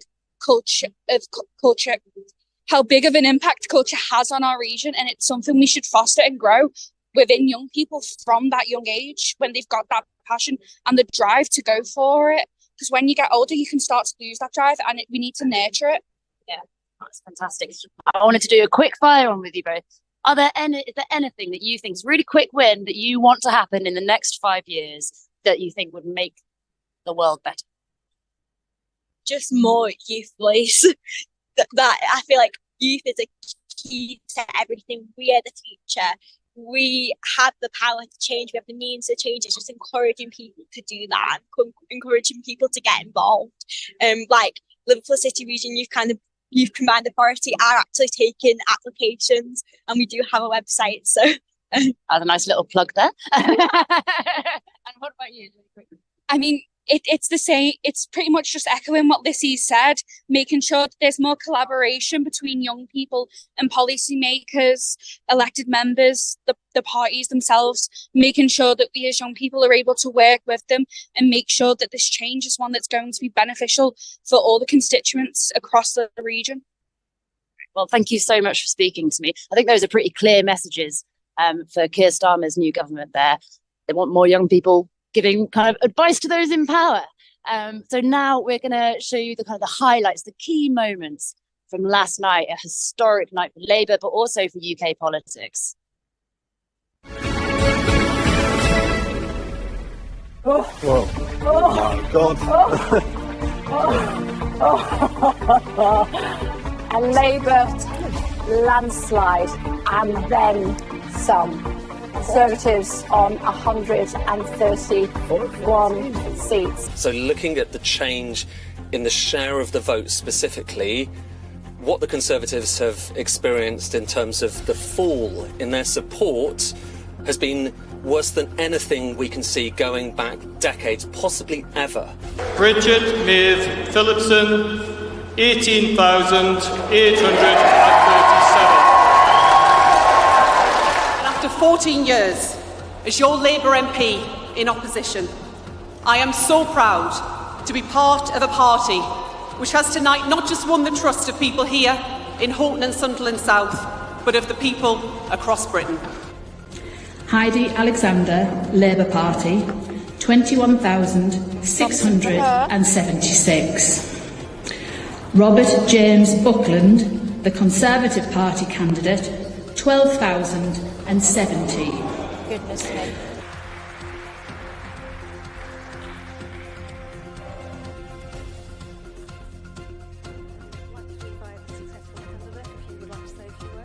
Lewin Andrew Allen, Labour Party, 19,877.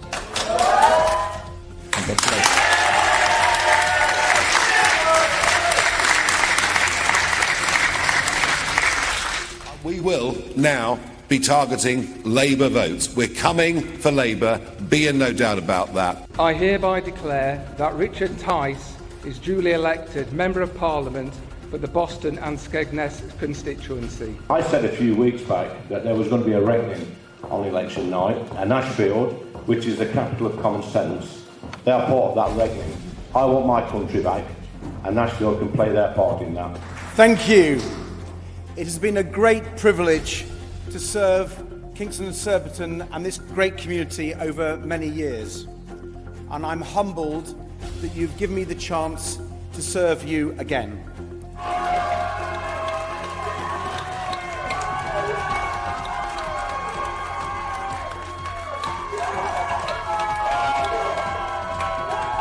I will speak out for you, have your back, fight your corner every single day. You have voted. It is now time for us to deliver. The Labour Party has won this general election. and I have called Sir Keir Starmer to congratulate him on his victory.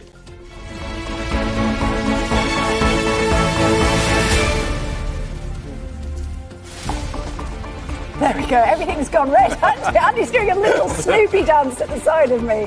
He's very happy indeed. Labour has won the 2024 election. Not only have they won, they have absolutely smashed it out of the park. It is what they call a Labour landslide, maybe a super majority. Certainly Keir Starmer, a very happy man this morning. Yeah, but does that mean it's going to be a woman who gets appointed as Culture Secretary then? Otherwise, it throws the whole cosmos out of kilter.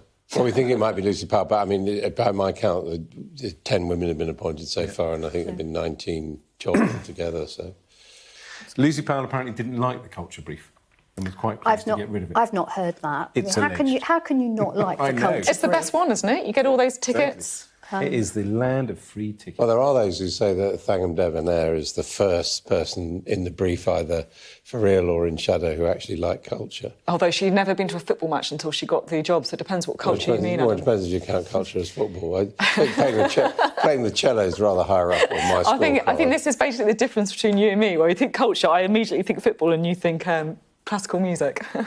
Yeah, and the media BBC. and sport, and some very big regulatory issues there, as well as the fun.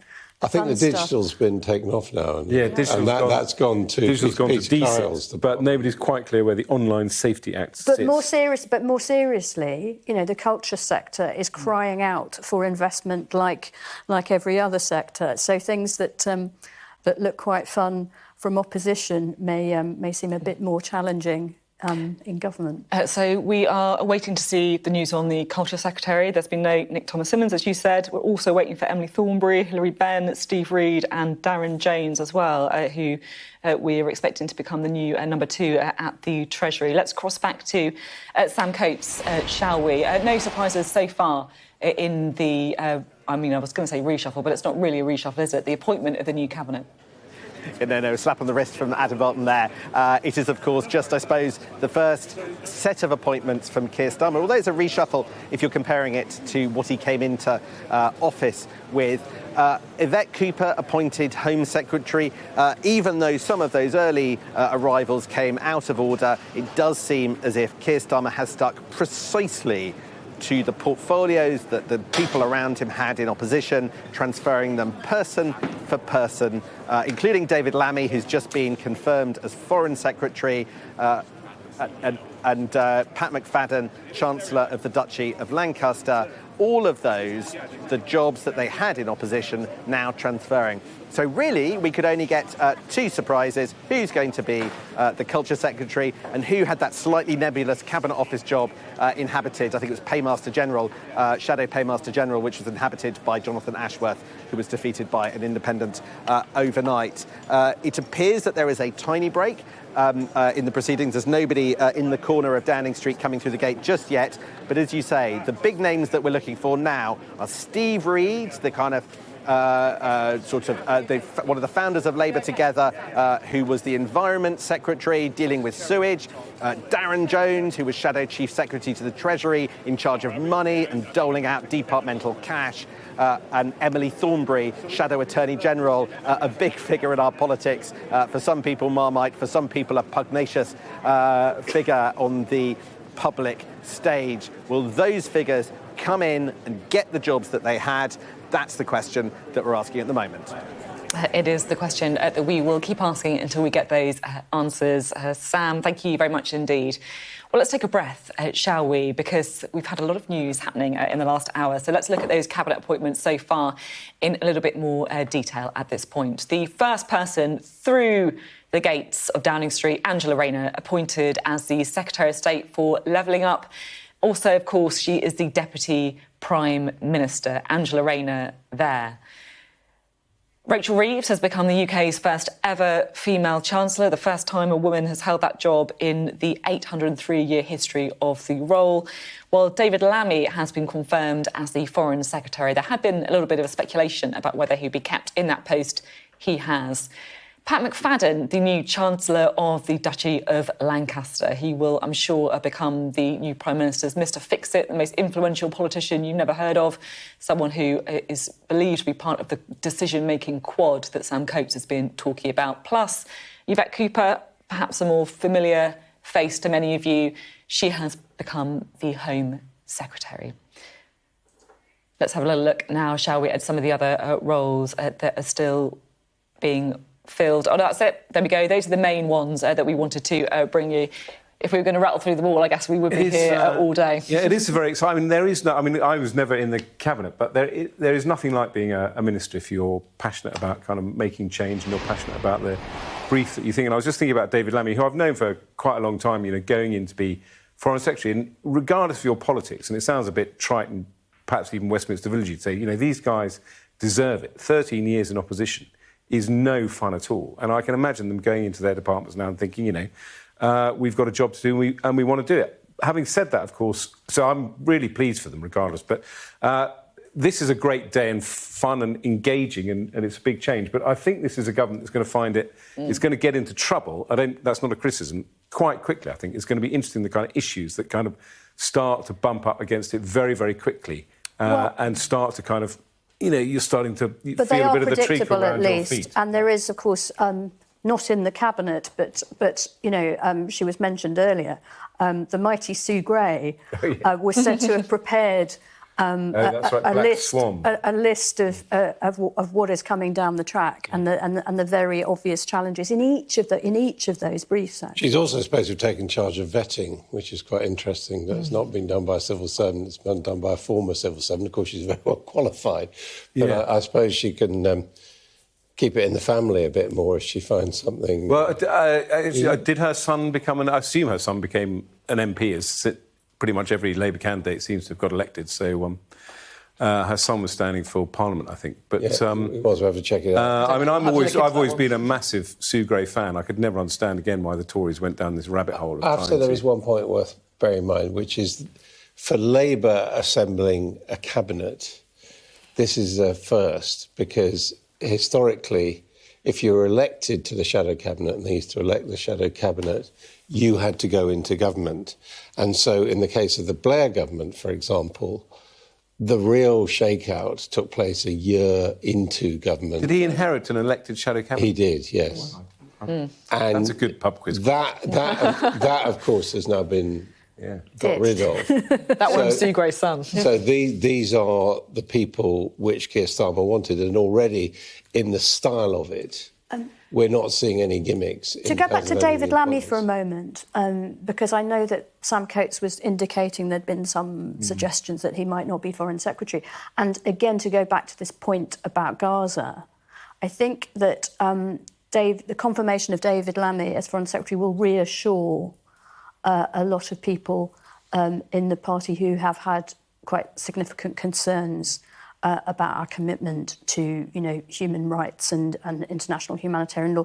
David Lammy is seen to have been part of the pivot to a pro-ceasefire position. So I think that will probably reassure some people. And I think the speculation was partly related to the vacancy which Labour managed to keep in the embassy in Washington, which has become to be seen as very much a prize and also extremely sensitive with the possibility of Trump coming in. And as you know, David Lammy went over and tried to build bridges to people. There was a thing that perhaps he might go to Washington and that would therefore create a vacancy in London. Obviously, that hasn't happened. But, I mean, the names that are being speculated about, you know, Washington include some well-known figures, Cathy Ashton, former head of European David Affairs. David Miliband, exactly. So Peter Mandelson.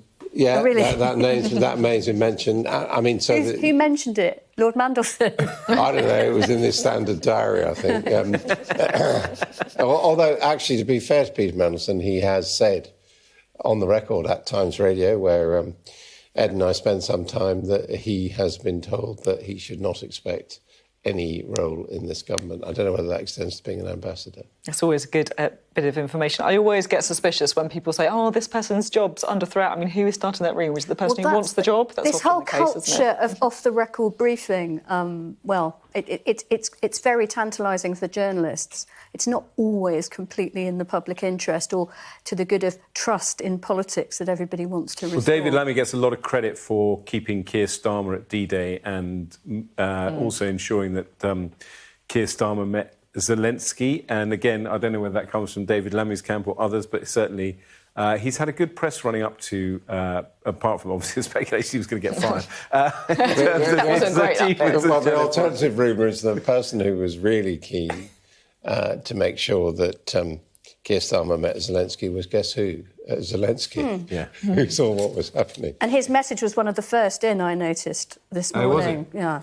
And Macron, of course, tweeted his Because congratulations. I was pleased with our first meeting, I think he said. So. I mean, this is, I'm sure, what Sir Keir Starmer is going to be getting up to and knuckling down with pretty soon as well. That tends to be what happens, isn't it, Adam? That you get the cabinet appointed and then you're on to the kind of phone calls with foreign leaders. And I'm sure there's lots of decisions that need to be made on who's top of that list. Well, there are already lots of jokes, which I won't repeat, about his first phone call with Joe Biden. Let's move off that territory. I can't even work out what it is you're hinting at, but it's probably best to to not go there. I would say. Hello, Mr. Churchill. He went there. He did. I just can't control them at this stage in proceedings. It's always good to have you there, Adam. Lots of policy decisions, of course, as well. Do you feel like it is one of these cabinets that's going to have a pretty short honeymoon because of the inheritance? Well, again, to go back to the initial Downing Street speech, Keir Starmer was very much trying to get the balance between there is hope, but there isn't a switch that I can flick.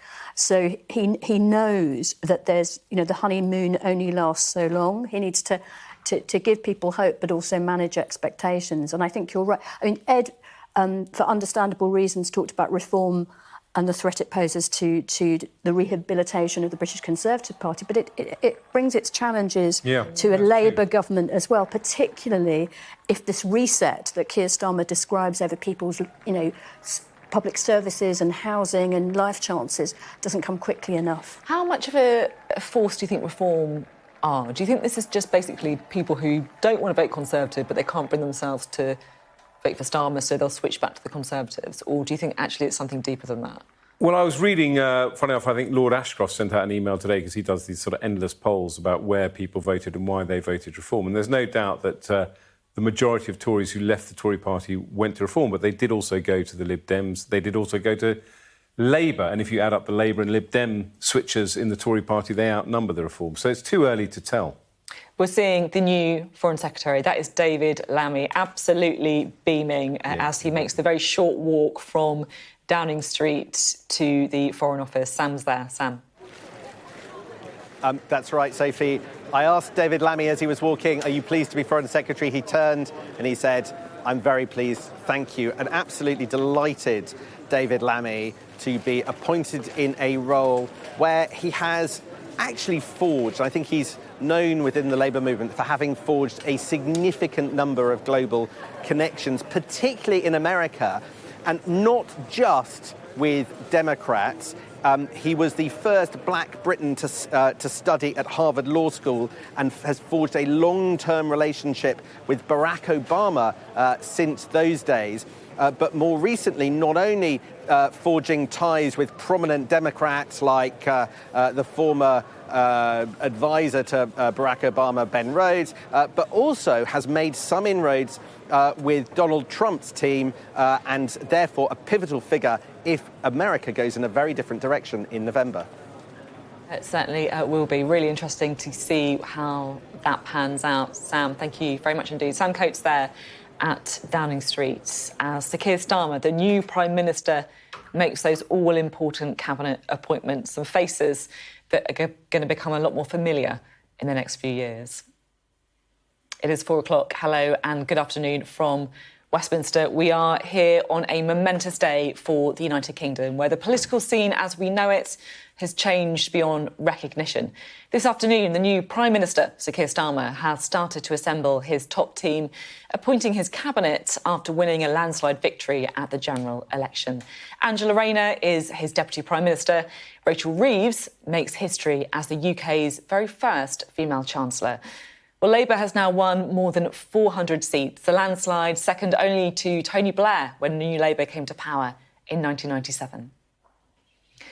Well, let's take you through, shall we, in a bit more detail, the cabinet appointments that have been made so far by Sir Keir Starmer, the very first person to enter the number 10 door to meet with the new Prime Minister was this woman, Angela Rayner. She has been appointed as the Secretary of State for Levelling Up Housing and Communities. She's also, of course, the Deputy Prime Minister, which means she has her own mandate, an extraordinary rise for Angela Rayner there.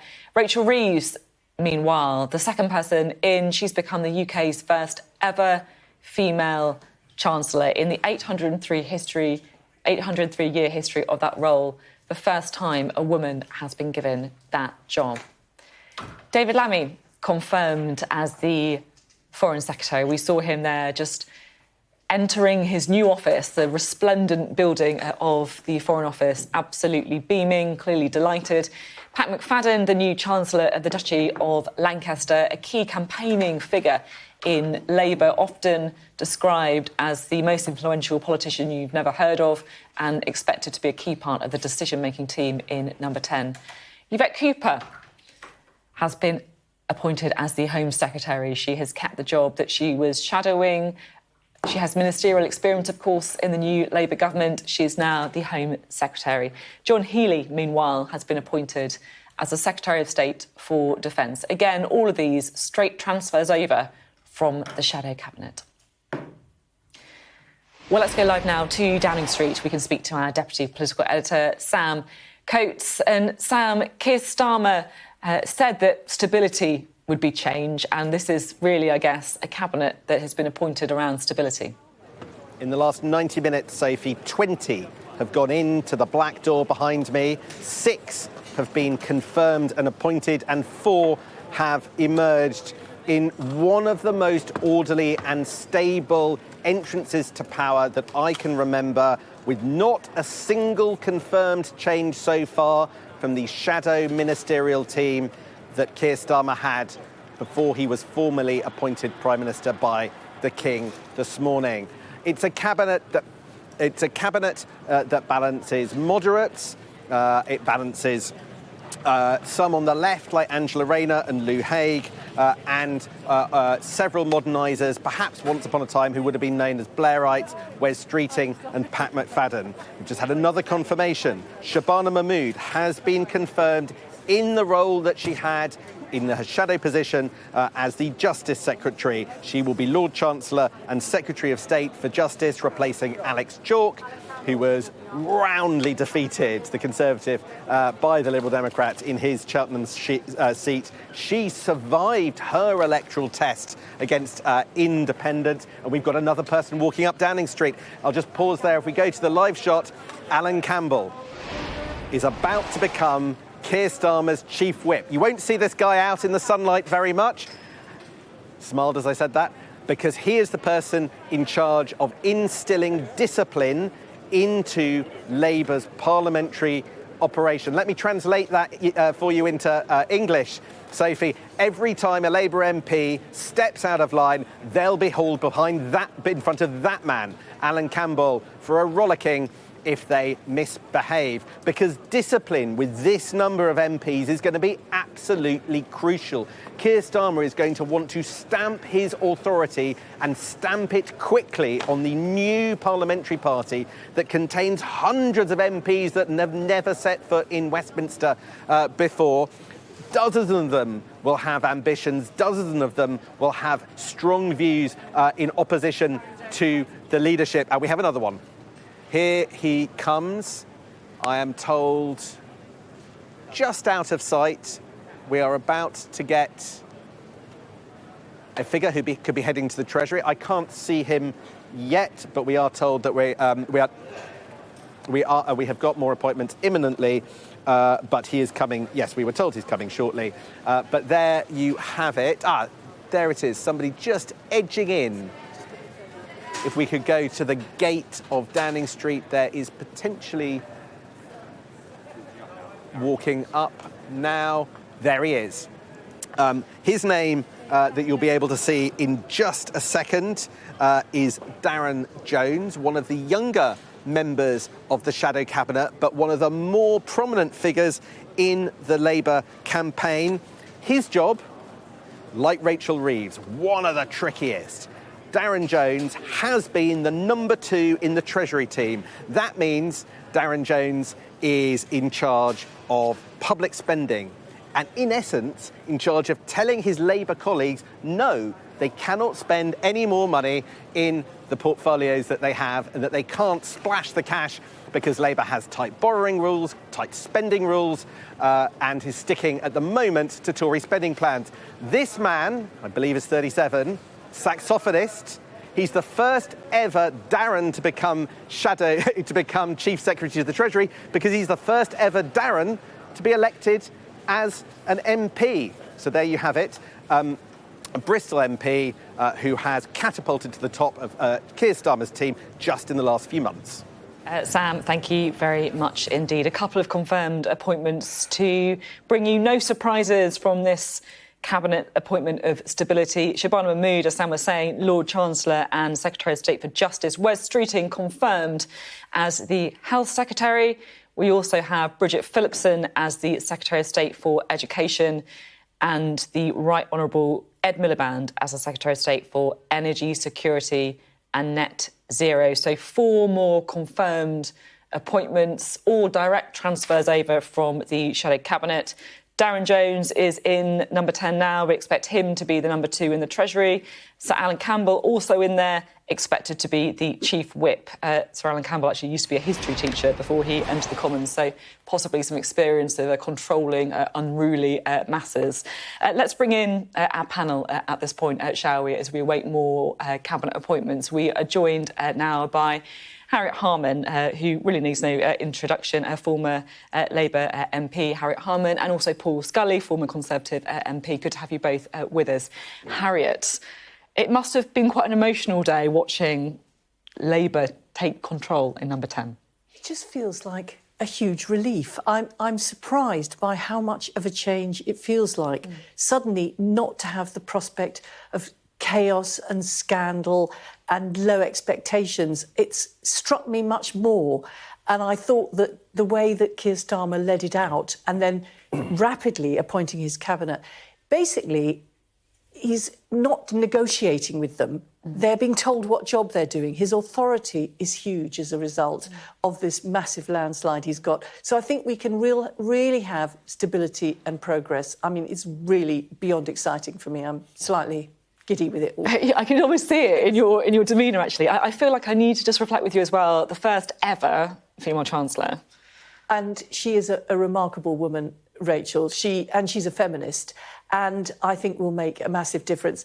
And not to be underestimated, you know, she's really been fully qualified to be a Chancellor almost since her teens. She's incredibly clever, always exceeding expectations, beating all the boys she played at chess, but she's got a very grounded view of economics. She talks about securonomics, about having security and people having stability so they can plan, whether that's families or businesses. So she's obviously got to ensure that growth is generated so that revenue is available for public services, and she will stick to really tight fiscal rules. Paul, I've been looking forward to getting your perspective on this because, you know, we've had sort of frank discussions before about the Conservative Party and your own sort of concerns, I guess, about the direction it's going in. What are your reflections on where your party is now?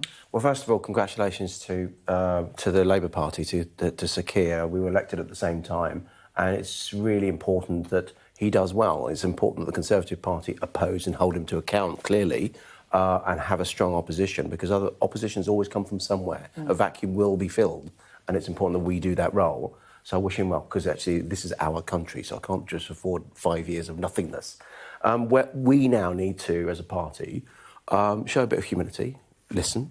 As I say, I think this is something that we were just bouncing from crisis to crisis without really articulating that vision, without really understanding the kind of mood that Harriet was just describing there. And so it's important that we take stock and we just don't do a big ideological shift one way or another, because actually my understanding of what I've heard from the voters is about perceived competence. It's about, disunifying. You're not really doing the job that we put you into there to do. So that's what we need to take stock and have a strong leader that can start to portray that competence.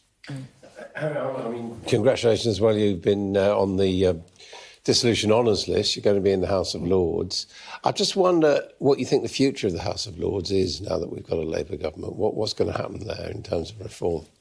Well, I think first off, Keir Starmer has put in a manifesto that there's going to be an age limit, so you can't serve after you're 80, getting rid of hereditary peers, which really there's no justification for, and then progressing on to really more change. So I'm a turkey going in to vote for Christmas, I reckon. But actually, he needs to appoint loads more peers, and that's slightly counterintuitive, because what we can't have is unelected, appointed Conservative peers holding to ransom a Labour House of Commons with a big mandate for government. So in the short term, you're going to see more Labour peers elected, but actually, make no mistake, there's going to be immediate changes in the institution, and actually it's going to be then moving on to sort of more profound changes. That's always the problem we've been wrestling with, because that's what part of the stuff that we had for the last 5 years in reverse.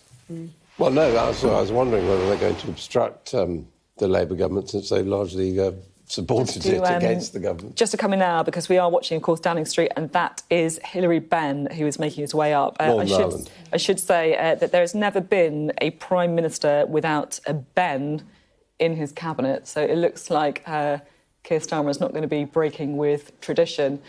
Sam Coates in Downing Street. Sam. Hilary Benn, who served under Gordon Brown, ambling in quite a relaxed fashion up Downing Street, the 70-year-old carrying his rucksack, which is not quite how some of the others did it. He's been in the shadow Northern Ireland portfolio. Are you excited to be back in government, Hilary Benn? Are you excited to be back in government? Do you think it's Northern Ireland? Well, there we go. He's going to wait and see what happens, he says, as he heads back in. The Leeds South MP, son of Tony Benn, but famously describes himself as a Ben, but not a Bennite, reflecting his much, much more moderate politics than his father. He was somebody who played a crucial role, being sacked in Labour Party history, being sacked when Jeremy Corbyn was leader, then chairing the Brexit Select Committee and working together with other Remain-supporting MPs to challenge and attempt to overthrow the Brexit settlement of Theresa May. That didn't work out. At the last reshuffle by Keir Starmer, he was catapulted back into the shadow cabinet in that pivotal Northern Ireland role. Northern Ireland under pressure because of Brexit, and today Sinn Féin take the largest number of seats in Westminster in Northern Ireland. So a huge amount in the in-tray in Northern Ireland if that's the job that Hilary Benn ends up getting. But given the precedent, pretty much everybody's getting the same job that they had, with one exception. I'm going to give you a rumour, Sophie. A little bit of excitement, a little bit of uncertainty. I am told that the person who might get the culture brief could be Lisa Nandy. She is already inside Downing Street. We saw her go in the last half an hour. There's just a little feeling that rather than keeping her in the international development brief, which may not have a government department attached to it, she could end up skipping across to the culture brief. So let's see if that prediction comes true. Could it be a reward for taking the punishment when she was had that demotion earlier, loyally continuing to serve Keir Starmer? Let's see. I love the intel, Sam. We'll find out soon if it is correct. A bit of breaking news to bring you, because we are told that President Biden planning to call Britain's new Prime Minister Keir Starmer today to congratulate him on his victory. That's according to a source familiar with the President's schedule. No surprises there, really, but Sir Keir Starmer expected to receive a call from the US President. Right, let's take a check-in, shall we? And we can take you through the latest cabinet appointments, because the new Prime Minister has not been waiting around. He's been rattling through them. Shabana Mahmood, she is the new Justice Secretary. There was a bit of a wobble over whether she'd hold her seat. She has managed to do that, and that means she is now the Lord Chancellor and Justice Secretary in this new look cabinet. Wes Streeting, another person who had a real battle to hang on to a seat in Ilford North. He is the new Health Secretary, the new Health and Social Care Secretary there, Wes Streeting. And Bridget Phillipson becomes the Education Secretary. None of these appointments surprising, all of them direct transfers over from the shadow cabinet. And Ed Miliband, appointed as the Secretary of State for Energy Security and Net Zero. He didn't manage to walk down Downing Street to be Prime Minister when he was leader of the Labour Party, but he has made it for the first time in 14 years as a member of a Labour cabinet. Yvette Cooper there, leaving Downing Street.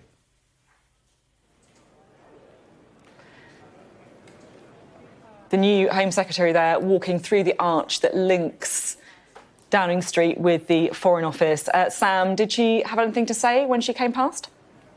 Not in this direction. I think she said something looking the other way, and I couldn't read through the back of her head. But she looked businesslike as she walked in towards the Foreign Office in order to pick up her car to make the half-mile journey to the Home Office, where she has a bursting in trade. Now let's look at the man on your screen. That is Steve Reid. Steve Reid has been the Environment Secretary. The 60-year-old Streatham MP made his name in politics, actually, in Lambeth politics, fighting left-wingers.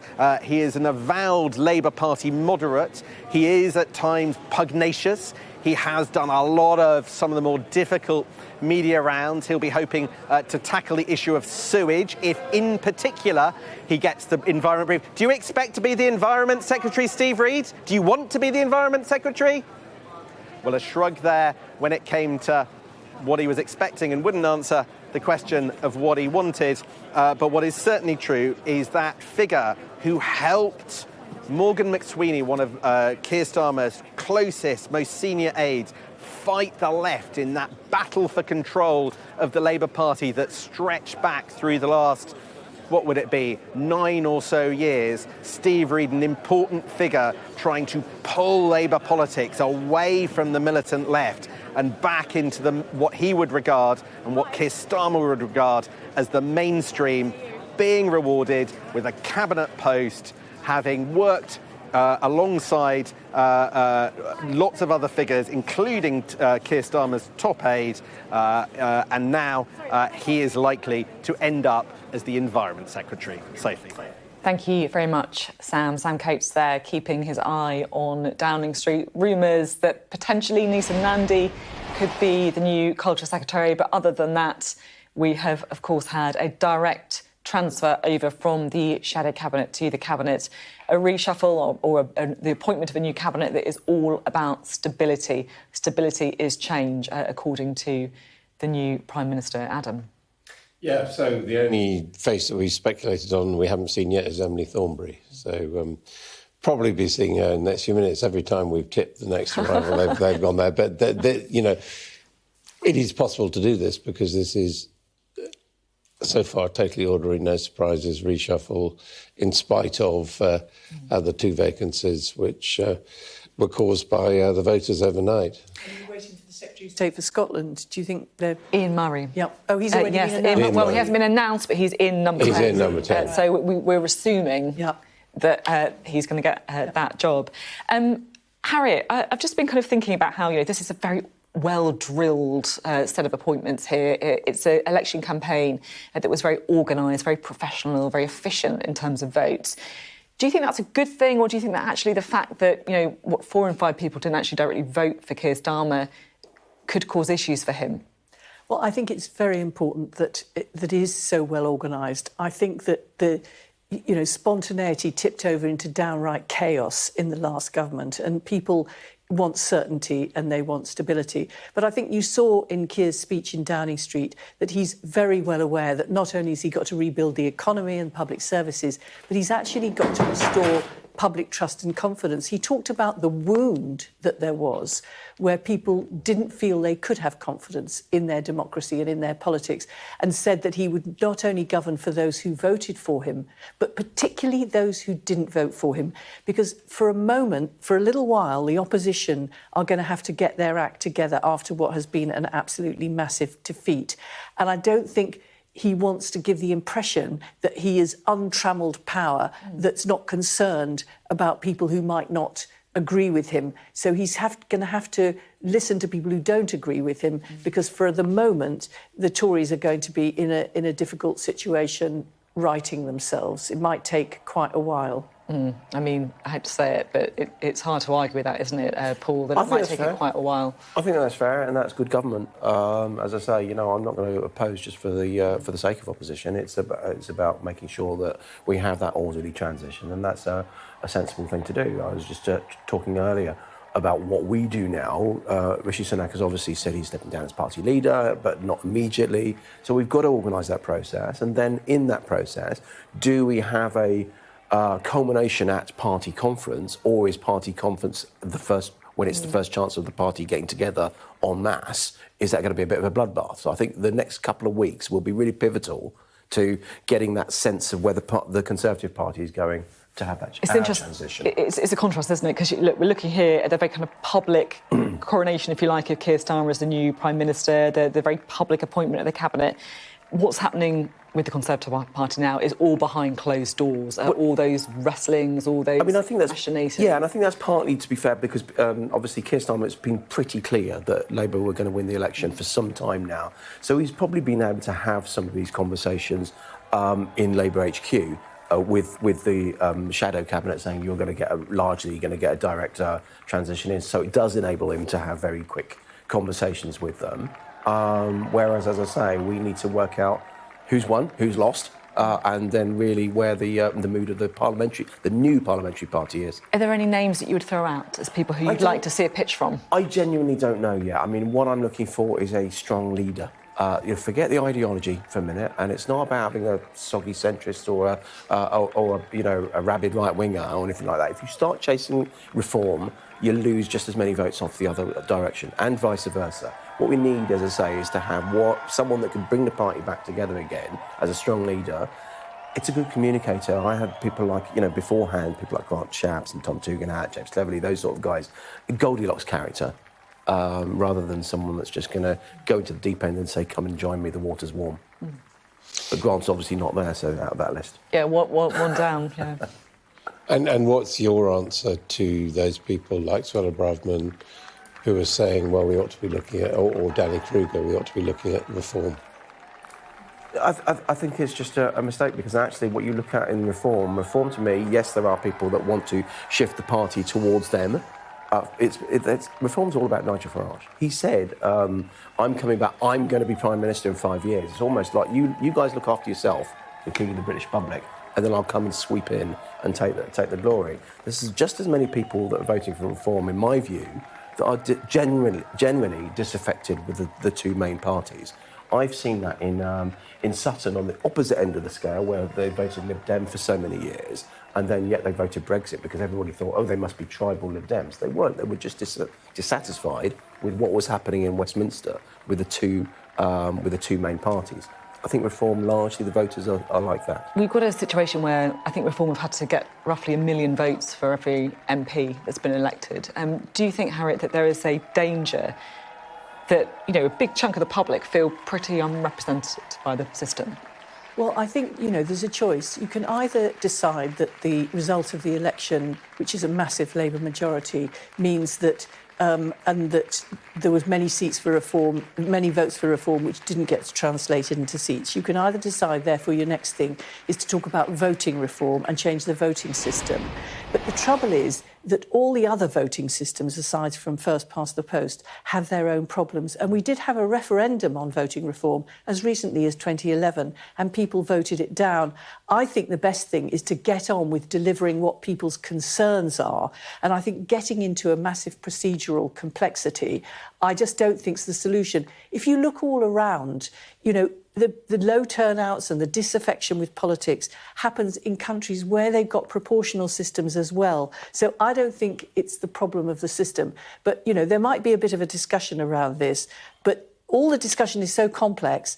And people do understand first past the post, that if you get the most votes, you win and you're accountable. And it's actually worked in this situation in terms of getting rid of an unpopular government in an orderly fashion. It hasn't worked for certain parties, you know, reform as we've just been discussing. But overall, it seems to have done its job. It's given a strong government that can then has the ability for ironically, the Lib Dems, who used to complain that they got more votes and fewer seats, they're now the other way round. They've got loads of seats on fewer votes. And I can't actually see them partnering up with Reform to go for voting change. So I think we're going to be getting on to deliver on the health service, the economy, and all of that sort of thing, rather than going down a procedural rabbit hole. Well, there was a statistic as well that is interesting, that Reform have got only, I think, a couple of % more than UKIP did in 2015. And it's translated in a handful of... At least they've got some seats this time, but not many. Yeah, electoral reform is a Labour policy. Well, we've done electoral reform. We've done it in Scotland. We've done it in the GLA. You know, we've got all sorts of a myriad of voting systems. But the question is whether or not we really are going to change from first past the post. You know, have you heard Keir Starmer mentioning it that recently? No, he's talked about... No, I just find it interesting. I mean, I'm not a great advocate of it myself. I agree with you two, but... We did hear Nigel Farage, when he wasn't shouting at the hecklers, actually saying he was now going to make a big push for electoral reform. There are also some voices within the Conservative Party looking at what happened to Labour this time round, who are beginning to look a bit askance at the first past post system. And so I'm just wondering whether it is going to, I mean, you know, boring as it is, and there are better things to talk about it, I'm just wondering whether it's actually going to become for a political issue in this Parliament, because we haven't got a two-party system. No, that's what I'm saying. So it works for... So there's always, you know, worth looking in. But as I say, Nigel Farage is going to be looking for things that he can say as unfair, because it really taps into that disaffection. Yes, it'll suit his agenda. You've been robbed, you know, you should be dissatisfied. But the point is, like with everything else, he hasn't really got a solution. No. You know, he's got simple winding everybody up and, you know, building on dissatisfaction. And that's why, you know, it's a problem having them in Parliament, using Parliament for amplifying that sort of division. I actually think he's going to be constrained in Parliament. I think if he's sitting there on the sidelines, he can say what he wants. It's actually sitting in Parliament, not really getting allocated questions and those kind of things. Again, it might feed into the unfair narrative, but he's going to have less of a voice. Let's see how that plays out. I'm sure it's going to be a very, I guess... colourful, loud. There's lots of adjectives I'm sure all of our viewers will have to describe Nigel Farage in all kinds of directions, parliamentarian as well. Yvette Cooper, the new Home Secretary, has been speaking at her new department. I think we can have a little listen to what she had to say. Thank you very much. It's been a long time coming for you. Thank you. Well, look, it's a real honour to be asked by Keir Starmer to serve as the new Home Secretary. The first duty of any government is to keep our country safe, to keep our communities safe, and to keep our borders secure. And so that is why my first task as I go into the Home Office will be Labour's first steps, which means trying to get neighbourhood police back on our streets in our communities, and also setting up the new Border Security Command to go after the criminal boat gangs that are organising the dangerous boat crossings. We know there are a lot of challenges ahead, and after 14 years, there is some difficult legacy that we will inherit, and we know that that will mean hard graft and not gimmicks ahead in order to tackle that. I think what we also know is it feels that our communities have faced damage and often felt fractured and sometimes brittle as well, and our task has to be to bring people back together and to restore respect and to restore trust, as Keir Starmer has said today, to restore politics to public service as well. So thank you, and let the change begin. Thank you very much. Thank you. The new Home Secretary there, Yvette Cooper. Interesting to see that she highlighted one of her priorities about smashing the criminal gangs who are organising those small boat crossings. We've had record numbers of small boat crossings this year. It is going to be a difficult policy to enact, something that governments around the world, of course, have struggled with. Will the Labour Party make any more cut through on that. We will wait and see. Sam is in Downing Street for us. Sam Coates, our Deputy Political Editor. Sam. John Healey, the new Defence Secretary, just walked out of the black door behind me with his military attaché. He looks like he is going to walk the short walk to the Ministry of Defence. It's a hop across the road, a hop across Whitehall. There you can see him with a man who will keep him secure and help the new Secretary of State keep the nation secure. He's just leaving the big black gate, and they will go and escort him through the crowds and across the road into the side entrance of the Ministry of Defence.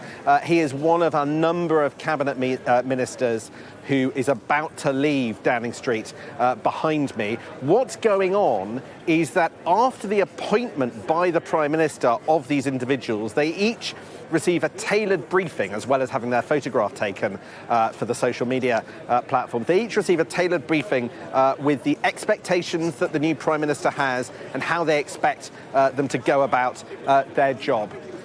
So those are the sorts of conversations going on right now in Downing Street. We're really at the kind of final stages of this reshuffle. We've got only a couple of faces that we're looking left to see. One is we haven't seen Emily Thornberry, who was the Shadow Attorney General.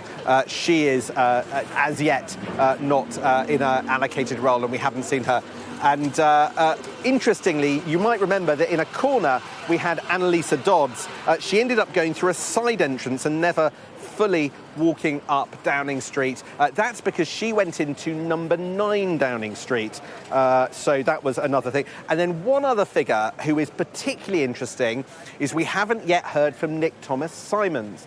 Now, he was at one point one of the closest members of Keir Starmer's top team as Shadow Home Secretary. He was demoted, but the role he was penciled in for was doing the renegotiation with Europe in order to bring the United Kingdom closer to Europe post-Brexit, a big priority, something that may not have even happened out of the Foreign Office.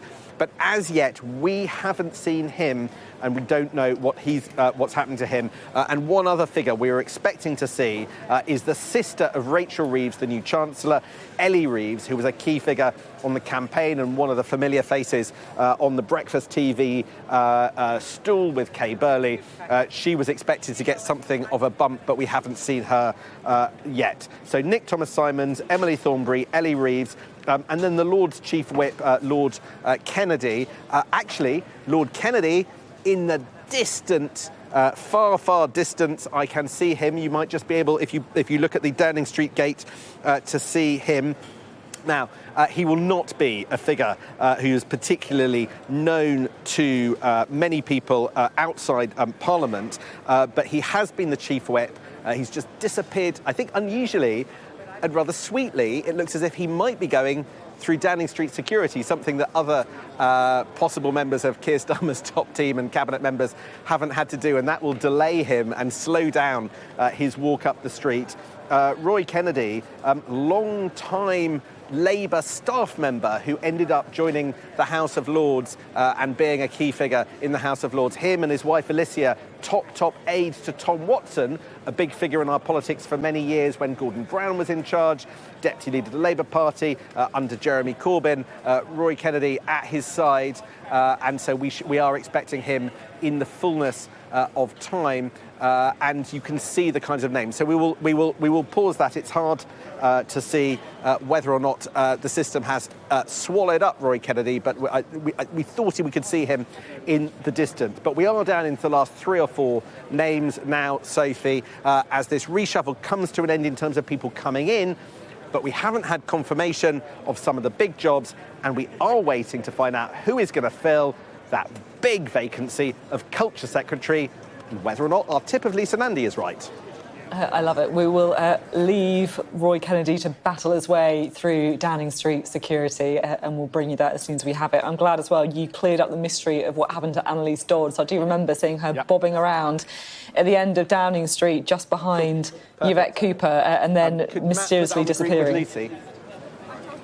Thank you very much, Sam Coates. Sam Coates there at Downing Street. We'll go back to Sam. Of course, as soon as Roy Kennedy manages to make it through security, Yeah, we're nearly there, aren't we? It feels like, doesn't it? Has Lucy Powell, shadow leader of the House, gone in? She's in. Oh. We don't know yet what role she's got. Some speculation she might be going to culture. Which she did as a shadow before. Yeah. We did. There's a vacancy there because of Thagam Devon there, Lizzie goes seat. Yeah, we did see her in, but we are unclear currently. It feels to me like we've been talking an awful lot about people so far, which is understandable because, you know, that's what cabinet appointments are all about. But it does feel like maybe we should touch a bit on policy as well, because the hard work starts here, doesn't it? The public spending projections that we've got have been, I mean, effectively described by economists as a complete fantasy. Rachel Reeves says she's going to be sticking to the Conservatives' fiscal rules to get debt falling by the end of the Parliament. I mean, I'm no economist, but I'll be frank, I can't see how those two things can work out. Harriet, what do you think? Well, if I had to choose between the economic acuity of Rachel Reeves or the IFS, although I've got a huge amount of respect for the IFS, I mean, Rachel Reeves does know what she's doing. And welcome to Glasgow. Join me on the banks of the River Clyde, where there has been today a Labour rally event after they won here. All of the seats in Glasgow went from yellow to red. It has been a seismic shift in Scottish politics today after this entire country chose to say goodbye to the SNP and choose change, which has very much been Labour leader Sir Keir Starmer, but also Scottish Labour leader Anna Sarwar's message from the very beginning. The battle bus was here, all of his new MPs were here, and there were quite a lot of them. Let's go back. Let's remember, in 2019, Labour only had one MP. They've gone from just one, in just 4 years, 5 years, they've changed that dramatically. They now have over 30, something like 37 is the current number. And they were all here, reigning in that success, wearing their red blazers, their red dresses, their red ties and red rosettes. And they were over the moon. Lots of them actually were talking to me about how there's that worry now of, oh my goodness, I didn't quite realise this would happen so quickly. I've got to plan for my accommodation in London from when I'm down in Westminster. I need to think about the train travel. I need to think about coming back to my constituency on the Friday and the Saturday and the Sunday. And dealing with things like, well, where do I go in the House of Commons? What's the parliamentary pass that I need?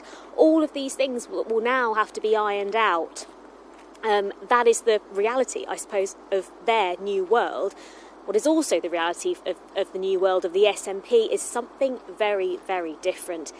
There has been an absolutely catastrophic collapse in the power that they once had here in Scotland, and I don't think that anyone could have thought that it would have been as bad as it has become. The SNP have gone from 48 seats in 2019 to now just having 10 seats. That's a really dramatic decrease, considering the SNP has been in power here for 17 years, certainly when it comes to the Scottish Parliament, but they were, up until today, the third largest party south of the border over in Westminster and the largest party here in Scotland. So this is quite a dramatic shift for them. John Swinney today has been talking about how the party needs to do some soul searching. He, of course, is the SNP's leader, but also the First Minister of the country. He's talking a lot about rebuilding trust. That's something that's echoed by Stephen Flynn, the SNP's Westminster leader. He's only just held on to his Aberdeen South seat. He's been talking today about a Starmer tsunami. He again has been talking about rebuilding trust. And the attacks from all of the parties, whether you were Lib Dem or Labour or Conservative up here during the campaign period, it has been aimed at the SNP's faltering record. As I say, they've been in power here for 17 years, almost 2 decades. Allegations of financial misconduct. They are still facing a police investigation surrounding that.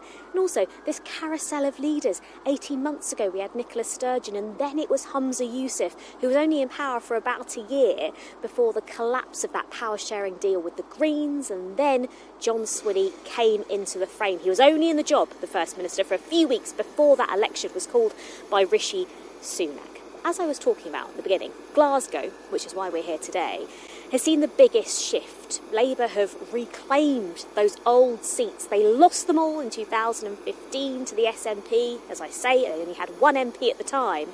And last night there were jubilant scenes. Anna Sarwar was thrilled. The new MPs that have been selected relieved to be back in the seats, crucial to them here in Glasgow. But the Central Belt really was where they were ploughing in a lot of their campaign money. They were really excited to be making gains in those seats.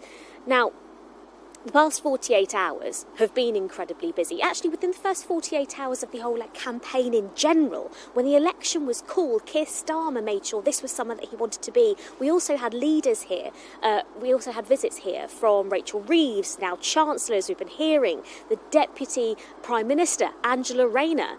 She came here twice. Only last week she was here talking to me about what she wanted for the people of Scotland, talking about a new deal for working people. They were all very keen, clearly, to capitalise on that decline in support for the SNP, and they clearly went and did that. Now, we have been answering plenty of your questions on social media. Thank you for following this stream.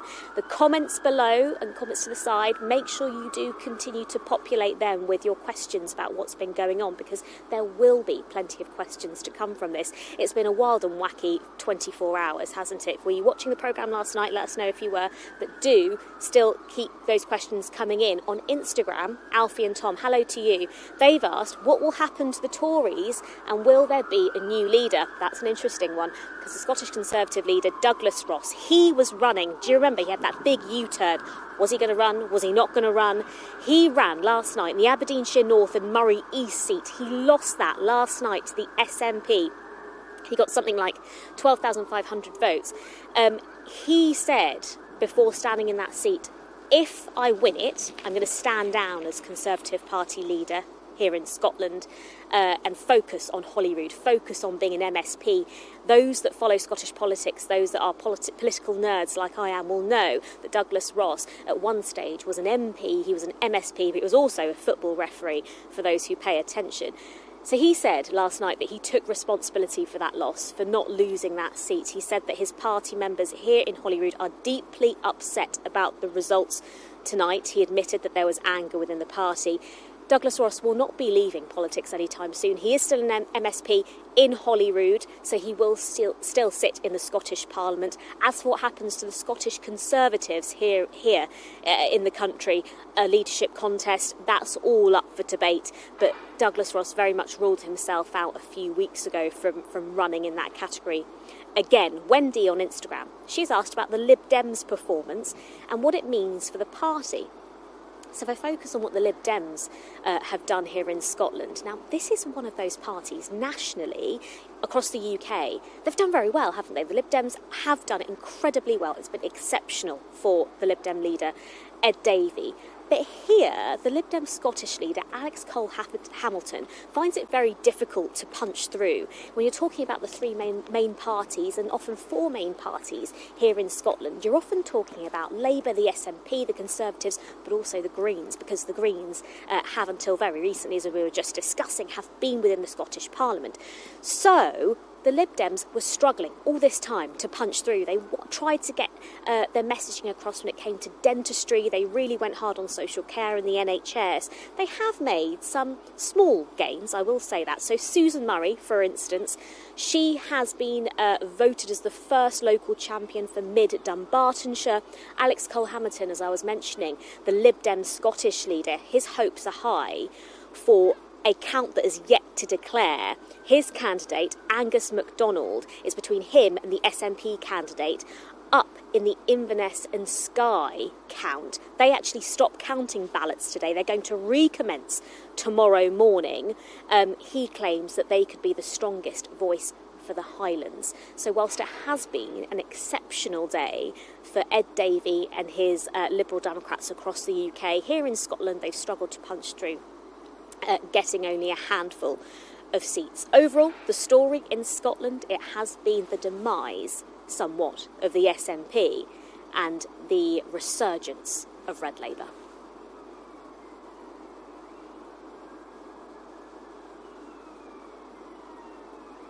As, of course, she has been appointed. Another one of those people who came from a family on free school meals. Her mother couldn't even afford to buy her a coat to go to school. Her neighbour saw her going to school without a coat, and bought one for her, and yet she went to Oxford. People from, very disadvantaged backgrounds, but very, very bright, not born to privilege, but just by, really by their own merit have got there. We've been looking as well, Adam, at some of the pictures of Sir Keir Starmer going into number 10 for the first time, the flag waving, shaking the hands of some of his supporters. You can see him there, a couple of hugs. He's there with his wife, Victoria. Does it remind you of Tony Blair? Yeah, I mean, it does look like when New Labour came in, they had people on both sides of the road. I think in that case, they actually had Union Jack flags. This time around, they've got Union Jack umbrellas. Although, it does have to be said, I mean, Harriet will remember this, it is a completely different mood. Yeah, it's more low-key because of the seriousness of the background circumstances. Yeah, there was a great mood of optimism, I think, in 1997, and I have to say less animus towards John Major than there has been towards the outgoing Conservative government now. Yeah, it's a different mood, as you say, but at the same time it does feel like a historic day for the Labour Party. I mean, that shot there, Keir Starmer, Labour leader, on the steps of number 10. I mean, you can see it in his face. It's almost as if like a weight has been lifted off his shoulders. Now he's got that Ming vase over the line, but it does feel that'll be a fleeting feeling because he's going to have a big weight on his shoulders once he walks through that door. I mean, also one big difference. I think Tony was saying Tony Blair was the first Prime Minister for a long time to have school-aged children. Blair's took the decision, you remember there was that famous pose on the doorstep. The Starmers have decided that they're not even disclosing the names of their son and daughter. They're not there for this big moment. So times have changed, I think, partly because of the way social media has changed. And he said that's his big worry as well, hasn't he, about protecting his children and his family? Yeah. And presumably he's got to get through this reshuffle quite quickly because he's knocking off at 6 o'clock. It's Friday. So spending a bit of time with his family. Right, thank you very much indeed. Let's go to Sam Coates, shall we? Sam Coates, is there any more movement on Downing Street, or are things starting to enter a bit of a quieter period? So we've had a little bit of toing and froing in Downing Street. Coming out of the Downing Street door behind me, we had Bridget Phillipson. I asked her whether she was pleased to be Education Secretary. She was beaming. Quite frankly, sometimes she can come across as a slightly austere figure. Not at all today. She said yes, she was clearly very happy indeed. We are in the very final stages, almost the tidying up stages of this set of cabinet appointments reshuffle, if you compare it to the shadow team that Keir Starmer had. We haven't seen any of Nick Thomas-Simons, who we were expecting to kind of do the Europe renegotiation on behalf of Keir Starmer. Maybe he'll do that, but not from inside cabinet. Emily Thornberry, she's another mystery. She was Shadow Attorney General. And Ellie Reeves was expected to have some kind of promotion. She was one of the deputy campaign figures, but we haven't heard of her. But, Sophie, when we get things wrong, we have to correct them. And I do have to correct something. Earlier, I thought we saw in the distance Roy Kennedy, Lord Kennedy, the Chief Whip for Labour in the Lords. It was quite a long way away. My eyesight wasn't what it was. Turns out it was our very own Mark Austin. Don't think he's about to be Chief Whip in the Lords. Sam, I can't believe that. It did make a bit more sense, I suppose, at Mark Austin, although he's a very upstanding presenter, obviously would have had to go through Downing Street security. Mark Austin off stage has just said he'd be a very good Chief Whip. Clearly he thinks he's a disciplinarian. Others might beg to differ. We couldn't possibly comment on that. Thank you very much. Mark Austin will, of course, be with us here from 5 p.m. So good to see that he's... I think I'm going to see him in that picture, actually, getting ready after making his way through Downing Street security, being mistaken by Roy Kennedy. Apologies to all involved. Right, here is a reminder of what we do know. Let's look through some of the cabinet appointments so far. It's been a busy afternoon in Downing Street. Angela Rayner, appointed as the Secretary of State for Levelling Up. She's also the Deputy Prime Minister, the very first person through that door. Rachel Reeves, meanwhile, has become the UK's first ever female Chancellor, the first time a woman has been appointed to that role in its 800-year history. David Lammy confirmed as the Foreign Secretary. David Lammy there, the new Foreign Secretary.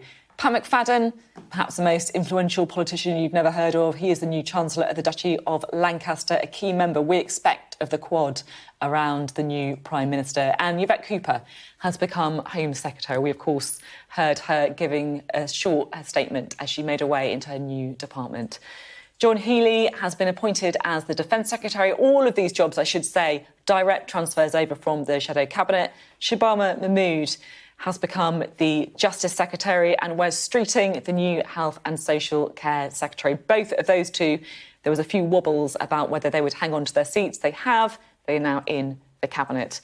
Bridget Phillipson has become the new Education Secretary, a role that she has been shadowing. She is now the new Education Secretary. And Ed Miliband, former leader himself, of course, of the Labour Party, he's finally made it into number 10, this time as part of the Cabinet. He is the new Secretary of State for Energy Security and Net Zero. Liz Kendall is the new Work and Pensions Secretary. Liz Kendall, former leadership candidate herself, she's the new Work and Pensions Secretary. Meanwhile, Jonathan Reynolds has been appointed as the Business and Trade Secretary. Peter Carr, the MP for Hove, is the new Science, Innovation and Technology Secretary. And the new Transport Secretary is Lou Hay, the new Transport Secretary, the youngest member of the Cabinet. Whew, there we go. The new Cabinet. Sir Keir Starmer has not hung around. It's not even 5 p.m. yet. And those are all the appointments officially made to the Cabinet. There's a clutch of people who are also in number 10. So he really is rattling through the appointments. A couple of very brief final reflections from you. Harriet, what's your main takeaway of the day? Well, we've got a fantastic cabinet, but we've also got a whole load of MPs elected, and within the Parliament there is a record number of women MPs across all the parties except for Reform, 267, and I'm hoping they're going to get together in a women's caucus and make sure all the things that women haven't got at the moment are delivered by this new government. Governments don't like, you know, cross-party groups telling them what to do, but it would be a thoroughly good thing in this instance. Keir Starmer says country before party. I hope the women will say gender before party. Where do you stand on removing the urinal in the Chancellor's private bathroom? Apparently this has become an issue. Do you know, that's something I had no idea about. Can you give me a moment to think about that?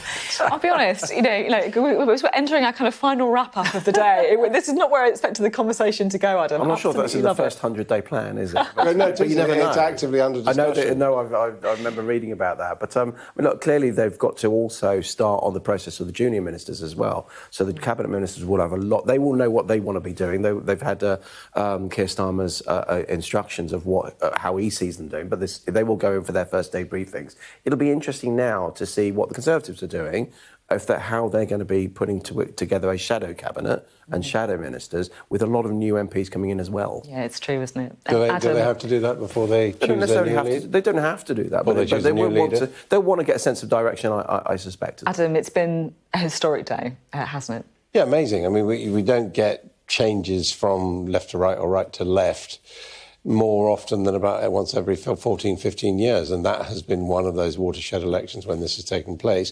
It's also, records have been broken all over the place in terms of worst performance by the Conservatives, but also records broken in terms of, other than the main parties, the biggest percentage of the vote so far. That is reflected in Reform getting its first MPs, the Greens getting 4 MPs, and the return of the Liberal Democrats. I mean, it's a completely different political map now. Extraordinary day, a front row seat, really, on the history books here. Record-breaking for the Conservatives for all the wrong reasons, a worst ever seat loss, and, of course, Sir Keir Starmer making history as well as he enters number 10 as Prime Minister and appoints his cabinet. Thank you for sticking with us here on Sky News. We're going to be crossing to Mark Austin in a minute, but first let's look back at a historic day.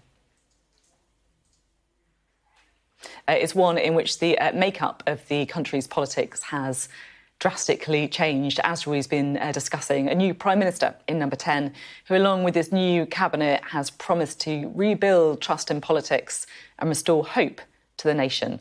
Let's take a look back now at some of the big moments of the day. I am sorry. I have given this job my all, but you have sent a clear signal that the government of the United Kingdom must change. I will step down as party leader. He's just entered history as a man who led Britain's most successful political party to its worst ever loss of seats. We did it! Liz Truss, the former Prime Minister, the shortest ever serving Prime Minister, is out of Parliament. Shapps, gone. Mordaunt, gone. Keegan, gone. Hart, gone. Fraser, gone. Mercer, gone. Rees-Mogg, Conservative Party candidate, 15,400. Goodbye, Mr. Rees-Mogg. Bristol, you made history today. It is grim, it is miserable, it is a complete disaster for John Swinney's party. Boring! Well, this is good preparation for the House of Commons, I suppose. Any more for any more? Actually, yeah. Trust is a very precious commodity. And I want to thank people for trusting us again. This is an historic meeting. Here comes the new Prime Minister. Our country has voted decisively for change, for national renewal and a return of politics to public service. This lack of trust can only be healed by actions, not words. I know that. Our work is urgent, and we begin it today. Thank you very much.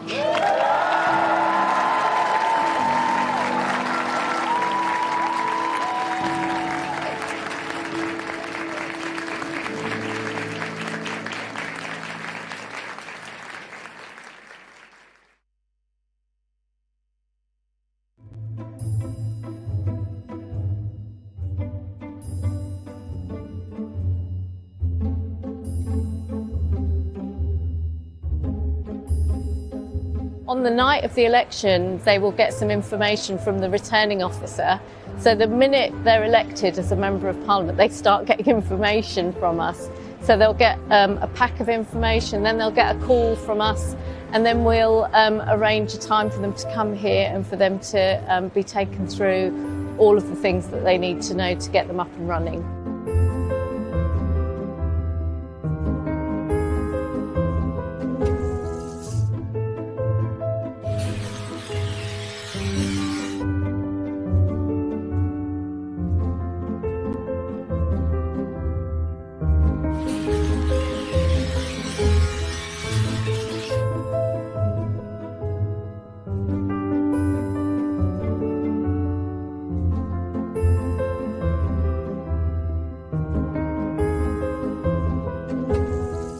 Well, our role when after the election has gone is basically we will be welcoming new members, returning members as well, making sure they know where they're going, what they have to do, paperwork they have to sort out, just making sure we're a friendly face, help them around, show them around, and if there's any places they need to go or any people they need to see, we make sure we facilitate, but they can do that in an easy and comfortable way. I think this is my 6th general election here, and it's going to be very excitable for the new members who will come in here with many questions. They will have requests about their family, might want to see them swear in or do their maiden speeches. They'll be a little bit disorientated in Parliament, and we're there to assist and help all of them because we have political impartiality and we're there to help everybody.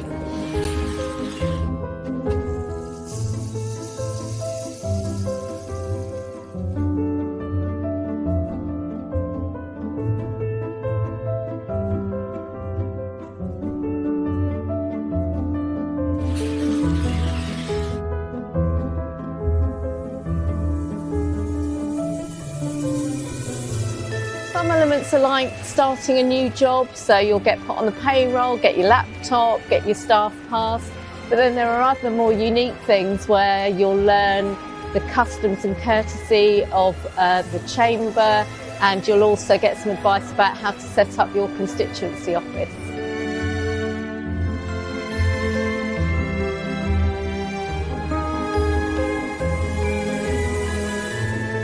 I mean, obviously it's hugely exciting. They've worked so hard to get here, but I think there's always a lot of tiredness. They've been campaigning really hard. So it's a mixture, I think, of emotions, but they are, by the time they get to us on that first day, they are definitely excited.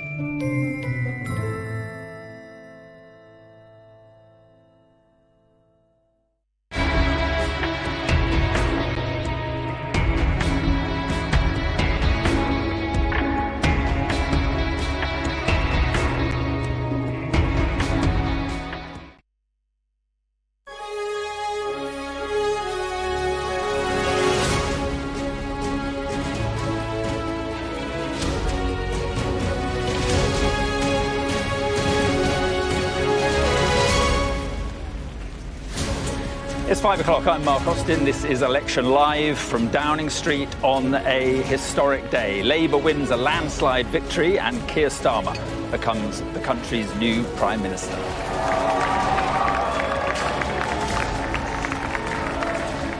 A rapturous welcome from Labour supporters in Downing Street as he promises a government of service. Whether you voted Labour or not, in fact, especially if you did not, I say to you directly, my government will serve you. Earlier, a trip to see the King, Sir Keir went to Buckingham Palace to be formally appointed Prime Minister. From Rishi Sunak, an apology as the Conservatives suffer their biggest losses in history. I am sorry. I have given this job my all. But you have sent a clear signal that the government of the United Kingdom must change. Farewell to Downing Street. Rishi Sunak confirms he'll soon step down as Conservative leader. A new cabinet for a new era with Angela Rayner as Deputy Prime Minister, Rachel Reeves as the first female Chancellor, David Lammy, Foreign Secretary, and Yvette Cooper, the Home Secretary. Former Prime Minister Liz Truss, one of the biggest casualties of the night as 11 cabinet ministers lose their seats.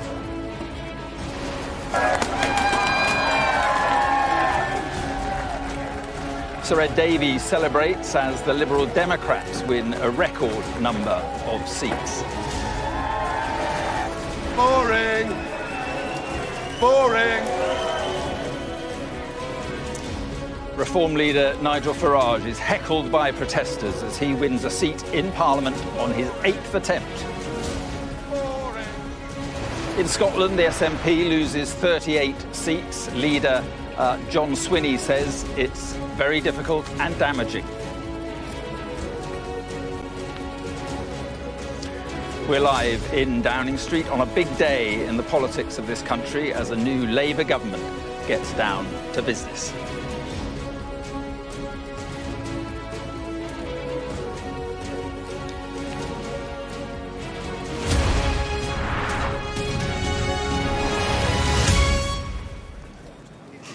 So good evening then from Downing Street on a momentous day, a day of seismic political upheaval and a landslide victory for Labour. Sir Keir Starmer stood right here at lunchtime and addressed the nation for the first time as Prime Minister. Our work is urgent and we begin it today, he said. Earlier, Rishi Sunak stood in the same spot and said sorry after the Conservatives suffered their biggest losses in history. He confirmed his intention to step down as party leader. Over the next 2 hours, we'll look back on a historic day, examine the challenges facing the government as the new cabinet is formed, and we'll ask what next for the Conservatives. We'll also reflect on a good night for the Lib Dems and Reform and big losses for the SNP. First off, let's take a look at the numbers with just 2 results still to come in. Labour have won 412 seats, more than doubling the 202 they won in 2019. The Conservatives are on 121. That's only around a third of the 365 seats they won under Boris Johnson. A big night for the Liberal Democrats, who are on 71, up from just 11 at the last election, but a disastrous night for the SNP. They're on 9. They won 48 in 2019. Reform are on 4, their first ever seats, including victory for Nigel Farage at the 8th attempt. Plaid Cymru, 4, and the Greens also on 4. Our first report this evening comes from our home editor, Jason Farrell. The sun broke out as the new occupants of number 10 arrived on Britain's most famous street. The welcome was warm for Keir and Victoria Starmer. His first words, a tribute to the man who'd just departed. I want to thank the outgoing Prime Minister, Rishi Sunak. His achievement as the first British Asian Prime Minister of our country, the extra effort that will have required should not be underestimated by anyone. And we pay tribute to that today. And we also recognise the dedication and hard work he brought to his leadership.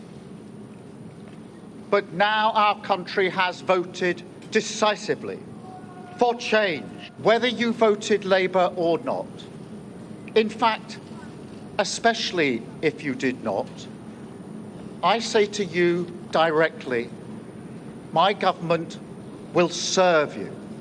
Our work is urgent, and we begin it today. Thank you very much. His triumph is both historic and strange. The first Labour Prime Minister in 14 years enters Downing Street with a thumping majority, but his landslide lacked lustre, secured with fewer votes than Jeremy Corbyn got in 2019. It happened because the Conservatives experienced their worst ever defeat. Leaving his post earlier under more leaden skies, Rishi Sunak was heavy with humility. To the country, I would like to say first and foremost, I am sorry. I have given this job my all, but you have sent a clear signal that the government of the United Kingdom must change, and yours is the only judgment that matters. Whilst he has been my political opponent, Sir Keir Starmer will shortly become our Prime Minister. In this job, his successes will be all our successors, and I wish him and his family well. Whatever our disagreements in this campaign, he is a decent, public-spirited man who I respect. Both leaders gracious in victory and defeat. It was a very British exchange of power. Mr. Sunak will stand down as Tory leader once the arrangements for his successor are in place. He headed to the palace to resign ahead of Keir Starmer being commissioned to form a government by the King. This momentous day came after an extraordinary night. 12 cabinet ministers unseated, and Liz Truss, ousted as Prime Minister after 45 days, now rejected by her constituents, losing one of the safest Tory seats in Britain. The Conservative nightmare complete as their long-time tormentor Nigel Farage has become an MP. Heckled by a series of protesters, but his party reform got 4 million votes, although, due to the electoral system, only a handful of seats to show for it. It is very much my view that our outdated, first-past-the-post electoral system is not fit for purpose, and we will campaign with anyone and everyone to change this electoral system. With fewer votes than reform, the Lib Dems obtained vastly more seats. It was a night of sweet success for Ed Davey, and a morning of sober reflection. Trust is a very precious commodity. It's hard won. And sometimes you've lost it, you lose it. And you have to work very hard to win it back. And I want to thank people for trusting us again. We will not let you down. The Scottish nationalists lost big as Labour rebuilt its red wall north of the border, while the Greens picked up a record 4 seats. This afternoon, we saw the procession of new faces of government walking up Downing Street. A female Deputy Prime Minister in Angela Rayner, a female Home Secretary in Yvette Cooper, and the first ever female Chancellor, Rachel Reeves. It is a dramatic changing of the guard, with a party whose big promise is to change Britain. Jason Farrell, Sky News. Well, over the last couple of hours, the new Prime Minister has been putting his first cabinet together. John Craig is with me here. So a new Prime Minister, a new cabinet. Any surprises? No. And what was surprising, I suppose the only surprise, was how quick it was. I mean, you and I have stood here many times on the days of cabinet reshuffles. Quite often, there's a hold-up. because Minister A does say, I'm not doing that job, and that holds it all up, or somebody flounces out of the cabinet or whatever. All really, really smooth. So all the people who've been shadowing their various portfolios over the last year or two have all got the same jobs. Now, one or two vacancies still, because Thangham Debonair lost in Bristol to the Green Party. I tell you what I'm going to do. I'm going to stop you because I missed out a graphic which would explain to people who had got what job. So let's do that first before we start talking about it. So Angela Rayner has been appointed as the Secretary of State for Levelling Up and Deputy Prime Minister.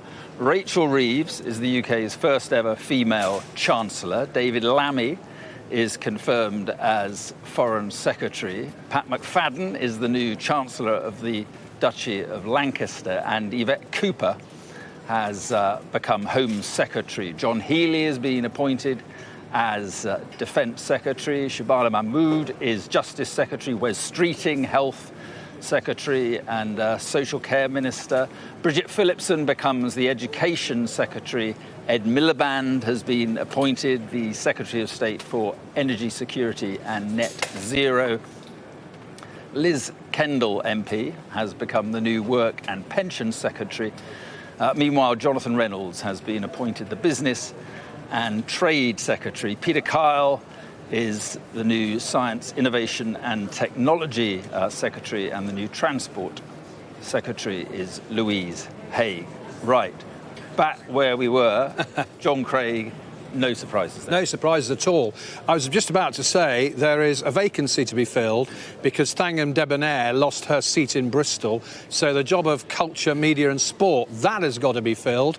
Could it perhaps be Chris Bryant, who is number 2 on the shadow front bench in that job?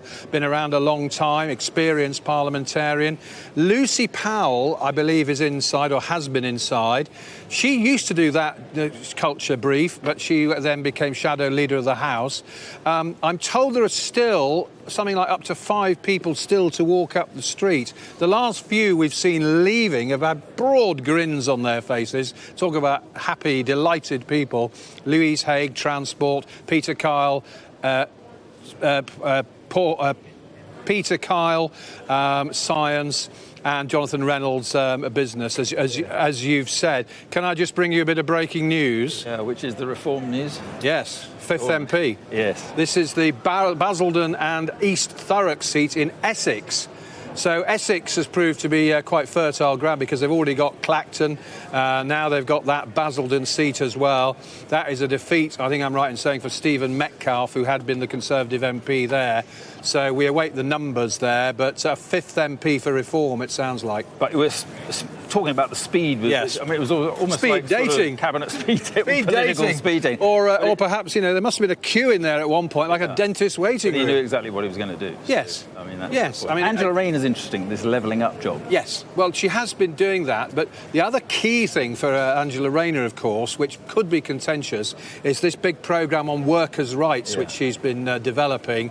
That's led to big business complaining they don't like it, and it's led to senior trade union leaders like Sharon Graham of Unite saying, don't you dare water down those proposals. Can I just say something about Rachel Reeves, because she is the first woman Chancellor, and she has made a point today of talking about being the first woman Chancellor and how important that is, and saying that there's no limit on the ambitions of young girls when a woman can become Chancellor.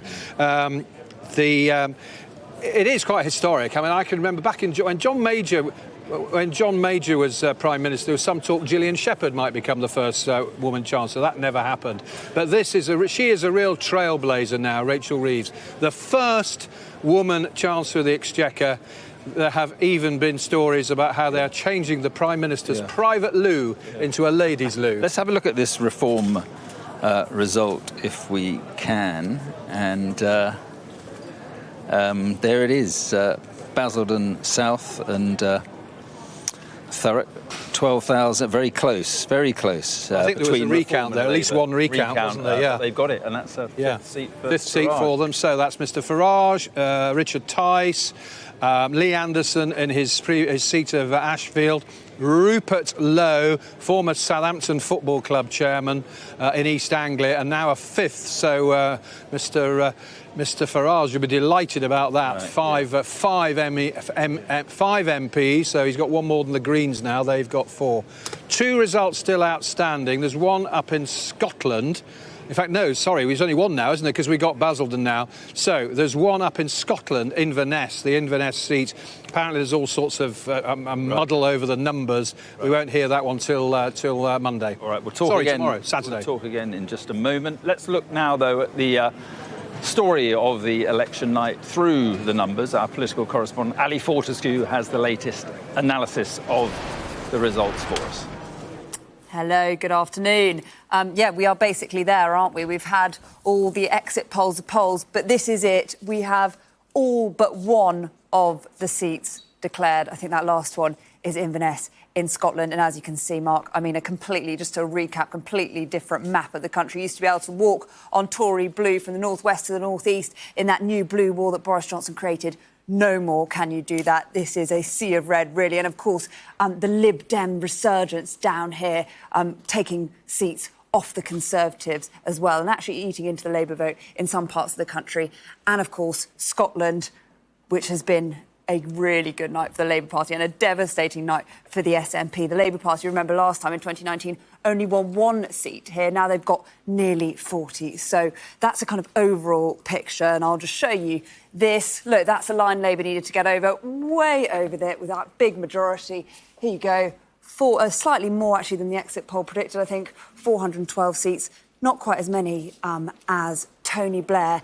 But this really is the kind of historic moment. It's the collapse of the Conservatives. We haven't seen anything like that since the 1830s, when the Conservative Party became more like what it is now and the whole system was reformed. So it really is a bad result. Worth saying, some predictions had them under 100 seats, but this is definitely not a good night, whatever way you look at it, for the former Prime Minister, Rishi Sunak. But I want to show you this, because this is something very interesting that we've been talking about a lot today. And this is when you look at the vote share versus the number of seats, because it's been a very efficient Labour campaign. And that contrasts some of the past recent Labour campaigns.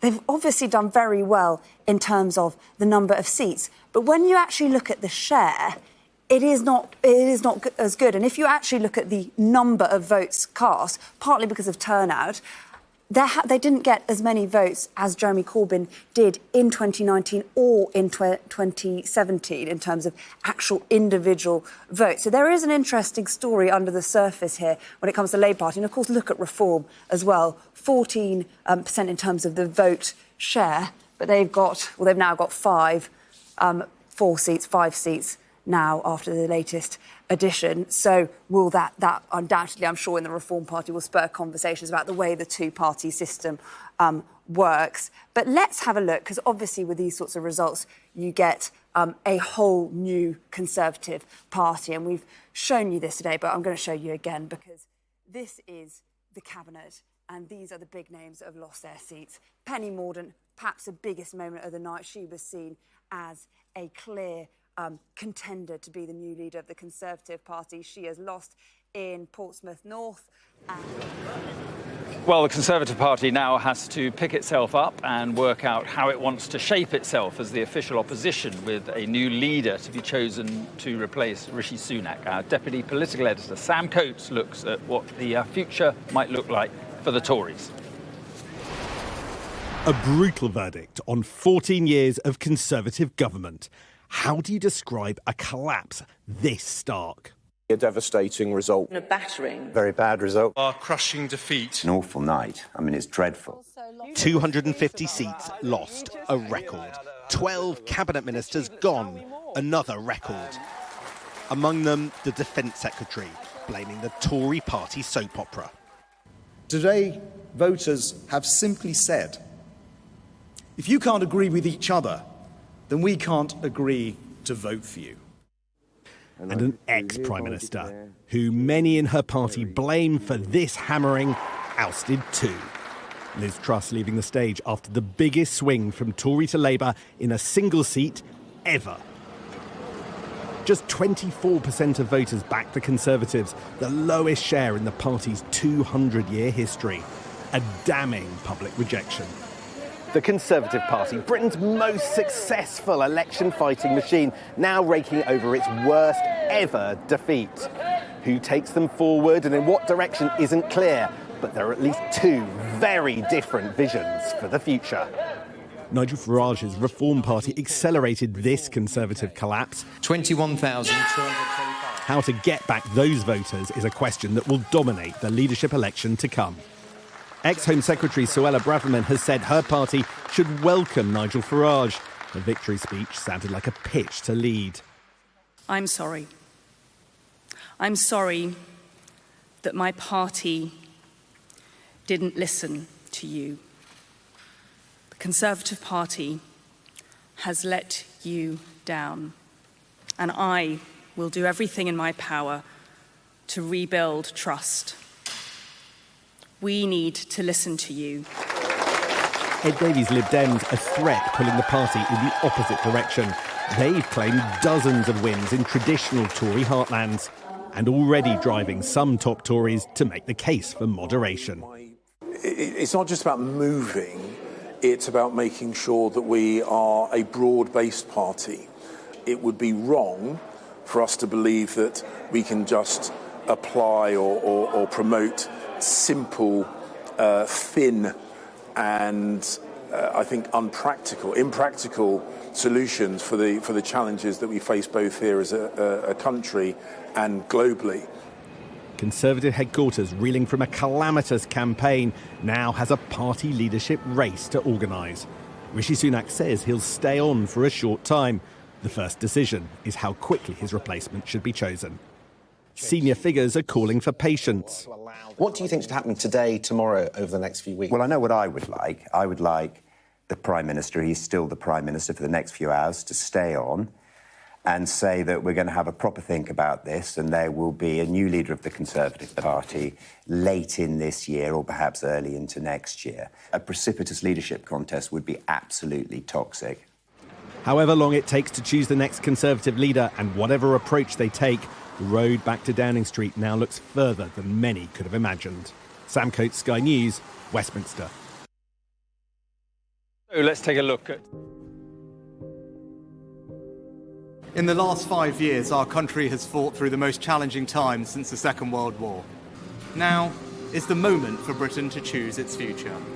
For Rishi Sunak, it began in the rain and it never got better. A lacklustre campaign from the start. Hi, everyone! Offending veterans. On reflection, that was a mistake, and I apologise. Alienating voters, dodgy betting, and even failing to win over those whose very instinct is to follow. For the Tories, the game was up. The question now is, who do you trust?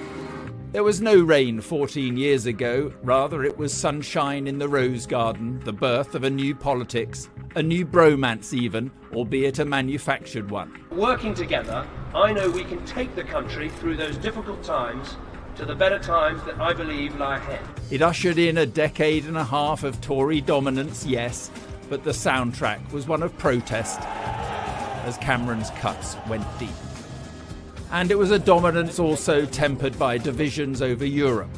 A confident David Cameron gave the people the final say. I will go to Parliament and propose that the British people decide our future in Europe. But buoyed by Boris's boosterism, the people said leave. Let's vote leave, take back control of this country. Sky News is projecting that the UK has voted out. The Leave campaign managed to cut through on immigration. And I think the problem for the Remain campaign was it was the very early stages of populism. People hadn't spotted that. They hadn't expected the levels of discontent that were going on. What had happened was millions of people who traditionally don't vote, and pollsters had discounted, had voted. Cameron was not the first Prime Minister to be haunted by Europe, but certainly the first to be broken by it. I love this country, and I feel honoured to have served it. It was Theresa May's misfortune to be tasked with seeing Brexit through. For a Remainer turned ardent Leaver, it was an awkward dance to pull off. Her legacy, one of failure. Brexit means Brexit, and we're going to make a success of it. Public humiliation and catastrophic miscalculation. Nothing has changed. Nothing has changed. A snap election in 2017 cost her a working majority, and that was pretty much that. With enormous and enduring gratitude to have had the opportunity to serve the country I love.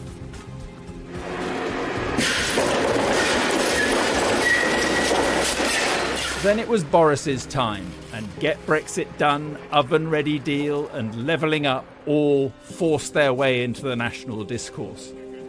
He won big at his Christmas election. The Tories looked set for years in power. Mr Corbyn, this is the worst Labour defeat in decades. Defeated Labour left, licked their wounds, and then a hitherto unknown virus in a little-known city in China changed everything. I must give the British people a very simple instruction. You must stay at home. As Britain locked down, Boris Johnson went down with the virus. Mercifully, it did not do for him physically, but politically, there was no way back. And it was not socially distanced. Downing Street parties and one particular image of a bereaved queen steadfastly sticking to the rules her Prime Minister had broken saw to that.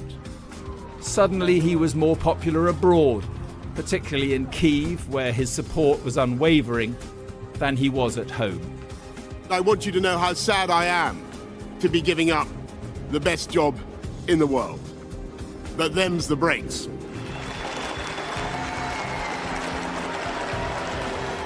It all led to the era of Truss, if you can call it an era, a misjudged budget. I'm not going to cut the additional rate of tax today, Mr. Speaker. I'm going to abolish it altogether. A collapse in the markets, and before you knew it, the tabloids were having fun. A lettuce outlasted the fourth Conservative Prime Minister in 6 years. I believe in the British people, and I know that brighter days lie ahead. Britain became a laughingstock, and public trust in the Tories evaporated.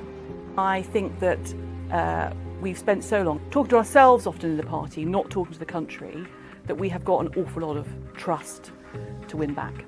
On reflection, Rishi Sunak, in truth a novice politician, had little chance. Mr. Sunak, can you really unite the party now? A Tory-weary country to run, and a rejuvenated Labour Party to face. See if he can finally find somebody, anybody, anywhere, to vote for him and call a general election now.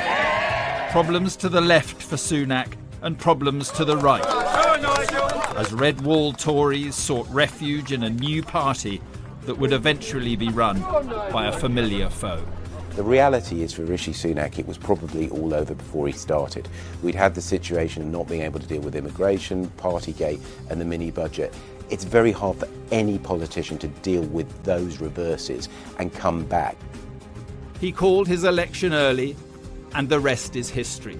14 years of Conservative rule has drawn ignominiously to a close, and one of Britain's great political parties is left to fight for its very existence.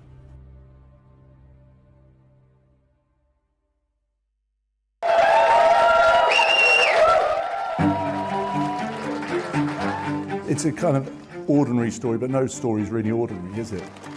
Keir Starmer has taken the Labour Party from the depths of defeat to a historic election victory in just 4 years. But who is he really? And what does his backstory tell us about the kind of Prime Minister he'll be? He's from a working class family in a village in Surrey. It's quite a posh area, and to be working class there kind of set you apart. His dad was a toolmaker famously, and Keir Starmer is the first person in the family ever to go to university. But he's got this other thing going on. His mother is really ill. She's got Still's disease, which is horrible illness in which your immune system attacks itself. And so you've got the dad who's resenting being looked down upon by his neighbours. You've got a brother with difficulties learning. So it's about him getting on and getting out.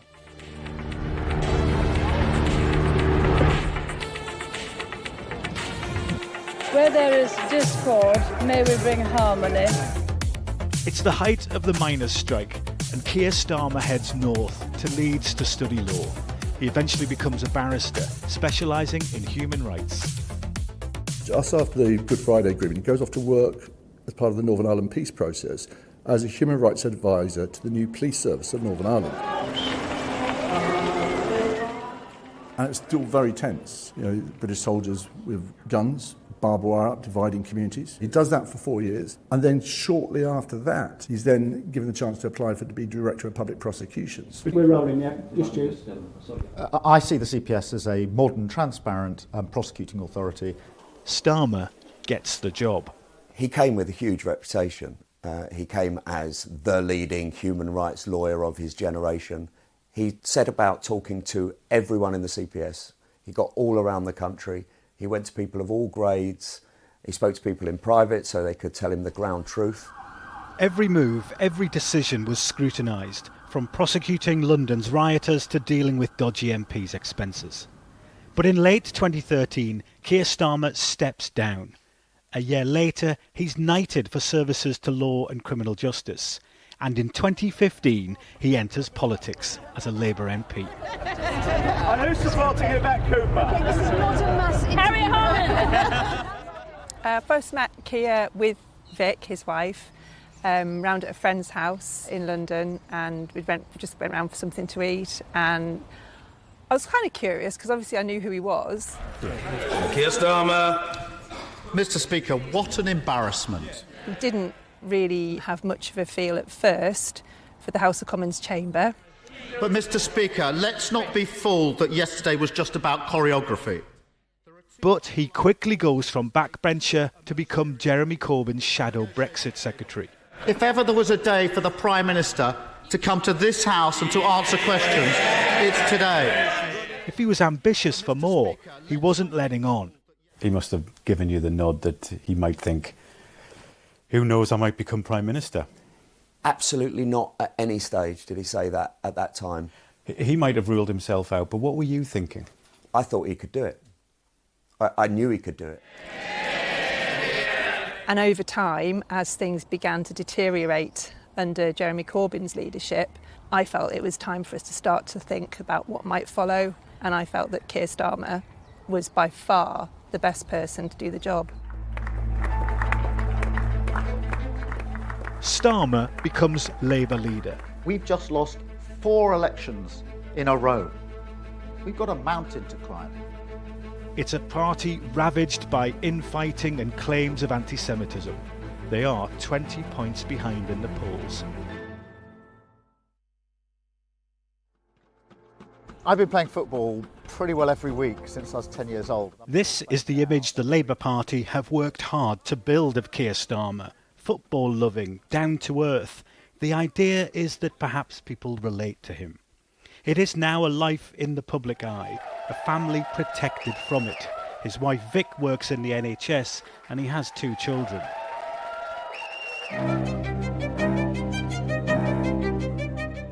Some people describe him as cold, standoffish, doesn't answer questions. Why do they think that? He isn't Mr. Jazz Hands, is he? You know, he is a considered, thoughtful person. I think that one of the things he needs to do, and one of his tasks as Prime Minister, is going to be to rebuild this trust in politics. What difference can voters expect from what he replaces? I think we've got so used to the sight of the removal van coming up down the street, another Prime Minister coming and going, and we've had, 5 and 8 years, that we've forgotten just how electrifying it is when you get a complete change of government. Like, any other dad, he's going to be concerned about the impact all of this is going to have on Vic and the kids. They haven't grown up in this kind of privileged bubble where they are used to having all their sort of needs met by other people and round-the-clock secure. That's just not their life, but that's all going to change now, and that's going to be really tough. My biggest fears are not about his ability to do the job. I've got every confidence in that. But obviously, for him as an individual, the toll of being Prime Minister and being a serious Prime Minister really making a change in one of the most difficult times we've faced for a long time, both domestically and internationally, it's going to take a huge toll on anybody. Life will be very different now. He has promised change. Now he needs to deliver it. Thank you so much. Nick Martin, Sky News.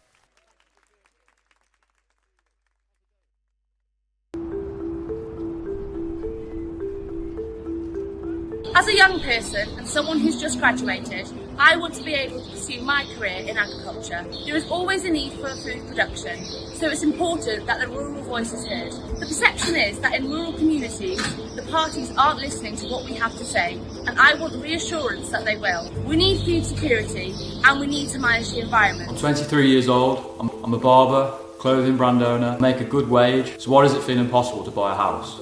Not only am I cutting in the shop 5-6 days a week, I go out on the weekends to help educate other barbers, and working in my spare time, I'm still not able to fund a deposit for a house and get accepted on a mortgage.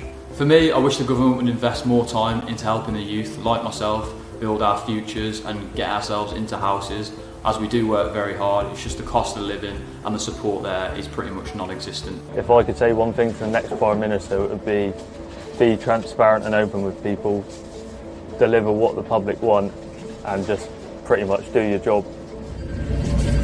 As always, we was used as a bargaining chip, and now fishing, you don't hear a lot about it at all, so it just seems like we've been forgot about. One thing I would like to see a massive improvement on is giving youngsters opportunities and ways into fishing. I know from a different perspective, if you aren't sort of born into the fishing, it's very difficult to get into, so I think by giving youngsters opportunity and routes into fishing, we could really grow from it. I think if you take fishing out of the equation, it would be greatly missed. You know, the UK was built on fishing and farming, so to lose key sectors like that, I think would be very devastating, really. I feel like in general, apprenticeships are kind of forgotten about. It's like a thing you can do instead of university if you don't fancy it. It's never really considered as an equal, when really there's a lot of things which are better in an apprenticeship, in my opinion. It definitely feels like there's less of a push for people to go into apprenticeships. And again, yeah, I think politicians do kind of neglect it. My two main issues are definitely health and education. I think sorting out the NHS, because I think it's really struggling at the minute, and I think everyone's kind of seeing that now. And education as well, same with the education system. I feel like that needs reformed in quite a lot of sense, really. Welcome to a behind the scenes of Bench across Britain, and we start in this hangar in West London where I've been keeping the bench, and you can see we've got all our vehicles here. The point of Bench across Britain is that we are meeting people from all walks of life in different places. We're not following the politicians' agenda, we're going where we want to go and talking to people about what they want to talk about. Time to go and get the bench. Right, okay, yeah, just lay it in here. Got this lovely upholstered green bits. Today we are going to Gravesend to a Gurdwara. Right. Well, people often ask, where did we get the bench? Was it A, stolen from Parliament, B, borrowed from Beth Rigby's conservatory, C, washed up on a beach in Newquay, or D, a prop department? Well, boringly, the answer is D, although I like to think that maybe Gillian Anderson sat on it when she played Thatcher, or Gary Oldman when he played Churchill. Right.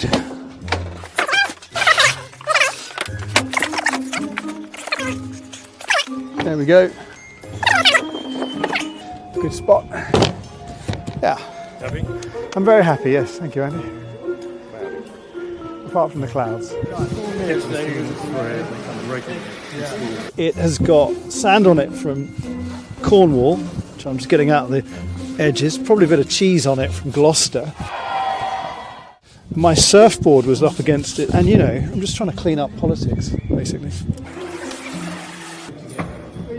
Can you say your full name and title for me, please? I'm Mandy Singh Right, we have come to Southall to see something extraordinary.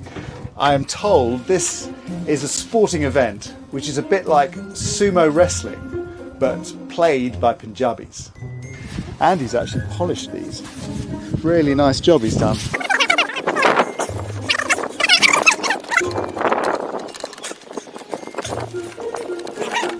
Easy. What do you think of the main issues?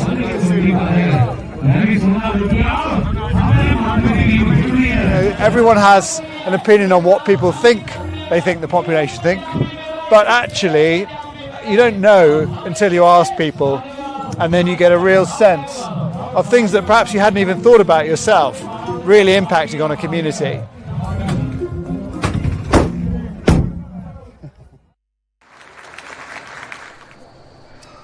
Well, good evening from the Welsh capital, Cardiff. I'm the Wales correspondent at Sky News, Dan Whitehead, where there's been really two words on the lips of many people right across Wales today: total wipeout. What a remarkable result that we saw last night, where the Conservative Party went from 14 seats back in the 2019 election to 0. You've had to wait 23 years since the Tories last had no seats at all, no representation in the House of Commons in Wales, back to the 2001 election.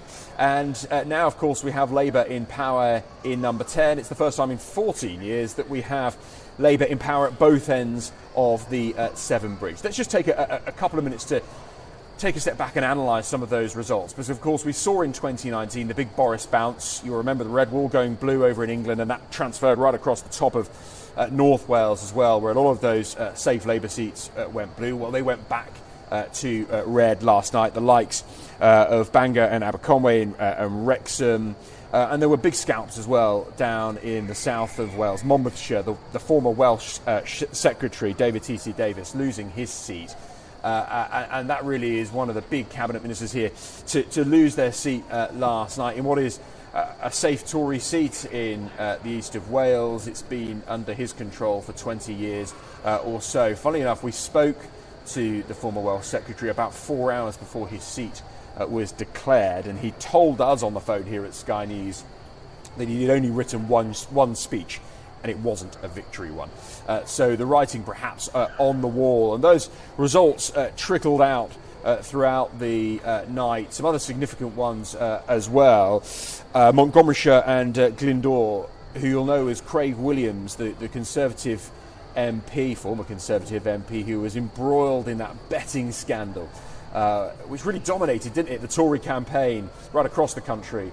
Over the 6-week period of campaigning, allegations of a bet, £100 bet that he put on. He's still, of course, under investigation under the Gambling Commission. He lost his seat, and interestingly in that seat as well, and this was a picture that we saw in a lot of seats in Wales, the Conservatives didn't come second when Labour won that seat. Reform UK did. And that really brings us on to the second bit of the story in Wales, because it wasn't just a case of lots of red. Really, it's about who came second place. Labour won 27 of the 32 seats in Wales. So it was Labour domination in Wales.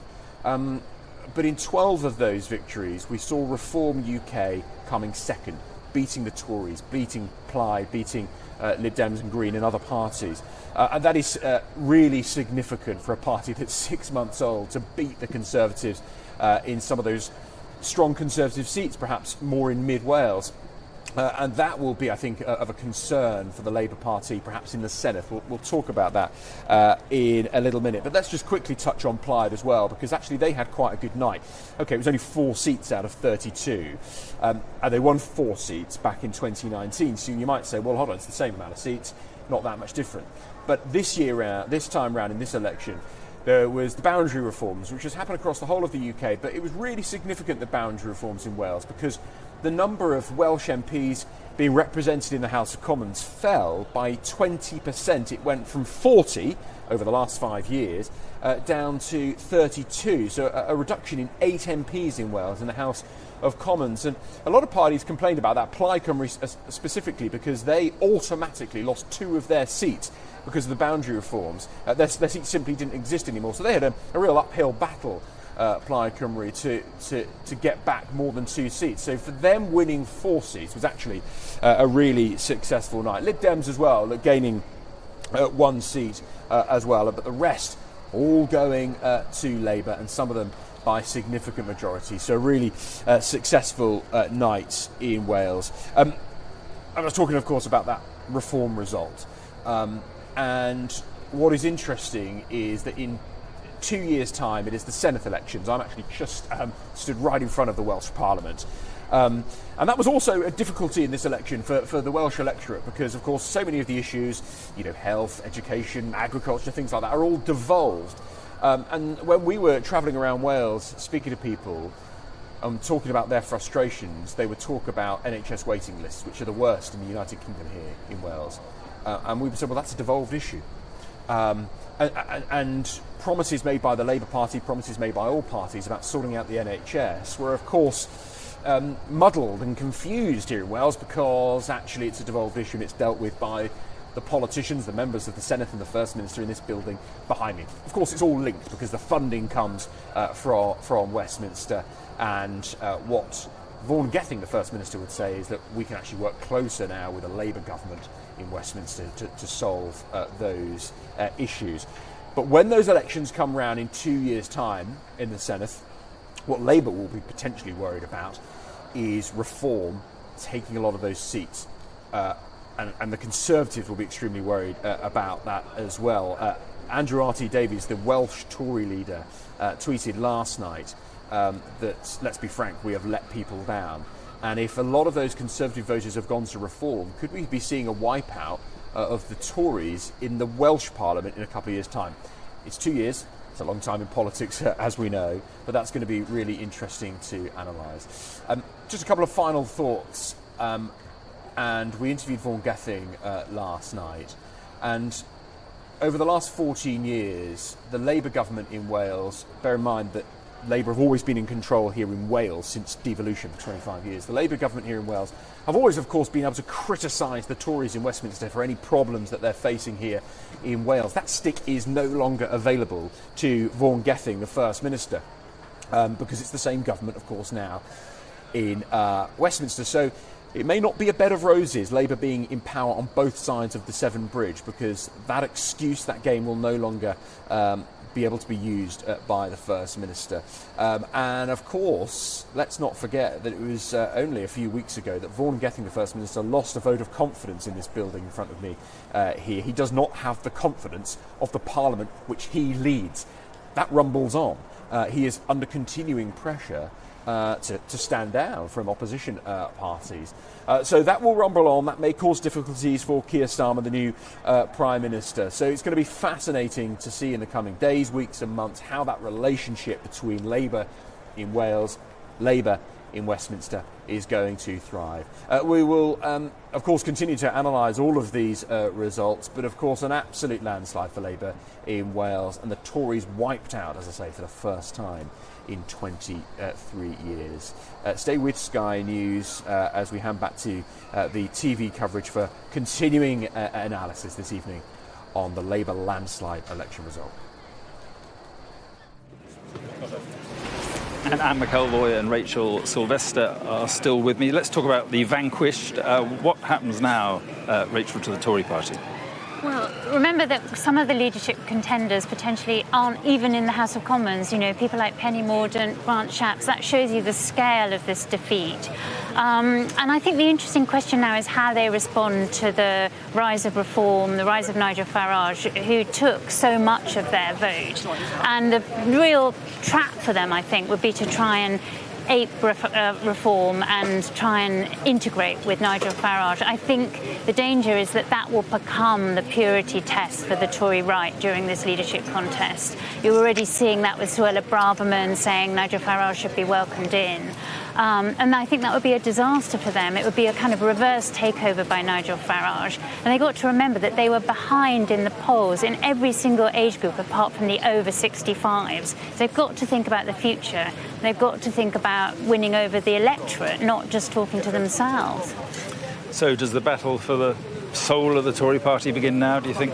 Oh, I think it's already underway, and I think as well as there's good points about the positioning of the party. One thing I've been writing quite a lot about this is what kind of temperament do you want in this opposition leader? You have to oppose, you're very far behind, but you also need to look deft, you've got to look like you can oppose.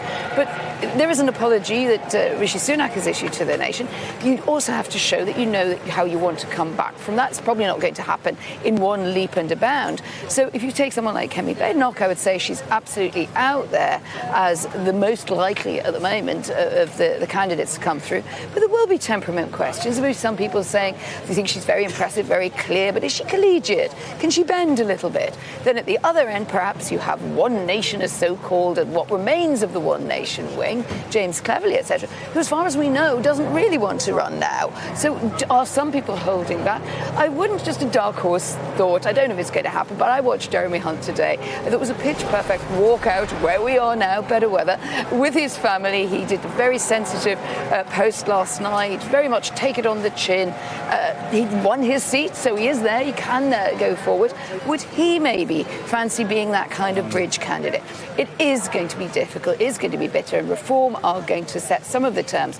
But I think the Conservatives have got to be quite clear that they're looking for a leader. They're not just looking for someone who can deal with reform, and they have to get their mojo back. Yeah, I mean, we've only got 45 seconds left, but Jeremy Hunt left with some dignity, didn't he? Yeah, there was contrast with Liz Truss, not even, gracing the stage with a speech. And Rishi Sunak left with dignity, but he didn't leave with the campaign he fought. It was talking about being not divisive, being tolerant and moderate, and that was not the campaign they fought. Nothing became his job like the leaving of it in a way. It was very generous. Interesting, and similarly with Jeremy Hunt. But is the party in the mood for that kind of unifying figure? Yes, I'm probably thinking Dignity might be short-lived. Yes, well, thank you both very much indeed, and I'm sorry it wasn't in a warm studio. But, in honour of Rishi Sunak. Reasonably dry. John Craig, who doesn't mind getting wet, obviously, and he's given up his brolly very quickly then. What about the latest cabinet? In the last few minutes, we have had confirmation from Number 10 of 4 announcements. 4 entirely predictable, and 1 big surprise, the first surprise. So we've just seen Hilary Benn come out. He is Northern Ireland, no surprise there. Ian Murray, Scotland. Joe Stevens, Wales. Steve Reid, Environment, who you've mentioned. But Culture, Media and Sport, we were speculating. Lisa Nandy.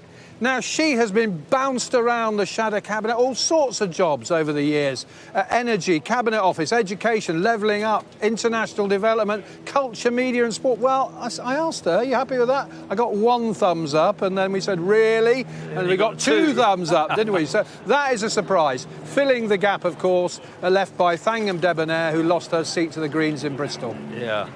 And just more broadly, where are we with British politics tonight? It's an upheaval, isn't it? Oh, major upheaval. I mean, it is like 97. The Labour majority is similar, but the big surprise really is that their share of the vote's down at round about 35%. Mr Blair in 97 got 43% of the vote. Normally you'd reckon to win a general election you need about 40%, but Labour have done this with a far less, 35 or so percent. Yeah. So it's because, of course, all the smaller parties, the growth of Reform and, of course, a good performance from the Lib Dems. Yeah, well, you mentioned 97. I mean, there was more money around for Blair then than there is now, and that is a big difference. Yes, I mean, Labour would say that Ken Clarke bequeathed Gordon Brown quite a good financial legacy. That's not happened now. Yeah, OK. And John will be with you in the next hour, and thank you both, as I say, very much indeed. We'll have much more from Downing Street in the next hour, but before we return, let's have a look back at some of the big moments on a very big day and the historic night before. Oh. Whoa. Oh my God. A Labour landslide and then some.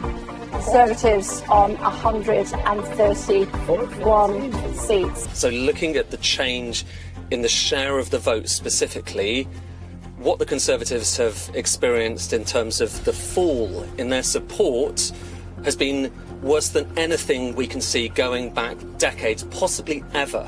Richard Maeve Phillipson, 18,837. After 14 years as your Labour MP in opposition, I am so proud to be part of a party which has tonight not just won the trust of people here in Houghton and Sunderland South, but of the people across Britain.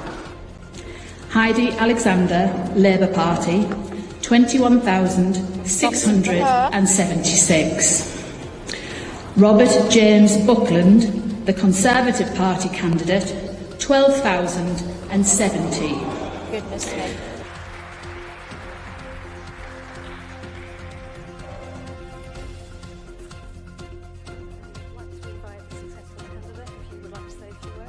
Lewin Andrew Allen, Labour Party, 19,877.